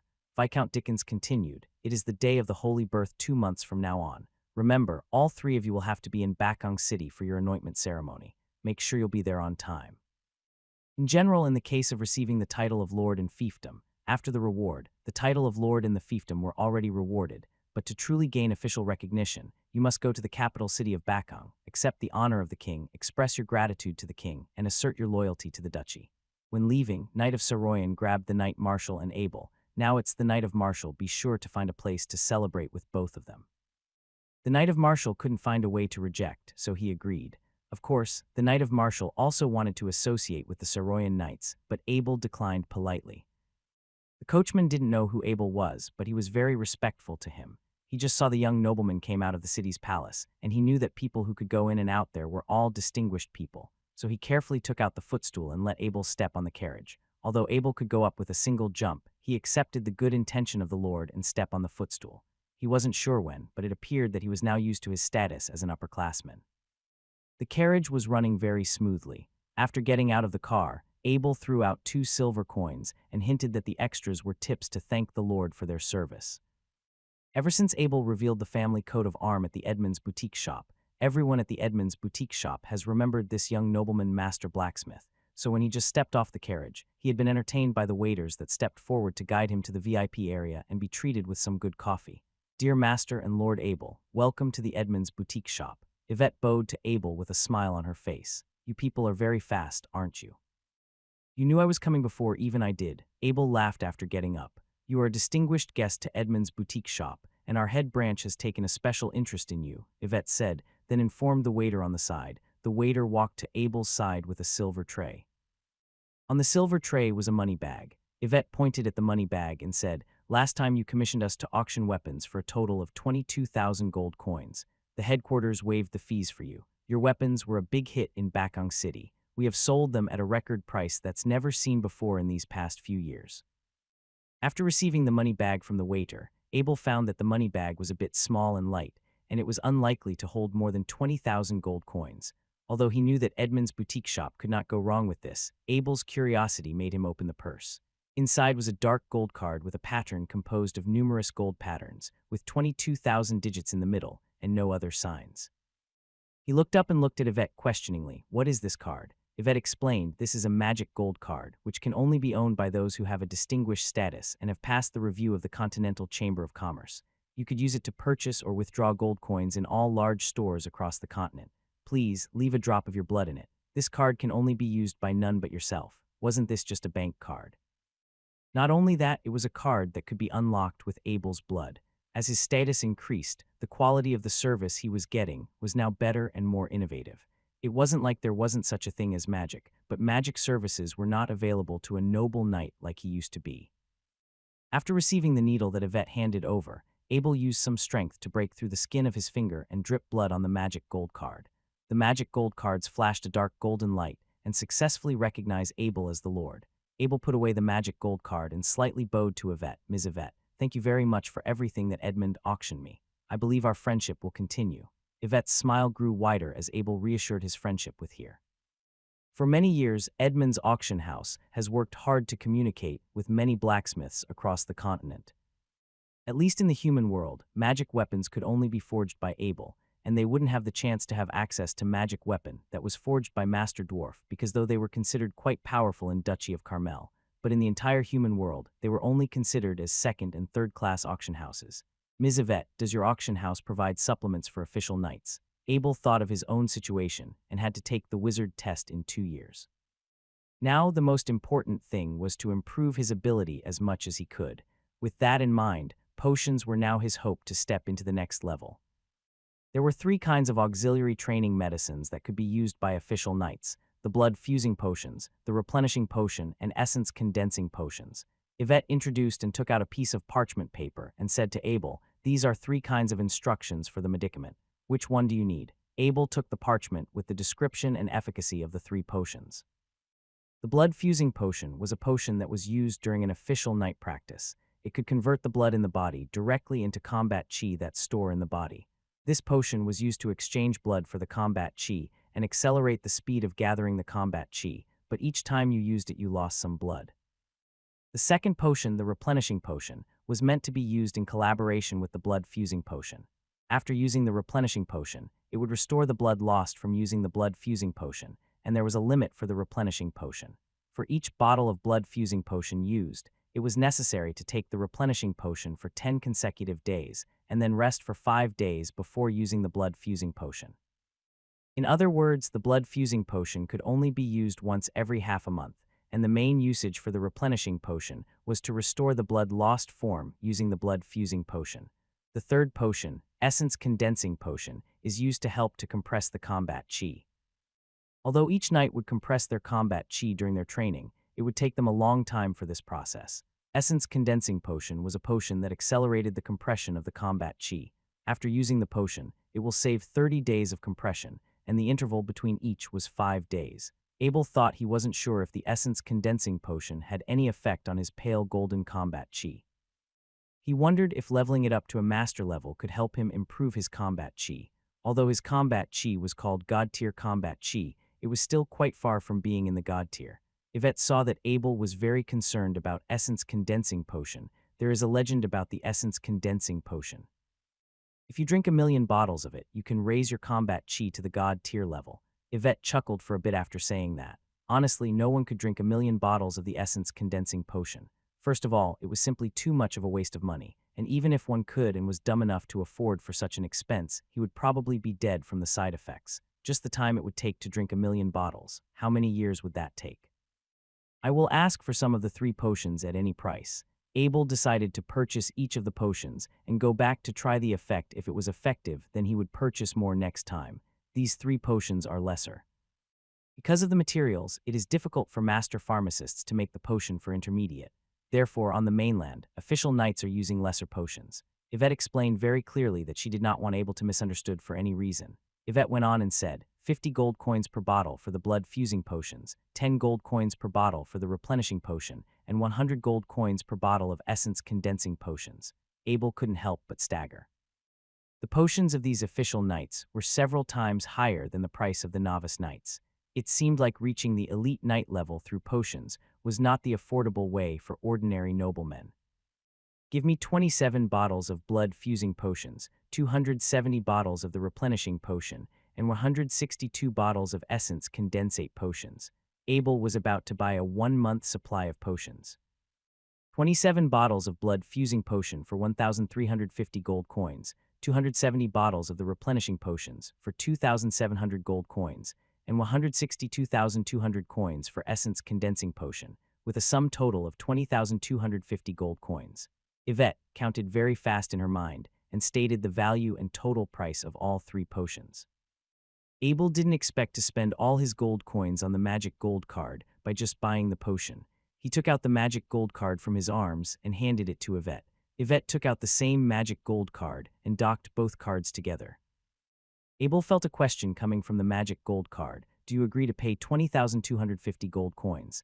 Abel said in his heart, I agree. He saw that the amount in his magic gold card changed from 22,000 to 1,750. He put away the magic gold card. Abel could not help but be full of longing for magic. This time, Yvette has prepared 2 large boxes for Abel. The boxes were lined with soft red silk to protect these potions. For the sake of clarity, the territory around Marshall Castle was already under Abel's possession. as the entire Matthew family was no longer. The area that was 100 miles in between the Bennett Knight's domain and Harry Knight's domain was technically unclaimed. The same could be said for everything that was in Harry Castle. While Abel didn't ask for it, he was granted the authority over these said properties. He could design his new coat of arms now if he wanted to, but he would have to wait for it to be approved after going to the ceremony in Bakong City. As the carriage approached Harry Castle's front gate, Butler Ken brought a few guards and servants to welcome them in. They seemed quite eager to do something like this. After all, with their former masters gone, no one knew what their future would be like. The least they could get was the first impression of the man newly in charge of this territory. Yesterday, the city's government sent someone to announce that the Lord Matthew's estate was now the Lord Abel's estate. What that meant was that the castle and all the land that surrounded this place was now Abel's property. Abel could do what he wanted with this place, and that worried a lot of the servants, guards, and even the senior staff here. They were genuinely in fear of getting kicked out to elsewhere. The Knight of Marshall said to Abel before he exited the carriage, "You are in charge of this castle, Abel. You should meet with the people who serve you." Abel replied with a smile, "This is the land of the Harry family. There are 2 coats of arms that represent it, but it will still always belong to the Harry family. Regardless of their influence or wealth, the nobles would always have a coat of arm to represent their family name. When a territory was lost, its coat of arm would be denoted from the territory that it has claimed. When a coat of arm was in place, one would have to learn all the history and meanings behind it to be recognized as a proper noble. There were nobles without their land or a coat of arms, of course. That being said, they were certainly considered inferior to those who did. Right now, Abel had the coat of arms of the unicorn, which symbolized his linkage with the Harry family. If his children were to reach adulthood, he would do the same as the Knight of Marshall and pass over all his inherited possession.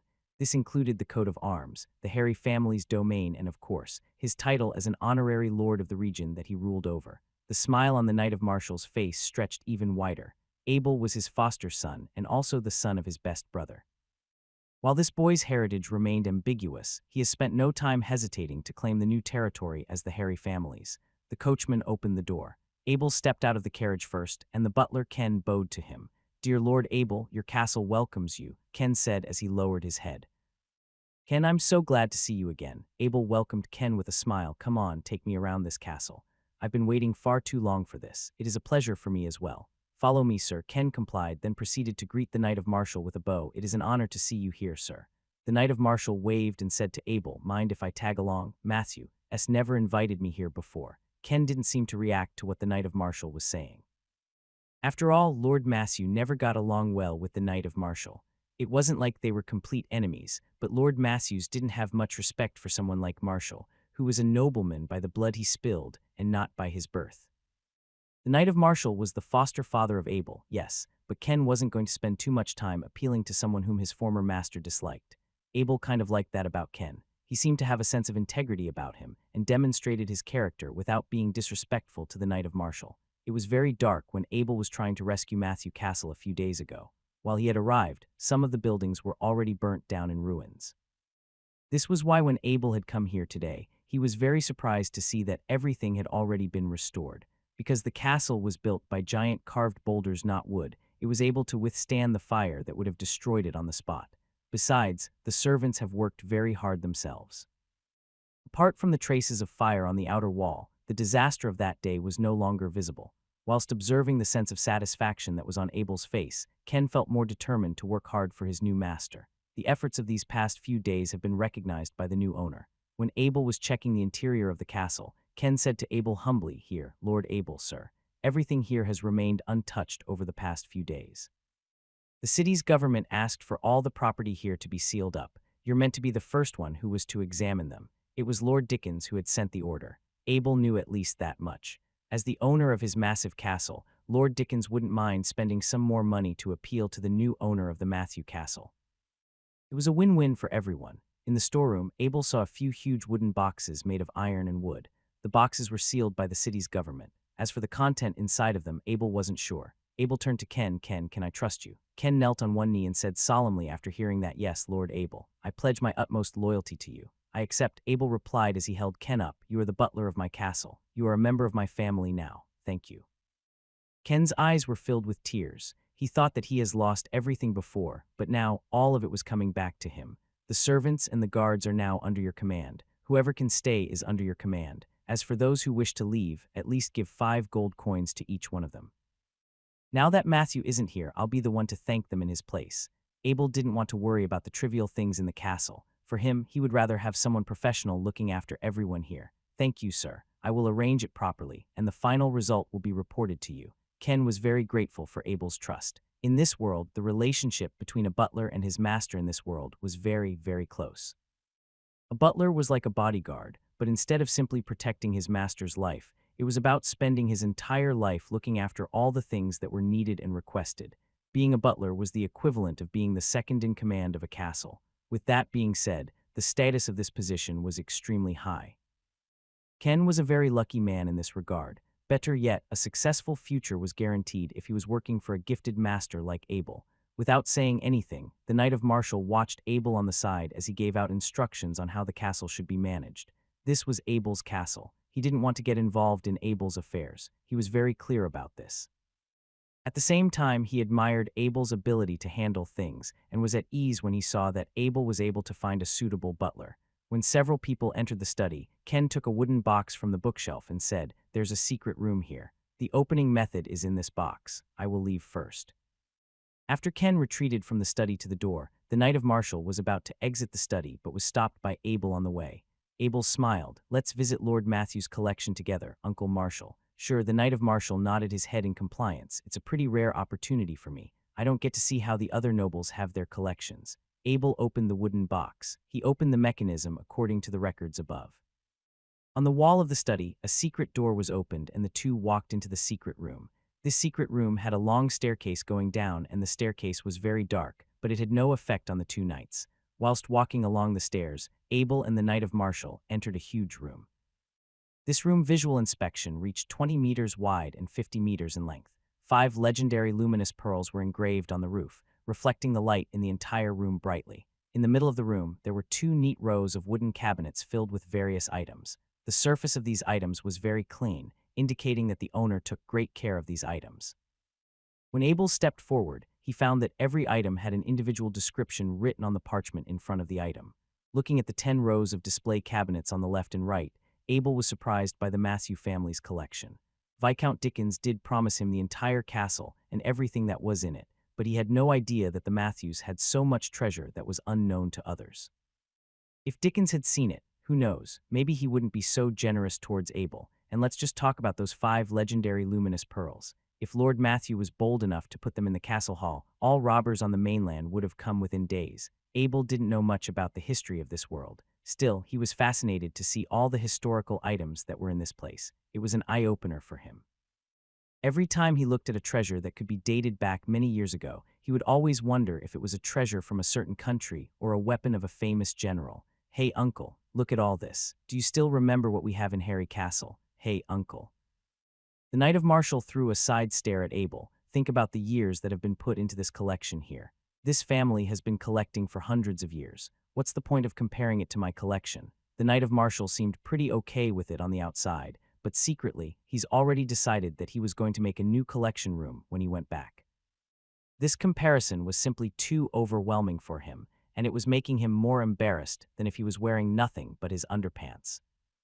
A collection like what the Knight of Marshall had, which was about several decades old, could never be compared with a collection that had lasted for a few centuries. As close as Matthew's family collection was to being a museum, Abel did not find any scrolls or anything that contained a secret knight technique, which showed just how scarce and precious the secret knight technique was. To protect themselves from having their status being challenged, the nobles would do everything they could to keep a monopoly on the ways a knight could be trained. Abel couldn't estimate the value of all the valuable treasure in this room, but according to the Knight of Marshall, everything here would have been worth more than 100,000 gold coins. When reaching the innermost part of the treasury room, a round black stone with a diameter of 1 meter was placed in the corner. "What is this?" Abel hurried forward. He was familiar with the round black stone in front of him. It was one of Master Bentham's important collections. It was said that it had been obtained during the study of the dwarves. It was a finger-sized iron meteorite, but its size did not stop itself from being regarded as a treasure by Master Bentham. Whenever Master Bentham talked about it, he would always brag about how rare meteors were and how and most of it was owned by dwarves. "Abel, what's wrong? Isn't it just a stone?" The Knight of Martial asked strangely as he realized how much Abel cared about it. Abel grinned at the Knight of Martial, just a stone. Did you just say that, Uncle Marshall? If Master Bentham was here, he would have broken your head immediately. Oh, only if he can beat me. The Knight of Martial chuckled. So, what is it? It's an iron meteorite, Abel's answered firmly. He was so strong on the word meteorite that he just couldn't stress enough about it. What does an iron meteorite do? The Knight of Martial asked, as he wasn't a true blacksmith that understood the importance of an iron meteorite. Abel explained, iron meteorite is what the gods used to forge their legendary weapons. The master dwarves would also use it to make their legendary weapons and equipment. The Knight of Martial was opening his eyes so much that they could fall off right away. How much is it worth? He pointed towards the thing. Well, when's the last time you heard someone selling legendary weapons? Abel asked. Oh, so that's what it was. As a master blacksmith himself, there was just no way that Abel would spare the chance to craft his own legendary weapons. In this world, in addition to the artifacts used by God, the highest tier weapons and equipment were the legendary weapons. Like the swords of 100 skills that Abel forged, most powerful weapons were not meant to last forever. After a few decades, they would have lost the sharpness they had when they first came out of the blacksmith's workshop. The weapons and equipment forged by the iron meteorite would not wear out after using it for even centuries. Whilst it could not last for an eternity, it could last for a few millennium if Abel decided to make a magic weapon with it. It would likely become a legendary weapon in many years. Take this iron meteorite back to Harry Castle, the Knight of Martial said eagerly as he himself hadn't seen a legendary weapon before. Since there weren't any forging tools here, they'd have to wait until they returned to Harry Castle. The Knight of Martial didn't want to wait for that long. Whilst channeling his white combat chi, he wrapped his arms around the meteorite and lifted it off the ground. My God, this is almost 1,000 pounds.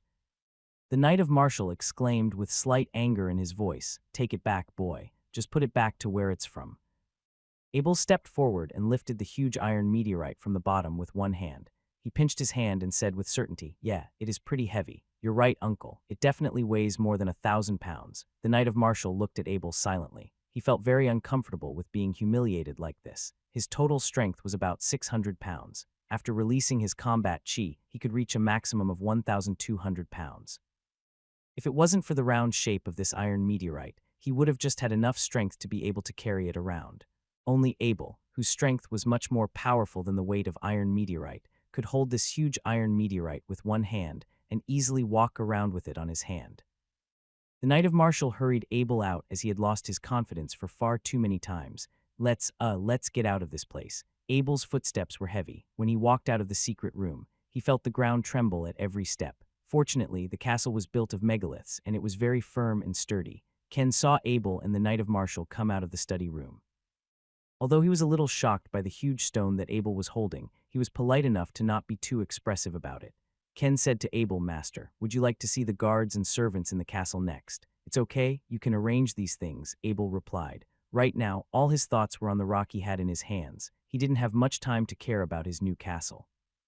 The Knight of Martial said with a smile, Ken, we still have other stuff to do today. I will leave everything about the castle to you, and I will arrange for the treasurer to come and assist you. Ken understood the arrangement well. It was a normal state of noble management for the lord to rest assured to the treasury and steward to manage everything. Abel found that the carriage could not handle the weight of the iron meteorite. Fortunately, Ken was very experienced in his work. To pull the meteorite away, he has set up an ox cart and used 2 cows to pull it. If the weapon was forged and the weight was not reduced, only a huge flying beast like White Cloud would be able to carry it around. The ox cart was very slow, which meant that Abel and the Knight of Martial's carriage could only follow it at the same pace. While the distance they traveled wasn't very long, it took about half a day for them to go back to Harry Castle. When they had arrived, it was already dark. After hearing about the meteorite, Master Bentham charged at Abel and demanded to have a look at it. Abel wanted to keep the meteorite as a secret, so he led Master Bentham to his new blacksmith workshop.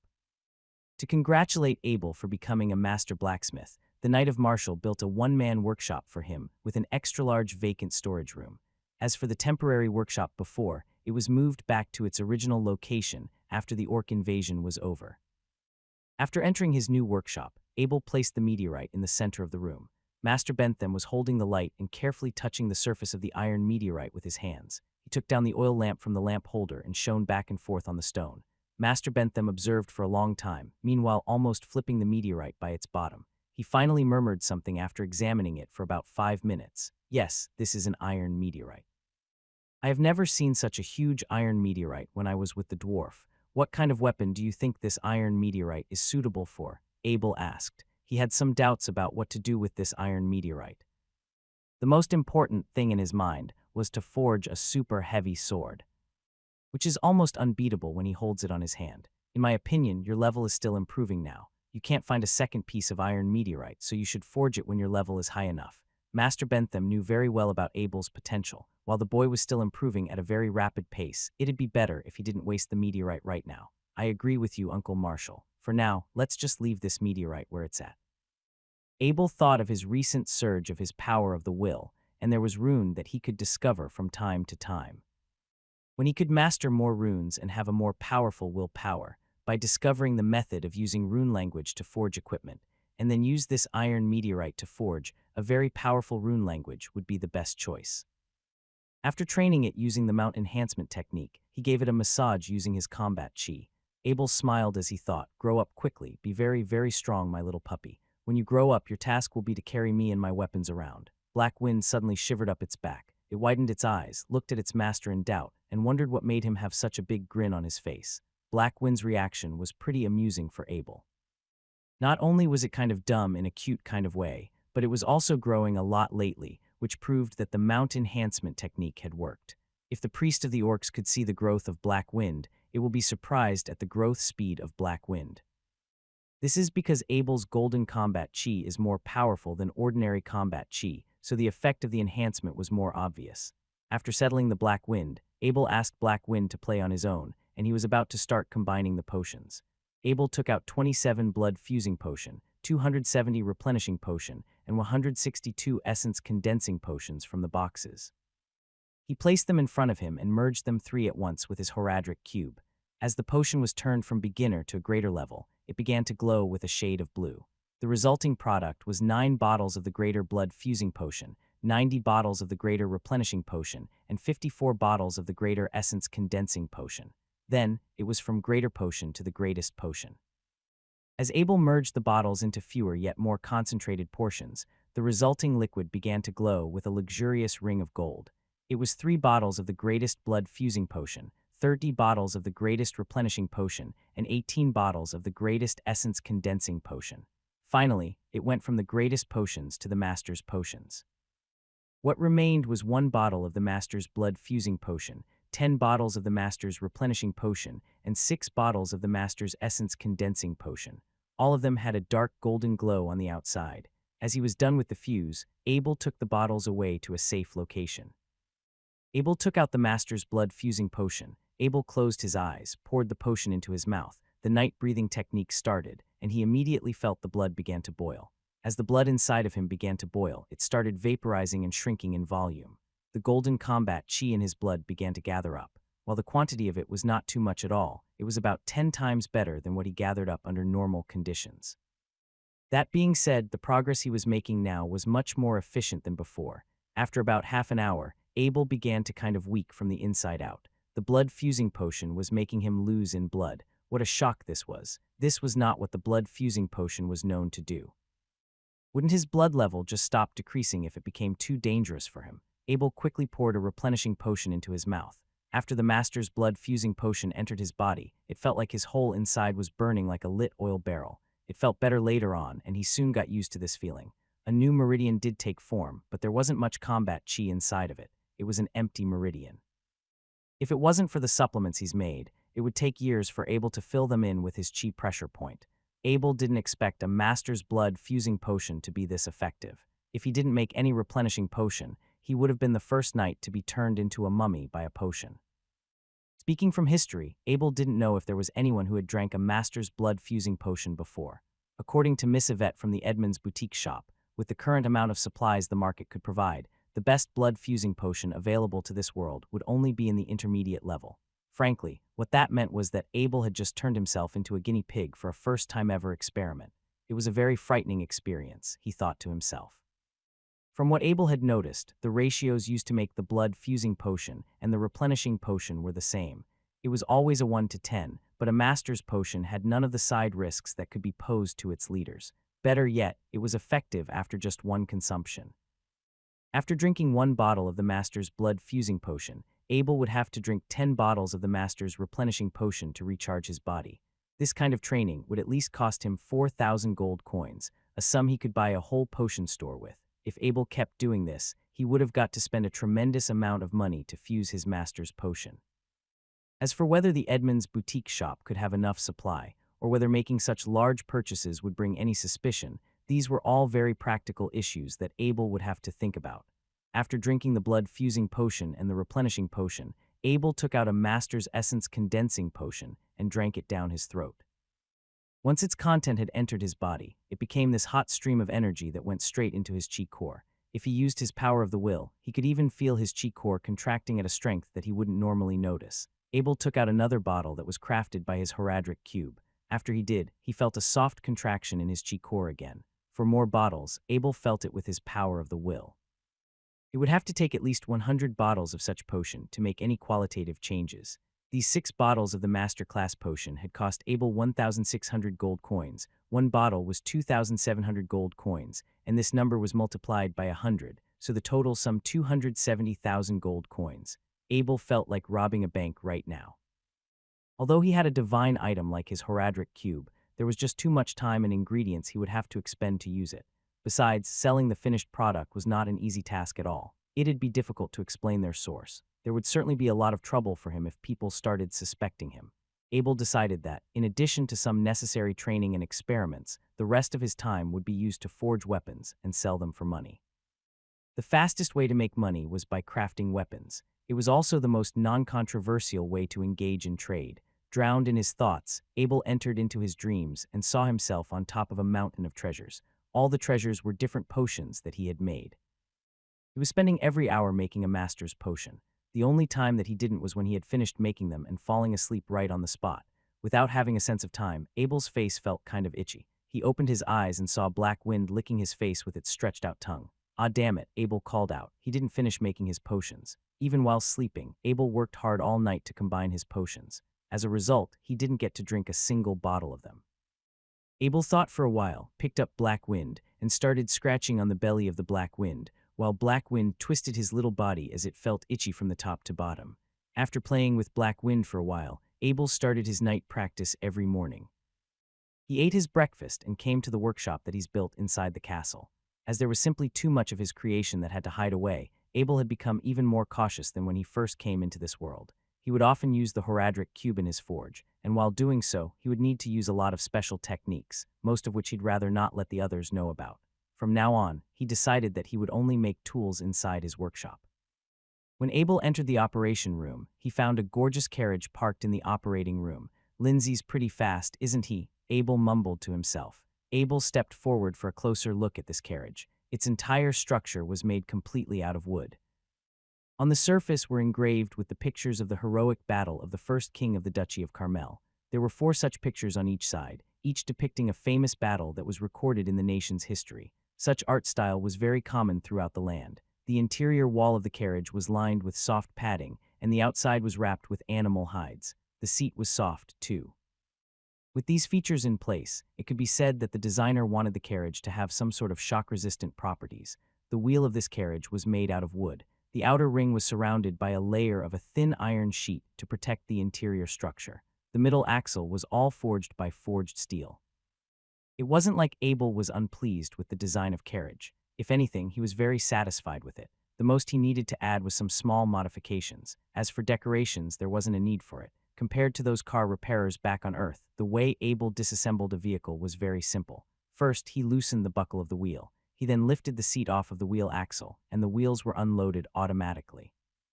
Lastly, he took the parts apart and laid them neatly on the ground around him. Comment 0 comment first rate this chapter vote with Power Stone. Abel added 4 groups of bulky springs between the wheels and the body of the carriage as shock absorbers. Abel was sure that the quality of these springs would be unmatchable.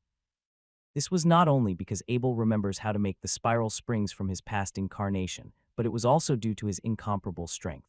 When it came to making these springs, one needed to throw the spring iron into the furnace, then slowly strike it until it became a thick stick of iron. Afterward, one needed to wrap the stick of iron around an iron rod. Since Abel did not have the equipment for this, that's where his enormous strength could shine. Although these spring irons were not as strong as the 100 skills irons, it was still impossible for a normal human to bend. If Abel's body did not develop in such a rapid pace in these past few days, there's no way he could do this. There were 4 springs in a group. Every group was secured by a sheet of metal at the bottom of the carriage between the wheels. It took Abel a large amount of time and effort to secure this total of 16 springs. The shock absorbers had been completed. Then, it was the most crucial step. Before this, Abel had already forged 20 thick rectangle sheets of 100 skills iron. Only Abel would have used 100 skills iron to form an ordinary sheet. Normally, these type of iron was only used in the weapons of the highest value, such as a big sword. In fact, they were treated as treasures by all blacksmiths. Abel drew out a rough area on the sheet and proceeded to throw it in the furnace. After it was burning red, he took it out with a tong. Then he put a hole for the gem on the sheet with a hammer drill.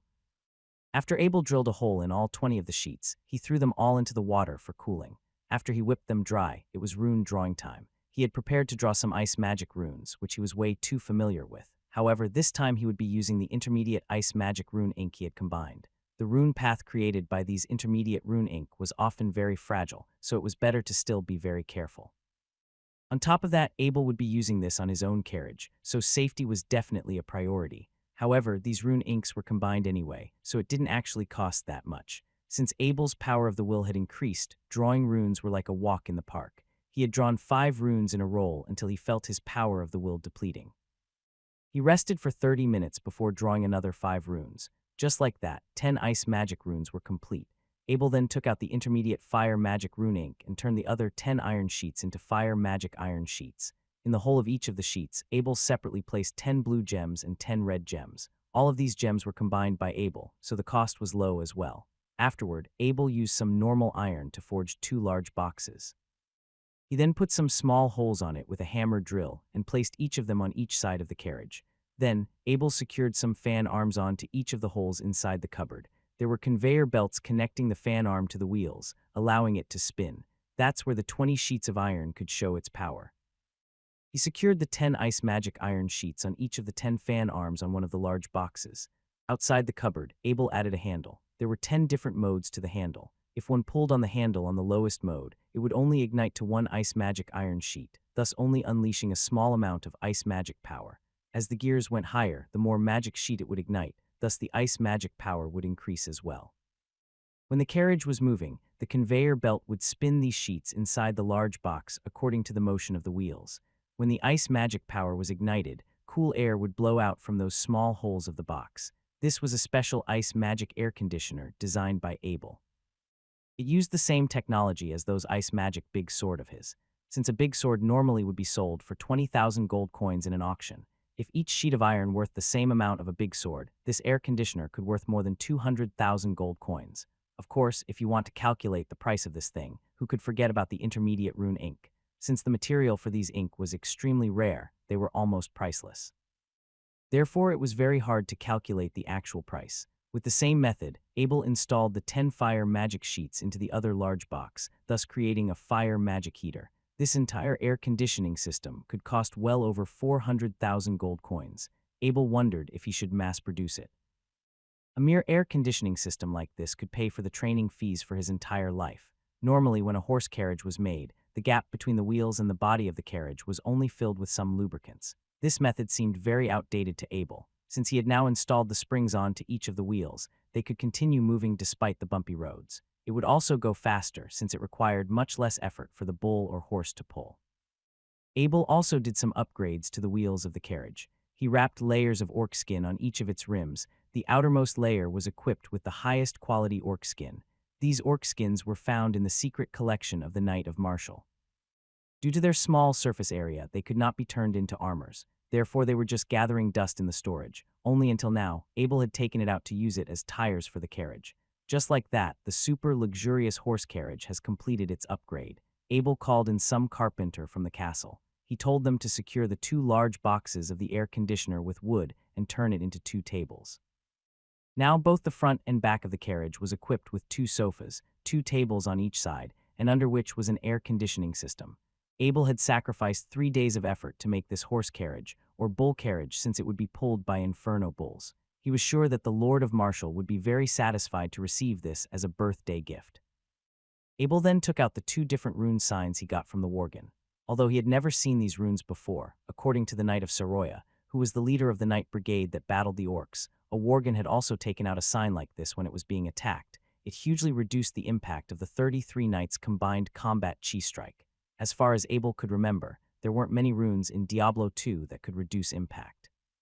If Abel's train of thoughts was correct, these 2 rune signs could very well be the 12 Soul Thor runes. 12 Soul Thor, +9 the lowest impact, offset physical impact 7. Abel didn't know what offset physical impact 7 meant in reality. However, he was reminded of the wound that was on a white cloud. Although it was long, it wasn't too deep. Abel speculated the rune sign must have drastically reduced the power of the 33 knights' combined combat chi. Therefore, offset physical impact 7 should be around the force of around 30 official knights. Although Abel was unsure how much power a commander would have, this rune should be more than capable of defending against an elite, or below knight. Abel had an idea: he should make a shield out of this rune. Since it was still too challenging for him to make great defending weapons such as the Ancient Vow with rune language, these single rune weapons should be doable. Although Abel was not used to making shields, he didn't think it would be a problem because of his incredible strength and his increasing power of the will. Abel decided to make a knight's shield, also known as the kite shield. These shields were flat on the top and sharp at the bottom. They were very commonly used by knights. Its surface was often color painted with the knight's family's coat of arms. It was practical and functional. Abel picked out the best iron from the iron ore. He decided to start from scratch. It was the first time he would make a rough iron model since his strength has developed drastically. This time he struck the iron with a 100-pound hammer. He couldn't help it. The 30-pound hammer he used before felt like a toothpick in his hand. Although this 100-pound hammer still felt a bit light, it was already the heaviest one he could find. He started from 1 skill and forged it into 80 skills with almost no effort at all. He realized he didn't even need to utilize his power of the will to do this. He could just use his brutal force. As he kept striking the iron with this nonsensical method, soon it had turned into 100 skills. By this point, he was no longer satisfied with a 100 skills model of iron. If he had used his power of the will on top of this, who knows how many more skills could he forge. Abel added 4 groups of bulky springs between the wheels and the body of the carriage as shock absorbers. Abel was sure that the quality of these springs would be unmatchable. This was not only because Abel remembers how to make the spiral springs from his past incarnation, but it was also due to his incomparable strength. When it came to making these springs, one needed to throw the spring iron into the furnace, then slowly strike it until it became a thick stick of iron. Afterward, one needed to wrap the stick of iron around an iron rod. Since Abel did not have the equipment for this, that's where his enormous strength could shine. Although these spring irons were not as strong as the 100 skills irons, it was still impossible for a normal human to bend. If Abel's body did not develop in such a rapid pace in these past few days, there's no way he could do this. There were 4 springs in a group. Every group was secured by a sheet of metal at the bottom of the carriage between the wheels. It took Abel a large amount of time and effort to secure this total of 16 springs. The shock absorbers had been completed. Then it was the most crucial step. Before this, Abel had already forged 20 thick rectangle sheets of 100 skills iron. Only Abel would have used 100 skills iron to form an ordinary sheet. Normally, these type of iron was only used in the weapons of the highest value, such as a big sword. In fact, they were treated as treasures by all blacksmiths.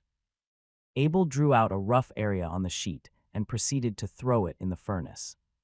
After it was burning red, he took it out with a tong. Then he put a hole for the gem on the sheet with a hammer drill. After Abel drilled a hole in all 20 of the sheets, he threw them all into the water for cooling. After he whipped them dry, it was rune drawing time. He had prepared to draw some ice magic runes, which he was way too familiar with. However, this time he would be using the intermediate ice magic rune ink he had combined. The rune path created by these intermediate rune ink was often very fragile, so it was better to still be very careful. On top of that, Abel would be using this on his own carriage, so safety was definitely a priority. However, these rune inks were combined anyway, so it didn't actually cost that much. Since Abel's power of the will had increased, drawing runes were like a walk in the park. He had drawn 5 runes in a roll until he felt his power of the will depleting. He rested for 30 minutes before drawing another 5 runes. Just like that, 10 ice magic runes were complete. Abel then took out the intermediate fire magic rune ink and turned the other 10 iron sheets into fire magic iron sheets. In the hole of each of the sheets, Abel separately placed 10 blue gems and 10 red gems. All of these gems were combined by Abel, so the cost was low as well. Afterward, Abel used some normal iron to forge 2 large boxes. He then put some small holes on it with a hammer drill and placed each of them on each side of the carriage. Then, Abel secured some fan arms onto each of the holes inside the cupboard. There were conveyor belts connecting the fan arm to the wheels, allowing it to spin. That's where the 20 sheets of iron could show its power. He secured the 10 ice magic iron sheets on each of the 10 fan arms on one of the large boxes. Outside the cupboard, Abel added a handle. There were 10 different modes to the handle. If one pulled on the handle on the lowest mode, it would only ignite to 1 ice magic iron sheet, thus only unleashing a small amount of ice magic power. As the gears went higher, the more magic sheet it would ignite, thus the ice magic power would increase as well. When the carriage was moving, the conveyor belt would spin these sheets inside the large box according to the motion of the wheels. When the ice magic power was ignited, cool air would blow out from those small holes of the box. This was a special ice magic air conditioner designed by Abel. It used the same technology as those ice magic big sword of his, since a big sword normally would be sold for 20,000 gold coins in an auction. If each sheet of iron worth the same amount of a big sword, this air conditioner could worth more than 200,000 gold coins. Of course, if you want to calculate the price of this thing, who could forget about the intermediate rune ink? Since the material for these ink was extremely rare, they were almost priceless. Therefore, it was very hard to calculate the actual price. With the same method, Abel installed the 10 fire magic sheets into the other large box, thus creating a fire magic heater. This entire air conditioning system could cost well over 400,000 gold coins. Abel wondered if he should mass produce it. A mere air conditioning system like this could pay for the training fees for his entire life. Normally, when a horse carriage was made, the gap between the wheels and the body of the carriage was only filled with some lubricants. This method seemed very outdated to Abel. Since he had now installed the springs onto each of the wheels, they could continue moving despite the bumpy roads. It would also go faster since it required much less effort for the bull or horse to pull. Abel also did some upgrades to the wheels of the carriage. He wrapped layers of orc skin on each of its rims. The outermost layer was equipped with the highest quality orc skin. These orc skins were found in the secret collection of the Knight of Martial. Due to their small surface area, they could not be turned into armors. Therefore, they were just gathering dust in the storage. Only until now, Abel had taken it out to use it as tires for the carriage. Just like that, the super luxurious horse carriage has completed its upgrade.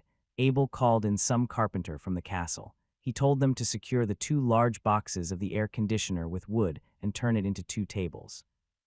Now both the front and back of the carriage was equipped with 2 sofas, 2 tables on each side, and under which was an air conditioning system. Abel had sacrificed 3 days of effort to make this horse carriage, or bull carriage, since it would be pulled by inferno bulls. He was sure that the Lord of Martial would be very satisfied to receive this as a birthday gift. Abel then took out the 2 different rune signs he got from the worgen.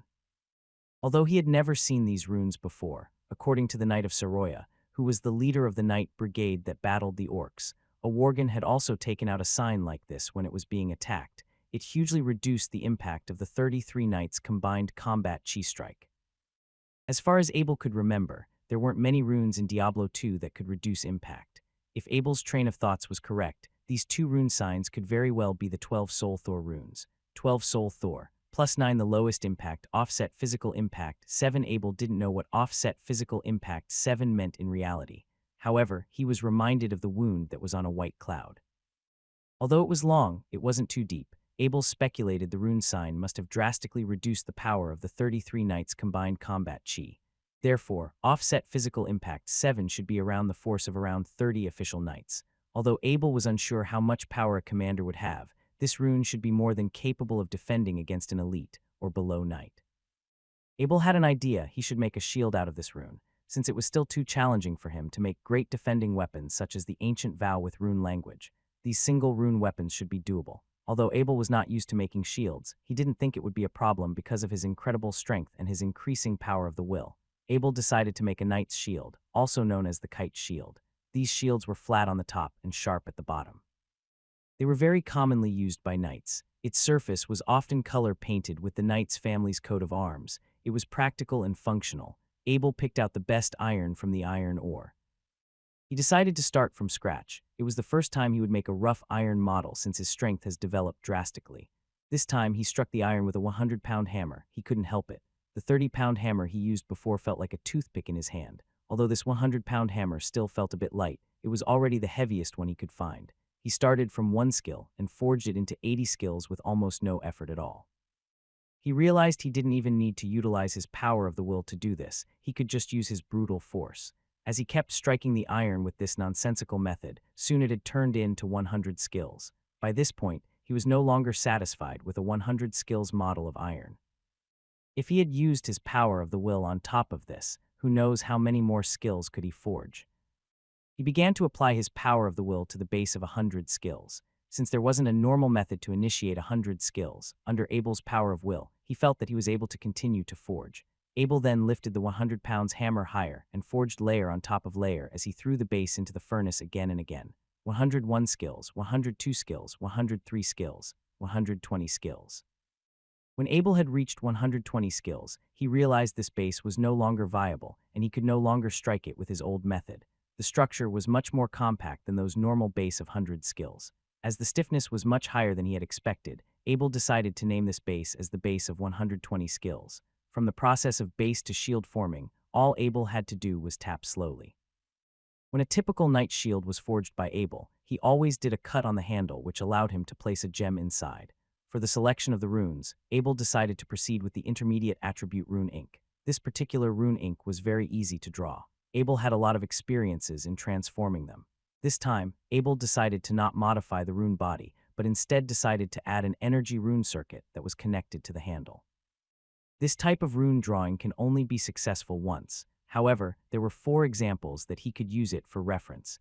Abel placed the diamond into the handle as a source of energy. The diamond served as a spiritual power to incite the rune. When the rune was successful, there was a burst of white light, and although the shield had not been tested, the production process at this time was very successful. As Abel placed the shield onto the ground, he then struck the shield using his hammer with 1/10 of his power and struck it with the power of around 200 pounds. When the hammer hit the shield, there was a flash of white light on the surface, and it was immediately gone. Abel proceeded to use 60 of his power. This time it was roughly the strength of an intermediate knight's combat chi power, but the same as last time, the surface was flashed with white light and immediately disappeared. When Abel realized he had made such a powerful shield, he was beyond excited within his heart. He couldn't help himself but used his full might to strike the shield. As more than 2,000 pounds struck the shield, there was only a loud noise, and the shield was struck so hard it went into the boulder-paved ground. Turns out, this attack was not completely mitigated. Abel wasn't quite sure what level of knights were capable of dishing out 2,000 pounds of power, but he was certain that this shield was more than enough for the knights to use in a battle. Also, Abel discovered this shield, made out of the base of 120 skills resistance, was beyond his expectations. It was even capable of withstanding these powerful strikes, even though most of the physical damage was gone from the place where the hammer struck. The sword did not even show any traces of battle scars, showing just how tough this shield was. A magic weapon was powerful due to its magic effects. This magic effect could resist physical damage. They were a match in heaven for the shield. As long as the diamond was not fully used, the magic effect would always be there. Although the shield was not able to resist magic attacks, Abel had never actually seen any actual magic attacks being made by someone other than the ones he had forged.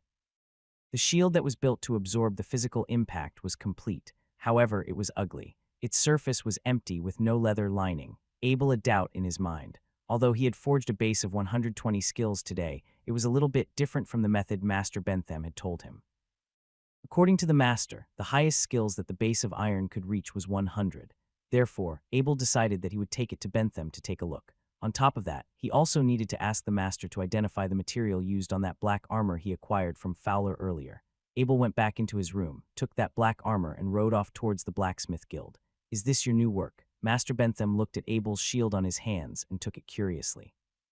"What's this material?" The first thing Bentham realized was the difference in the material. He then looked up at Abel and asked, "Is this made with ordinary iron ore?" "Yes, I use the best iron ore in the mine," Abel replied.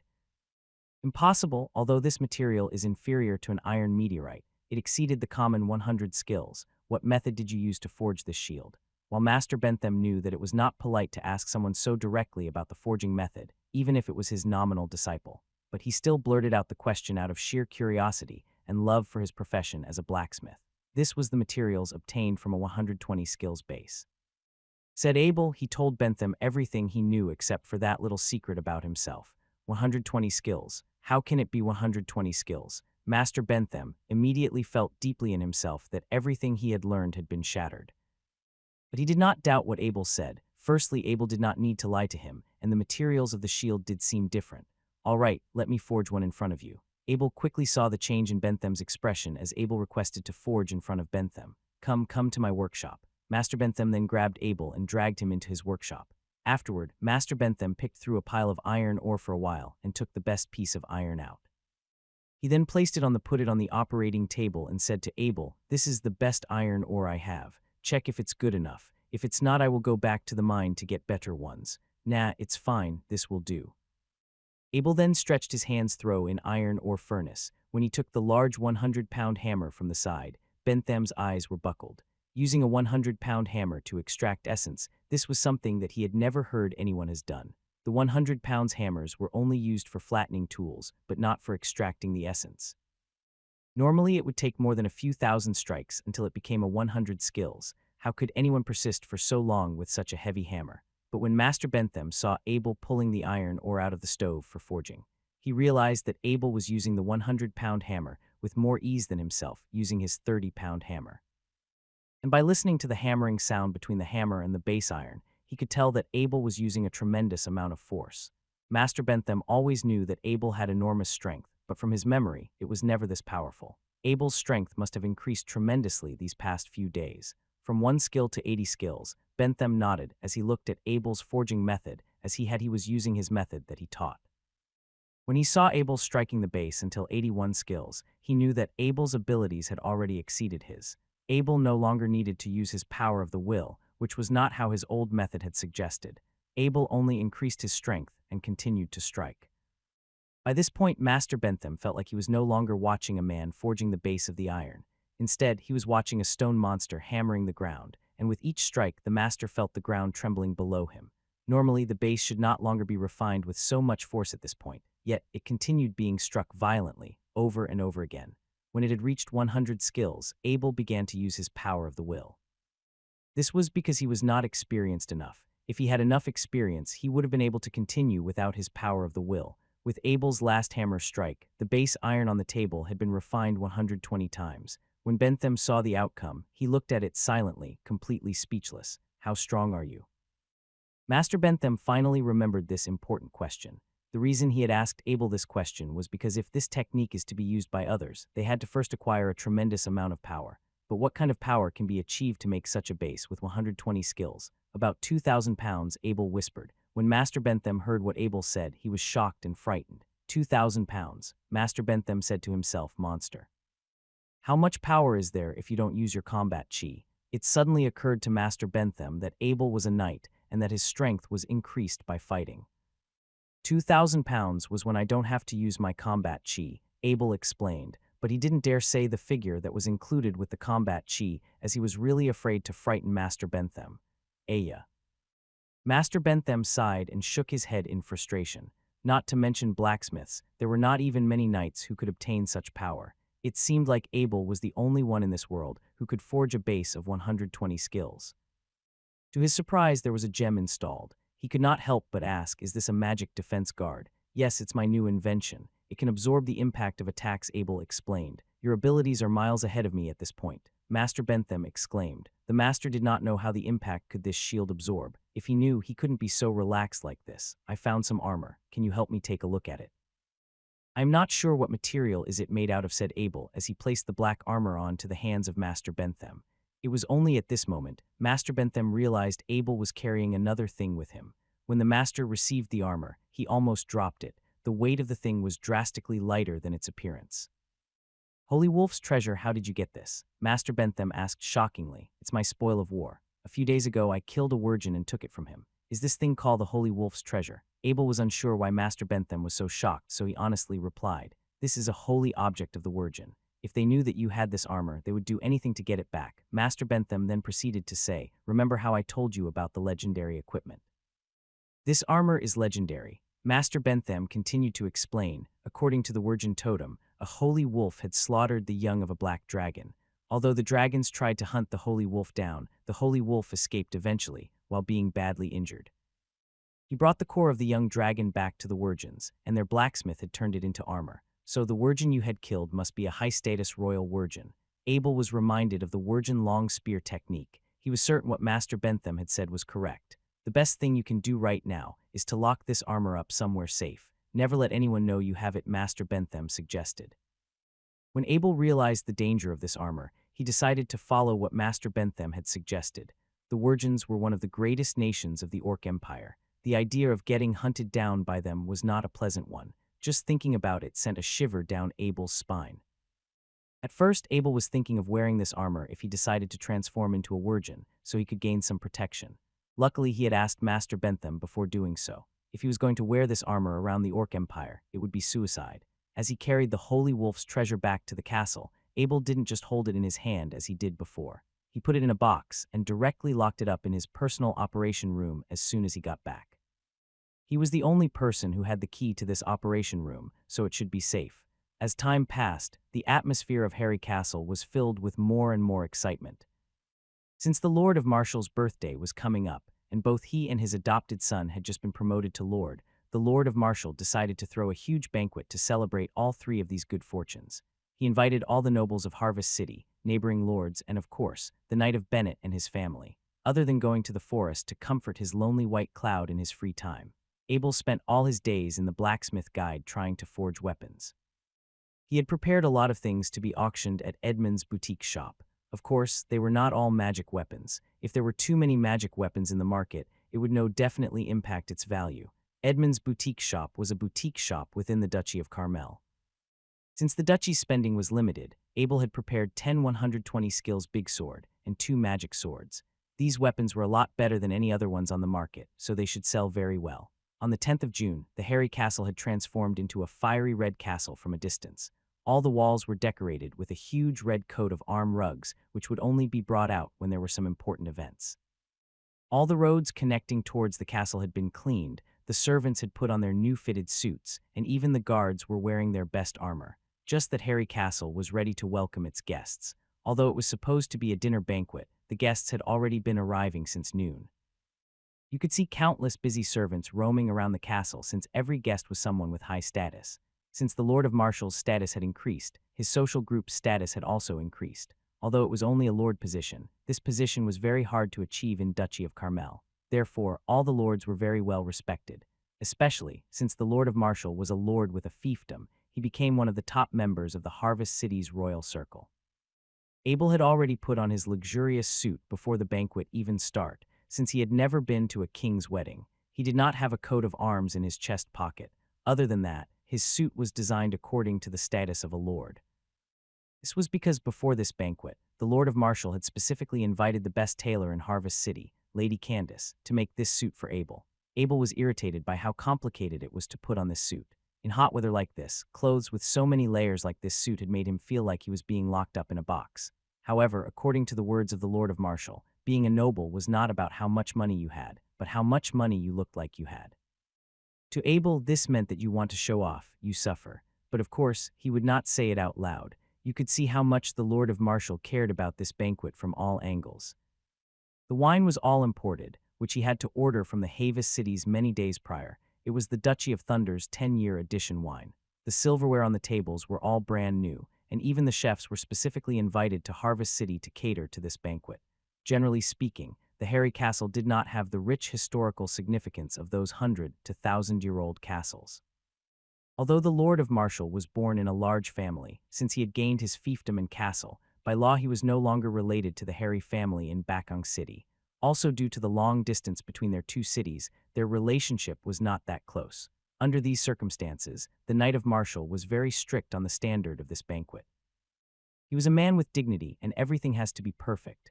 "Uncle Marshall, do you want me to send some servants here from Abel Castle?" asked Abel in a hurry. He realized that every guest in this banquet was someone with high status, so they demanded their own personal servants, which caused a shortage of servants in Harry Castle. "That would be great, Abel," the Lord of Marshall replied promptly. He also realized the current situation. The servants who served in the castles were not just ordinary servants, since they represent the face of their owner. They would need to go through specific training that was unique to the castle they serve. Abel had recruited the 2-horse carriage in the castle and headed towards Abel's castle. He needed to make sure there would be enough servants before the evening arrived. As the night came, Harry Castle was brightly lit. The Lord of Marshall stood in the middle of the castle hall, welcoming his guests. Abel stood beside with a smile, respectfully listening to the Lord of Marshall introduce his friends. "Welcome, Master Bentham. Welcome, the Knight of Bennett," said Butler Lindsay. These words traveled through the entrance into the ears of Abel. Immediately, Abel rushed towards the entrance. He had to personally welcome his father, the Knight of Bennett. Abel also had a deep respect for Master Bentham. Although the master worked under the Harry Castle's Blacksmith Guild, he was Abel's teacher and a very famous person in Harvest City. "Father, Master, welcome to the banquet tonight." Abel had it all planned out. He ordered the luxurious horse carriage, which was supposed to be the Lord of Marshall's birthday present, to first pick up the Knight of Bennett's family, then Master Bentham. The Knight of Bennett got off the carriage first. When he saw Abel, his serious face leaked out a small, slight, gratified smile as he nodded to Abel. Then came his Nora. They had not seen each other for a very long time. When she finally saw Abel, her eyes began to sparkle. However, due to the seriousness of this event, she tried her best to hold her tears back. Next was his big brother Zach. When Zach saw Abel, he immediately jumped off the carriage and hugged him tightly. The Knight of Bennett gave a small cough, reminding Zach this was a serious event and that he should behave himself. Abel couldn't help but giggle. His big brother was still afraid of his father. He then proceeded to say with a smile, "My dear brother, when you become an official knight, I will make you a full-body armor as a present." Zach's eyes began to sparkle. He let out a big laugh and said, "That day won't be too long, you better start preparing now." Master Bentham was the last person to get off the carriage. He smiled as he said to Abel, "This carriage was pretty nice. An old body like me didn't even feel a bump when sitting on it. But won't the Lord of Marshall be angry that you had picked me up with his birthday present?" "If the Lord of Marshall found out that I have a carriage and don't pick you up with it, he would be furious," Abel replied, as he reached out his hand to help Master Bentham off the carriage. He did not want to spoil the surprise for the Lord of Marshall. Master Bentham also didn't know the value of this thing. Master Bentham only knew that Abel had added a shock absorber to the carriage, which he knew Abel could do so. After Abel had accompanied his father's family and Master Bentham into the hall, he decided to go back to the Lord of Marshall. Suddenly, he heard the voice of Butler Lindsay from the entrance again. The mighty Master Thorin Oakenshield had arrived. Although the Lord of Marshall had never met this master, he knew that Master Thorin was the judge of Abel's blacksmith master's examination. Therefore, he had sent him an invitation, as well as a gesture of good manners. At first, the Lord of Marshall was not expecting Master Thorin to show up in these banquets since he was a dwarf. Yet he was here. This was probably because he wanted to show respect to Abel. "Welcome, Master Thorin," said Abel sincerely as he bowed to Master Thorin. "Hello, Master Abel. Although the human's lord status doesn't mean much to you, I and the Blacksmith Union still want to wish you well," said Master Thorin. His intention of coming to this banquet had become clear. He wanted to show everyone that the Blacksmith Union was on Abel's side. "Master Thorin, would you be able to stay at the castle for a while after the banquet? There are some things I want to ask you." Although Master Bentham had studied forgery under the dwarfs, he was never a blacksmith for the dwarfs. Abel had always wondered about this, so he wanted to ask Master Thorin.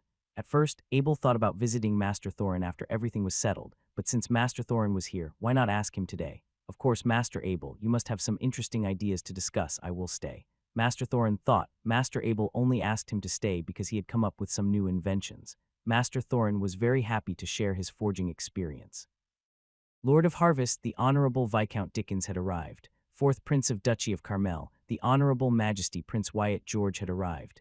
Every guest was shocked by these words. Even the Lord of the City and one of the 4 princes of Duchy of Carmel were attending this banquet. The ruler of the city would rarely attend other people's banquet, let alone going to another person's castle to attend a banquet. Not only that, but someone with such an honorable status, such as the 4th Prince of Duchy of Carmel, had also decided to attend the banquet of an ordinary lord. How was that possible? As the host of the banquet, the Lord of Marshall and Abel quickly rushed towards the entrance. There were 2 horse carriages in front of the castle gate, which was followed by 8 knights. The owner of the carriage had already gotten off the carriage and heading straight towards the castle. "The Honorable City Ruler, the Honorable Majesty Prince Wyatt's, welcome to Harry Castle," said the Lord of Marshall as he bowed to the 2. "I heard it's your birthday, so I brought something for you as a gift," said Viscount Dickens with a warm expression as he took out a small box. The Lord of Marshall received the box. He said as he opened it, "I know you are very busy, so I didn't invite you. It was my mistake." Inside the box was a medal of honor. On its surface was etched with the drawing of the goddess of Harvest City. It was personally made by the priest of the goddess of Harvest City Shrine. It had been blessed to bring good fortune. The Medal of Honor was very complicated to make. only one could be produced each year. Yet, countless lords in the city wanted one. It was said that the goddess of Harvest City would help protect the fiefdom of the owners of this metal. Although it was not hard for Viscount Dickens to obtain this metal, for him to give it away as a gift, it showed that he respected the Lord of Marshall a lot. "Thank you so much, this present was a treasure," said the Lord of Marshall with a face full of happiness as he put the metal back into the box. As Prince Wyatt saw that Viscount Dickens handing out a present to the Lord of Marshall, he expressed a bit of dissatisfaction. Although he had come to this banquet with Viscount Dickens, he was still a royal, and the royals in Duchy of Carmel always had tensions with the nobles. Although Prince Wyatt had a high status, his father King Astor George was not in good condition. If the king passed away, as the fourth prince, he would be kicked out of the royal family and became a noble. Since he did not have a fiefdom, he could no longer use the last name George.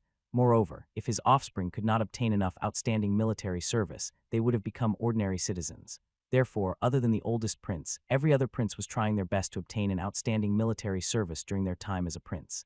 This was because no matter where they go, an elite guard would be by their side, which made getting an outstanding military service much easier. A few days ago, when Abel was auctioning his magic weapons at Edmund's boutique shop in Bakong City, Prince Wyatt was also traveling around the southern area. When the prince heard the news, he immediately came to join the auction. There were not many magic weapons in the human world. Therefore, Prince Wyatt wanted to buy some, no matter for personal use or bribing people, it would help him tremendously. There was only one reason why Prince Wyatt had traveled to Harvest City. He wanted to see Master Abel and directly buy some weapons off him. Luckily, he ran into Viscount Dickens on the way, so he decided to attend this banquet with him together. Since Prince Wyatt came in a rush, he did not prepare any gifts.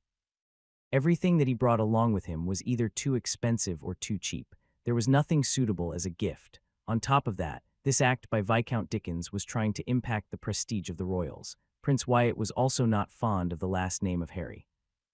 In Duchy of Carmel, everyone knew that since the Harry family was one of the largest families in Bakong City, they opposed the royals. Prince Wyatt had just discovered that Master Abel was living in a Harry castle in Harvest City, and this Harry castle was exactly the offspring of the Harry in Bakong City. "The night of Marshall, I came in a rush, so I didn't prepare any gifts. I hope you can forgive me," said Prince Wyatt with a smile, followed by a bow.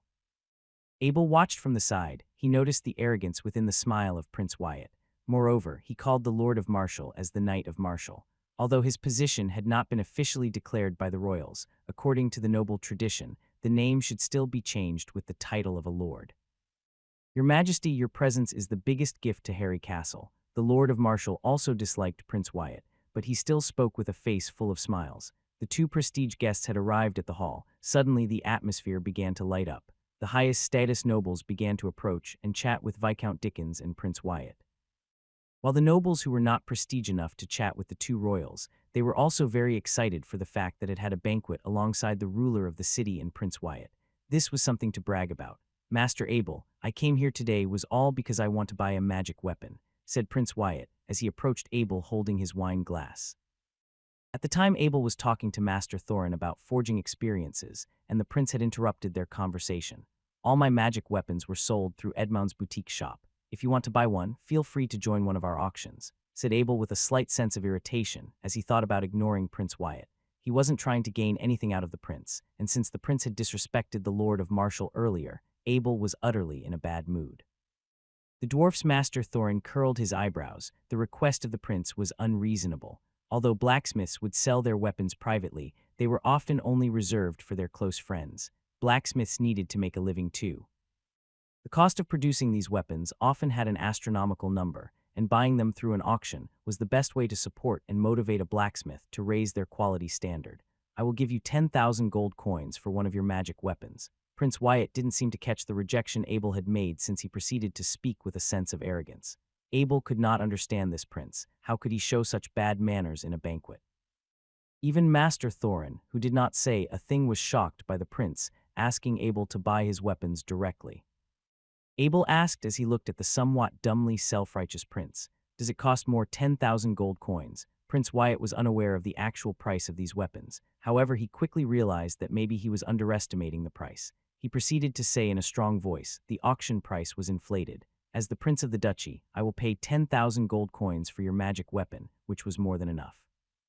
Prince Wyatt thought that, although Abel was a blacksmith master, he was still too young and he had been scared from what he had said. Looking at Abel's silence expression, the prince thought that Abel had accepted his offer. By that point, Thorin, the dwarf master, could not tolerate this anymore. A deep voice came from his long beard. Are you threatening a blacksmith from the Union? Or do the Duchy of Carmel thinks that the masters of the Blacksmith Union are not worthy of being respected? Only then did Prince Wyatt discover Thorin, the dwarf master. Since he was already very short, it was even harder to spot him at first glance when he was being covered by Abel. No, no, Master Thorin, that's not what I meant.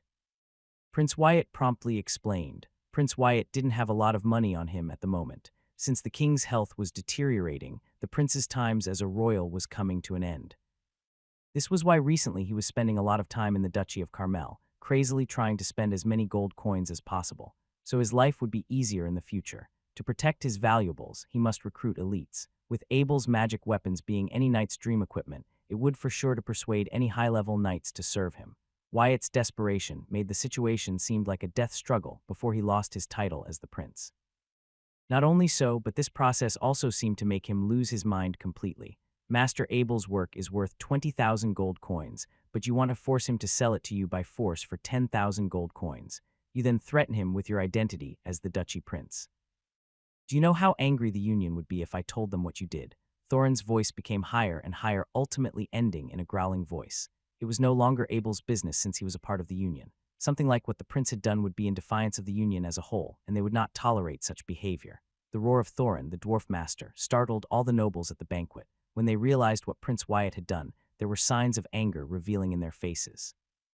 Who was Abel? He was Harvest City's pride, youngest master blacksmith, as well as a successful lord that was looked up to by many. Viscount Dickens was also furious at the prince's action. It was him that had brought Prince Wyatt to attend this dinner party, but what Wyatt did made him lose his prestigious reputation, which was the most important thing to nobles. Master Thorin, I didn't know the real price of the magic weapon. I was only skeptical about the price, and I didn't mean to offend Master Abel, Prince Wyatt said with a paled face as things got out of hand. If King Astor found out that Wyatt had offended the Blacksmith Union, the first thing he would have done was to kick his son out of the palace. This meant that he would not be given even the title of noble. He would have become an ordinary citizen, and no matter what, he would not accept this. Master Abel, how do you want to go with this? Said Master Thorin. The Blacksmith Union doesn't want to bring you any trouble. Since they were at Harry's castle, he wanted to know how Abel will approach this situation before they make a move. Master Thorin, today is Uncle Marshall's birthday, and since Prince Wyatt wants to purchase a weapon without knowing the actual value, I will take out a magic sword I had newly forged. I hope you can examine the price so the prince can purchase it. The two new magic sword Abel had forged were both made with the 120 skills base, and the runes were written with intermediate rune ink, which had made magic power more stable. The dwarf Master Thorin must know the actual value of this sword. Since Abel didn't want to deepen their tensions, he decided to just sell off one of these big swords to the prince as you wish, Master Abel. Thorin, the dwarf master, thought that Abel did not want to cause any more trouble for the Union, so he tried to resolve the conflict. He could not help but admire this young blacksmith. Abel then waved at his steward, Lindsay, to collect a magic sword from his operations room. After a while, Lindsay came out with a nice big sword. Master Thorin, this is my latest work. Please examine it and let me know your thoughts. Abel gestured to Lindsay to give the magic sword to Thorin, the dwarf master. The nobles on the side were all very curious to see this magic sword, a magic sword that worth 20,000 gold coins. It was even higher than the price of a castle, which made all the nobles watching the whole event extremely excited. Thorin, the dwarf master, took the magic sword and inspected closely at its body and flicked his finger on it. With the flick of his finger, a blue light flashed and his fingers were immediately covered with frost. Thorin moved his fingers and quickly shook the frost off his fingers. He then turned and looked at Abel curiously. Your achievements was astounding. It was even more shocking considering your age. This sword was even better than the ones forged by the masters of my people. Although it was made with a normal iron, its quality had hugely surpassed 100 skills. The nobles all around listened quietly to Thorin's explanation of the weapon. This was an extremely rare opportunity to hear a dwarf master evaluating a weapon. Thorin, the dwarf master, bowed slightly towards Abel and said, Master Abel, I am glad you found a new method to produce stronger steel. I will forward a request to the Union to record this achievement in the Blacksmith Union Hall of Honor. The Hall of Honor was the blacksmith's holy temple in the Holy Continent, where records of all blacksmiths' achievements in improving their forging techniques have been passed down by countless people and recited by bards on the continent. I was already thinking of talking to you about this after dinner. Abel smiled back. Thorin, the dwarf master, with a look of delight in his face, saluted. "It was my pleasure to discuss with you," as Thorin picked up the magic sword again and said to the steward, "Please bring me a piece of log." Shortly after, Lindsay sent for his servant to bring a 1-meter-long log to lay before Thorin, the dwarf master. Thorin, the dwarf master, took the magic sword and slashed directly onto the log with mild strength. The sword immediately sank a depth of 1 cm, and there was frost surrounding the log. Your use of the rune ink was rather unique, as the effects lasted much longer than any ordinary ink. In comparison to my kind of magic swords, yours was much more powerful with formidable power. May I know your ink recipe? Abel had some difficulty in answering this question as he had combined the inks through the Horadric cube. It did not have any formula or recipe. "I'm sorry to make things difficult for you, Master Abel. I've gotten too curious." Thorin, the dwarf master, touched his beard in embarrassment. Usually, it was an unreasonable request for another master for their recipe, but he couldn't help himself after he saw how powerful magic swords' effects were. Master Thorin instantly regretted these actions. Prince Wyatt's face was becoming gloomy, and the words of Thorin made him felt as if he was targeting him. Thorin continued to praise the magic weapon to raise the value of the weapon, which ultimately would cost him more gold coins. Viscount Dickens then interrupted the conversation with a smile and asked, "How much is this great magical sword worth, Master Thorin?" Thorin suddenly remembered that he had yet to assess the value of this magic sword. He quickly made some mental calculations and said, Thorin Oakenshield values this sword at 50,000 gold coins." When Thorin, the dwarf master, finished his evaluation, all of the royals at the castle all looked at the magic sword with a look of envy, jealousy, and longing in their eyes. Viscount Dickens picked up the magic sword with great curiosity. He then waved the sword for a few times and turned around to ask Abel, "Master Abel, how many of these swords have you made this time?" "May I have one?" Prince Wyatt did not have that many gold coins on him that evening. Though his identity was still a royal, he wasn't at the point where he could enjoy the magic gold card. If he had the inheritance of Duchy of Carmel, then he would have been eligible for it. As of right now, his identity as a prince, as well as the instability of his position, meant that he could become an ordinary noble anytime. "I won't take away your personal one, Abel. If you don't have any magic sword right now, I can wait until your next forge." Viscount Dickens hated to be called Viscount. Everyone in Harvest City knew about this. Since Prince Wyatt's affected his name, it had made him very unhappy. However, he could sense that the prince might not have enough money. Didn't matter if he bought an extra weapon, as long as he could embarrass the prince right now. Viscount Dickens then took out his magic gold card from his pocket and said, "I can pay in advance, Master Abel. 2 of the same magic weapons have already been forged at this time, and since the ruler of the city needs it, you can have the other one." Abel turned to Lindsay and asked him to bring out the other magical weapon. Abel's workshop was not open to anyone. Only Lindsay and the Lord of Marshall were able to enter and leave the operations room. Now that Lindsay realized the values of the weapons, he decided to add a lookout post in the doors of the operations room. Lindsay moved swiftly. Within minutes, a large magic sword was soon in the hands of Viscount Dickens. Viscount Dickens waved the magic sword in his hand twice and happily held the magic gold card in front of Abel. Abel then also took out his magic gold card as he paired it with Dickens' card.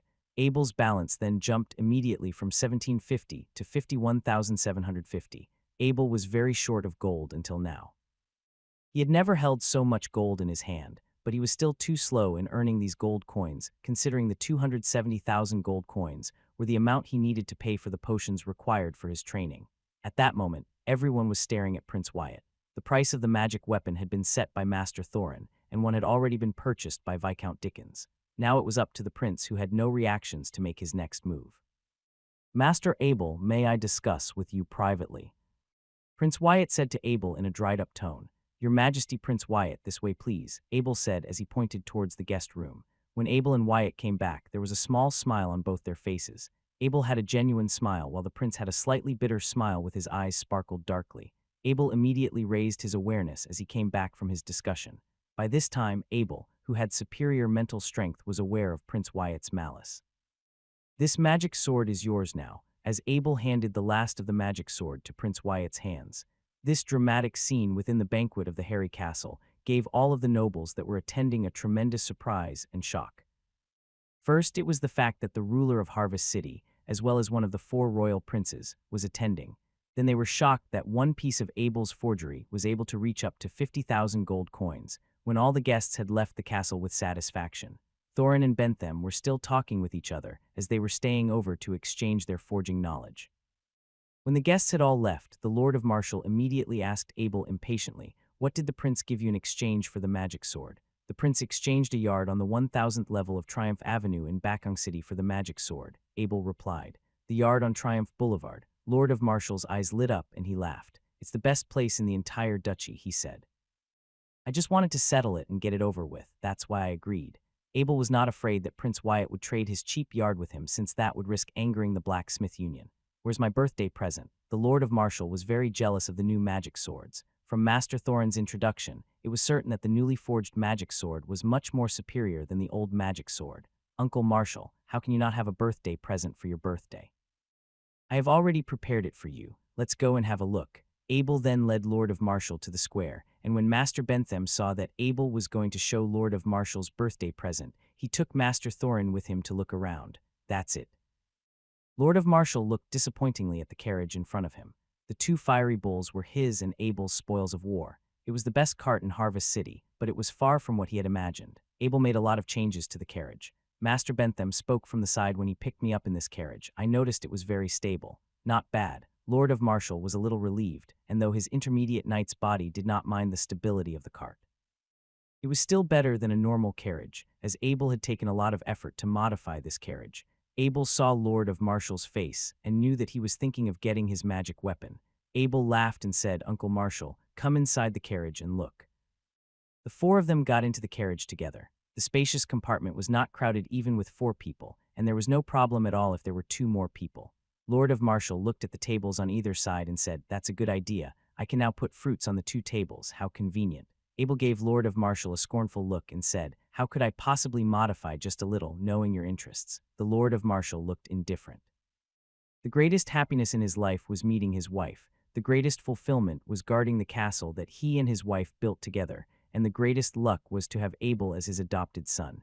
His little hobby was to show off. With such a son to be fond of, how could he not show off? "This is the controller," Abel said, pointing to the switch near the table. "There are 10 switches. The table on the left regulates the cold air, and the table on the right regulates the heat." "Has it?" Lord of Marshall asked incredulously, touching the switch at the left table.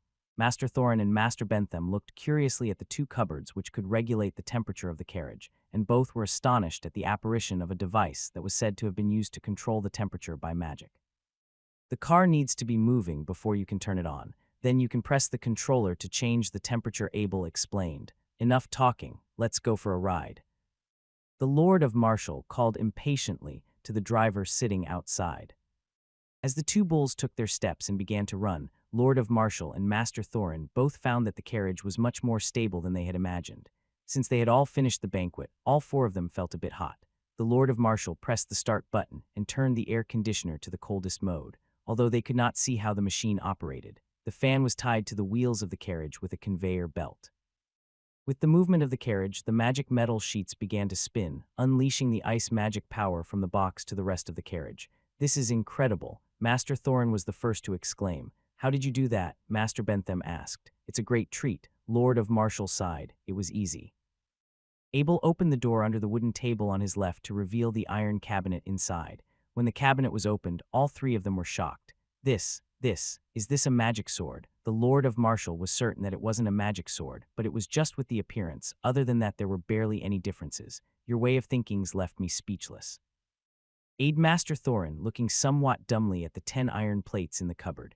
"It's a waste for the Lord of Marshall to ride in," Master Bentham said with a voice that was filled with envy. "And the one on the right?" the Lord of Marshall asked. "Yes, it was made with some fire magic gems," Abel explained while he opened the cupboard on the right. When the chests were opened on either side, Master Thorin was dumbstruck by Abel's style, while Master Bentham talked softly to the Lord of Marshall about borrowing the cart. After a while, he stood up and shook his head in awe. "Master Abel, your love for your stepfather was beyond my imagination. Every single one of these 20 magic metal sheets in here can be taken out and used as a magic weapon. Moreover, they hold the same value as the 2 magic weapons you sold today." After hearing Master Thorin's professional review, the Lord of Marshall's jaw can't help but drop to the ground. He then began to laugh loudly and asked Master Thorin, "Are you saying this horse carriage which Abel had given me cost more than 1,000,000 gold coins?" Master Bentham reached out his hand and patted the shoulder of the Lord of Marshall. He then spoke with a ridiculing tone. "Be careful, this thing is expensive. Someone might steal it." The Lord of Marshall arrogantly lifted his head, laughing loudly as he said, "No one would say this if they know the number of weapons I have equipped, so don't even think about taking me down if you are not a commander." Abel couldn't help but shake his head. His uncle Marshall was in show-off mode again. Even in a banquet, the Lord of Marshall did not put down his two big swords. According to his own words, if a knight did have his weapons with him all the time, it would be suicide. Master Bentham and Master Thorin's eyes suddenly began to light up. The two big swords in the Lord's back was too flashy. All these times the two masters kept their manners and avoided asking the Lord about it, but since the topic has been brought up, the masters had become interested. The masters knew that Abel's best weapons were probably either reserved for his personal use or for his family. Therefore, the two big swords that the Lord of Marshall had always carried around with him must have been Abel's finest of the finest. Let's have a look. What about these weapons that made you so crazy? Due to their many years of friendship, Master Bentham could just ask the Lord of Marshall directly, without caring so much about being polite. Looking at how interested these masters were to his weapons, the Lord of Marshall felt tremendously proud of himself. Although Master Bentham was not a real master, he was still one of the blacksmith elite of Harvest City. On the other hand, Master Thorin was a part of the Blacksmith Union. He was an acclaimed master of the entire Holy Continent. The Lord of Marshall disarmed the two big swords from his back and placed one of them on the table of the carriage.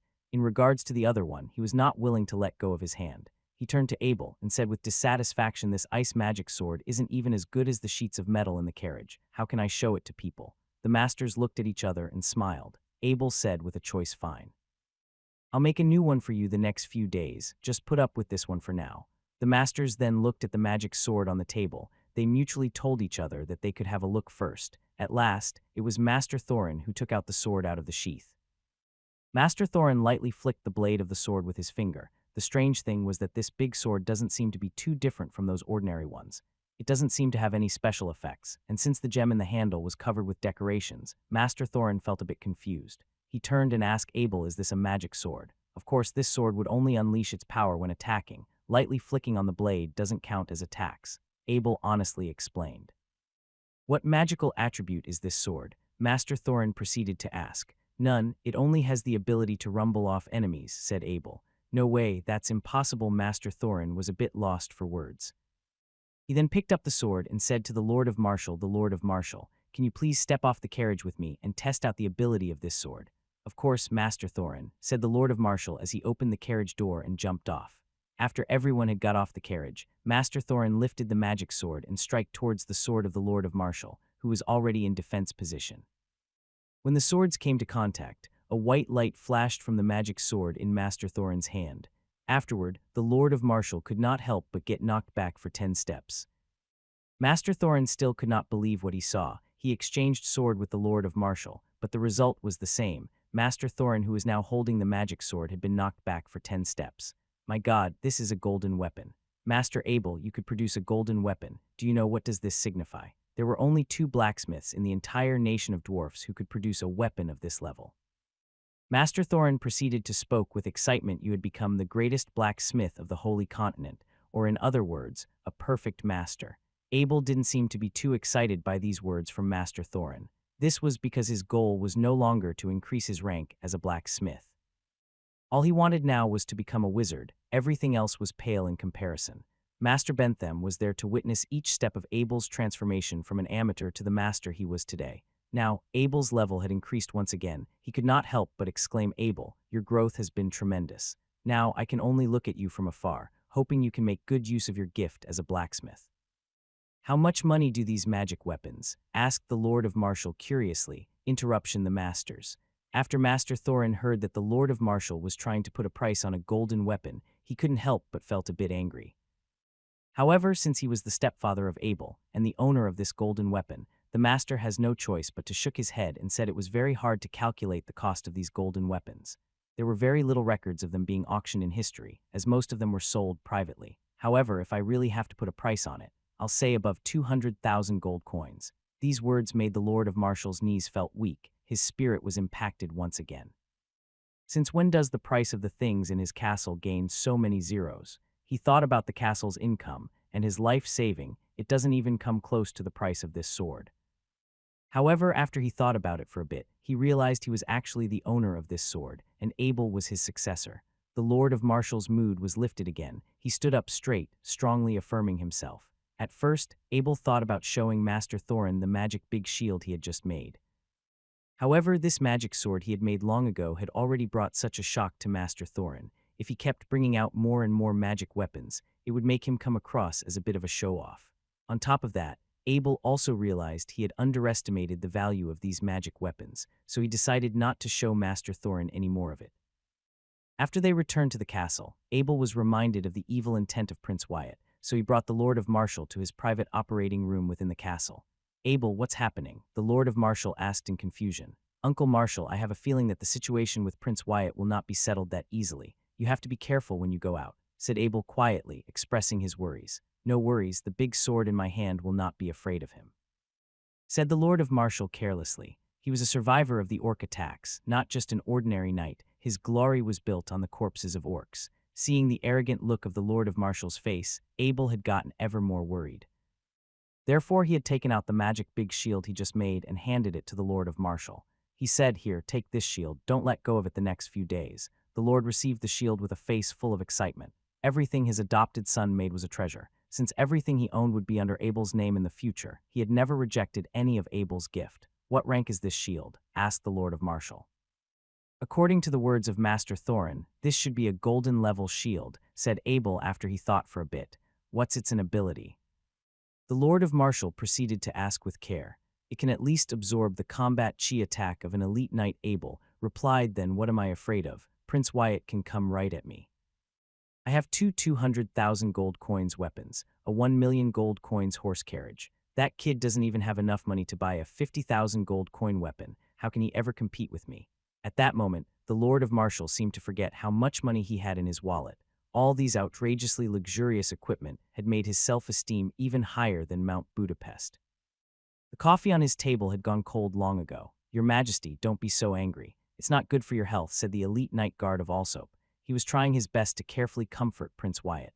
In regards to a banquet the prince and the 3 elite knights had attended yesterday, because they were not a noble, they had dinner with the retinues. A group of bogans could make fun of the offspring of King George. They must have forgotten who was the true ruler of this country. Prince Wyatt had been holding his anger back since the banquet, so he began to lash out through the comfort of the Knight of Alsop. When he thought about the ridicule looks of the Harvest City's noble, Viscount Dickens' offense, and the lack of respect Abel had shown him, Prince Wyatt, who was spoiled by thousands, was furious. If he tries his best, he could tolerate the ridicule of nobles and offense of Viscount Dickens. However, he could never tolerate a 13-year-old teenager unwilling to respect his status. "Also, what would happen if I kill Abel?" Prince Wyatt trusted the Knight of Alsop a lot, so he had directly told him his intention. This idea had deeply shocked the Knight of Alsop. He quickly replied, "Your Majesty, we must not try to mess with Abel. Otherwise, we would become enemies with the entire Blacksmith Union." "If I have to seek this revenge, I will never be satisfied," said Prince Wyatt as he ruthlessly stared at the Knight of Alsop. He then proceeded to say, "If I can't kill Abel, how about the Lord of Martial? Your Majesty, the Blacksmith Union probably won't give us any trouble for killing an ordinary lord. Moreover, we can just blame it as a robbery attack." The Knight of Alsop replied softly. "Nice, I'll leave it to you," Prince Wyatt said ruthlessly. The Knight of Alsop looked at Prince Wyatt with a hint of embarrassment. Although he was an elite knight, he was not confident in murdering an intermediate knight by himself. Murdering someone was different from defeating someone in a battle. If the Lord of Martial had escaped, they could have big trouble. The Knight of Alsop was the only guard out of the 4 who had a close relationship with the prince. The other 3 elite knights belonged to the Royal Defense Force. They were only responsible for the safety of the prince, and they would never needlessly attack a noble based solely on the prince's interest. Seeing the embarrassed look of the Knight of Alsop, Prince Wyatt couldn't help but sigh. He then proceeded to say, "Take these 10,000 gold coins and see which one of the 3 are willing to come with you. Also, take this magic sword with you. I want Abel's stepfather to die in the strikes of his own sword. That will be perfect. 10,000 gold coins would be more than enough to persuade those greedy bastards," the Knight of Alsop said with ease. The banquet in Harry Castle had ended, yet the Lord of Martial could not settle. He had to go visit a friend in Harvest City and exchange some knight fighting techniques with him. Almost everyone in the castle knew the reason behind the Lord's visit. Right in the morning, the Lord of Martial got on his bull carriage and headed towards Harvest City. He enjoyed riding on his carriage lately. Not only because the 2 inferno bulls were very eye-catching, but most of all, this carriage was some of the most comfortable things he had ever sat on. The sun was blazing outside, so the Lord of Martial turned the air conditioner to level 6. He closed his eyes, enjoying this rare cool breeze under the summer heat. If he had a bottle of wine with him, it would be perfect. The first thing he wanted to do when he returned to his castle was to tell someone to add a liquor cabinet in this carriage. "Master, someone is blocking the way," said the driver with a shaky voice as the bull carriage came to a halt. As the Lord of Martial was enjoying himself, suddenly his heart dropped. He was reminded of the warning which Abel had given him. He began to pick up his big sword with the rumble ability, while clenched his shield with the other hand. He peeked outside the carriage. At first, the Knight of Alsop thought about attacking the Lord of Martial when he was unaware, but the other elite knight that came along with him refused. As the Knight of the Royal Defense Force, they had to respect the knight's virtues. They could not attack an opponent who was not prepared. Therefore, the Knight of Alsop had no choice. He had to block the carriage and directly attack the Lord of Martial. "Are you guys Prince Wyatt's elite knights?" The Lord of Martial recognized they were 2 of the 4 knights guarding Prince Wyatt during the banquet. "I am here to take your life, but will give you a chance to battle," said he, Knight of Alsop. He one-handedly lifted his big sword and drew a straight line in midair. Then he put his sword back to his side and made a knight gesture of manner. "Fair enough. You followed the knight's virtues." The Lord of Martial looked at the 2 elite knights on the horse with a sneer. The Knight of Alsop knew that the Lord of Martial was an intermediate knight. Defeating him was easy. The hard part was to not let him escape, so the elite knights did not disarm their horse. Although the carriage driver was paranoid, he remained silent. He knew that he would only have the chance to keep his life if the Lord of Martial won this battle. If not, the 2 elite knights would not give a peasant like him a chance to go back and report them. The Knight of Alsop squeezed the horse with his leg. The horse let out a long neigh and began to rush forward with its muscly legs. With the speed of the horse and the roar of the Knight of Alsop, his body and his big sword were covered in combat chi. He began to strike around 5 meters in front of the Lord of Martial. Under the combination of all these forces, the knight seemed unstoppable. "Defense," the Lord of Martial roared. He placed his faith in Abel and his magic shield. Moreover, he was also all too familiar with this knight defense move. He had executed it perfectly in battles countless times and counteracted countless enemies. The Lord of Martial held the shield with his left hand and placed the magic shield in front of him. His body leaned forward, front leg bent and back leg straight. The Lord was ready to take on the Knight of Alsop's attack. Dong, the sword of the Knight of Alsop, struck upon the shield of the Lord of Martial. At first, he was expecting his sword to penetrate the shield. Then he could finish off the Lord of Martial with thunderstorm combination strikes. The Lord of Martial was fully aware of how powerful the charging attack of an elite knight could be, so he almost used full force in this defense. However, little did he know, when he was holding this magic shield, he almost did not feel a thing at all. The strike had been counteracted. The Knight of Alsop was shocked as he went straight past the Lord of Martial. The Lord of Martial did not even budge a bit. How was this possible? The magic sword in his hand was exchanged with a yard in Triumph Boulevard, valued at 50,000, and it could not even defeat an intermediate knight. The Knight of Alsop began to wonder if he had been scammed. The Knight of Alsop looked a bit distracted, yet the Lord of Martial remained in full focus. All these years of battle experience had taught him that he has to constantly look for the chance to execute the final strike, so if he was not focused all the time, it would be suicide. In that split second, the Lord of Martial began to flash his combat chi and rush straight towards the Knight of Alsop. Although his horse was not as fast as, his impose was just as strong. The Knight of Alsop only realized what was happening through the call of the other elite knight who was watching by the side. At that moment, the Lord of Martial was already right before him, so the Knight of Alsop quickly dashed out a counteract move with his sword. To his surprise, this strike by the Lord of Martial was extremely light, like the strike of a normal civilian. But after a while, he felt the force of a mountain pressing upon him, alongside his horse. He could not help but began to step back. Under the influence of the magic sword's rumble, the Knight of Alsop's defense was defenseless. He was completely exposed. This was all in the plan of the Lord of Martial. The reason he did not use any force in his strike was that all his force was concentrated on his leg. As the Knight of Alsop was stepping back, he immediately jumped towards the Knight of Alsop holding his shield. Like a struck of lightning, his big sword let out a cold flash of light and penetrated the gap between the armor in the waist of the Knight of Alsop. Normally, this gap was very hard to penetrate if it was not being exposed, so the Lord of Martial had taken advantage of it. Since intermediate knights could inject their combat chi into their weapons, a large amount of destructive combat chi rushed inside the body of the Knight of Alsop. In a blink of an eye, he lost all of his fighting power and fell from his warhorse. "Attack!" the other elite knight roared. A long white string of combat AI shot out from his big sword, although these long-distance attacks were exclusively used by elite knights. They would rarely use it because it used up too much of their combat chi, which was not sustainable. Defense, the Lord of Martial also roared. The shot of combat chi struck upon the shield, but the result was the same. The Lord of Martial did not even budge behind the shield. By that point, the Lord of Martial had become very confident. With equipment over the value of 400,000, even an intermediate knight like himself could easily counteract the attacks of an elite knight. When the other elite knight saw that the Lord of Martial had easily defeated the Knight of Alsop, he decided to change his strategy and do long-distance attacks instead, since he was the same rank as the Knight of Alsop. Before he could fully understand why the Lord of Martial had defeated the Knight of Alsop so easily, he would keep his distance. However, an elite knight could not keep using these long distance for long. He began to have a change of heart. He rather just returned the 10,000 gold coins to the prince because it was not worth it to risk his life. The other elite knight continued to shoot out his powerful combat chi, sparkling in midair. Yet the Lord of Martial could counteract it perfectly every time from different positions. The Lord of Martial was waiting for the other elite knight to fatigue. He thought, other than a head commander, these elite knights could not sustain these long-distance attacks for long. Suddenly, with the shot of another combat chi, the elite knight began to turn around. In a blink of an eye, he had accelerated on his horse and began to escape. The Lord of Martial felt a bit confused. This was an elite knight. Why was he trying to escape? The Lord of Martial did not chase after him immediately. His legs could not outrun the legs of a warhorse. Although he could use the Knight of Alsop's warhorse, it would take some time before they could be harmonized. The Lord of Martial returned to his horse carriage, put down the shield in his trunk and took out the hairy bow. By the time point he had set up the bow, the elite knight was around 100 meters away. He lightly let loose the bowstring. In a split second the arrow had disappeared from the bow, and soon reappeared in the back of the elite knight.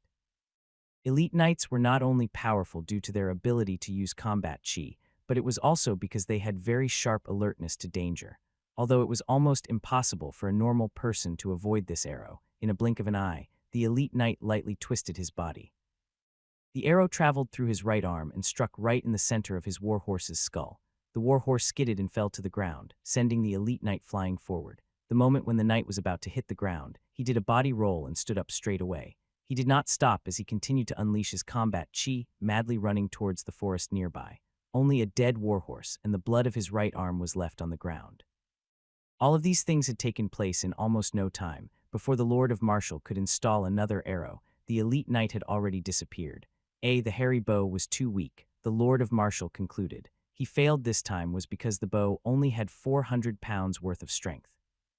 If it had 500 pounds, no way this knight could escape.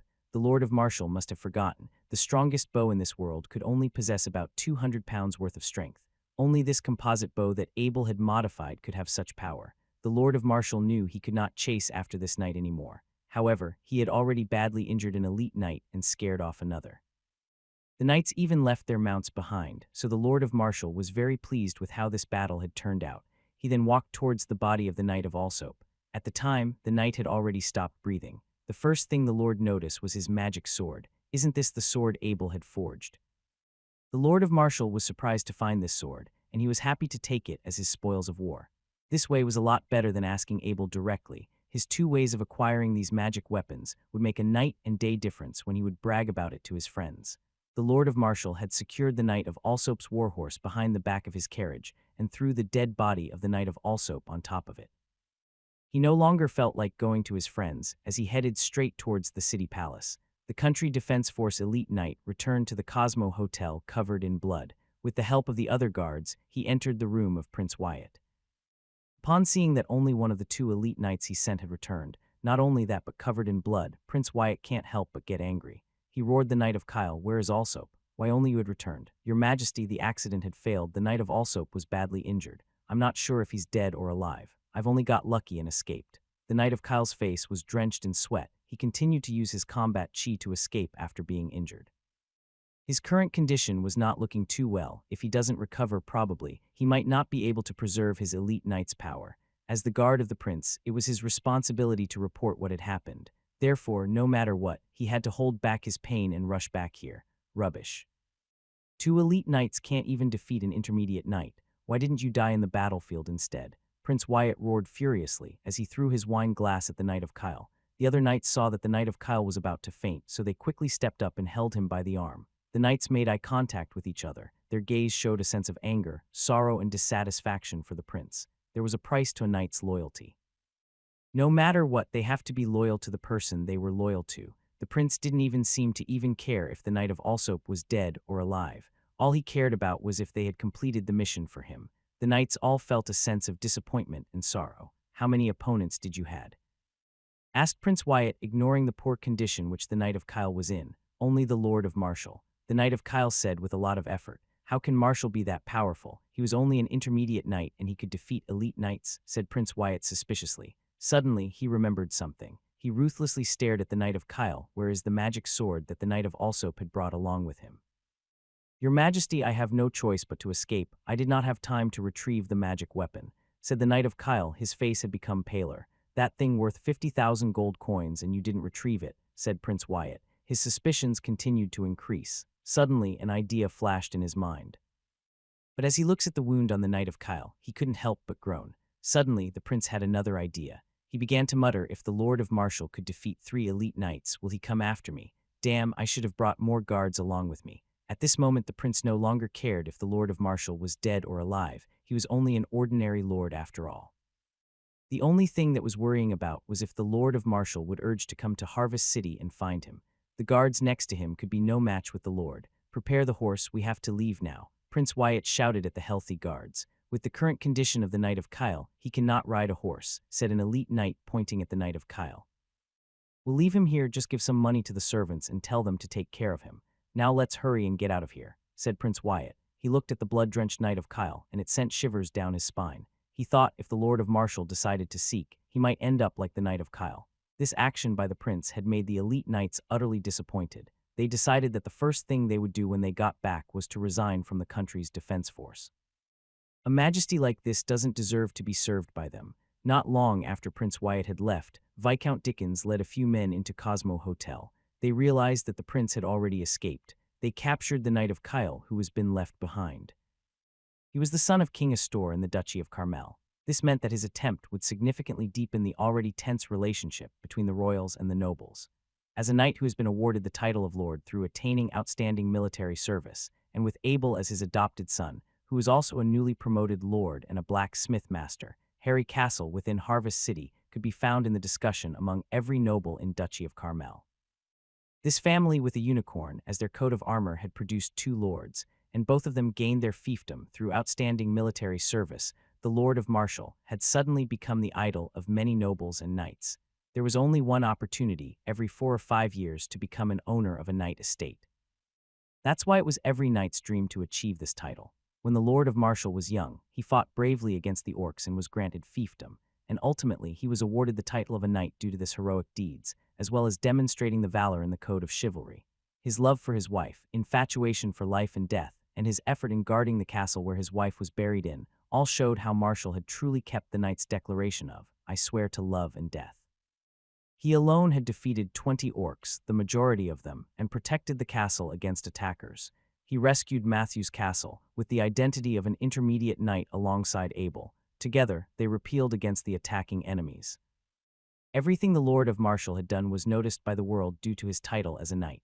As time passed, more and more people began to notice him. It was at this time that Viscount Dickens had submitted the attempted assassination of Marshall towards the arbitration tribunal for nobles.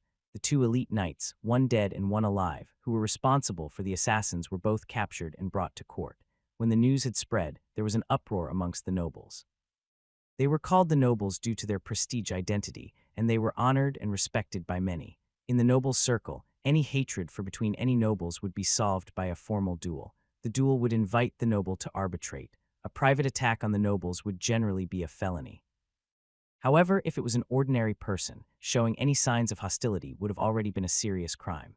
If a nobleman was defeated on the battlefield and demanded the treatment of the nobleman as a prisoner of war, no one would have dared violate the rule of knights. All these rules and laws were designed to keep the nobility safe. But now, a royal member had attempted to kill a lord who had just been honored for his merit.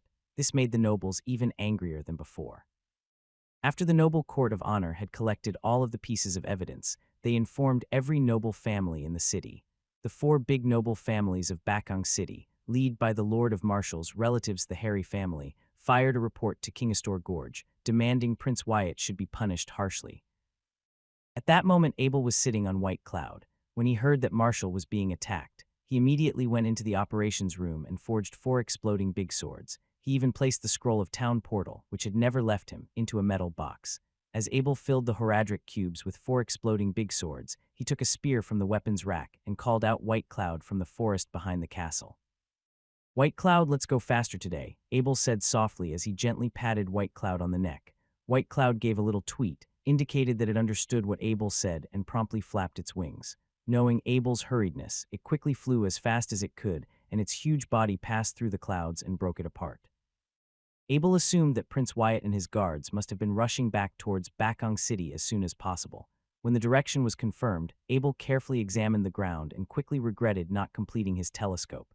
If he had a telescope, it would have been much more convenient. "Let's take a break, Your Majesty. The horses are tired," one of the night guards said to Prince Wyatt as he felt sorry for the horses. "It's a long way from Harvest City. I don't think Marshall will be able to chase us here. Let's have a rest here for a bit," Prince Wyatt said as he nodded at the horses, who were all sweating and snorting. Since the 3 left in a hurry, they needed to travel lightly and left their carriages and servants behind. It seemed to be that they would be returning to Bakong City with only themselves.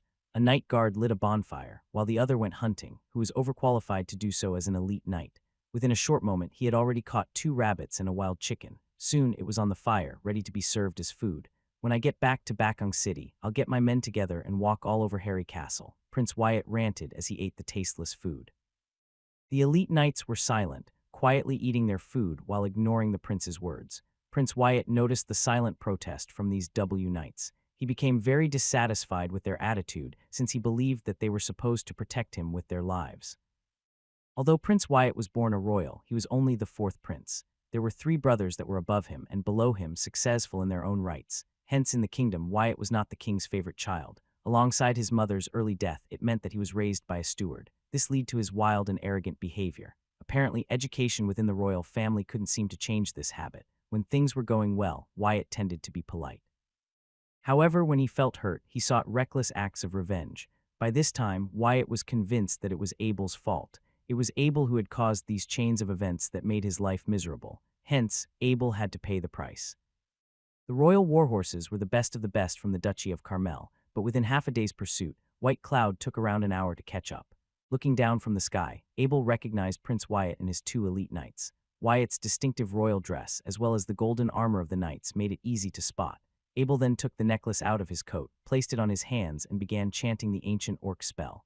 With a flash of green light, Abel had soon turned into a wirgin.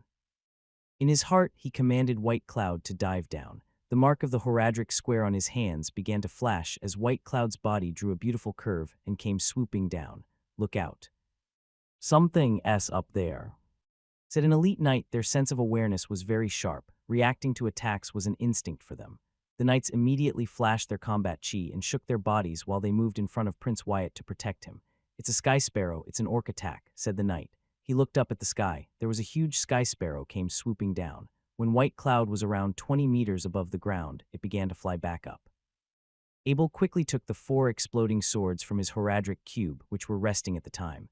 Within half a second, he took them out and threw it down with all his might at the 3 men on the ground. Watch out for dark weapons, defensive position. With Prince Wyatt behind them, the elite knights could not give in. They had to use their swords, which were filled with combat chi, to defend. Although their swords were not very wide, the well-trained elite knights didn't think that 4 dark weapons from the sky were able to break their defenses. 1, 2, 3, Abel counted in his mind, as 4 bangs followed, sending dust and gravel flying around with the blast. Abel sat on white clouds and looked down, after the dust in the wind driven away. The 2 elite knights wearing golden armor were covered with scars, fresh blood gushing out from their wounds. 2 elite knights were badly injured in at least 10 places, but they had a very strong vitality which allowed them to stand still and maintained a defensive posture. "Go down," Abel said to White Cloud. About 10 meters above the ground, Abel jumped off from White Cloud and went towards Prince Wyatt with a long rifle. The damage to Prince Wyatt's body was very minor. The main damage was blocked by the 2 elite knights in front of him. Although there was a wound on the price left leg, which was bleeding, he still could not fully comprehend what had just happened. One of the elite knights shouted when he saw Abel's transformation. During this shout, fresh blood spilled quickly from his wound, but he didn't seem to care. Instead, he turned to another knight and shouted again, "Take the prince and leave." This elite knight then immediately rushed towards Abel with a flash of combat chi. He knew that if he didn't strike now, he wouldn't be able to fight back as his injuries worsened. This was Abel's first encounter with an elite knight. Although the Wolf Rider long spear technique of the Wolf royal family can achieve maximum power without a mount wolf, it could still double the strength. Suddenly, there was a strange orc howl coming from Abel's mouth, and by howling, the spell of the Wolf Rider was added to his long spear. With technique number 11, Abel charged forward with the thrust of his spear. Within seconds, he was up close with the advancing knight. Abel didn't know the strength of an elite knight, but according to the Lord of Martial's intermediate knight interpretations, the elite knight's strength would not exceed 1,000 pounds, and the combat chi would at most increase it to 2,000 pounds. This meant that it would destroy almost everything in front of him.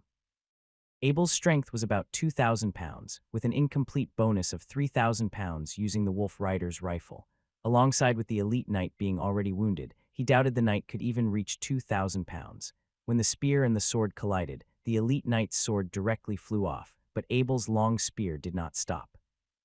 The long spear flashed a green light as it pierced through the elite knight's armor. It was like a thin piece of cloth, being poked with a blade of green light. Soon, it had penetrated the elite knight's body and went out from the other side. With an ear-piercing shout, Abel threw the elite knight out of his spear directly to the directions where Prince Wyatt was running towards.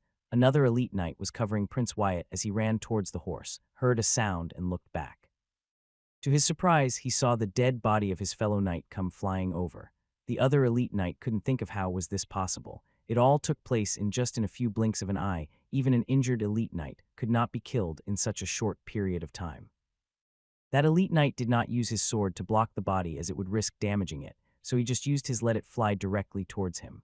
The moment the corpse came in contact with him, he finally understood why his fellow knight was killed in seconds. The force was so great that the High Knight's body flew nearly a dozen meters flat, smashing Prince Wyatt to the ground as he limped toward the horse. Abel moved closer and closer to Prince Wyatt with his long spear, which sparkled in green light as he howled. The elite knight who had risen on his feet did not get any more injuries as the attack was blocked by Prince Wyatt, who was knocked to the ground and immediately fainted. The elite knight's eyes twinkled and his mouth whispered, "Are you a wolf rider from the wolf family?" The wolf family's wolf rider spear skill was a secret that was not allowed to be spread other than their family members. If any other orcs had learned these skills, they will be hunted by them. The wolf family's number 11 long spear technique was infamous in the orcs and human world. Countless enemies had died in the face of this technique during battles. That flash of green light in the long spear along with the howl was their signature. Abel didn't listen and didn't want to say anything. No matter orc or human, he did not want to stop the spell. With Abel being 2 ranks lower than the elite knight, his only advantage was his tremendous strength. When it comes to fighting techniques, he was still miles behind. In terms of knight training, Abel had less than 1 year of experience. His time of becoming an actual knight was even shorter than that. For a rookie like him, a small mistake in these kinds of battles would lead to the death of Abel. The elite knight felt that his strength was draining away as he continued to lose blood and he couldn't wait anymore.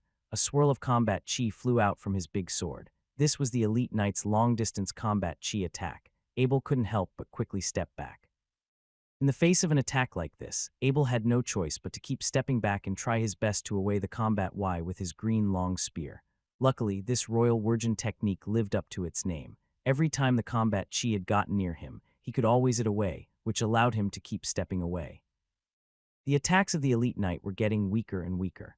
With his vicious use of combat chi, the blood spilled even quicker out of his body. He made a final long-distance combat chi attack to Abel, and his combat chi was drained. This was a chance that Abel would not let go. The horizontally swept with his green long spear, sending the elite knight flying off his feet. However, instead of following up with the knight, Abel walked up to Prince Wyatt. At that time, Prince Wyatt began to slowly wake up from the concussion. When he opened his eyes, the first thing he saw was the terrifying face of a virgin. "No, no, don't kill me." Prince Wyatt did not care about anything else but preserving his life at this point. He would even embarrass himself just to beg for mercy to live. Abel was a wolf rider. In the human world, the orcs were every human's enemy. Abel had never heard of a human begging for mercy to an orc. Prince Wyatt was a knight, and as a knight who was begging to the orcs for mercy, Abel couldn't help but mutter in his mind, "Traitor." He had betrayed the dignity of being a human. "Dear Prince, your Majesty, everything you have done to my uncle, I will now take your life in return." The human language suddenly came out from Virgin Abel's mouth. You are a human," Prince Wyatt suddenly realized, which he proceeded to promptly exclaimed, "You are Abel the Abel, I recognize your voice. Looks like I can't leave any evidence behind." Abel had a murderous look on his face. Then he took the spear out of his hand and aimed at the Prince Wyatt's throat. "No, please don't kill me," Prince Wyatt, stunned by the cold from the tip of the rifle. As he pleaded softly for mercy, then screamed, "I don't know you, I don't know you. Be a good man next life." There was a flash of green light from the tip of the gun, and Prince Wyatt's throat was pierced. The pleading look on his face was suddenly gone. Looking coldly at Prince Wyatt on the ground, Abel shook off the blood on the tip of the gun. He then went over to the elite knight, who was shot 10 meters away, to investigate if he was still breathing. Shortly after, Abel called White Cloud once he observed that he was still alive. When Abel was returning to the castle, he asked White Cloud to fly as high as possible. After an hour, Abel appeared back in Harry's castle, as he made a rare trip to the Blacksmith Guild to exchange some forging knowledge with Master Bentham. The news of Prince Wyatt's death was quickly sent back to him by the knight that Abel spared. When the king heard about Wyatt's accident, he immediately fainted due to sadness. The appearance of the Wolf Rider also frightened several nearby towns. Due to the high demand for guards, it made the mercenary in a few cities very rich. When the nobles were talking about what had happened to Prince Wyatt, many of them thought he deserved what had happened to him. However, the noble court of honor did give in due to the death of the prince. According to the words of the spirit, if a convict did not eliminate their crime, their spirit could not return to the Holy Continent. As for the Lord of Marshall's assassination attempt, a villa in Bakong City with the value of 100,000 gold coins was taken from the deceased Prince Wyatt and given to the Lord of Marshall for compensation. "I hope his soul can return to heaven," said the Lord of Marshall respectfully when he received the documents for the villa. It seemed that he had already forgiven what Prince Wyatt had done to him. Not only that, but he could even say these words of honor, hoping the prince's soul may rest in peace. This action deeply touched the few royal secretaries who delivered the documents. The Lord of Marshall's legendary modesty, bravery, and justice was really not just in vain. Abel knew personally that Lord Marshall was very pleased with the villa he revived was worth 100,000 gold coins. He knew that it would produce an annual income for Harry's castle. After this event, their lives seemed to go back to normal, and everything was calm once again. This event had intensified the tension between the royal family and the nobles. Alongside with King's health recovering, the conflict on the surface of the kingdom sank to the bottom again. He had used up almost 10 sheets of lambskin. Lambskin was very expensive. They were all made by young lambs and cost around half a gold coin each. Therefore, everyone who could afford one would use it very carefully. Of course, you can get cheaper ones, but those had been mixed with the skin of rabbits, and nobles would not use them. Nothing could match the softness and ease of use of these skins from a young lamb. Moreover, the most important thing to a noble was their face, so they would never use a fake lamb skin no matter how poor they were. Their ink pens were normally made by the single thickest strand of feathers from the wings of a mature swan. After the feather had been plucked from the swan, it was steamed to melt off the fat within. Then the heated feather would be plunged into a bow of sand. After it had been cooled down naturally, it would be installed with an ink tube and pen tip. At last, a small hole would be open around one at the tip of the pen, and that's how these swan feather ink pens were made. Abel was getting used to the writing equipment of this world. He fully understood what could happen if writing paper was invented, and as an enthusiast of ancient history, Abel would never try to invent such a thing and try to change this world. The invention of paper was spread from the east to the west, which made almost an unlimited amount of information accessible to normal citizens and allowed society to rapidly develop. This world had already gone through tens of thousands of years of Holy Continent history, but Abel never heard of anyone coming up with any inventions similar to paper. Therefore, through his speculation, this world rarely changed, and their culture was almost in a stale state. Abel was very satisfied with his current status in this world. The only thing that he cared about was his family and friends. With the secret he possessed, he would not try to change its culture. The only reason he had locked himself up in his room for 3 days was to come up with armor for his lord award with the king in 2 months. In a significant event like this, the quality of the armor was very important to every knight who was about to be awarded. It was a way to show their wealth and power to the citizens, fighting ability to the nobles, and bravery to the king. The 10 sheets of land were filled with sketches of the armors which Abel had learned to make. However, he was not satisfied. He wanted something more special. Since Abel was still very young, his body has not been fully developed. With the training of knights and his increase in strength since he had become an official knight, he was already a lot taller than most kids his age. He was 1.7 meters, which was the normal height of a normal adult. However, it was different for knights. Since all the food they ate was the best of quality, and the training they undergo was the most well-rounded, normally their height would reach at least 1.9 meters. So normal knight armors were made according to the height of 1.9 meters. Since Abel was only 13 years old, he would be fine with just a simple armor for temporary use. For the Lord of Marshall, his favorite armor was that blazing sunset armor, although he would often take it out from the storage to polish it, and it was considered as very flashy in Harvest City. If he wore it to Bakong City, the capital of the Duchy of Carmel, it might seem a bit out of date. Abel wanted the Lord of Marshall to wear the most perfect armor in the time of his life, in front of his friends and family in Bakong City. The design of armors of his previous world used to be similar to the ones in this world. However, due to modernizations and the influence of movies and anime, the armor design of his previous world had become extraordinary. Countless cosplayers had tried to replicate those armors with different materials. They released countless design sketches. Some had even designed a CAD model. Since Abel's power of the will had increased, if he tried to quiet down, he could remember all of those designs from his previous world very clearly. As a person, he had been bombarded with information from the internet. Countless armor designs appeared in his mind. The elves' armor in The Lord of the Rings seemed to look good. It could fully express the slim and androgynous body of the elves. The elves' style engraving also seemed to look luxurious, but there was one big problem. It was not very productive, so Abel scrapped this idea. Then the Warrior of Light's blue armor from Final Fantasy popped into Abel's mind. The armor had spikes on its shoulder blade, which looked very cool. However, its skin-tight design was a bit hard to achieve. How could he go to the Lord of Marshall and tell him to take off his clothes to let him measure his body? When the other blacksmith had already begun to construct their armors, Abel was still trying to choose one from his sea of designs. Suddenly, another armor had popped into Abel's mind. He could clearly remember the measurements and the CAD model of it, which was the armor of Saint Seiya, Knight of the Zodiac's golden armor. In total, there were 12 parts to this armor. This was the armor of the Taurus. It was that it has two forms. One was in the form of a Taurus standing on all fours, and the other form was on a bodysuit, which also looked like Taurus. This Taurus armor consisted of a cow horn helmet, sharp shoulder pads, chest protector, back protector, waist protector, arm guards, leg guards, and shoes. Abel built the armor entirely out of 120 skills iron base. Since he had the blueprint memorized, the forging process went very smooth. He thickened the front of the helmet and the back protection of the armor. At last, a pile of gray iron armor parts was scattered on the floor of the operating room. As Abel stared at these gray iron parts of the armor, he couldn't help but feel like it looked very different from the shiny gold one he had imagined.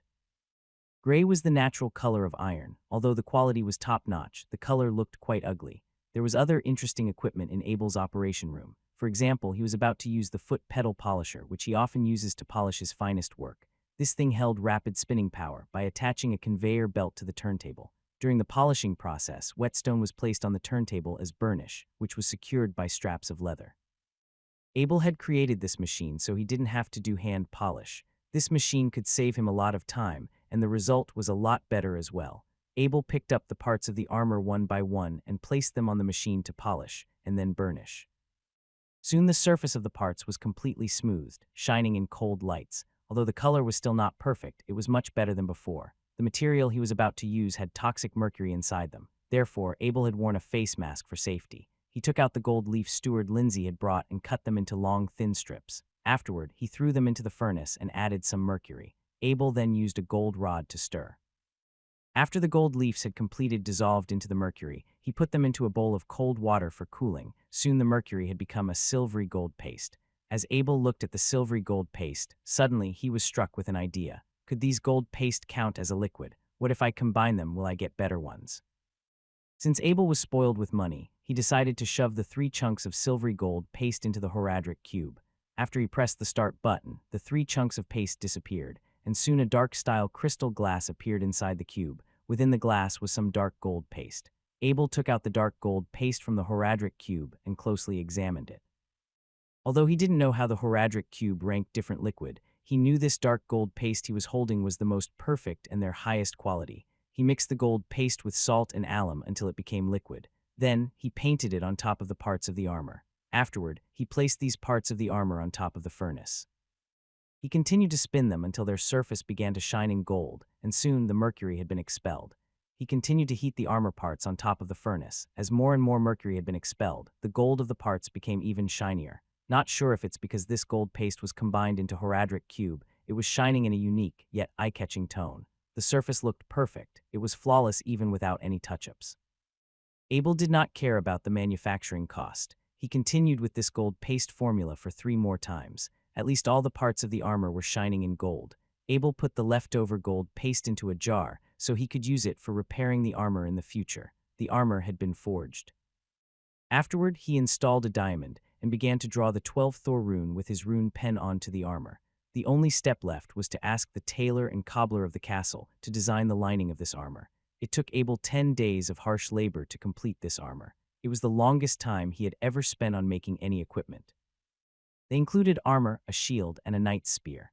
The armor was forged according to the traditional formula of this world. It was painted with blue on the outer layer, which suited Abel's age. He also drew the 12th Thor rune on top of it and installed a diamond into a gap of the armor. Although the orcs had taken the blame for the prince's assassination, he was still worried that the royals would give him trouble for what he had done to the prince previously. Therefore, he must have adequate protection. After the process of becoming a lord had completed, Abel could demand his coat of arms. That way he could wear 2 medals when he attended any official events, his own coat of arm medal and the Blacksmith Master medal. The knight's spear was an exaggeration big sword. It has a length of 5 meters. It looked like a long square pyramid, sharp at the top, thick at the bottom, which was equipped with a large surrounding handguard. Inside was the handle. This was not those ordinary one-time-use wooden knight spear. It was made entirely out of 120 skills iron base with Abel enormous strength. This knight spear weighs more than 300 pounds. On top of that, it was equipped with the 4 Neph rune, which could rumble off an enemy. This knight spear could be a nightmare for any opponent. Just imagine if someone was fighting against Abel in a battlefield.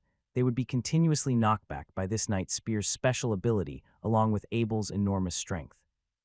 Every time they got knocked backward, Abel would have more time to execute his knight charging technique and knight acceleration technique.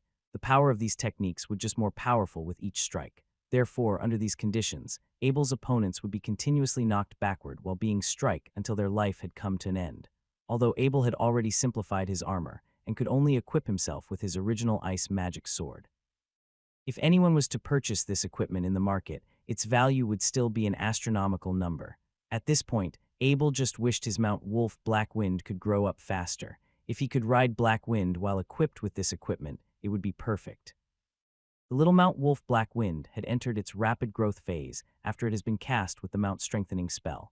Now its difference in size could be seen every day. During the morning, Abel brought 2 ice magic swords and 2 fire magic swords to Harvest City on his carriage.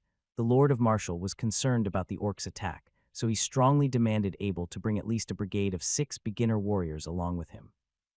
Although the beginner warriors' fighting ability were not as great as knights, they could still use combat chi. Every single one of these 6 warriors was personally recruited by the Lord of Marshall from the battle force.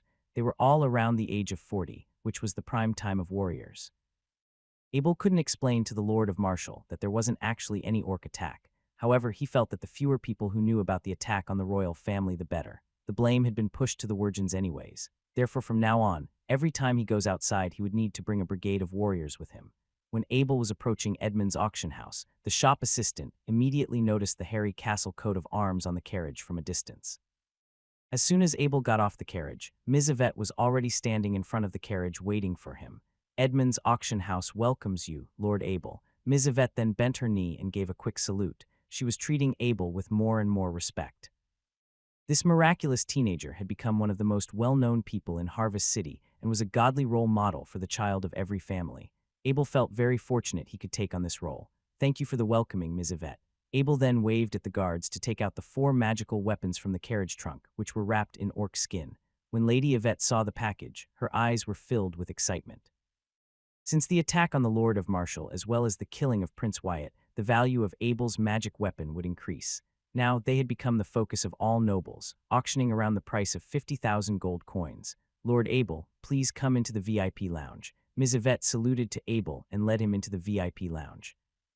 A guard was following closely behind carrying the package. When they entered the lounge, the guard quickly placed the package on the table and left. Though she was extremely eager to see the magical weapons that Abel brought, she still poured a cup of coffee for Abel very politely. She waited patiently until he took a few sips before asking, "May I know why you are stopping by at our boutique shop today? I was very pleased with the last business with your boutique shop." "This time I brought my latest batch of the magic weapon," said Abel, opening the package on the table and revealing 2 ice magic swords and 2 fire magic swords. Was it Prince Wyatt who bought the magic sword identified by Master Thorin Oakenshield? asked Yvette in a very concerned tone. The headquarters had repeatedly urged her to close another deal with Abel, hoping they would sell his magic weapons in Edmond's boutique shop. Moreover, Abel's magic weapon was a hot topic recently, which meant nobles will try to spend a large sum of money just to get their hands on one of them. Even if a knight didn't buy it, someone would probably buy it for their reputation.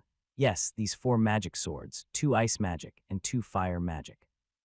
They are all made with the 120 skills iron base. Abel replied, Lord Abel, you may rest assured that none of them will be below Master Thorin Oakenshield's estimate when they were in the hands of Edmund. We at Edmund's can assure you of that, and your sale will be free of charge. Ms.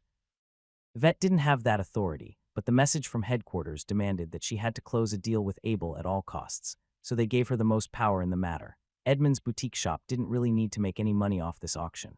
The attention they could attract from the fame of Abel was more than enough to bring profits to their shop, since Master would only become even more famous in the future. If they would maintain Abel as their supplier, their boutique shop would be famous too.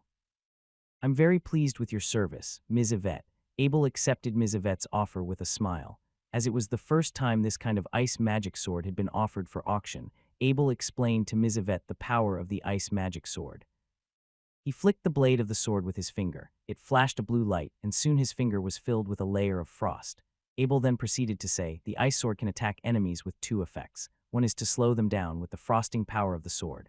The other is the damage caused by the ice magic. Although it was not too powerful, if this ice magic was injected into the body of a person, it would be even more difficult to remove than combat chi. What a powerful weapon. Ms. Yvette, who is not a professional but she worked at a boutique shop, therefore she understood the properties of many weapons and what slowing an opponent down in a battle could do. Ms. Yvette, I need to buy some more potions. Please give me 27 blood fusing potions, 270 replenishing potions, and 162 essence condensing potions. Abel was going to buy another month's worth of potion, which was a lot for any person. Lord Abel, I'll send you these potions immediately. It will cost 20,250 gold coins. At first, there were some doubts about the fact of Ms. Yvette, but it had quickly disappeared. At that moment, Abel felt a sense of relief in his heart again. Sure enough, his large purchases of knight potions were very notable. It's enough for a normal knight to use more than 2 years, although it was a lot. Luckily, it didn't send too much shock to Ms. Yvette. Soon more than 400 bottles of the potion were brought out in a leather-domed box. When Abe finished paying with his magic gold card, the figure was cut in half again. The card showed a number of 31,500 gold coins. Until his next auction, he could another month worth of potion. Of course, although this amount of potion was enough for more than 2 years of consumption for normal knights, Abel could finish it in 1 day. However, Abel was no longer in a hurry. His speed of development had already been very impressive. So Abel decided to take it slow, only use the potions in large doses when the necessary time arrived. When he looked over, businessmen were chatting in the resting room of the boutique shop. Have you seen the Lord of Marshall's golden armor? Not at all, but I've heard people talked about. Well, I saw him yesterday and it completely dazzled my eyes. He came to Harvest City with his golden armor. When he got off his inferno bull carriage, a ray of sunlight reflected off his armor. It was shining so brightly that I could barely even see his figure. Weren't the armor of Prince Wyatt's guards also gold some time ago? It's nothing compared to that. The materials of that armors were like brass compared to the armor of Lord Marshall. When Abel heard the conversation, he knew that his beloved Uncle Marshall had taken his carriage and the Taurus armor to Harvest City to show off. However, what these businessmen were saying was true. The royal guards' golden armor was mixed with a lot of brass to display a golden color. Although this lowered their armor protection, their dignity was more important, so a little loss of defense didn't matter to them. Lord Abel, it would be extremely popular if you put up for sale the same armor that the Lord of Marshall was wearing, Ms. Yvette suggested to Abel, whispering towards him.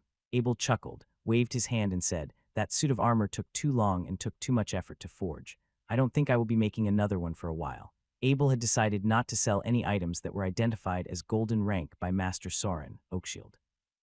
From Master Soren's speech, he felt that these golden rank equipment were extremely valuable. People would have doubted the person who was selling, where they had acquired their materials from. Furthermore, the costs of this equipment were extremely expensive, and not many people could even afford them. Hearing Abel's excuses, Ms. Yvette didn't attempt to persuade him anymore. Amid the enthusiastic sound of Ms. Yvette's farewell, Abel left Edmund's boutique shop to regroup with the guards. Abel then went to all the stores selling potions in Harvest City and bought a second group of potions that could be combined into a single dose. When he was finished, there was only 11,250 gold left in his magic card. "Young master, the Lord has been searching everywhere for you to see him. He is waiting for you at another courtyard." Elliot, one of the knight brigades of Harry's castle, galloped over and dismounted his horse to salute to Abel. "Elliot, how did you find me?" Abel asked strangely, bowing slightly. "The Lord's Guard and Knight Brigade are all out looking for you. I'm just the first one who found," explained the Knight of Elliot. Looking at the Knight of Elliot's worried facial expression, Abel immediately began to wonder why the Lord of Marshall was in such a hurry to find him. So he hurried back into his carriage and, under the protection of the guards, rushed back to Harry Castle's courtyard in Harvest City. "Abel, here you are," said the Lord of Marshall, taking a few steps with a gloomy face as he pulled Abel out of the carriage. "Uncle Marshall, what happened?" Abel asked quickly. "Do you remember the elite knight of Saroyan?" Lord Marshall asked without answering Abel. "Yes, of course. He led the campaign against the orcs and won the battle. He gained a knight's estate afterward too." Although they had met only once, Abel was impressed by the elite knight of Saroyan and his modesty. "Well, something has happened to him," Lord Marshall said quietly, his eyes showing a hint of sadness. "Since the last time we met at the Lord's house, the two have been hanging out with each other several times, which they became close friends. Though the knight of Saroyan was only an elite knight, there weren't many elite knights within Harvest City, as well as Saroyan being the commander of a 1,000 elite troops. How could he be in any trouble?" Abel then looked doubtful at Marshall. The elite knight of Saroyan had been busy with the construction of his domain recently. The moment that his castle was restored, he was attacked by wolf riders, which meant no one was able to get out of the castle. A servant who went to the city to purchase food discovered the attack and quickly reported to Harvest City. But when the reinforcements have arrived, the battle was already over. The knight of Saroyan was dead, and his head was taken away by the wolf riders. Lord Marshall gritted his teeth as he struggled in recounting the situation to Abel. Would this be the wolf riders' revenge? Abel was a little surprised. He suddenly thought of the wolf family's wolf riders. Did it happen because of Fowler's death? From what remains of the castle, it seemed that there was only one orc there, with the majority of them being wolf riders. They weren't ordinary wolf riders because they were able to kill an elite knight. The Lord of Marshall then looked over at Abel and said, "This must be the revenge of the wolf riders. The last campaign probably meant a noble wolf rider was killed. With Saroyan being the commander of the battle, he and all his men in the castle were slaughtered for revenge. So does this mean our castle is in danger?" Abel finally realized why Marshall was so eager to find him. "Let's get back to the castle. We need to strengthen its defense and get ready to fight against the wolf riders." Lord Marshall's voice sounded very calm. However, since Abel had been through life and death battles, he could feel the murderous spirit hidden within the Lord of Marshall's voice. "Can the ruler of the city send some knights to help us defend?" Abel felt it would have been extremely dangerous if the wolf riders were able to attack a castle and kill an elite knight. Although he was not afraid of the wolf riders, the civilians of the castle weren't able to defend themselves against them. It was best to have as many guards as possible. When the ruler of the city heard about this attack, he immediately summoned all the knights he had available, alongside with elite-ranking mercenaries from the Mercenary Union, to defend Harvest City. The Lord was extremely anxious about wolf riders making Harvest City as their main target. "That's why they can't send anyone to help us." The Lord of Marshall understood the city ruler's arrangement, but he was not pleased that he was not able to send any help at all. Sending a few knights from Harvest City wouldn't have much effect on the defense of Harvest City anyways. Moreover, Lord Marshall was certain that the wolf riders would never send a large number of their elite troops to the depth of the human world, because if their campaign had failed, the loss of these elite troops would cause a massive blow to the status of the wolf rider race in the Orc Empire. No matter orcs or humans, they were both very valuable for highly trained soldiers. It was extremely difficult and required a lot of resources to train every single one of them. It would have depleted all of their families' resources, even for middle-class families. This was why the orcs were throwing so many new orc warriors into the human world, but so few elite warriors into the human world. Although the fertility of the orcs was very strong, the resources of the Orc Empire were very limited. Every year, there would be a large number of orc warriors participating in the life and trial of death in hopes of attaining resources. The Orc Empire used this test to eliminate the weaker orcs. By doing so, not only would reduce the consumption of resources, but it also helped in selecting elite soldiers to expand the army. As the Lord of Marshall had speculated, there shouldn't be too many elite wolf riders traveling to the human world this time. The reason why the elite knight of Saroya had failed was probably because he was trapped in his castle, unable to get on his warhorse. Although his fighting ability might still be a bit stronger than normal warriors since the knight's training was so much better, he still could not fully express the knight techniques he was expertise in. The wolf riders had some of the strongest mounts around. Maybe only 2 elite wolf rider could take down the trapped knight of Saroya. The strength of these knights relied mostly on their superior numbers. The power they unleash would be multiplied if there were more knights.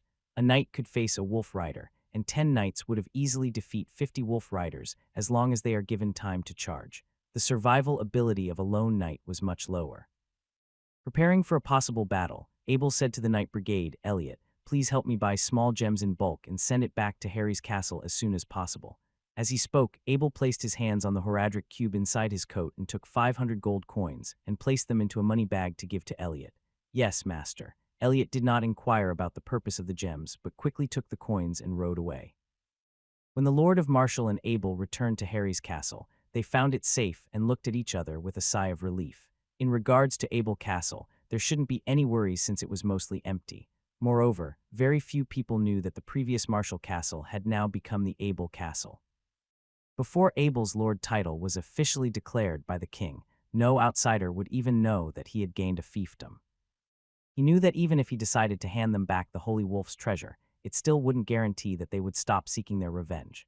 The reason why Abel had sent the Knight of Elliot to purchase those small gems was because he was planning to replenish all the used-up exploding big sword in the Horadric cube. For the worst scenario, he was also planning to prepare a super exploding big sword made with a perfect gem, which would unleash mutual destruction if necessary. Of course, that was only Abel's worst-case scenario, but it was only a matter of time. Some while ago, Abel had an idea about that exploding big sword. He wanted to test whether if it was possible to extend the duration of the explosion. However, as Abel was busy with other things, this project seemed to have drifted off his mind. Suddenly, a faint sound of knocking came from outside the door, dong dong dong. Abel could tell it was the maid who was outside. The maids were professionally trained, and there was a fixed rule about their knocks. On weekdays, 2 knocks meant an ordinary matter, however. 3 knocks means there was an urgent matter for Abel. "Come in," Abel said while looking at the door. "The Lord of Marshall is waiting for you downstairs, young master," said the maid, bending her knees while saluting towards Abel. When Abel heard the news, he walked straight past the maid and directly down the stairs, although he felt a bit disrespectful afterward. As soon as Abel had walked down the stairs, he heard a group of voices said in unison, "Hello, young Master Abel." To his surprise, there was a team of 20 knight servants with the Harry family coat of arms standing behind the Lord of Marshall. They were all equipped with full body armor. Abel carefully examined these knight servants. Each of them was at least 40 years old or older. From their imposing manner, they seemed to be the most kick-ass group of beginner warriors. Abel never knew that Harry's castle had a team of knight servants like this. He could only recognize around 3 to 4 faces. Other than that, Abel had never seen any of them in his life before. Knight servants were also known as reserve knights. They were generally no more than 20 years old. They would often learn by the side of a knight while serving them, maintaining the weapons as well as taking care of the warhorse. Since knight servants were considered much nobler than ordinary people, a large number of soldiers decided to become a knight servant for the status. Furthermore, knights required someone that knows how to fight to assist them, which meant that these knight servants were ranked higher than the noble bodyguards. "Abel, all the knight servants here are the ones I have brought back from the war against the orcs. We are all brothers who would live and die together. Since they have given everything to me, I will trust them with all my will. Today, the castle is in danger, and I will put this team in your hand. I hope you can arm them as much as possible." The Lord of Marshall said in a serious tone. The Lord of Marshall was afraid that Abel would not have the leadership skills to control Harry's castle, so he warned him in advance now. Abel then turned to the 20 knights and asked softly, "Can I trust you?" While Abel didn't speak loudly, these knights in the castle hall were able to hear every word of Abel clearly. They then bent down on their knees and shouted in unison, "Lord Abel, we dare to die for the Harry family." From calling him Master Abel to Lord Abel, these 20 knight servants had sworn their allegiance to the heir of the family. The oath of allegiance was considered as a very big decision in this world, and very few people would break it. Afterward, Abel quickly pointed towards Elliot, whom he knew well. "Elliot, come here and take off all your gear. Let me check them first." The knight servant Elliot took a step forward and saluted to Abel, "Yes, my lord." With that, Elliot stripped off his gear one by one and placed it in front of Abel. Abel first picked up the helmet. He looked and gently tapped its surface. The bowler hat, also known as the skull cap, was made from 3 pieces of iron. The helmet's craftsmanship was very average as Abel examined it carefully. Then he picked up the leather armor, which was on the heavier side.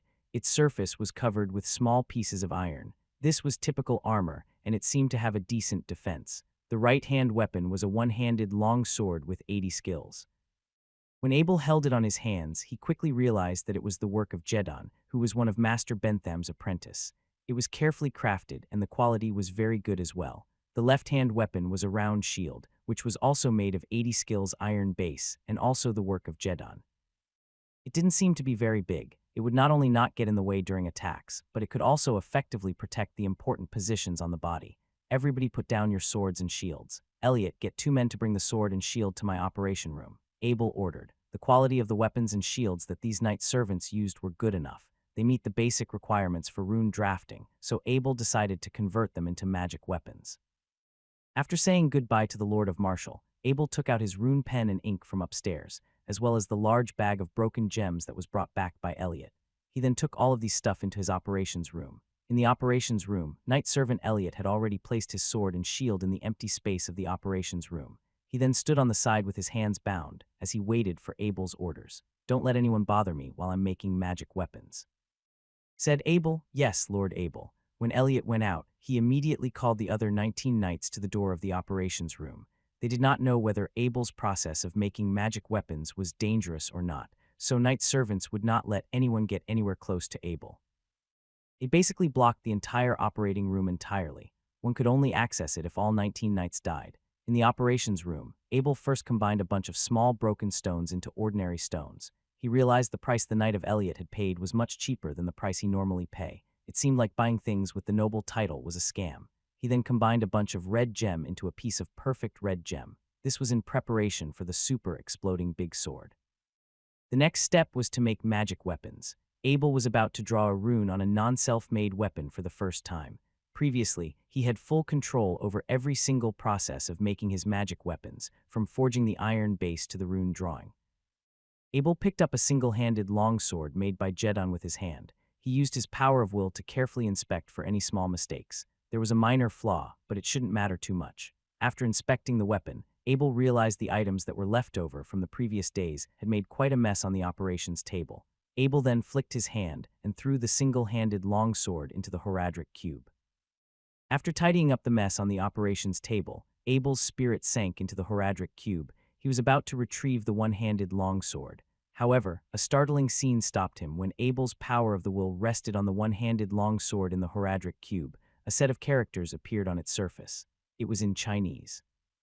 At this moment, Abel almost shed tears, such a familiar language. For so long, he almost seemed to forget about his previous world. There was a fear in Abel's heart that he would forget about his past. He was afraid of forgetting about his original parents, friends, and everything about his old world. He had already forgotten the faces of some of his old friends, and he was afraid that he wouldn't be able to remember his parents' faces one day.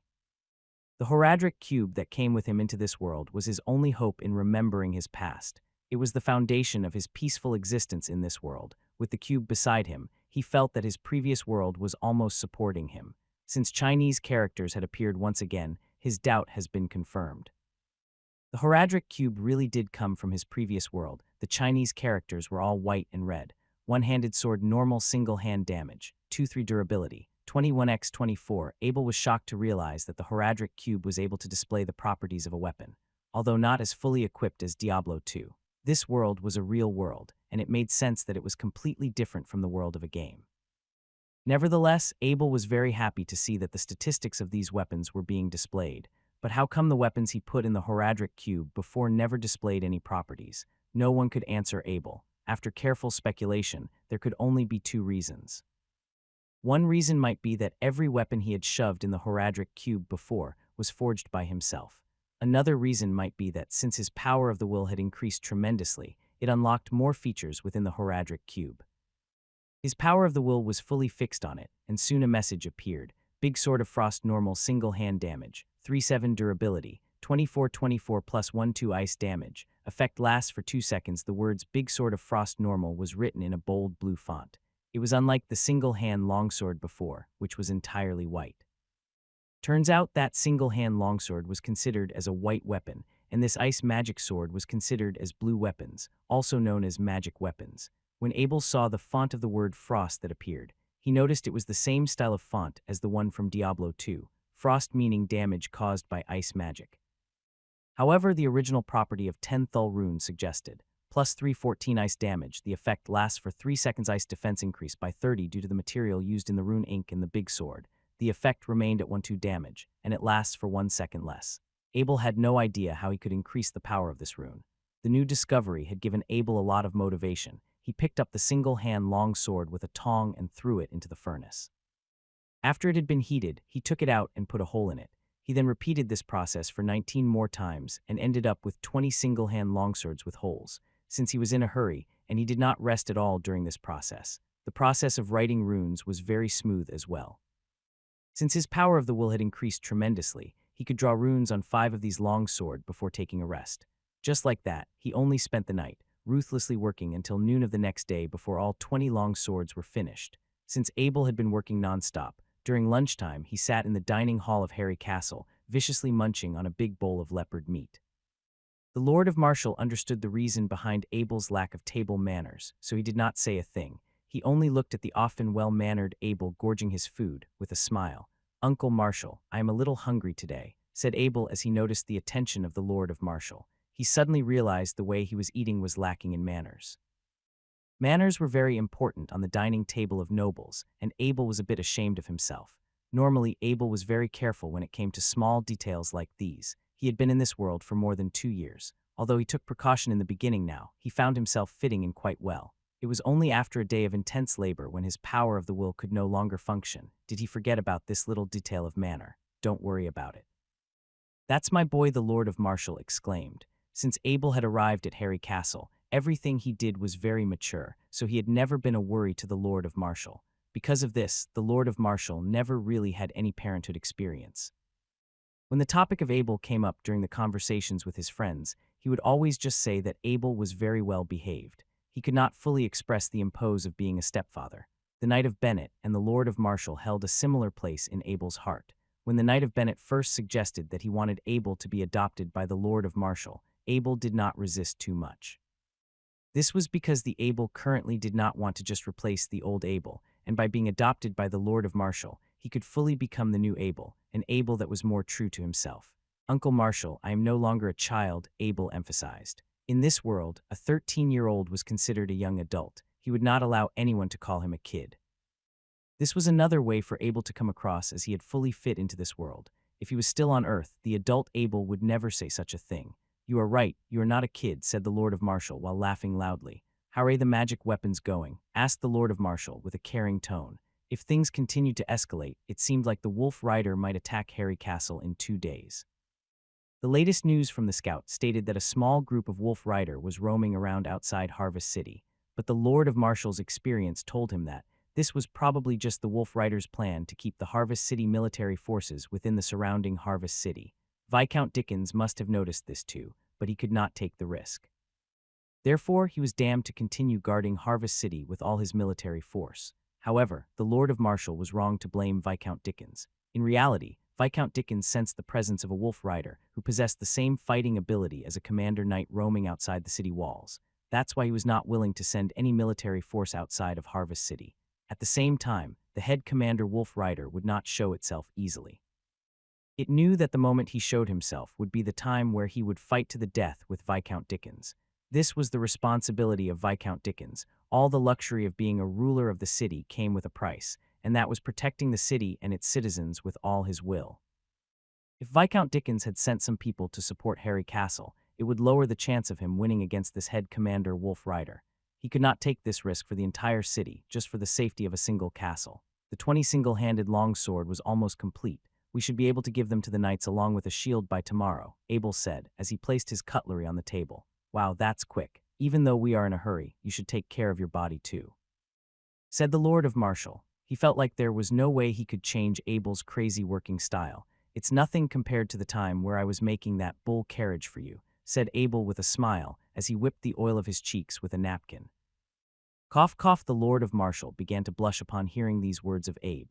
He then proceeded to say, "The past few days I've been trying to get used to my new armor and weapons. If they are as good as before, there is no way the Wolf Riders can penetrate our castle. They will pay for what they had done." Suddenly, the Lord of Marshall thought of the Knight of Soroya again. He continued to say the other 2 elite knights that fought against the orcs, the Knight of Bennett and the Knight of Hopper, have also been attacked.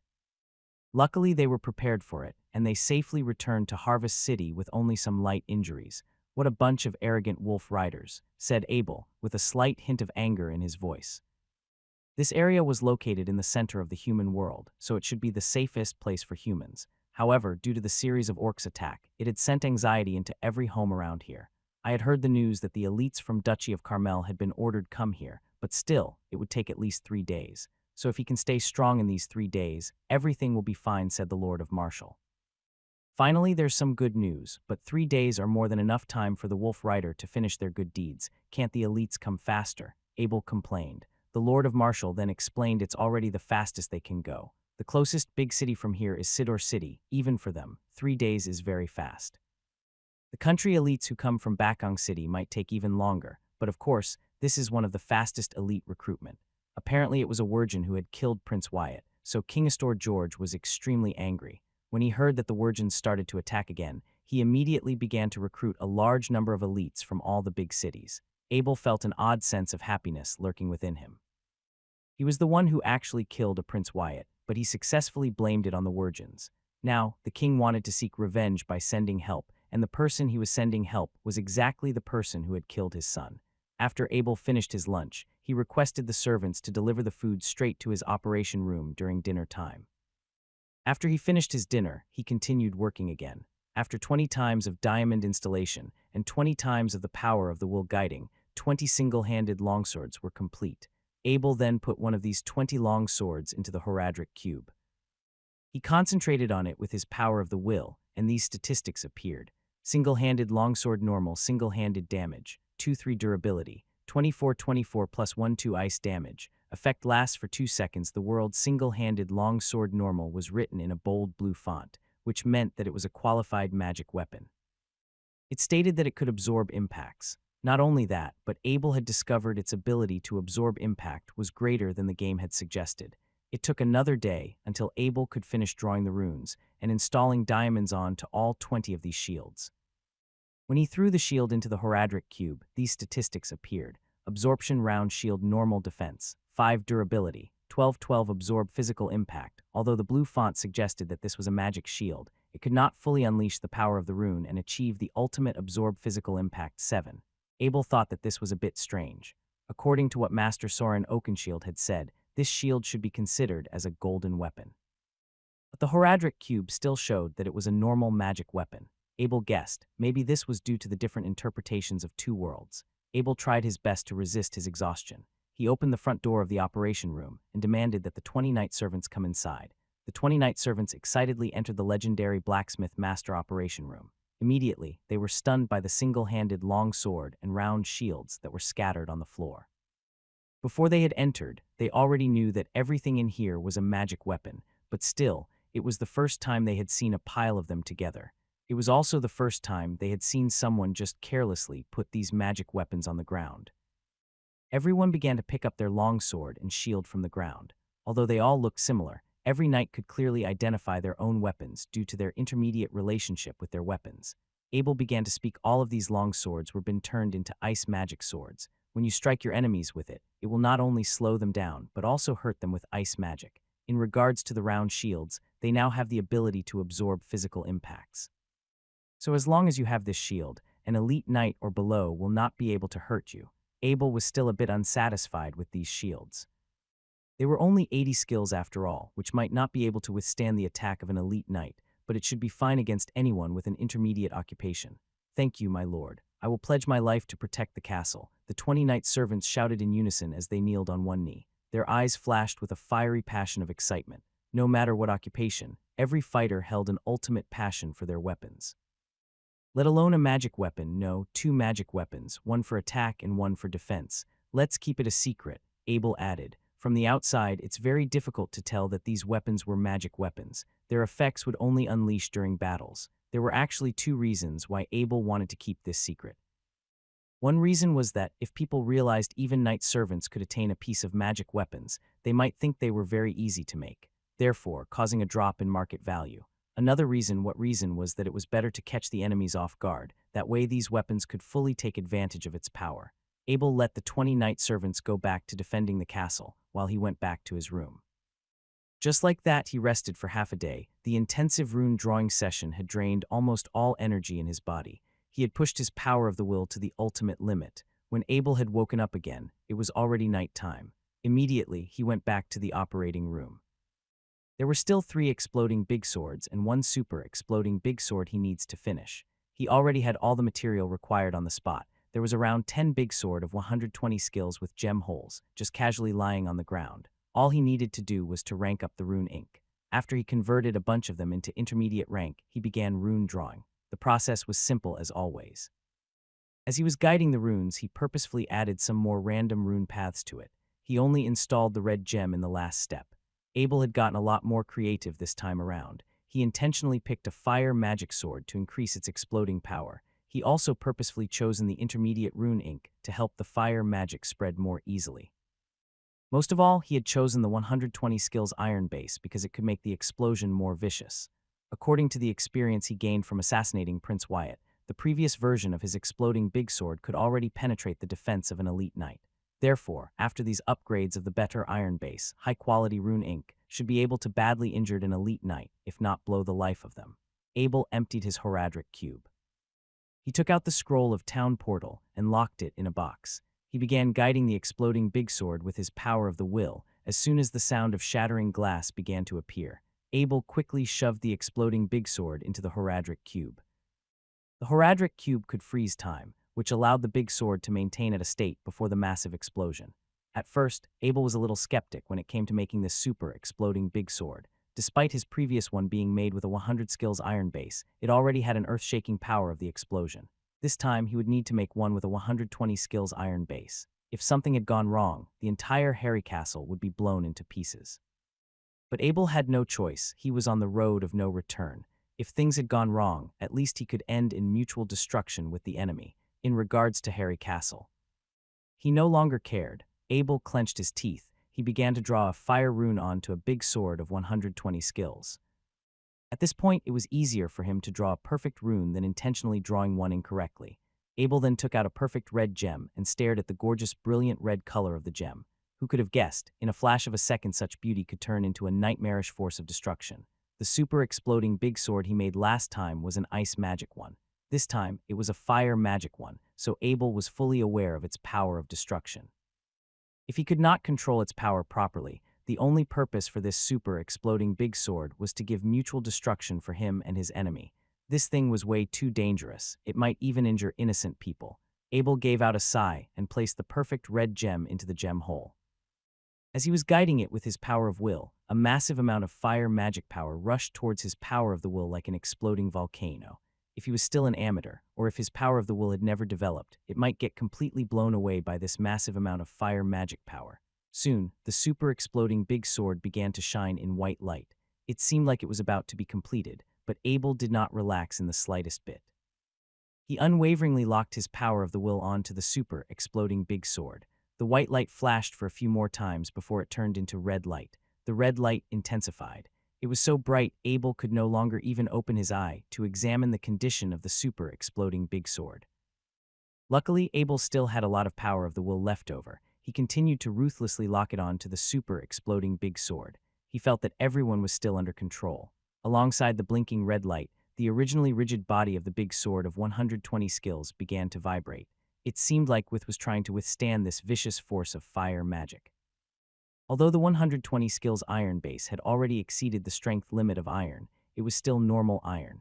These types of materials were essentially not a match for this massive amount of fire magic. As the vibration intensified, Abel sensed the surface of the sword was beginning to crack through his power of the will. A quick jerk with his power of the will, the super exploding big sword had completely disappeared. Soon it reappeared in the Horadric cube. Abel let out a breath of relief. This thing was very different from normal exploding big swords. Although normal exploding big swords were very powerful, he still felt confident about escaping its explosion. But this thing, it was beyond Abel's imagination. During the making process, Abel had already sensed that this fire magic super exploding big sword was a lot more destructive than his previous ice magic one. Abel still did not know how perfect red gems like the one just used could even exist. If a wizard had seen how he had just treated one of them, the wizard would definitely choke Abel to death. These perfect ranked gems, especially the ones combined with the Horadric cube, was considered as the most powerful, pure, irreplaceable gem in this world. Therefore, one could say the number of gems like this could be produced was hopelessly small. It was a 120 skill base that he was making, but would only take a second for him to accidentally snap it into two. Abel threw the broken sword away with his thong. He rushed out of the workshop and ran towards the plaza inside Harry Castle. What happened? Abel grabbed one of the guards and asked. Virgins were discovered outside the fort, Sir Abel. The guard quickly gave a bow to Abel. Abel stopped the guard before he was about to leave. Come with me. I need you to help me put my armor up. Regardless of its type, wearing armor was a very effortful thing to do for knights. Abel didn't have his own underling knights. The 20 men Marshall sent him were more like bodyguards than underlings, so it got weird if Abel were to order them to do anything other than fighting. If Abel were to have his own underling knights, he would have a lot less things to concern himself with.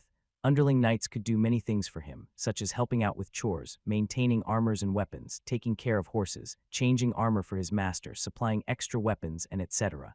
Despite the amount of potential Abel had shown, not a lot of people knew that he was already an official knight. Honestly, he preferred not telling people. Most people who found out were pretty strong themselves, e.g. Dickens, and they knew how hard it was for Abel if they revealed his true powers. Abel was just a little over 170 cm in height. The blue armor he was wearing was a perfect fit for him. It was the right weight, too. It wasn't heavy enough to slow down his movements. Apart from his armor, Abel also had his ice magic sword on his back. In his right hand was a red-based shield with the unicorn crest on it.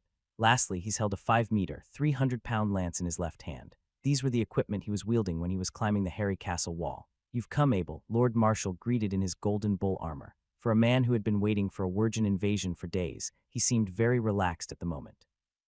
Any changes on the battlefield, Uncle Marshal? Abel asked. As calm as Lord Marshal seemed, his eyes were clearly strained with bloodshot. Besides, the golden bull armor takes a lot of time to wear. Maybe Marshal just hadn't taken it off for the past few days. Those virgins are starting to gather up. Apparently they want to assemble a unit powerful enough to play a game of cat and mouse with us. Marshal replied, then turned towards his men with loud laughter. So we are the mice and these dogs want to be the cat. Fine then, I say. We'll just knock their fangs out when that happens. In contrast to the serious atmosphere back then, the soldiers suddenly began to laugh out loudly. Abel knew Lord Marshal was trying to cheer them up. If these guards were too anxious about the upcoming battle, they wouldn't even perform half as good as they normally would. Where are the knight servants? Abel suddenly realized and asked. Shouldn't these men be inside the fort at a time like this? Oh, they are inside a secret tunnel outside the fort, Lord Marshal replied. These virgins don't know what formations are, so when they all gather up, we'll teach them a lesson in military tactics. Lord Marshal seemed very confident about that. Out of the 5 high-ranked wolf riders that were already discovered, he was sure he could take 2 to 3 of them with his 2 magic swords and the golden bull armor, of course. And while not a lot of people knew how strong Abel was, Marshal could tell how strong he was by practicing with him very frequently. Not just that, Abel also crafted magic weapons for the 20 knight servants. He didn't forge the swords and round shields himself per se, but the magic he enchanted on them was just as powerful as any other of his work. If Lord Marshal was to use an ordinary weapon, he couldn't even defeat any one of the knight servants with a magic weapon in hand. Any attacks would be futile against a shield that was strengthened with magic. After an attack was neutralized, the ice magic sword would slow its enemy down for an endless stream of consecutive attacks. There was nothing you could do once you've been caught by it. That being said, Lord Marshal wasn't planning to let these knight servants face the high-ranked wolf riders. He was very much in agreement with what Abel's saying. As strong as the magic on the round shields were, any powerful attack could easily destroy the material that they were built from. It took time to activate magic effects. When a weapon hit a shield, the shield had to be strong enough to take the hit before the magic runes started doing anything. Technically speaking, an 80-skill round shield was clearly flawed in their design. Still, a small unit of 20 knight servants could launch a very devastating sneak attack to those virgins, who were ignorant of the powers of magic weapons they had. The first strike would be the most deadly one. From Lord Marshal's point of view, instead of having the knight servants inside the castle for defense and no offense, he would much rather use this firepower for a surprise attack on the battlefront. About 100 meters outside Harry Castle, more and more wolf riders were starting to gather up. Eventually, they stopped appearing on the battlefield. 5 high-ranked wolf riders, 50 intermediate wolf riders, and 100 beginner wolf riders. They are going big, aren't they? Lord Marshal exclaimed. It was noon now. Instead of choosing nighttime, which would have given them a lot more advantages, these prideful virgins chose to attack Harry Castle in the middle of the day. Don't worry about them if there isn't a commander, Abel commented. After seeing those wolf riders himself, he started feeling a lot less anxious. These wolf riders from the wolf family were very easy to recognize. 5 of the high-ranked wolf riders were wearing steel armor plates, and 50 of the intermediate wolf riders were wearing leather armor plates. The 100 low-ranked wolf riders were not wearing any protection on them at all, which reflected how much shortage the Orc Empire was in for armors. In the human world, every official knight would be granted his own armor, weapons, and other gear accordingly. All of the wolf riders had long spears as their weapons. While the appearance of those spears was all the same, the low-ranked wolf riders had ones with less metal in them. The intermediate and high-ranked wolf riders had either more metal in the spears or pure metal in the spears. "Would you dare to go out now, boy? Why don't we rush out and hunt them down?" Lord Marshal called out. As he said this in his shiny golden bull armor, he was like a god of war in front of the soldiers standing on the wall. "You bet," Abel replied excitedly. "Send out the horses," Lord Marshal shouted to his men. Pretty soon, 2 war horses wearing half-body armor plates were sent out. These 2 Mars were just recently bought from the Duchy of Thunder. Because of how heavy the golden bull armor and Abel's 300-pound lance were, regular horses weren't strong enough to ride them around. With the help of the knight servants, the 2 got up on the horses fairly quickly. As Abel sat on his one, he rubbed its back with his hand for a bit. He hadn't ridden it much after it was bought, so the most he could do now was improvise as he goes. As the war horses trotted away from the castle, Abel intentionally rode his one behind Lord Marshal. He whispered the enchantments as softly as he could, and a peculiar aura began to surround himself and his horse. Apart from Abel, there wasn't anyone else who possessed the power of the will. If there was, that person would feel a very overwhelming and distant force coming towards him. Abel was already used to this. Every time he massaged Black Wind with his mount enhancement technique, he would feel the same suffocating force with his 6th sense. The more Abel used his mount enhancement technique on his horse, the more he began to gain an understanding of its spirit. From what he could see, this was a very innocent and pure horse, which was destined to be a war horse since it was born. For all the training it had received, its sole purpose was to serve the knight it was supposed to carry. From its simple perspective, it was nothing but a part of its rider. The more Abel read its mind, the more he felt moved by its unconditional trust towards mankind. How can a creature maintain such spirituality and humility? Without such qualities, no knights would be strong enough to survive on the battlefield. Lord Marshal could feel it. He turned around to tell Abel to hurry up, but what he saw had him in total shock. Every time Abel's horse staggered for a bit, Abel moved in the same direction slightly with his body. It was like their bodies were synchronized. Forget about Lord Marshal. Such horsemanship would not be expected from someone who was born on a horse. Again, Abel has proved himself to be in a completely different league from the rest of mankind. "I'm ready, Uncle Marshal." Abel smiled as he finished performing his mount-enhancing technique. Abel felt really good right now. He had never been so intimate with his warhorse before, and nothing could calm him and his partner down except for a good, long race. "Open the gate." As Lord called for the gate to be opened, several guards came and lowered the castle gate. They quickly shut it back after Abel and Marshal went through. As the 2 went out of Harry Castle, the low-ranked wolf riders started howling towards them. They wanted to spring at the 2 humans right away, but their commanders stood stationary at their posts. "Don't start the attack," their instincts told them.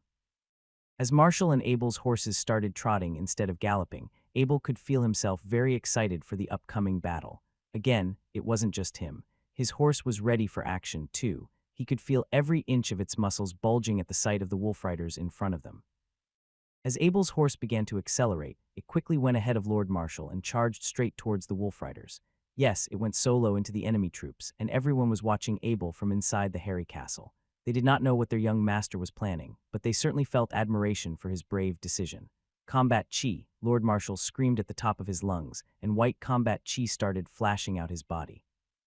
Actually, because he was wearing the golden bull armor, it looked more golden than white, which was the color it was supposed to be. Abel, too, screamed as he released his combat chi. Unlike the one his uncle pretended to have, his combat chi actually had the color gold to it. No one could tell, though.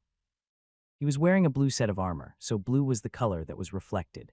Besides, since the sun above them was so bright, Lord Marshal looked more like the real deal than him. The knights charging on a horse technique. Almost simultaneously, Marshal and Abel screamed out the name of the Harry family's secret technique. Suddenly, the speed of their horses was doubled as they charged faster towards the enemy troops. Both of them had dropped their helmets by this point. As the sun shone upon them, 2 streaks of light, one blue and one gold, flew straight towards the same direction. The wolf riders saw this and all howled at once. It was a matchup of 2 against 150, and neither side was backing down. As disadvantaged as the knights appeared to be, they were becoming faster and more ready at every instance. Out of the 150 wolf riders that were charging towards Abel and Marshall, a high-ranked wolf rider was taking the lead. While the rest of them were yet to make contact, he was already facing Abel by himself. He didn't think much of Abel, whose build was much smaller than his. For orcs like him, brute force was all that mattered in a fight. Just when the two were about to their weapons against each other, Abel swung his lance and let the wolf rider take the first strike. He wasn't going for a block. Instead, he was going to dodge the hit because he knew it wasn't going to hit him. Abel was right. He was too fast for his opponent. Within a blink of an eye, his lance was already through the wolf rider's chest. It was like a hot knife cutting butter. The wolf rider wanted to resist, but he clearly had no way to make a defense. Abel's lance was not a regular wooden one. A wooden lance was meant for pushing back the enemy. It was a one-time weapon, something that would be destroyed right after it had done what it was designed to do. The one Abel was wielding was a steel one. Its base was hammered for 120 times before it was set into shape. It was a very heavy piece, but unlike most people, his muscles were sturdy enough to wave it around. The wolf rider was stabbed in his heart. As strong as the Wurgens were, a stab to the heart was more than enough to kill them instantly. Abel didn't stop, though. As the wolf rider's corpse hung on his lance, he continued to speed up his horse towards his enemies. A few arrows were shot at Abel, but with the armor that he was wearing, all of them. Abel didn't even pay any attention to them. He was more focused on his second target, which was an intermediate wolf rider that was coming at him. Unlike its dead superior, the intermediate wolf rider decided to parry away Abel's lance with its spear. It was a bad choice. Excluding the weight of the dead Wurgen, there was about 300 pounds of weight in Abel's lance. A quick fling with it was quite enough to break the Wurgen's spear into two. The rest was pretty obvious. As Abel had his power of the will fully turned on, he could clearly feel the wolf rider's bones tearing up and smashed into dust. Even its organs were starting to turn into mush. Pretty soon, its dead body, too, was skewered along with the high-ranked wolf rider. Despite having two dead Wurgens on his lance, Abel was not slowing down at all. Because of how fast he was going, both he and his horse were drenched with the blood of the dead Wurgens. Another one, fourth one, fifth one. Abel was finally stopped after he charged towards the fifth wolf rider. If it wasn't for the Harry family's secret knight's technique, he would have had to stop at 2 or 3. Lord Marshall stopped his horse as he had finally reached Abel. Whilst chasing behind Abel, he's also killed a few wolf riders on his way. Now that's more like it, Lord Marshall screamed frantically. For him, it felt like he was going back to the battle against the orcs. He was much younger at the time, much more impulsive and vigorous too. Lord Marshall watched as Abel flung out the 5 dead Wurgens out of his lance. It was a frightening thing to look at on the battlefield. Fortunately for him, they were fighting on the same side. To battle, Lord Marshall called, and 20 of the bodyguard knights appeared from the underground tunnel. While they were all trained in horse riding, they decided to fight on foot because they were more used to that. Even now, the advantage was on the side of the Wurgens. As efficient as Abel and Marshall were in their attacks, they still had a much greater number than their human foes. That being said, because Abel managed to kill a high-ranking wolf rider by himself, everyone watching from Harry Castle were assured of their victory. The crowds were starting to quiet down as they looked at what's happening on the battlefield. Up next, it was the most gruesome and crucial of all, close-range melee combat to the death. They could tell that he was a novice knight, but something about him didn't add up. Sure, Abel was a novice knight, but what kind of novice knight could kill 5 wolf riders in an instant? 1 high-ranked wolf rider, 1 intermediate wolf rider, 3 novice wolf riders. That's 5 in less than a second, and a child did it. The horse that Abel was riding on was becoming much more agitated than before. It seemed kind of relaxed back then, but the testosterone was starting to kick in. "My honor is my life," Abel screamed, and his horse sped up into the wolf rider's troop. The large, heavy lance in his hand was like a demon's hand, flicking away everything that it had scraped. Because of Abel's terrible strength and the effect of the lance itself, tens of wolf riders were sent flying away from their position. 20 of the bodyguard knights started lining up their formation. Once they were ready, they slowly trekked towards the remaining wolf riders. After witnessing Abel's bold display, the Knight of Marshall, too, chanted out the battle cry, "My honor is my life," and charged towards his enemies. If it was about engaging in direct conflict, the Knight of Marshall was much more experienced than Abel.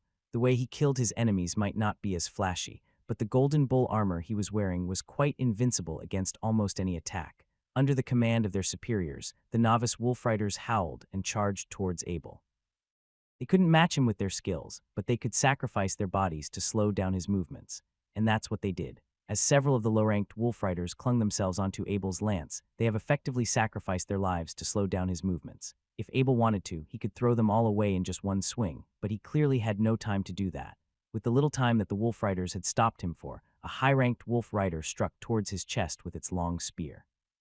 But the armor was simply too durable to be penetrated. It was a devastating discovery for the wolf riders, as it had cost them so many casualties just to have the opportunity for an attack. Sadly for them, it was all the chance that they were getting. With one sweep of his 5-meter lance, Abel killed all the wolf rider that were within his reach. The wolf riders that were fighting Marshall also had the same problem. With all the resources on their side, they still couldn't manage to do any damage to him. It was a frustrating situation for them, and a miserable one at that. By now, all 20 of the bodyguard knights have already entered into the battlefield. As veterans who have come back from the war against the orcs, they were all fierce warriors who had a record to prove their worth. After struggling for a while, the wolf riders decided to draw their forces away from Lord Marshall and Abel. With a fraction of their troops keeping these two busy, the rest of them were aimed to destroy the small unit of the bodyguard knights. As the 20 humans were obviously in the warrior class, the wolf riders did not think that they would be wearing any powerful gears that could withstand their attacks. Even the orcs knew how valuable a magic weapon would be. There was just no way that it would be equipped by regular bodyguards. With my long sword in hand, my eyes towards the front, I am forged into steel. With my shield closes towards me, it guards my beating heart. As long as the unicorn is on my chest, I shall not waver, my banner shall remain. With the sound of horns echoed across the field, and my blade flashing with blood, the path before me shall be opened and clear. As the bodyguard knights began to sing their war song, the wolf riders struck their spears into their enemies' small shields. There were a lot of screaming and sounds of metal clashing against each other, but the formation of the bodyguard knights did not change at all. With the spears completely deflected, the bodyguard knights continued to sing their songs with a volume that could be heard from a mile away. These men were very organized in their teamwork. With 10 of them in the front row making space for the 10 in the back, the 10 in the back struck with their long swords towards the enemies at the front. 2 of the wolf riders that were too slow to react to this. As their bodies were stabbed by the blades, a thin layer of ice came out and slowed down their movements. Things were as bad it could get for them, as even these warriors were equipped with ice magic weapons. With just 2 seconds left, the 10 bodyguard knights who charged forward did not continue with their attacks but instead guarded themselves with their defensive position. The other 10, on the other hand, stopped defending themselves and began launching their attacks with their combat chi. Within a blink of an eye, 2 of the wolf riders were shot in the head and died immediately. After the bodyguard knights finished their attack, they returned to their defending position and started recharging their combat chi, and the other 10 began to launch their own attack. Wave after wave, they pressed onto their enemies like an unending flood. If it weren't for the magic equipment they were wearing, such formation would be very risky against the powerful wolf riders. Like knights, warriors were a very legitimate class to be in. That being said, however, they did not engage in the same kind of systematic training as the knights when it comes to practicing their combat chi. While knights fed themselves with large amounts of food since when they were young, warriors had to rely on regular food to maintain their bodies. The resulting combat chi would be very different for the two classes. While warriors were very explosive in their release, they could not maintain their chi for too much time, and often had to wait for their internal energy to be recharged. Knights, on the other hand, were much more durable because of the stamina they had trained for. In terms of explosiveness, the knights were also better than the warriors on average. Technically speaking, the warriors were inferior to the knights, but they were often the unit that was the most commonly used on the battlefield. Knights were much harder to train, so many of the military tactics present were designed for the warriors. The tide formation was a classic example. Whilst using this formation, the warriors were required to put their utmost trust in their comrades. When attacking, they ought to use up all their energies without reserve. When defending, they must do all they could to block any attack for their partners. If the high-ranked wolf riders were trying to attack the bodyguard knights, Abel and Marshall would keep them in check by chasing them down. Pretty soon, each one of them was able to trap 2 of the high-ranked wolf riders from assisting their comrades. To be honest, Abel was not happy to be in this situation. The Mount Wolves were simply too agile for him to make any killing blow. No wonder they were so suitable in guerrilla warfare. I hope you grow up soon, Black Wind, Abel prayed in his mind. If he was riding on a fully grown Mount Wolf right now, these wolf riders wouldn't have been fighting him so easily as they were. After blocking a sword with his shield, Abel used his lance to pick up a wolf rider's spear from the ground. He then released his gold combat chi and transferred about 7,000 pounds of force from his lance into the spear. When the knight's lance was fully charged, he threw the spear with the firepower of a small missile, and a missile it truly was. Whilst flying through the air, the spear went through 2 of the wolf riders and disappeared into the horizon. As effective as this method was, Abel decided to try it again. Pretty soon, another wolf rider over the distance had a hole punched through its neck. The two high-ranked wolf riders facing against Abel looked at each other for a bit. Suddenly, they howled towards the sky and called for their underlings. Instead of attacking Abel himself, all the forces were now diverted into the horse he was riding on. Such a way of attacking was quite rare to see. Whether it was the humans or the orcs, mounts were a very cherished resource even on the battlefield. If a wolf rider's mount wolf did not launch an attack, most human knights wouldn't bother to attack it directly. Mounts were not to be attacked. This was an unspoken rule that was established many centuries ago. Abel knew about it, which made him even angrier about what these wolf riders were doing. Abel turned his head and looked for the bodyguard knights. After checking for the distance between him and them, he swung his lance around and forced the wolf riders to back away from him. As no one dared to make a move on him, he took the time to jump down from his warhorse and patted it on the back. Abel was telling his horse to leave. The horse understood this, then neighed as it ran outside the battlefield. Obviously, the wolf riders were free to do whatever they wanted with it, but they didn't bother to attack a vacant warhorse with nobody riding on top of it. Abel had a grim look on his face as he resumed his fight these wolf riders. After blocking several spears that were struck at him, he threw away his shield and picked up one of them from the ground. One of the spears managed to land a hit on him, but he didn't really care about it. With a swing of his arm, he shot one of the wolf riders down in its eyes. After that, he picked another lance and repeated the same process. That's right, Abel didn't care to defend himself. The armor he was wearing has made him completely immune to these wolf riders. Another lance was thrown, and with that, another wolf rider was taken down. Since there wasn't any weapon that he could find near him, Abel picked up some rocks and threw it towards his enemies. With arms as strong as his, the power that was released was the same as that of a mini catapult. He was very accurate, too. Every piece that he threw managed to take down another wolf rider to the ground. They were invading against an invisible defender, one whose firepower was much more fierce than what they had. These wolf riders felt powerless from the bottom of their hearts. As the higher-ranked commanders gave a howl to the rest of the packs, all of them started fleeing from their posts. There were about 50 dead wolf riders lying on the ground right now. Sweep the battlefield, as Lord Marshal gave his command, and the knights marched forward, finishing all the wolf riders that remained.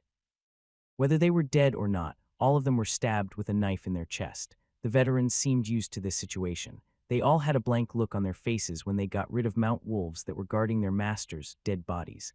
Abel sighed at the sight of that. While these mount wolves already claimed their masters, there was a slight chance that they could find new ones. The easy way to settle this was to kill them all. Abel knew that a long time ago, but his heart ached when he realized that Black Wind previously had to suffer the exact same fate. A knight does not leave his mount. The Knight of Marshall scolded Abel as he walked towards him. But it'll be killed if I don't, Abel protested. The Knight of Marshall said with a straight face that he rarely wore, that's because you aren't as experienced as a knight yet. If you want to protect your mount, make sure you don't get knocked down first. It's the most basic requirement of a proper knight. Abel thought back on the training that he did. While he thought of some of the moves as unnecessary, now that he's thought about it, they were all meant to deflect attacks that were aimed at his mount. I'm sorry, Uncle Marshall, Abel apologized. I didn't have the right understanding of what a knight should be like. You are talented, boy, but don't let your powers delude you. Remember, it is very important to go back to your basics. You have a long way ahead of you.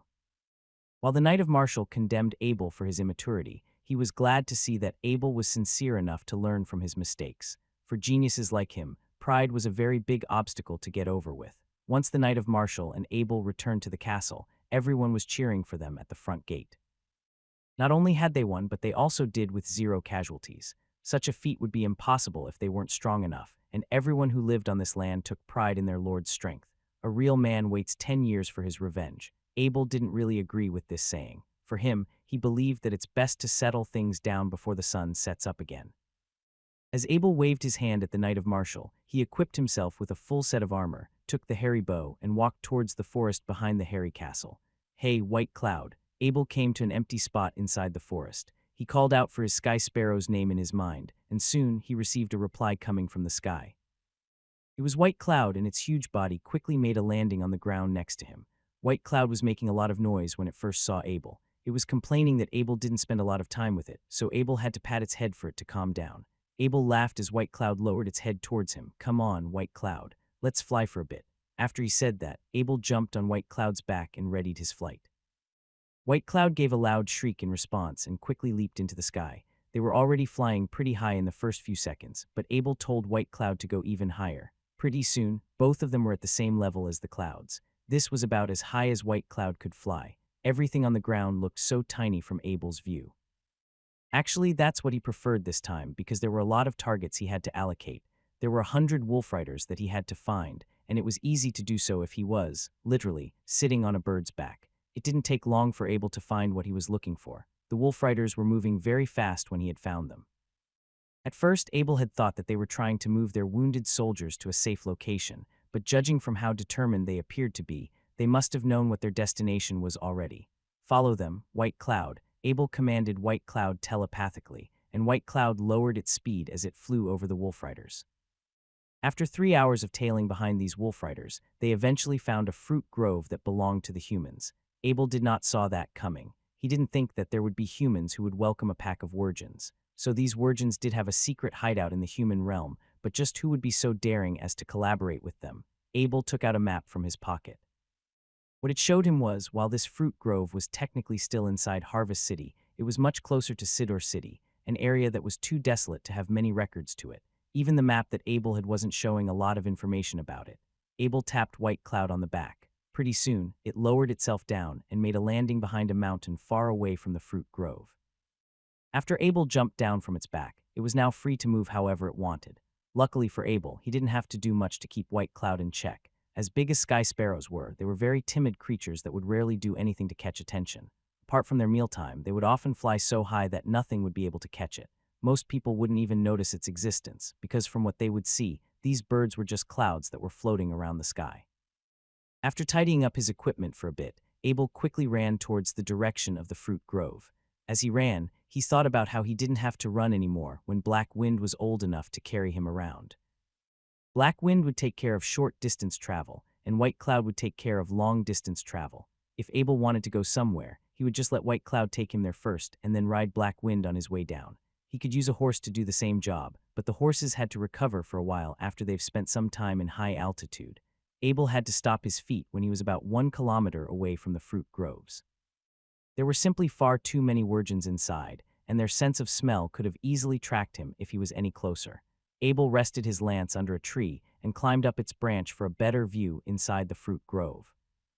Instead of going in for a rush attack, he was more interested in finding out how these Wurgens were sustaining themselves inside the human world, and what an ironic sight he has found. Inside this fruit grove, humans and Wurgens were living together in harmony. They seemed to be getting along fairly well, and from what it looked like, the humans were even offering food for the Wurgens. For the hundreds of Mount Wolves that were inside the fruit grove, there were a few human servants that were pushing a cart full of pigs to feed them. On the other side of the place, the Wurgens were eating as they sat on the ground. Apart from their commanders, because of how many of them there were, most of them did not bother to use a seat or a table. Suddenly, a door from inside the yard was opened. From what it looked like, a fat human and 2 Wurgens came out from the inside. Abel was kind of surprised to see that. He recognized this human. It was the shop owner of Gary's potion store inside Harvest City. Abel didn't know what this man's name was, but he did buy some potions from Gary's potion store. He was still new to Harvest City at the time, but he did remember this man doing something at the store's counter. Because of how ridiculously good Abel's memory was, there was no way that he could have got it wrong. Suddenly, one of the 2 Wurgens started looking towards Abel's direction. Abel quickly closed his eyes, stopped his breathing, and attempted to erase his presence as much as he could. "What is wrong, Master Fowler?" Fat Darren asked as he noticed the look on Fowler's face. The Wurgen named Fowler replied, "Nothing, Mr. Darren. I must have been mistaken or something. We had a very successful deal, Master Fowler." A wide grin appeared on Darren's face. "I look very much forward towards our next exchange." Unlike Darren, Fowler was not looking forward to their next meeting at all. He was profiting from the deal they've made this time, but anyone would be disgusted at someone who was willing to sell his own kind. Fowler revealed a fake smile as he replied, "Good to do business with you, Mr. Darren. The Wolf family will not treat you poorly. We will bring more things to trade with you the next time. Come here next time, Master Fowler, and I shall hold a wine fest just for you," Darren bowed. For now, he just wanted to leave the fruit grove as quickly as he could. The more Wurgens that were coming into this place, the less safe he felt for his own life. If he said something wrong to these animals, they might just bite his head off right where he was standing. Darren sighed with a sense of relief. The feeling of being watched by more than 100 Wurgen freaked him out. Although he had dealt with Wurgen a few times, the fear of the Wurgen in his heart was still the same. Darren's carriage was large but not luxurious. As an ordinary businessman, he was not qualified to ride a luxury carriage, and today the carriage was coming full of goods. Now, the goods had been replaced by a small bag of Orc Empire's specialty, so the carriage looked empty at this time. Gently patting the big bag around him, Darren's fat face was full of smiles. He murmured proudly, "The accumulated past 10 years of business is not as profitable as today, thank God. Rise, speed up, then you will have a special reward when we get back," Darren shouted to the carter. He felt unsecured when bringing such a big amount of money. Carter Rise was a junior warrior and also Darren's guard. The fewer people know the transaction happened today, the better, so Darren only brought the most reliable personal guard. "Yes, sir." The inferior horse with the carriage started to run faster after Rise whipped it. Although the inferior horse sped up, Darren was still dissatisfied, but he has no solution for that. He said unhappily, "I'm done with this inferior horse. I'll go change it into a war horse after I get back." Rise didn't answer. Both of them actually understood that it was impossible for Dale to buy a war horse. War horses were exclusive for knights, so they cannot be bought when you got a huge amount of money. Without corresponding identity, you would also be captured by the terrible aristocratic arbitral tribunal for blasphemy. "When I make enough money, we go to the Duchy of Thunder. I heard that you could get the title of a lord by donating. I will become a lord and you will be my knight." Darren's fat face was full of imagination as if the dream had already come true. The carriage stopped slowly. Darren cursed, "Rise, why the hell did you stop?" When Darren opened the door of the carriage and leaned out, he saw a short knight in blue armor standing next to the carriage. His personal guard, Rise was also a junior warrior, has been grabbed with a single hand and held it in his hand. At that moment, Rise was paralyzed and seemed to be strangled to death already. It was Abel who came. It's impossible for who was eager to find the news let go of the human carriage coming out from the Virgin's manor. Abel suddenly appeared next to the carriage just now. When Rise was about to attack, he had been strangled by Abel already. Rise's neck broke when Abel only used a little bit of strength grasping the neck. Abel was also reluctant. The constant growing strength did not stop at the end of the promotion. Now the knight training every day in knight's breathing techniques at night let the light golden combat chi flow through the whole body, and the light golden combat chi seems to have a strong effect on the body. Because of its powerful of will, Abel could now feel the increase in strength every day. Whoever thought that just a pinch would kill a junior warrior? This junior warrior's physical fitness condition was too bad. Abel forgot that he usually practiced with intermediate knight Lord Marshal. It was impossible to compare the body of the intermediate knight with the body of the junior warrior. Even the 5th level of novice knights are stronger than the junior warrior's body. It could be seen from the food they eat. The meat that Abel now eats every day is the best part of the beast. He threw away the dead driver's body in his hand. There was no guilt for the driver's death. Abel's direct killing is the lightest punishment. If it is in accordance with the law, the entire family would have been killed. Rise's body slammed to the ground with Darren's fat body trembled, and his fat flickered. Then his teeth began to fight, making a giggle sound, and his lower body was wet. The urine scared by the Virgin was finally scared out at this time. Seeing this fat man's reaction, Abel felt angry and funny at the same time. This businessman who can betray human beings was as timid as a mouse. Really don't know how he could have started a business with Virgin. "Please don't kill me. I'll give you everything you want." Darren begged in front of the knight whose face was covered by his helmet, though he knew it was not surprising that he died thousands of times if anyone knew what he did, but his strong desire to survive still made him plead. "Say it. What's the relationship between you and the Virgin?" Abel frowned, took a step back because of the fat man was full of stench in front of him. "I just came to give food to the Virgin and didn't do any business with them." Darren explained immediately without any thinking. Doing business. Abel found the clue directly in Darren's sentence. No business. It was found that due to the nervousness, what could usually speak can make mistakes one after another. Darren denied it. Abel's iron-gloved finger lightly touched Darren's left arm, only heard a click. His left arm bone was broken. The intense pain made Darren was about to yell, but Abel's fingers had quickly appeared in front of his eyes, and the metal fingers in front of him were like the hands of a demon. Scared Darren, who just wanted to yell, to stopped, sweating all over the body due to the severe pain, but Darren tolerated the pain and did not dare to speak. "My patience is limited and my temper is not good. Every time you tell a lie, I break a bone. You have 206 bones. You still have a lot of opportunities to lie." Abel's voice was very light, just like sitting with a friend and chatting, but when he heard it, it seemed like he was listening to the terrible demonic words. His whole body shivered even more. He didn't know how many bones there were in humans. This was the content of the education of noble knights, but he knew when every bone in the body is broken, it would cause pain that is worse than death. "I'll tell the truth, I'll tell the truth." Darren's psychological defense was defeated, and he no longer wanted to keep anything at this time, said directly, I came to trade support potion with Werewolf. These are items that were exchanged from the Wirgin. Darren pointed to the bag that had fallen to the ground in the carriage. Abel stepped forward and held the bag in his hand. When he opened it, he found that it was all the same dry flour. He had about 20 pounds in his hand.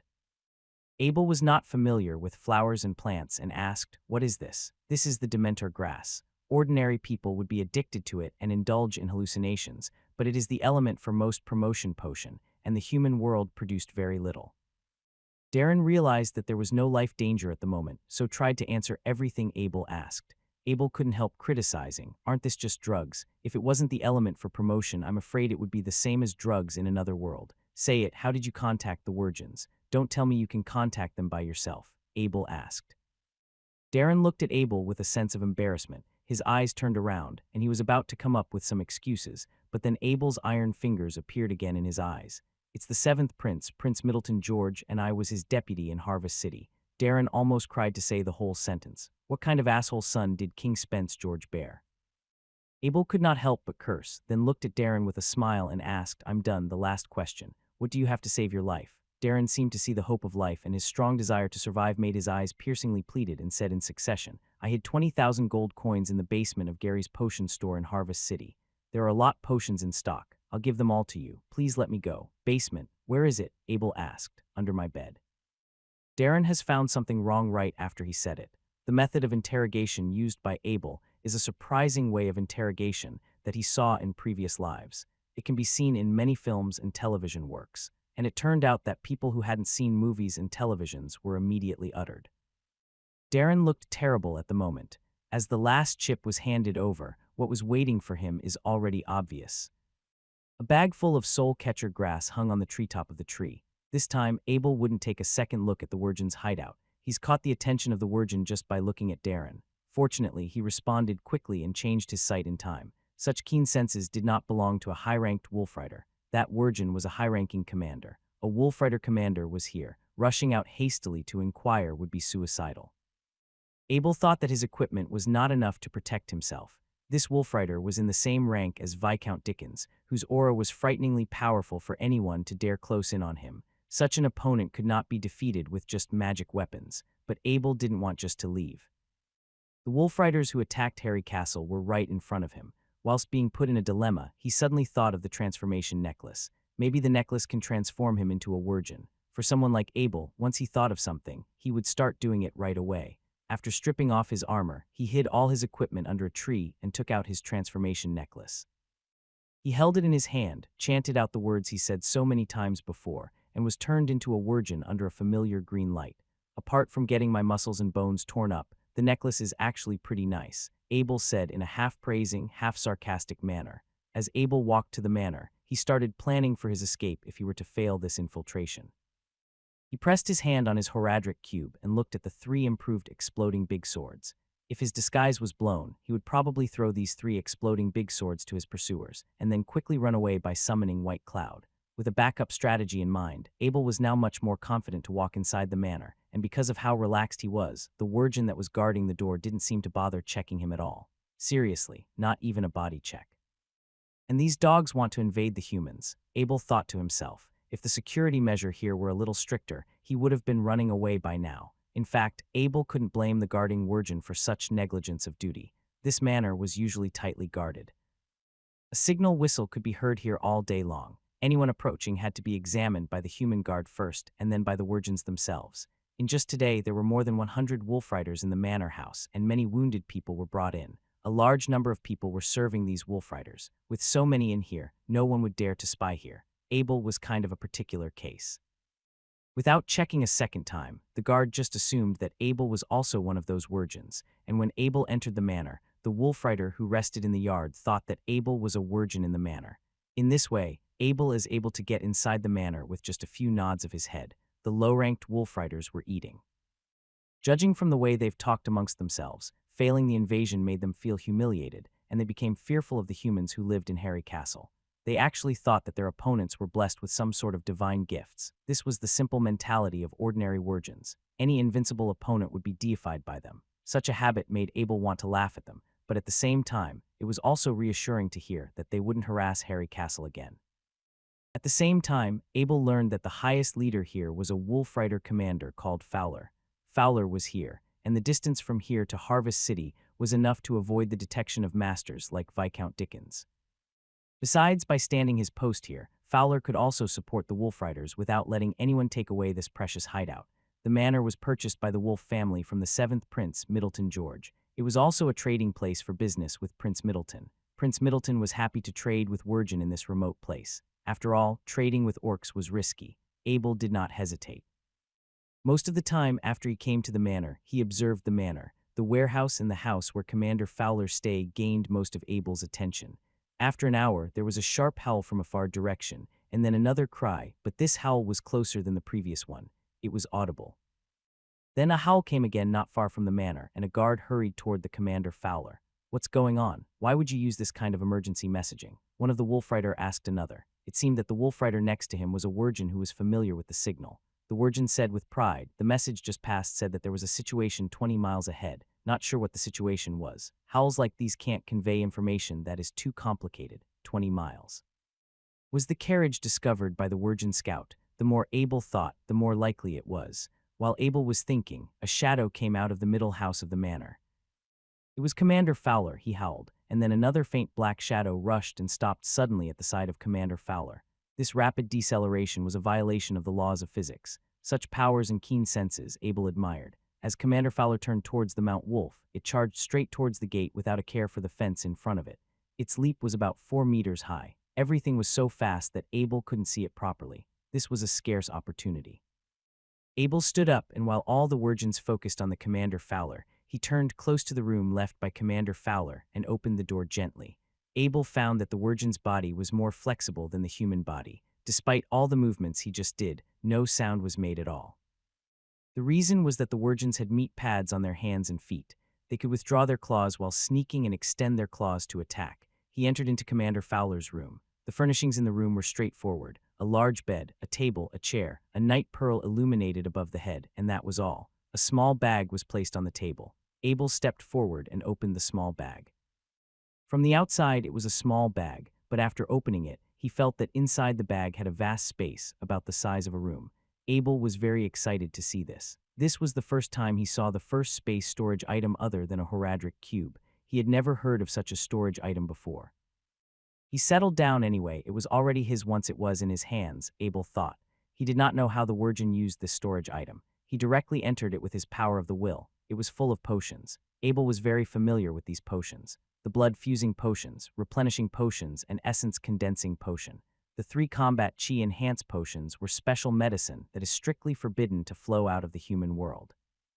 Even when Abel bought it for a large amount, he was afraid of being suspected as a smuggler. All the potions were densely packed in the small bag, and the quantities were not counted, but according to Abel's estimates, these should be enough for him to consume for 2 months, which means that there are potions worth more than 1.2 million gold coins. This gift was just about enough to make Abel forgive what these wolf riders did to Harry Castle. Well, at least for the time being. Abel turned around and found an animal's skin on the bed. Abel did not saw it when he first came in. When he looked closely, he found that this animal's skin had a very slight aura to it.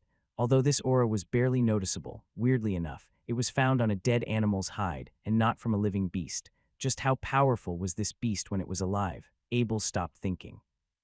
He stepped forward to roll up the animal skin, put it in a small bag, and checked the room. The pillow was also pretty nice. He could feel the coolness as soon as he put his hands on it. He tried putting it behind his head, and as soon as he felt a sense of comfortableness with it, he quickly put it in his bag as to not fall asleep right away. He wasn't sure why, but he could feel that the wood was reacting to his power of the will. This was the first time he had discovered an item that could boost his mental powers. Although Captain Fowler's room appeared to be empty, everything here was all useful stuff. Even though he couldn't recognize some of the stuff, he couldn't waste the chance of not taking them away. Anyways, there was still a lot of space in the bag, so he threw everything in. After a while, the big bed, the table, and the chair was gone. He could still take away the floor tiles. The tile was made of jade of the same color. Abel just couldn't let them go to waste, so he took out a small dagger and started to prying on the floor beneath him. Since he was a Wergen, it didn't take much time for Abel to take away all the tiles from the room. After, the room was barely beyond recognition. Abel took off the night pearl above his head and murmured to himself, I almost forgot that I have 5 of these in the Abel castle, and with this one, it will be a perfect match. When Abel snuck out of the room, no Wirgin noticed him at all. Since Captain Fowler had called for a defense against any unexpected invasion, everyone had all ready for the front door of the secret hideout. Realizing how much stuff he stole, Abel found a corner, jumped very hard, placed his hands on the top of the wall, got himself out of the wall. He looked back at the 4-meter-high fence and shook his head. After stealing so many things from here, he didn't think the Wirgins would stay if he was to come for a second time. Abel retrieved his lance, armor, and other equipment. He took the big bag containing the soul catcher grass from the tree, threw them all into the portal bag, and ran back towards the mountain he had dropped White Cloud at. When Abel rode on White Cloud and fly to the cloud, he heard a heartbreaking howl in the direction of the manor. Abel felt kind of sorry when he heard it.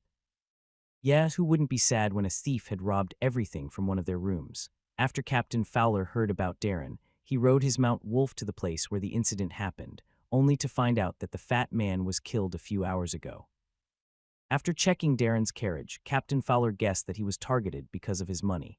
While no sympathy was spared for him, Fowler had to find a new way to contact the 7th Prince again, which meant any ongoing trade would have to be delayed for the time being. As Captain Fowler inspected the scene, an ominous feeling started coming over to him. He was very accurate in this kind of thing. Because of how keen his senses were, he could foresee dangers coming from miles away from him, but just when he thought that an invasion was coming towards him, his room was already invaded by a thief. Oh no, Captain Fowler thought of the bag that was made of Orc's spirit portal. That was the treasure of the clan, and it was the key item for the Wolf family to transport items. Even if there was a giant transporting flying animal like a sky sparrow, there was simply not enough space on its back to carry so many military items. There was no longer time to investigate the dead fat man. Without any second thought, Fowler rode his Mount Wolf back to the secret hideout. But when he entered the manor, everything appeared to be normal. Was something wrong with his 6th sense after all? It might have something to do with overtraining. Whatever it was, he just couldn't find out what has been bothering him this entire time. Well, that was until he opened the door to his room. Who did this? Captain Fowler shouted as he found out that his room was completely emptied. The most precious Orc spirit portal bag of the clan, along with other belongings that he trapped in this small manor through various means, were all gone. Whoever did this was not sparing him anything. The floor tiles on the ground were all made of the best meditation jade. Even a small piece of it could effectively stop one's mind from being interfered with negative thoughts, which was something that happens a lot more to people in the upper level of their training. The higher the level, the easier it was to be bothered by various negative thoughts.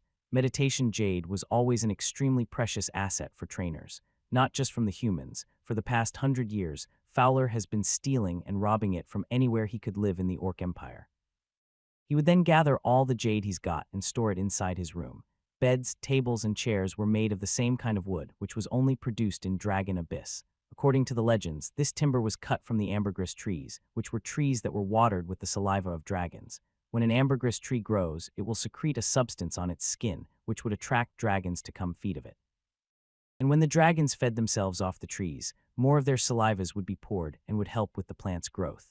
The wooden furniture made by ambergris timber could strengthen one's power of the will. For powerful fighters like Captain Fowler, it was what made him so invincible even against enemies in the intermediate rank. What saddened Captain Fowler the most was the pillow on his bed, which made with the core of a meditation gem piece. If it wasn't for this pillow, he would have had no need to be stuck in this middle-of-nowhere hideout. Except for the armor on his body and the weapons in his hand, everything that Fowler had was now gone. He just couldn't believe it. How could a location so heavily guarded be robbed like this? Worse yet, the culprit managed to escape without leaving a single trace. Captain Fowler shouted angrily, "Bring me all the humans inside this manor. I want them all to be interrogated." Before, humans and Wirgins were living in perfect harmony. Now, screams filled the air as the Wirgins did everything they could to make the humans speak. The humans did not even know what happened. They had no way to respond to the Wirgins' questions and were forced to die without a chance to defend themselves. As the last human lost his life, the Wirgins finally started to suspect each other. "Was it one of us?" Captain Fowler said skeptically. Captain Fowler started questioning each one of his soldiers. After a while, one Wirgin was found to be missing. While one side claimed that the Wirgin was in the fruit grove before, the other side was saying that he had come along with the Wolf Riders. After a heated debate leading to no end, the only conclusion was that the missing Wirgin was no longer to be found. "Who is doing this to me?" Captain Fowler thought to himself. For the treasures he stole over the years, he offended way too many people to be counted. While Fowler was going through his long list of rivals, Abel was enjoying his flight on White Cloud. Let's go to Harvest City, Abel said to himself. He had almost forgotten that there was a sum of unclaimed money to be collected. If he had remembered it correctly, it was located in the Gary Pharmacy store inside Harvest City. After locating the Gary's pharmacy shop, Abel took 2 quick breaths and calmed himself down. In a world as dangerous as this, he must not get too complacent. Cautiousness was what mattered the most. Yes, cautiousness. Take the stuff he's looted today, for example. He had never seen some of these items before, and he was sure that even Marshall wouldn't know about them. There was also that shocking howl made by Fowler. If he really had to fight such a terrifying opponent, could 3 exploding swords really have helped him to escape? The more Abel thought about it, the more he felt that his actions were too risky for his own good. Although he got himself a lot of good items, he didn't quite make an assessment of his enemy's abilities. He got lucky this time, but such blunders could be fatal at times. Speaking of which, he was already near the Harvest City. Since he couldn't risk being discovered from here, he jumped from White Cloud and put on a robe to cover his whole body. To hide his true identity, he paid the entrance fee to get inside whilst pretending to be a worker from the church. It was already evening during this time, and there were a lot of people out there on the street. Many nobles had already started their nightlife at this time. It seemed that the closer the night was, the more lively the city was. He has paid many visits to Harvest City by this point. Once he took a few turns at the corners, he was able to find his way into Gary's potion store, a large potion store selling various kinds of potions. Gary's potion store was closed. Maybe it wasn't in business today, or maybe it was because the shop's owner Darren wasn't here. "Hi there," a stranger said as he tapped Abel on the shoulder. "Sorry, but you've been going the wrong way, haven't you? Wait, did he just recognize me?" Abel thought as he turned his head around. Strangely, he saw a man wearing the same mask and hood as him. It was a strange man, but he was very passionate about his demeanor. "The Chris auction stand is over here," the man kindly showed Abel. "You've been going the wrong way, haven't you?" Abel stumbled for a bit as he wasn't quite sure what was going on. "Yeah, I wasn't sure where I was going, you see. I knew it. Those newcomers always chicken out, don't they? They are scared of being recognized, scared of letting others know what they've bought. Come on now. This is just another regular auction. They don't sell anything special here. We don't know where the products come from, sure, but that's only from time to time." The man continued on as he closed in on Abel, especially this time. "They are putting up maids for sale, you see. Not just regular maids, though. They have dwarf maids, orc maids. I'm not sure if they have Vulpera maids, but I sure look forward to it." Abel finally understood now. Whoever this man was, he was going to the black market sales held by the Kree's auction stand. Coincidentally, they were both wearing the same costumes. No wonder he thought that Abel was going with him. Might as well have a look, Abel thought to himself. For all the time he spent on his own training, now was the chance to open his eyes to the outside world. "I give you my gratitude, sir." Abel gave a light bow to the mysterious man. "1,000 thanks for showing me around this place." The mysterious man didn't expect Abel to be this polite. He quickly returned a bow and said apologetically, "Oh, I did not know you were a nobleman. I'm sorry for my imprudence back then." The man wasn't acting so easygoing now. Actually, Abel liked it more this way. He was used to talking to strangers with a polite and distanced tone. Besides, the man was cultured enough to return the favor to him. He must be a nobleman as well, or at least someone was in the same circle. Abel praised, "Nobles have to be very careful to attend these kinds of auctions, don't they? You, sir, you hide well under your disguise." "Ha." The man replied with a laugh. "Oh, by the spirits, you are definitely the most humorous gentleman that I've ever seen." The two walked towards the front entrance of the Kree's auction stand. The door was half open when they arrived, which indicated that the business has just closed. There were still 2 staff standing outside, however, and they moved out of the way for Abel and the man to come in. They didn't say anything as they were doing this. The man advised, "Try not to speak too much here. You might see someone you know here." Abel nodded as he kept his mouth shut. The two entered the main hall of the second floor, which was crowded with tens of different people who were all hiding under their hoods. Most of them were waiting in silence, while a handful of them was whispering something to one another. The man whispered to Abel, "Most of these people are merchants. Do you know why these filthy lowlifes are here? They're here because they want things that they're usually not allowed to have." "Oh, dear spirits," Abel exclaimed. "Aren't they afraid to be punished by the Royal Arbitral Tribunal?" Abel could tell how jealous this man was getting when he mentioned those merchants. While merchants had a low status in this world, they were often much wealthier than a lot of the upper-class noblemen. The man replied, "That's why this place exists, no." Abel asked, "What exactly is this place? What kind of influence is behind it to make it operate? Come on, who else inside the Duchy of Carmel can do this?" The man said sarcastically, "Surely it can't be the nobles." Why would they spend the time to do something like this? If you're really interested in finding out the answers, you might want to ask those royals who spend their whole lives inside their castle. Oh, so that's what it is, Abel exclaimed in his mind. There's no concrete evidence behind, but it could be Middleton George, the seventh prince's idea. Why else would this place be right next to Gary's potion store? A thin middle-aged sudden came out and walked towards the auction stage. Judging from the fancy suit he was wearing, he must be the host of today's sale. Good evening, everyone. Welcome to the Kree's auction stand. My name is Hopper, and I'll be the host of today's auction. Thank you all for coming today. There wasn't much of a reaction coming from the crowd. Apart from the few who clapped their hands, most just looked at Hoppy in silence. They were obviously more interested in something else. Hopper knew that, so he waved his hand around and got to the main part right away. Soon, the staff brought a plate that was covered in a red drape. As Hopper removed the drape, everyone could see that a knight's heavy sword was underneath. The more Abel took a look at it, the more familiar he seemed to be with it. If he wasn't mistaken, this piece was something that he himself had made. Our first item is a knight's heavy sword, crafted by none but the pride of Harvest City, the legendary master blacksmith and the lord of his own domain. Yes, ladies and gentlemen, this masterpiece here is forged by Master Abel's own hands. Based on what we know from our network, you wouldn't find more than 10 of these blades on sale in the market. The crowd suddenly got quite rowdy after that. Apparently, Abel's sword seemed to have captured a lot of attention from them. Hopper was really glad to see that. He was the one who proposed to have it as today's first item, and the plan has worked out exactly the way he had hoped it to be. As some of you may know, Master Abel's magic weapons have always been very popular. Ever since Master Thorin Oakenshield has labeled them to be around 50,000 gold coins in their worth, it has become difficult for them to be sold in most regular markets.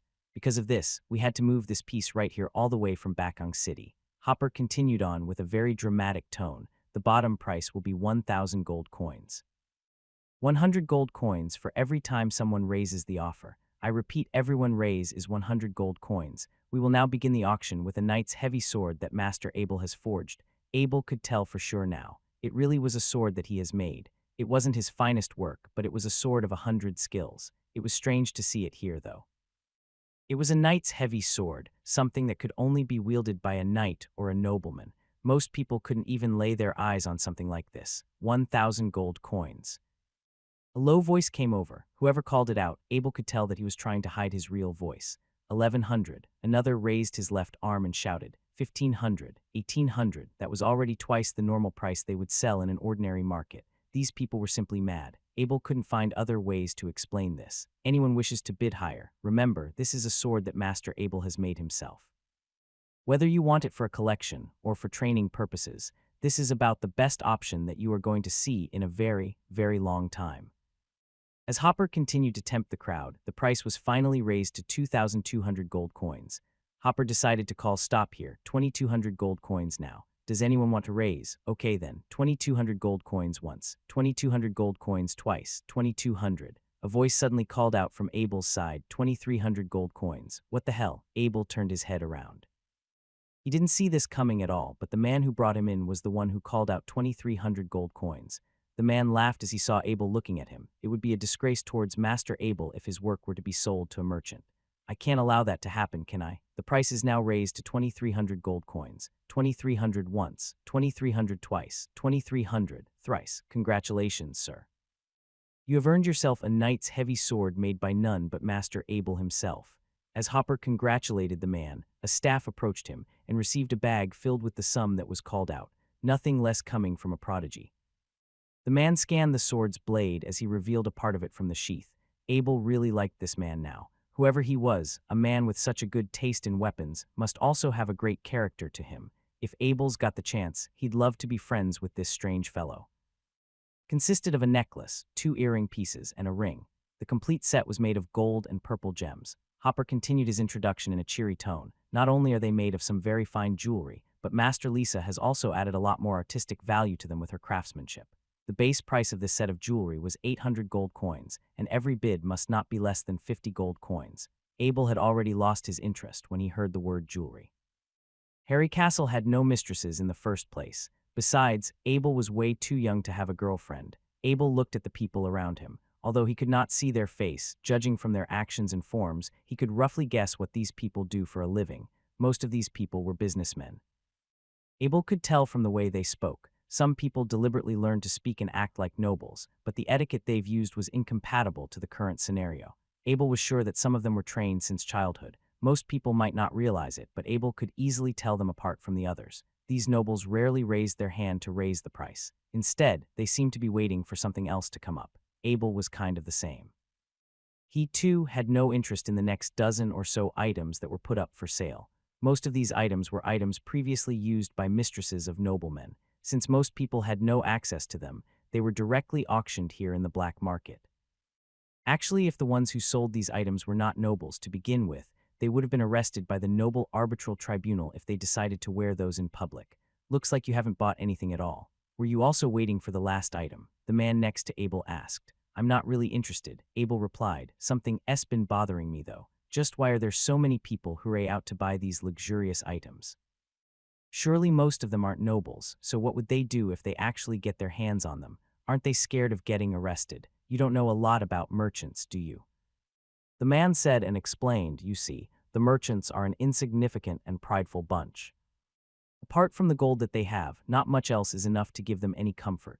To answer your question, no, they aren't afraid of getting arrested, because after they've managed to purchase something here, all they are going to do is to put what they've bought inside their houses. Rather than wearing the items, they are just going to spend their time looking at them. The man explained. Oh, my spirits, what unique taste these men have, Abel exclaimed. For someone like him, it was hard to imagine if all the jewels and fancy clothes inside his castle were all stored inside a collection room. Here, my dear customers and guests, is the last lot of today's auction. I know. This is probably why so many of you have visited us today, so please enjoy yourself as we introduce you to our next lot. Despite having introduced dozens of items today, Hopper was not getting tired at all. In fact, not only did he not tire, he seemed to be only getting more energetic as the hours went by. Her eyes are blue like the sky, her mouth small like a cherry, and her ears shaped like a piece of carved jade. And would you look at the figure of her body? Such finesse, such wonder. Here we have an elf from the Double Moon Forest. Under Hopper's dramatic introduction, a female elf in cuff walked up towards the auction stage.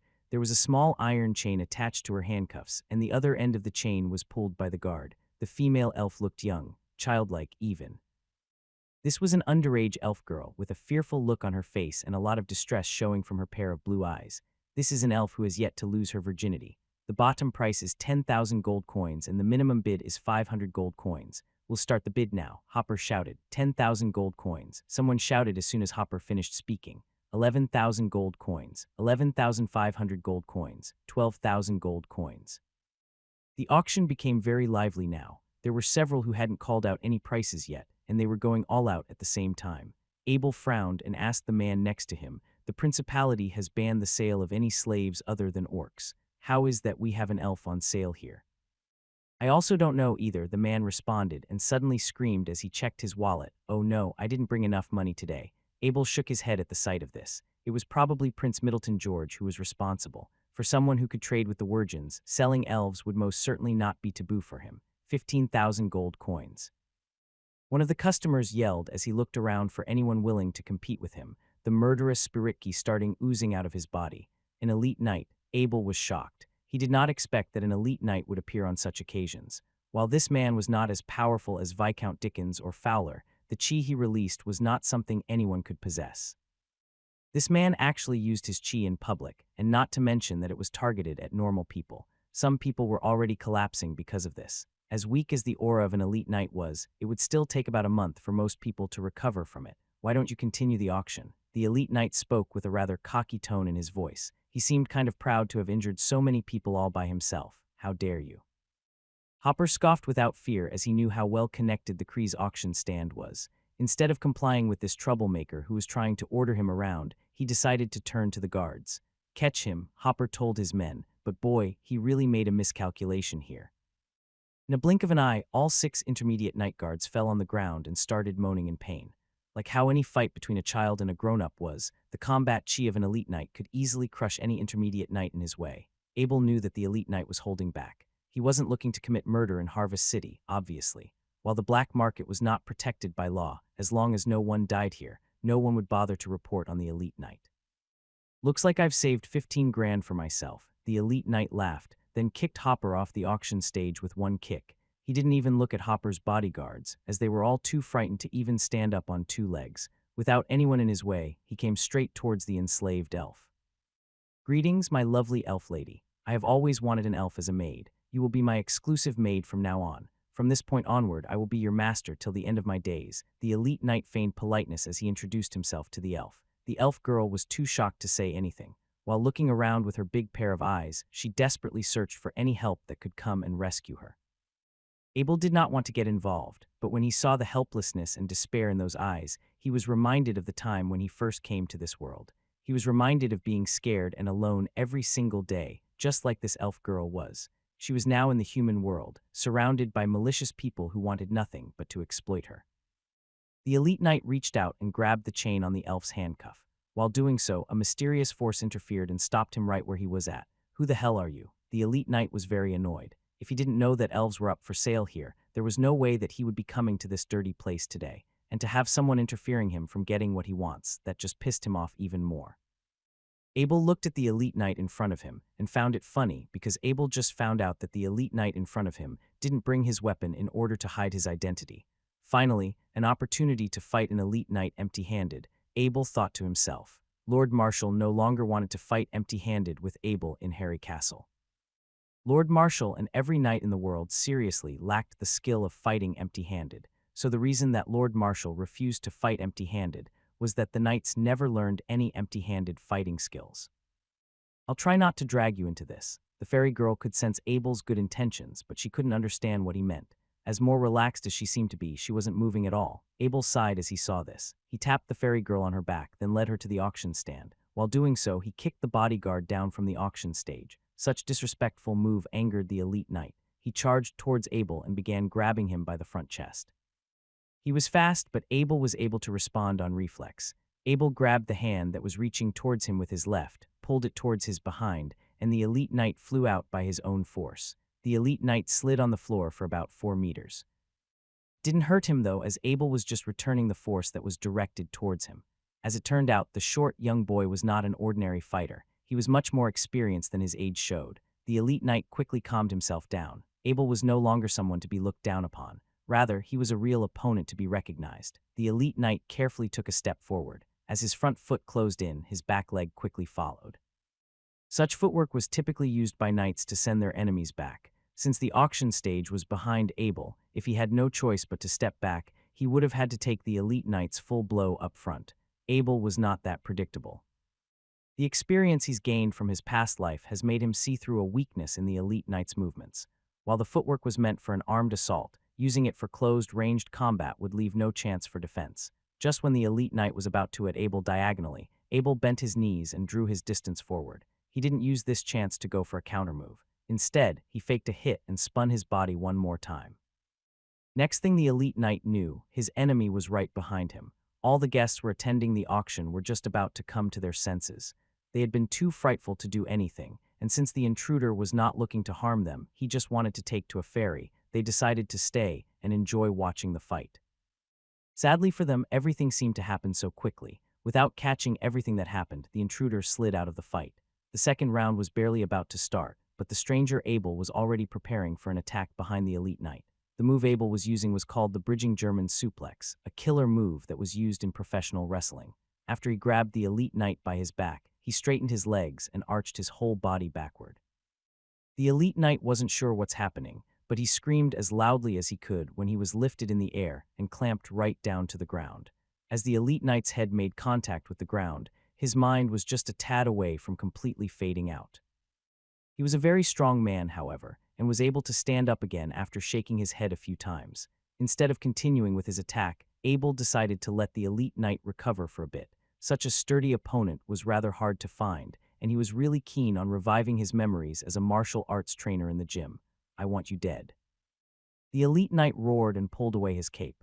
As fancy as his attire revealed to be, his stature was too muscular to be hidden underneath it. From what it looked like, he was in his middle age. His face seemed kind of misshapen. Perhaps it was the anger that he was showing, or actually it could be that suplex he had just received. Anyways, that didn't stop him from being recognized by the crowd. It's the elite knight of Rodney.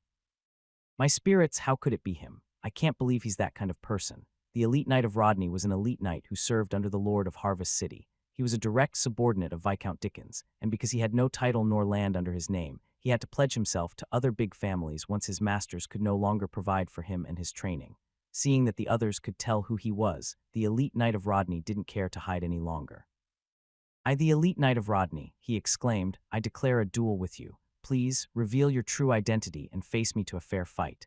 Abel froze for a bit as he looked at the elite knight of Rodney like some sort of idiot. No one came here to let others know who they were. Just because Rodney showed his identity, it didn't mean that he could drag someone along to make the same kind of mistake. For noblemen and knights alike, request for duels was a common way to resolve any sort of conflict. There were conditions applied to this rule, however. Duels could only be requested to someone of the same rank, or from a higher-ranked noble to someone of a lower rank. After a duel was requested, the person who was challenged would be given time to make preparations. During this time, a third party would be found to oversee the duel in a fair and impartial manner. Without these requirements, the fight would lose its grace, and the winner's victory would hold little to no credibility to it. As justified as that seemed, the elite knight of Rodney was being kind of dirty to have asked Abel to reveal his true identity. Even if he had lost a duel right here, he could easily have his revenge after he knew what Abel looked like. Abel said clearly and loudly, "You have no right to declare a duel with me. What you are doing right now is a direct violation to the decree of knights." All the noblemen who were present understood immediately. Not only was the mysterious man Abel a knight, he was also in a higher rank than the elite knight of Rodney. Not only did the elite knight of Rodney have no right to fight him, but he would also be charged with violating the decree of the knights. If Abel showed his true identity right here, Rodney would have had no way to prove his innocence. Worst case scenario, he might even be investigated by the noble arbitral tribunal. The elite knight of Rodney knew that, of course. While Abel didn't show his face, he had already declared his superiority as a high-ranking knight. The smart thing to do here would be to ask for reconciliation. The situation they were in was not that serious to begin with after all, but they were in a black market, and Rodney just couldn't believe that a high-ranked nobleman who's higher ranked than him would come here at all.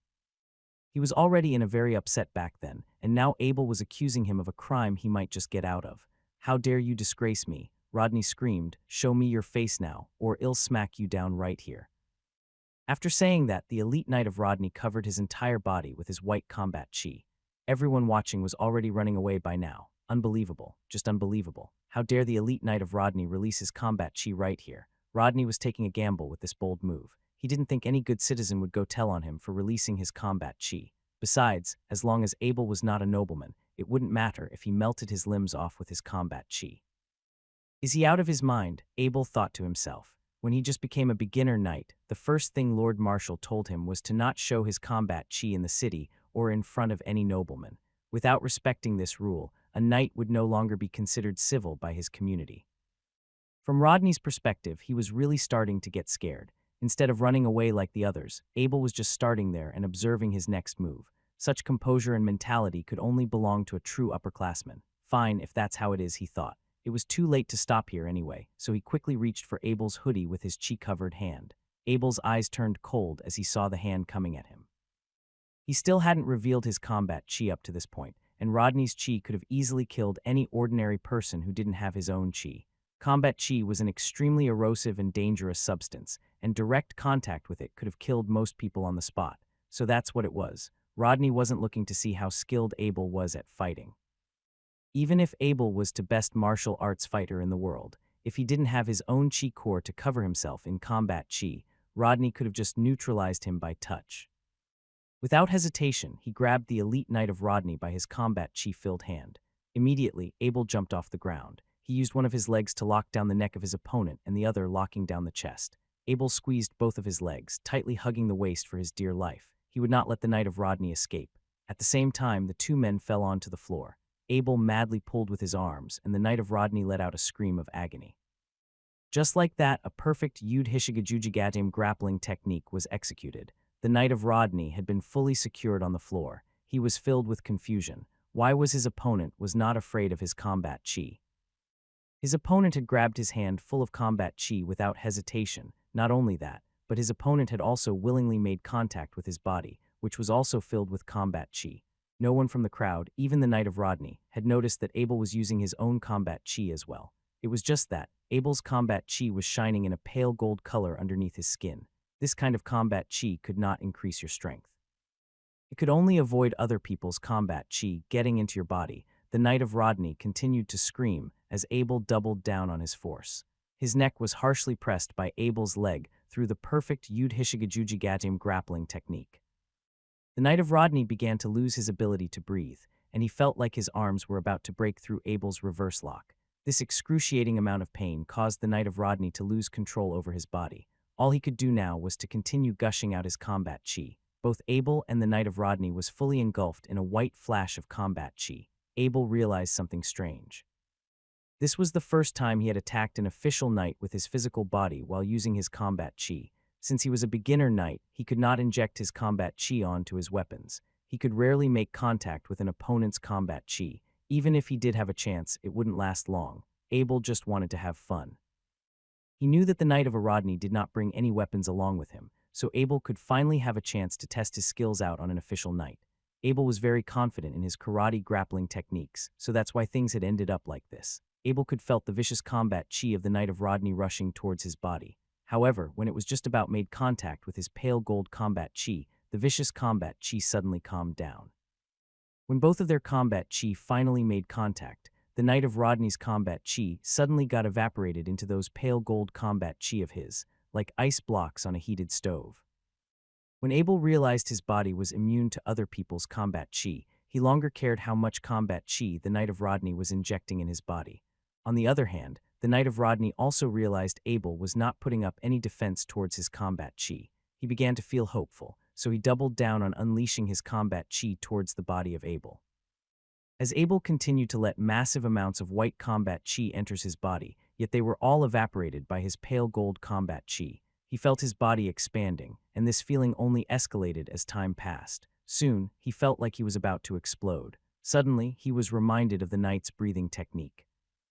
Under this circumstance, he had no choice but to let loose of the Knight of Rodney for a bit, and began to use the knight's breathing technique. A large amount of pale gold combat rushed towards the chi pressure point in his chest. The speed of the combat was much faster than those master's potion he had drunk before. In almost no time, the chi pressure point in his chest was filled up. I can't continue like this. Abel decided to suppress his pale gold combat chi into his abdominal area. The pale gold combat chi began to swirl within his abdominal. To his surprise, another chi pressuring point was beginning to form. Abel wondered if he was actually dreaming. How could he raise his rank again in such a short period of time? Before his battle with the Knight of Rodney, he was still a rank 6 knight, but before he even had time to react, he had already turned into a rank 7 knights. Despite all of this, the pale gold combat chi in his body doesn't seem to get drained at all, as the Knight of Rodney continued to inject Abel with his white combat chi. The chi pressuring point in his abdominal also began to absorb the white combat chi. A large amount of pale gold combat chi rushed towards it, and soon, the second chi pressure point was also filled up as well. Abel did not stop. He began to build his third chi pressuring point from his back. After the chi began to swirl, those pale gold combat chi was sucked into his 3 RDY pressuring point. Now, he was a rank 8 knight. By this point, Abel had become a little numb to his crazy rate of rank increase. He could no longer stop. As the locked-down Knight of Rodney continued to inject his combat chi into Abel, Abel couldn't help but continue to increase his rank at this madding rate. More chi pressuring point began formed, this time under his right armpit. It was then immediately filled with combat chi. Now, he was a rank 9 knight. The same went with the chi pressuring point under his left armpit, which had also formed after a while.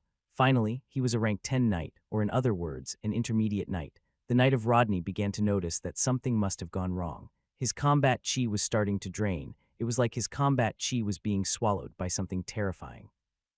It had all vanished into the void after it entered the body of his opponent. By that point, the Knight of Rodney wanted to stop his combat chi, but Abel's body was like a giant blood-sucking worm, tightly latched onto his body and ruthlessly sucking his last bit of remaining combat chi. Abel felt like a chi pressuring point was about to form his palm. If it was successful, he could officially become an intermediate knight. Abel decided to form this first intermediate knight chi pressuring point on his right palm. It seemed like the most logical thing to do. Other than left-handed knights, most intermediate knights would choose their right palm. Abel felt like his entire body of combat chi began to vibrate chaotically. He felt a burning sensation in his right palm. Pale gold combat chi began to travel towards his right palm slowly. Then they began to swirl faster and faster. Because of this chi pressuring point in their palm that an intermediate knight could cover their weapons in combat chi. This chi pressuring was what joins a knight's combat chi to the external world. By the time the chi pressure point had formed in his right palm, the combat chi within Abel's body had already become balanced. It no longer needed to rush towards the chi pressuring point within his right palm. However, that chi pressure within his right palm did not like that, and it began to viciously suck like a man dying of thirst in the desert. At first, the Knight of Rodney thought Abel had stopped sucking his combat chi.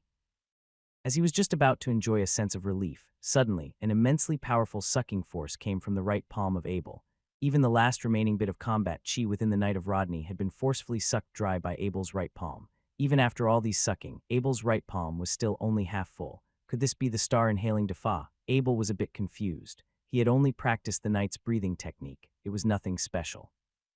The only difference was that his combat chi was a pale gold color. Could this be the reason? Abel's pale gold combat chi was different from the legendary combat chi of God. The real combat chi of God was the most advanced combat chi technique. They had attained their gold color through to the massive amount of training. Although those who were able to unleash these advanced combat chi technique did not have a bigger core, their core was a lot denser. That's why their combat chi had turned gold up to a point. However, Abel could only use normal combat chi techniques. His core was built on forcefully sucking overflowing amount of combat chi. If another person had tried to do this, they would most likely get blown into pieces by an excessive amount of chi. Since Abel had also used his power of the will to build his core had become as dense as iron, and a lot bigger than normal. You could say Abel's core was a deformed one, yet it was so unique, so no one could ever replicate it. Every unique aspect of Abel had played a part in the formation of this deformed core. From the existence Horadric cube, which allowed Abel to combine so many master's potions, to his unmatchable power of the will, and who could forget his forging knowledge and calm personality. All of these traits were not easy to attain. You are a monster. You are a monster. By this point, the Knight of Rodney was completely devoid of fighting power. Every single bit of combat chi in his body had been completely sucked dry, and even his combat chi seed had disappeared. Now he was only a combat chi less rubbish with the title of an elite knight. If he wanted to regain his combat chi, he had to start with his training all over again. With the mixture of anger and fear, the Knight of Rodney had never felt this hopeless in life. He could not do anything other than mutter. His voice was so soft that only Abel could hear what he had said. However, after he heard what the Knight of Rodney had called him, a murderous desire flashed from his eyes. No one could know about Abel's unique combat chi ability. Otherwise, he would become the mutual enemy of all knights. Just think about it. If a knight realized something could not only suck up their combat chi, but use it to increase their own strength, of course, they would want that person dead. Abel viciously squeezed with his legs around the neck of the Knight of Rodney. The Knight of Rodney was already defenseless by that point. With that immensely powerful squeeze, all the Knight of Rodney could hear was a loud cracking sound coming from his neck. Soon, his head was hanging motionless on the ground, soft like jelly. I've only killed the Knight of Rodney out of self-defense. All of you in the crowd can testify this, Abel said as he stood up. Since things had already progressed to this point, he no longer wanted to hide his identity. He lightly lifted his face mask. The youthful face of Abel appeared in front of the crowd. From the innocent smile on his face, no one could have guessed this youngster was the killer of an elite knight. Master Abel, it's the Lord of Abel. The guests in the crowd could recognize Abel in one glance, and his fame was too wildly spread in Harvest City. Although it hasn't been long since Abel had become famous, he already became the role model of how each family in Harvest City should educate their child. Outstanding, gifted, hardworking, ambitious was just some common words people would often describe Abel as a person. The crowd also knew that they had no choice but to expose their identity as well. Since he had killed an elite knight, attending a black market auction was pale in comparison. As the crowd revealed themselves one by one, most of them were businessmen, which only a few of them being nobles. The person who led Abel into this auction was a young noble. At the time, Kree's auction stall had already sent out all their guards and attendants to clean up the mess in the hall.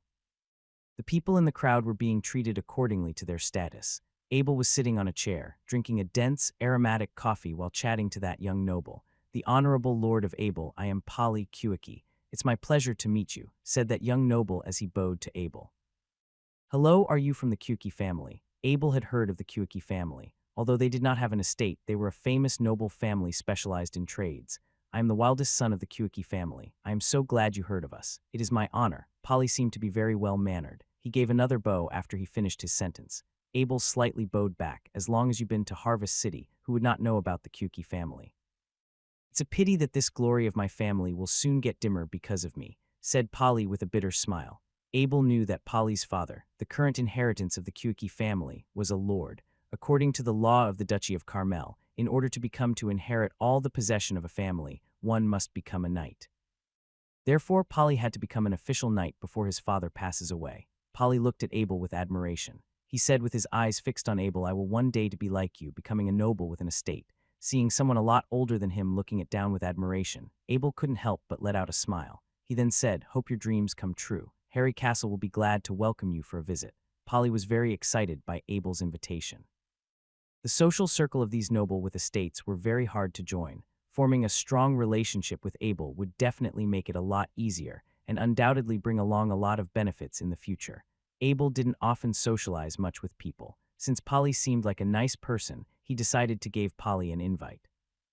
Although he did not set a time for an invitation, it sent a signal to every noble nearby that Harry Castle had accepted Polly as a friend. Abel then turned his head towards that young female elf who stood still at the exact same spot. Abel stood up and approached her. He asked with a non-threatening voice, "Where are you from? Is there anything I can do to help you?" The young female elf turned her big sparkly eyes towards Abel. She doesn't seem to understand what he was saying. "The Honorable Lord of Abel," this elf could not understand human language, said an old man with a silky suit as he approached and bowed to Abel. Abel gazed at the young female elf with a hint of pity, being thrown into a completely unfamiliar environment, and not knowing a single word of its language was like adding salt on top of a wound. Abel then turned towards the old man and asked, "Who are you?" "The Honorable Lord of Abel. I am Cree," said the old man in a silky suit as he bowed to Abel again.